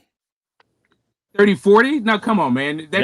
All right. Well, okay, we're gonna put him in. in. Rate that. That's a box rec ranking right there. You're just talking shit about box rec. Okay. That 30-40 ranking. That's a box rec ranking. It's probably right now. That is a straight box rec ranking. You know that. Before that, he fought Lamont Peterson. Yeah. Okay. Yeah, I get you. I mean, I hear you. The issue that I'm having is it's still Rocky Fielding. Rocky Fielding is not Mikey Garcia and is not Lamont Peterson. So while you're saying all this stuff about Spence, it doesn't make Rocky Fielding better. It does. I bet Rocky Fielding is better than the Carlos Ocampo. But he's not better than Mikey Garcia or Lamont Peterson. But Triple G and Daniel Jacobs. And actually, who says he's better than Ocampo? Huh? Because he was ranked higher than Ocampo overall in their respective division. Right, but their respective divisions. Okay, so if a guy is top 10 in the minimum weight, are you going to say, hey, you know what? The top 10 heavyweight, it's the same thing. They're both top 10. Come on, man. Overall, Rocky Fielding was top 5 in 168 overall. Yes, and let's look. Okay, so he's a top 168 overall, according to whom? Wait, Smoke. Yeah. If Nayoa fights at heavyweight, would you give the heavyweight credit for beating Nayoa? If Inouye fought at heavyweight, okay, you don't have to even go to heavyweight. If Inouye fought at middleweight, right? And if Inouye fought, who just got knocked the fuck out? Banana. Let's not even go middleweight. Junior middleweight. If Inouye fought Banana at 154. And Banana knocked him out of the arena, I wouldn't give Banana credit for it. Let me ask you a question. Okay. Now, the critique. What was the critique of Gary Russell Jr. fighting Devin Haney? He's unproven at the weight class? Gary Russell Jr. And he's too what? It wasn't that he was too small. For me, that's not it. It's the fact that he doesn't have power in the lower weight classes. Like, he was knocking dudes out in the lower weight classes. I think it'd be different than not having power at 126 and then trying to fight a taller, rangier guy at 135 without the power, right? Well, a lot of people felt that Gary Russell Jr. and Devin Haney, he was too big, too young, too strong. He's a big, tall 135 pounder. For Gary Russell Jr., that he will be pounded. He's not going to compete. He shouldn't even be calling his name. He shouldn't even want to go to 147, even with Buck Crawford. That's another story. But Devin Haney, that was too much. Too big for a lot of people. Same thing for Mikey Garcia and Earl Spence. Yeah, I mean, I get it. Listen, I'm not mad at it. I'm not mad at it. The only issue, though, is, you know, you watch boxing long enough, and like you were just saying, Canelo Kovalev, right? I feel like Lipinets is a way tougher test than Rocky Fielding. All right, and that's why I even said, all right. I was smiling. I said, all right, take that WBA, take the Rodney Fielding off. Now let's go. Okay, Triple G, Daniel Jacobs, and Kovalev. Right. So here's the deal. So when it comes to Kovalev, right?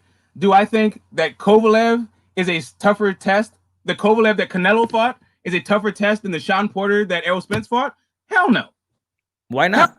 I think that because the Kovalev that I know, the Kovalev that Sean Porter was never a pound for pound fighter. That's what I'm saying. The Kovalev that fought Bernard Hopkins, if you put that Kovalev in with the Kovalev that fought Canelo, the Kovalev that beat Bernard Hopkins would beat the dog shit out of the Kovalev. When did Canelo Alvarez ever fought in 175 pounds?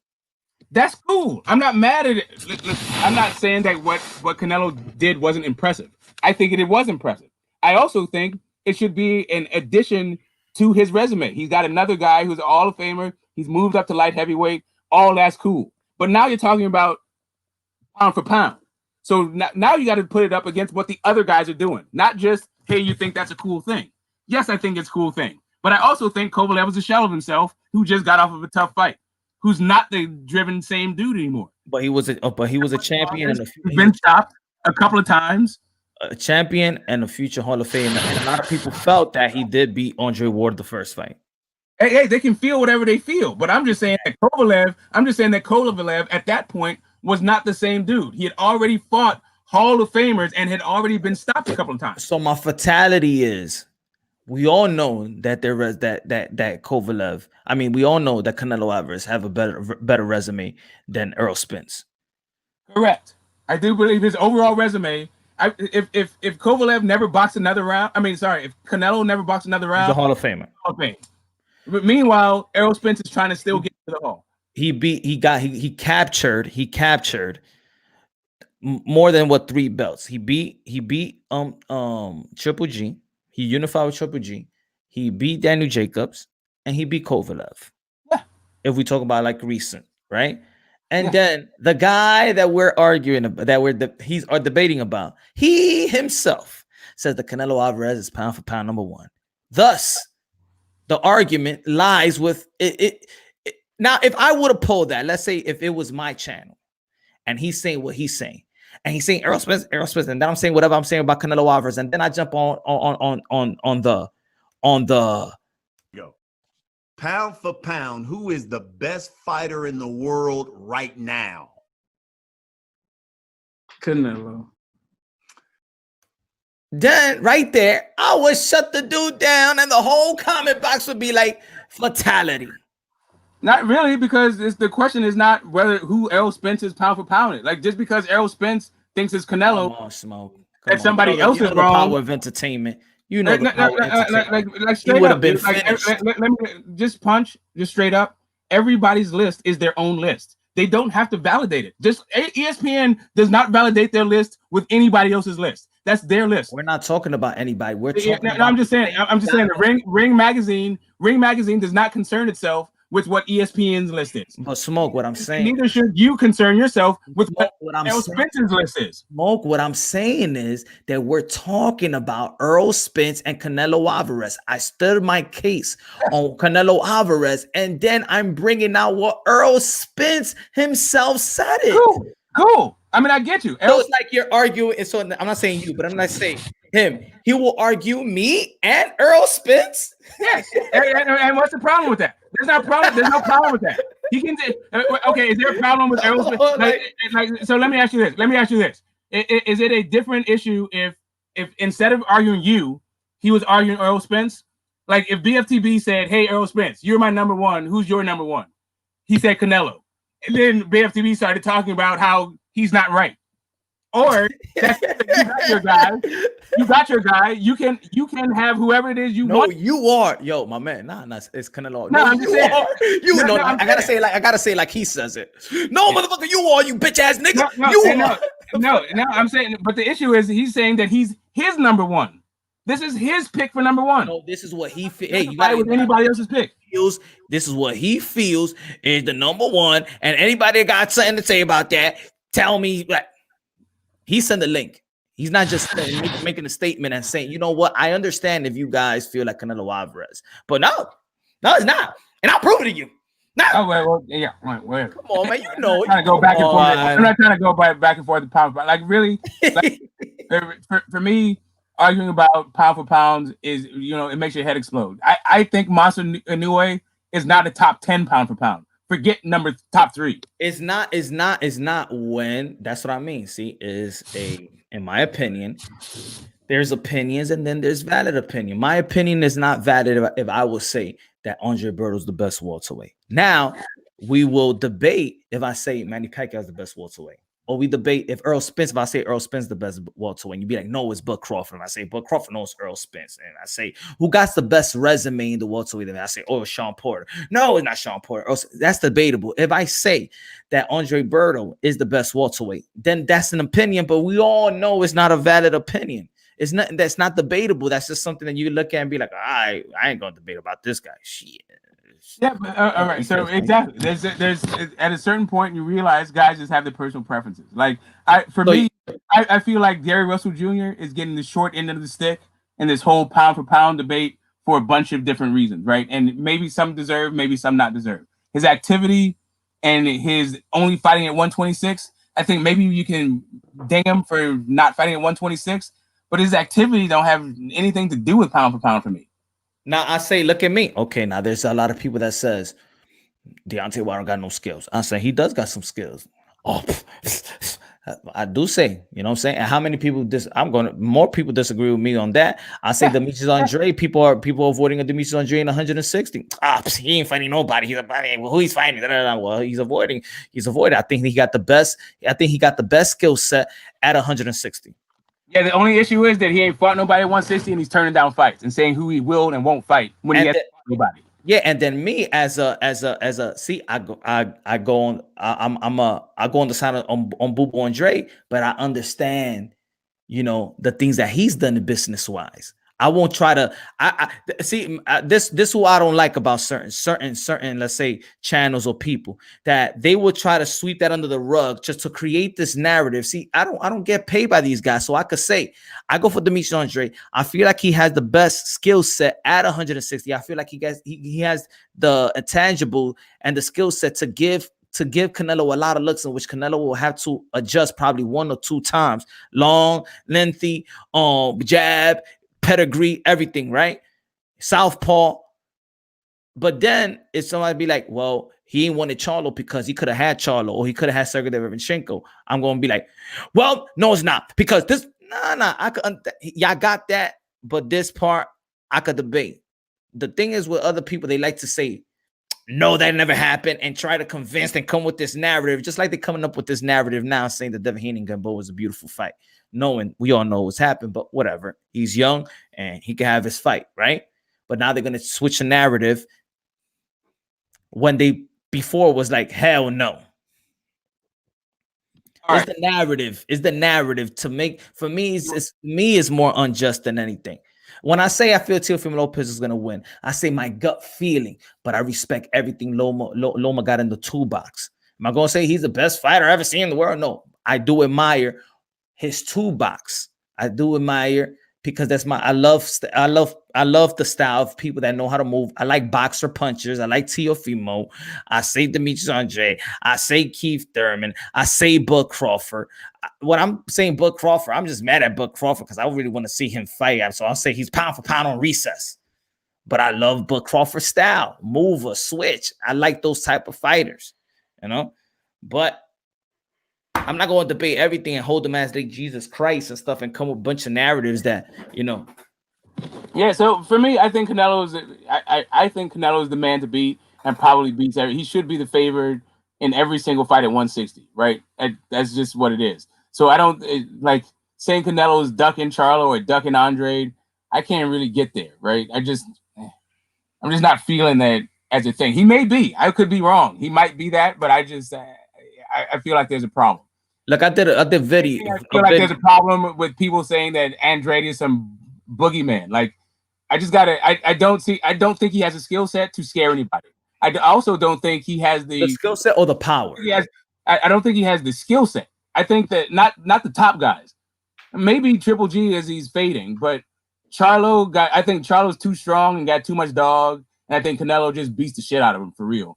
I think he can take those punches. I think Andrade is scary. I think he's a converted southpaw with bad balance, and he fights super negative. Like, he doesn't have the output, and he just doesn't have the heart or the. He's been dropped by guys who I feel are lesser fighters than both Canelo and Charlo. Right. I think a lot of fighters, great fighters. I think a lot of great fighters been dropped in their career by lesser fighters. Mikey Garcia got dropped. But I'm not talking about lesser fighters than them. I'm saying lesser fighters than Charlo and Canelo. Right. So Mikey Garcia getting dropped by, what are you saying, like Salido or some shit? Like, Salido fucking beat Loma.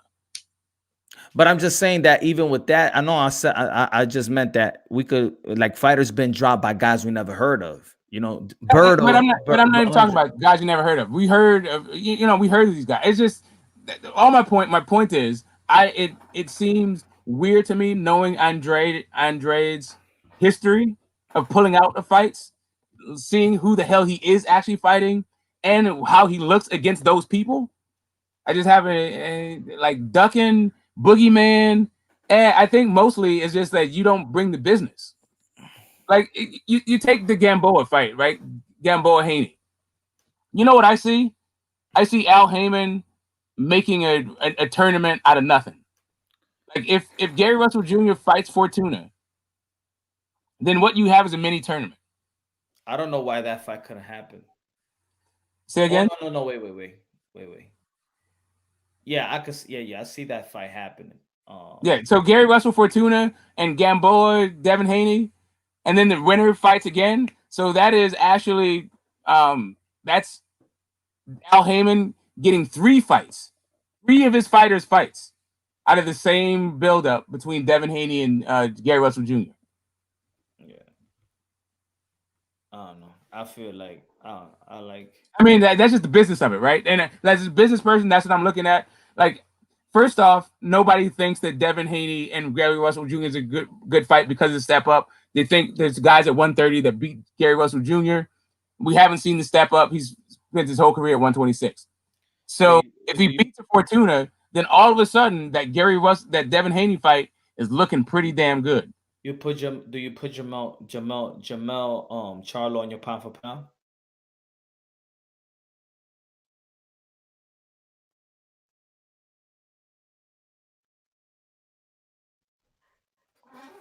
You heard? Oh, probably talking to the wifey. Well, I'ma call it a night or morning. Yeah, it's early. I will say that Taylor fight might make it hard. No, I didn't even listen to you. I think you had it on mute. Oh, I was saying that. That as far as Banana.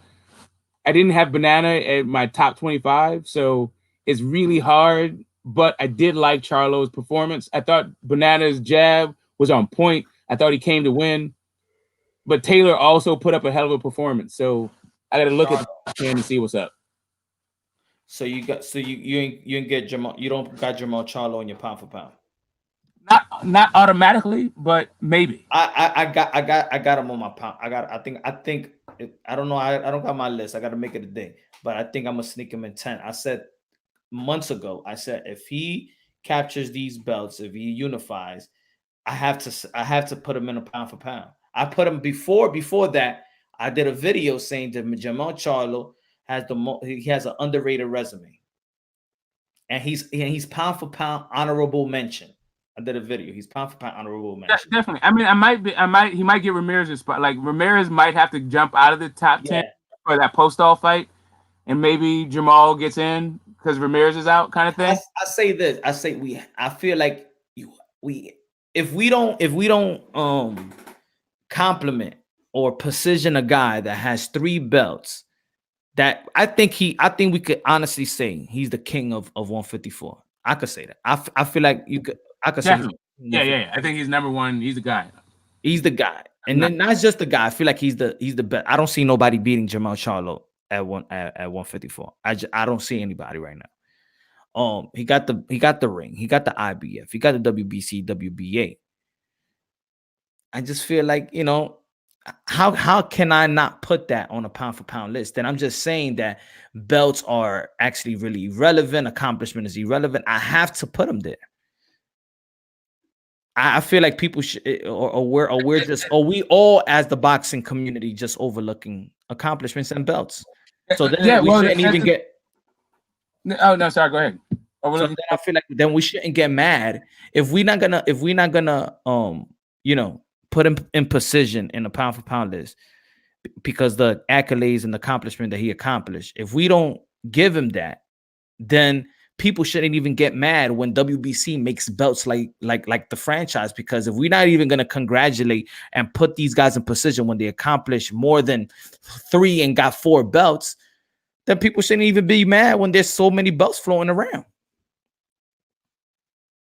The thing is, guys tend to glorify dudes that move up, right? So they do this whole pound for pound thing and they go through divisions and capturing belts, but there's all these belts and not all champs are the same, right? And not all divisions are the same. So it's just a mess. For me, it's accomplishments, but the accomplishments have to support the skill. And that's really what it comes down to, Jermell. So clear deficiencies in his skill. And that's the thing about Monster. Monster, I feel like he's nice as hell, but I just see the dude's chin is in the air, and I like a pound for pound guy, at least top 5, has got to be a complete fighter. Like, or at least more complete than other guys. And I can name 5 more complete fighters than Monster. It's like I might be able to name 10 more complete fighters than Jermell, maybe. I just haven't thought about it. This is the way I looked at it before, is let's say for the Earl Spence and Sean Porter fight. Good fight. He became unified, but I never looked at that belt as Sean Porter's belt. I always looked at it that was a vacant belt from Keith Thurman. And then I say Keith Thurman beat Daniel Garcia and Sean Porter. I would have it would have been better Earl Spence beating Keith Thurman for that belt, but then Keith Thurman lost to Manny Pacquiao, and I'm like, ugh. So yeah, there it is. And if Manny Pacquiao, if Manny Pacquiao fights Conor McGregor, then he needs to give up the belt. Yeah, I agree. Manny Pacquiao might be able to get away with one soft touch that's not a real guy, but I don't know why he would do that. Like maybe COVID, or maybe he has something else to do, so he just wants to stay sharp. I'll give him one busy fight, but he's got to defend that belt against a real one, or give it up. Got to vacate that. Well, I'm not gonna scream vacate so much, but it will be what, almost 2 years voluntarily, because see, then people will be like, well, when Keith Thurman had the belt for 2 years, you ain't say that he should vacate. Yeah, well, he had injury and he had surgery, but Manny Pacquiao's out voluntarily. There's a COVID, right? Look, you know who is in the U.S. Lomachenko's in the U.S. I don't want to hear that. Yeah, but there's also so many dates. Like the guys who are like, we haven't got to the Manny Pacquiao level guys yet, really, right? Well, the date was not fought yet. Usyk's not fought yet. There's a bunch of guys who haven't fought yet. Like Fury, Wilder ain't happened yet. There's just the bigger fights, the guys who draw crowds. It's just not time for it. Like, we may want them as fans, but it's a little. Yeah, but think about it, Smoke. At least Tyson Fury and Wilder fought this year. Remember, Manny Pacquiao fought last July. That was last July. Yeah, I can't front. I don't. That's a long time. Manny's my top 5, right? If he got there, he's my 5th pick for the to round out my top 5 after that Thurman fight. So, I think he has the best record at welterweight. For me, there's 4 sure ballot Hall of Fame, first ballot Hall of Famers right now. Maybe Wilder's probably the 5th one, right? But definitely Canelo, Triple G, Donaire, and Pacquiao. Mm-hmm. Those dudes are going, right? I'm pretty sure Wilder's going too, but whatever. People say whatever. They say what they want. But hey, he got 10, 11 straight defenses. Well, 10, he won 10 straight defenses. Ty Muhammad Ali. Once you get these type of historic, I don't care what anybody's saying. Right, me either, right? But people fought all that shit. Like, dude, watch boxing a little bit longer. Like, Klitschko ain't fought fucking nobody in 69 fights. But whatever, that's a different stuff for another day. My overall point is Pacquiao definitely got to fight somebody. I'm not gonna eat his lunch off the next guy he fights, but the very next guy after that, then yeah. And he don't have to. He got nothing to prove, man. He got nothing to prove. Yeah, but he got a belt. I know. What I'm saying is that he could just vacate because he got nothing to prove. Yeah, he's a vacate. That's what I'm saying. I think he should vacate and let something else happen. But then, even if you vacate, that new champion, is he gonna really want to unify? Like, are we really gonna get if Manny vacates any faster? They'll elevate Ugas. But if they do, I don't want nobody to get that super title. Stay with the regular and let that be the official. No super title because the super title is like a franchise, but it's an official franchise because no mandatory. Shit, the franchise wish it was like the regular. Hell of people got the regular. Only 2 people got the franchise. No, I'm saying that the franchise is like almost like the super WBA because you don't have to fight anybody with the super WBA. You could be out all you want. It's no mandatory.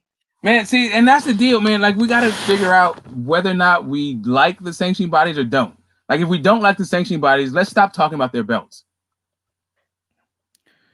Yeah, that's why I feel like, if Manny Pacquiao does vacate the super title, then let the super title lay down somewhere. Let it just be regular, just like it was when Maidana had the regular. It was the regular WBA.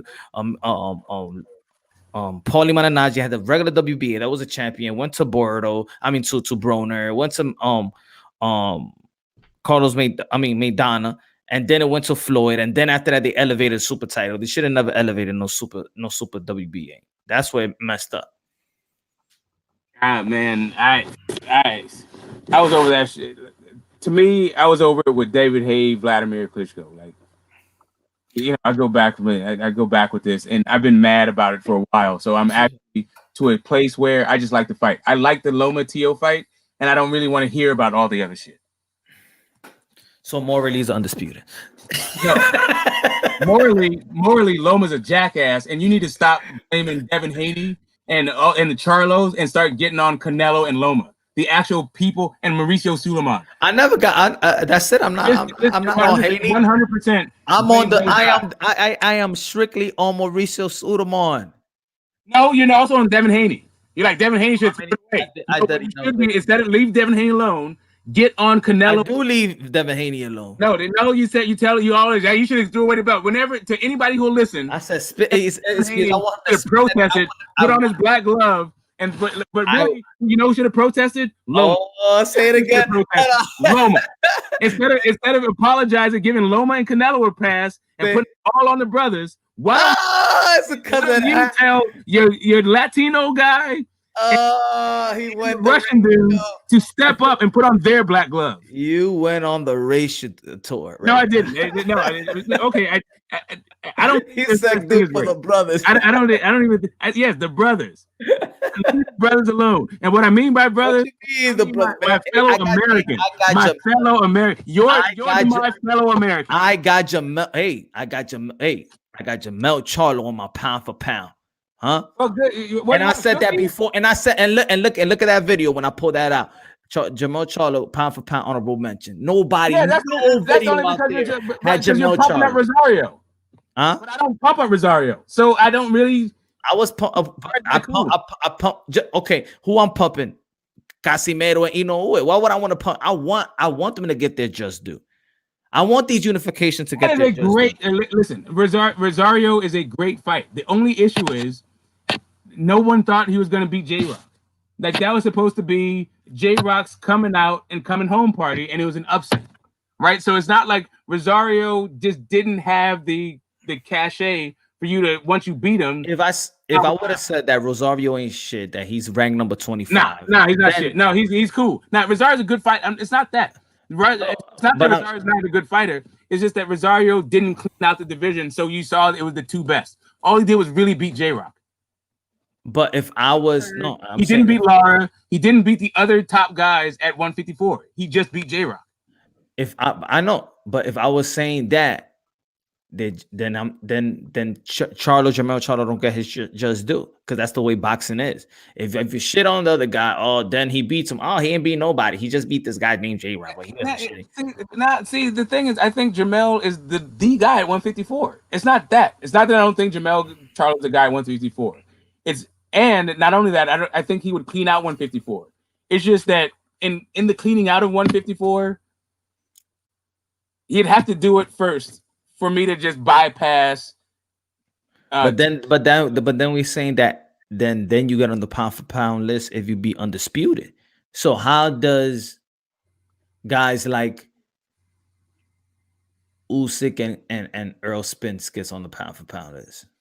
Okay, listen, I get you, but because for those guys who show that they have a bunch of skills, it's a different thing than a guy who just knocks everyone out. Like Monster, his skills, what sets him apart is that he's a little dude with power. Most of those little dudes don't have defense, and neither does he. But the issue is he has an excellent chin and phenomenal power. So it's cool, right? He can knock dudes out of there where most little dudes, they'll hit you with that same punch and you can keep going. So I mean, I'm feeling him. It's just that Taylor's out there. I don't know. There's some guys that can still thump. And 154 is still the one. I don't know. It's cool. It's cool. I gotta see it. If you I'm about to go to sleep. Yeah, I hear you, dude. I see you fading. Hey, man, listen. I love your energy for real. I think you're a sincere dude when you're not like trolling and all that shit. I don't know what kind of karma. I don't know what kind of karma you're working out with your boss, and why you got that dude hemmed up on some bullshit race. First off, get to work on time. Stop blaming people for your problems, and then when you mess up, don't spread the blame to everybody when you're out there playing the race card, right? 2020, baby. That's real messed up what you did. Captain Orange will prevail. You mean Agent Orange? He just needed a break, all right? 14-day quarantine, relax, flying all over the country. We need you to relax because we got another 4 more years to go. All right. Yes, yeah. He's tired, right? That's what it is. He need a break. COVID. He need a rest. It's not that he got COVID. He needs a rest. Okay. He needs a rest. That's the spin I'm talking about. That's that trolling I'm talking about. Anyway, let's keep it happen. Until next time, baby. It's always a pleasure, man. Take care, my brother. Peace. Peace to the chat too.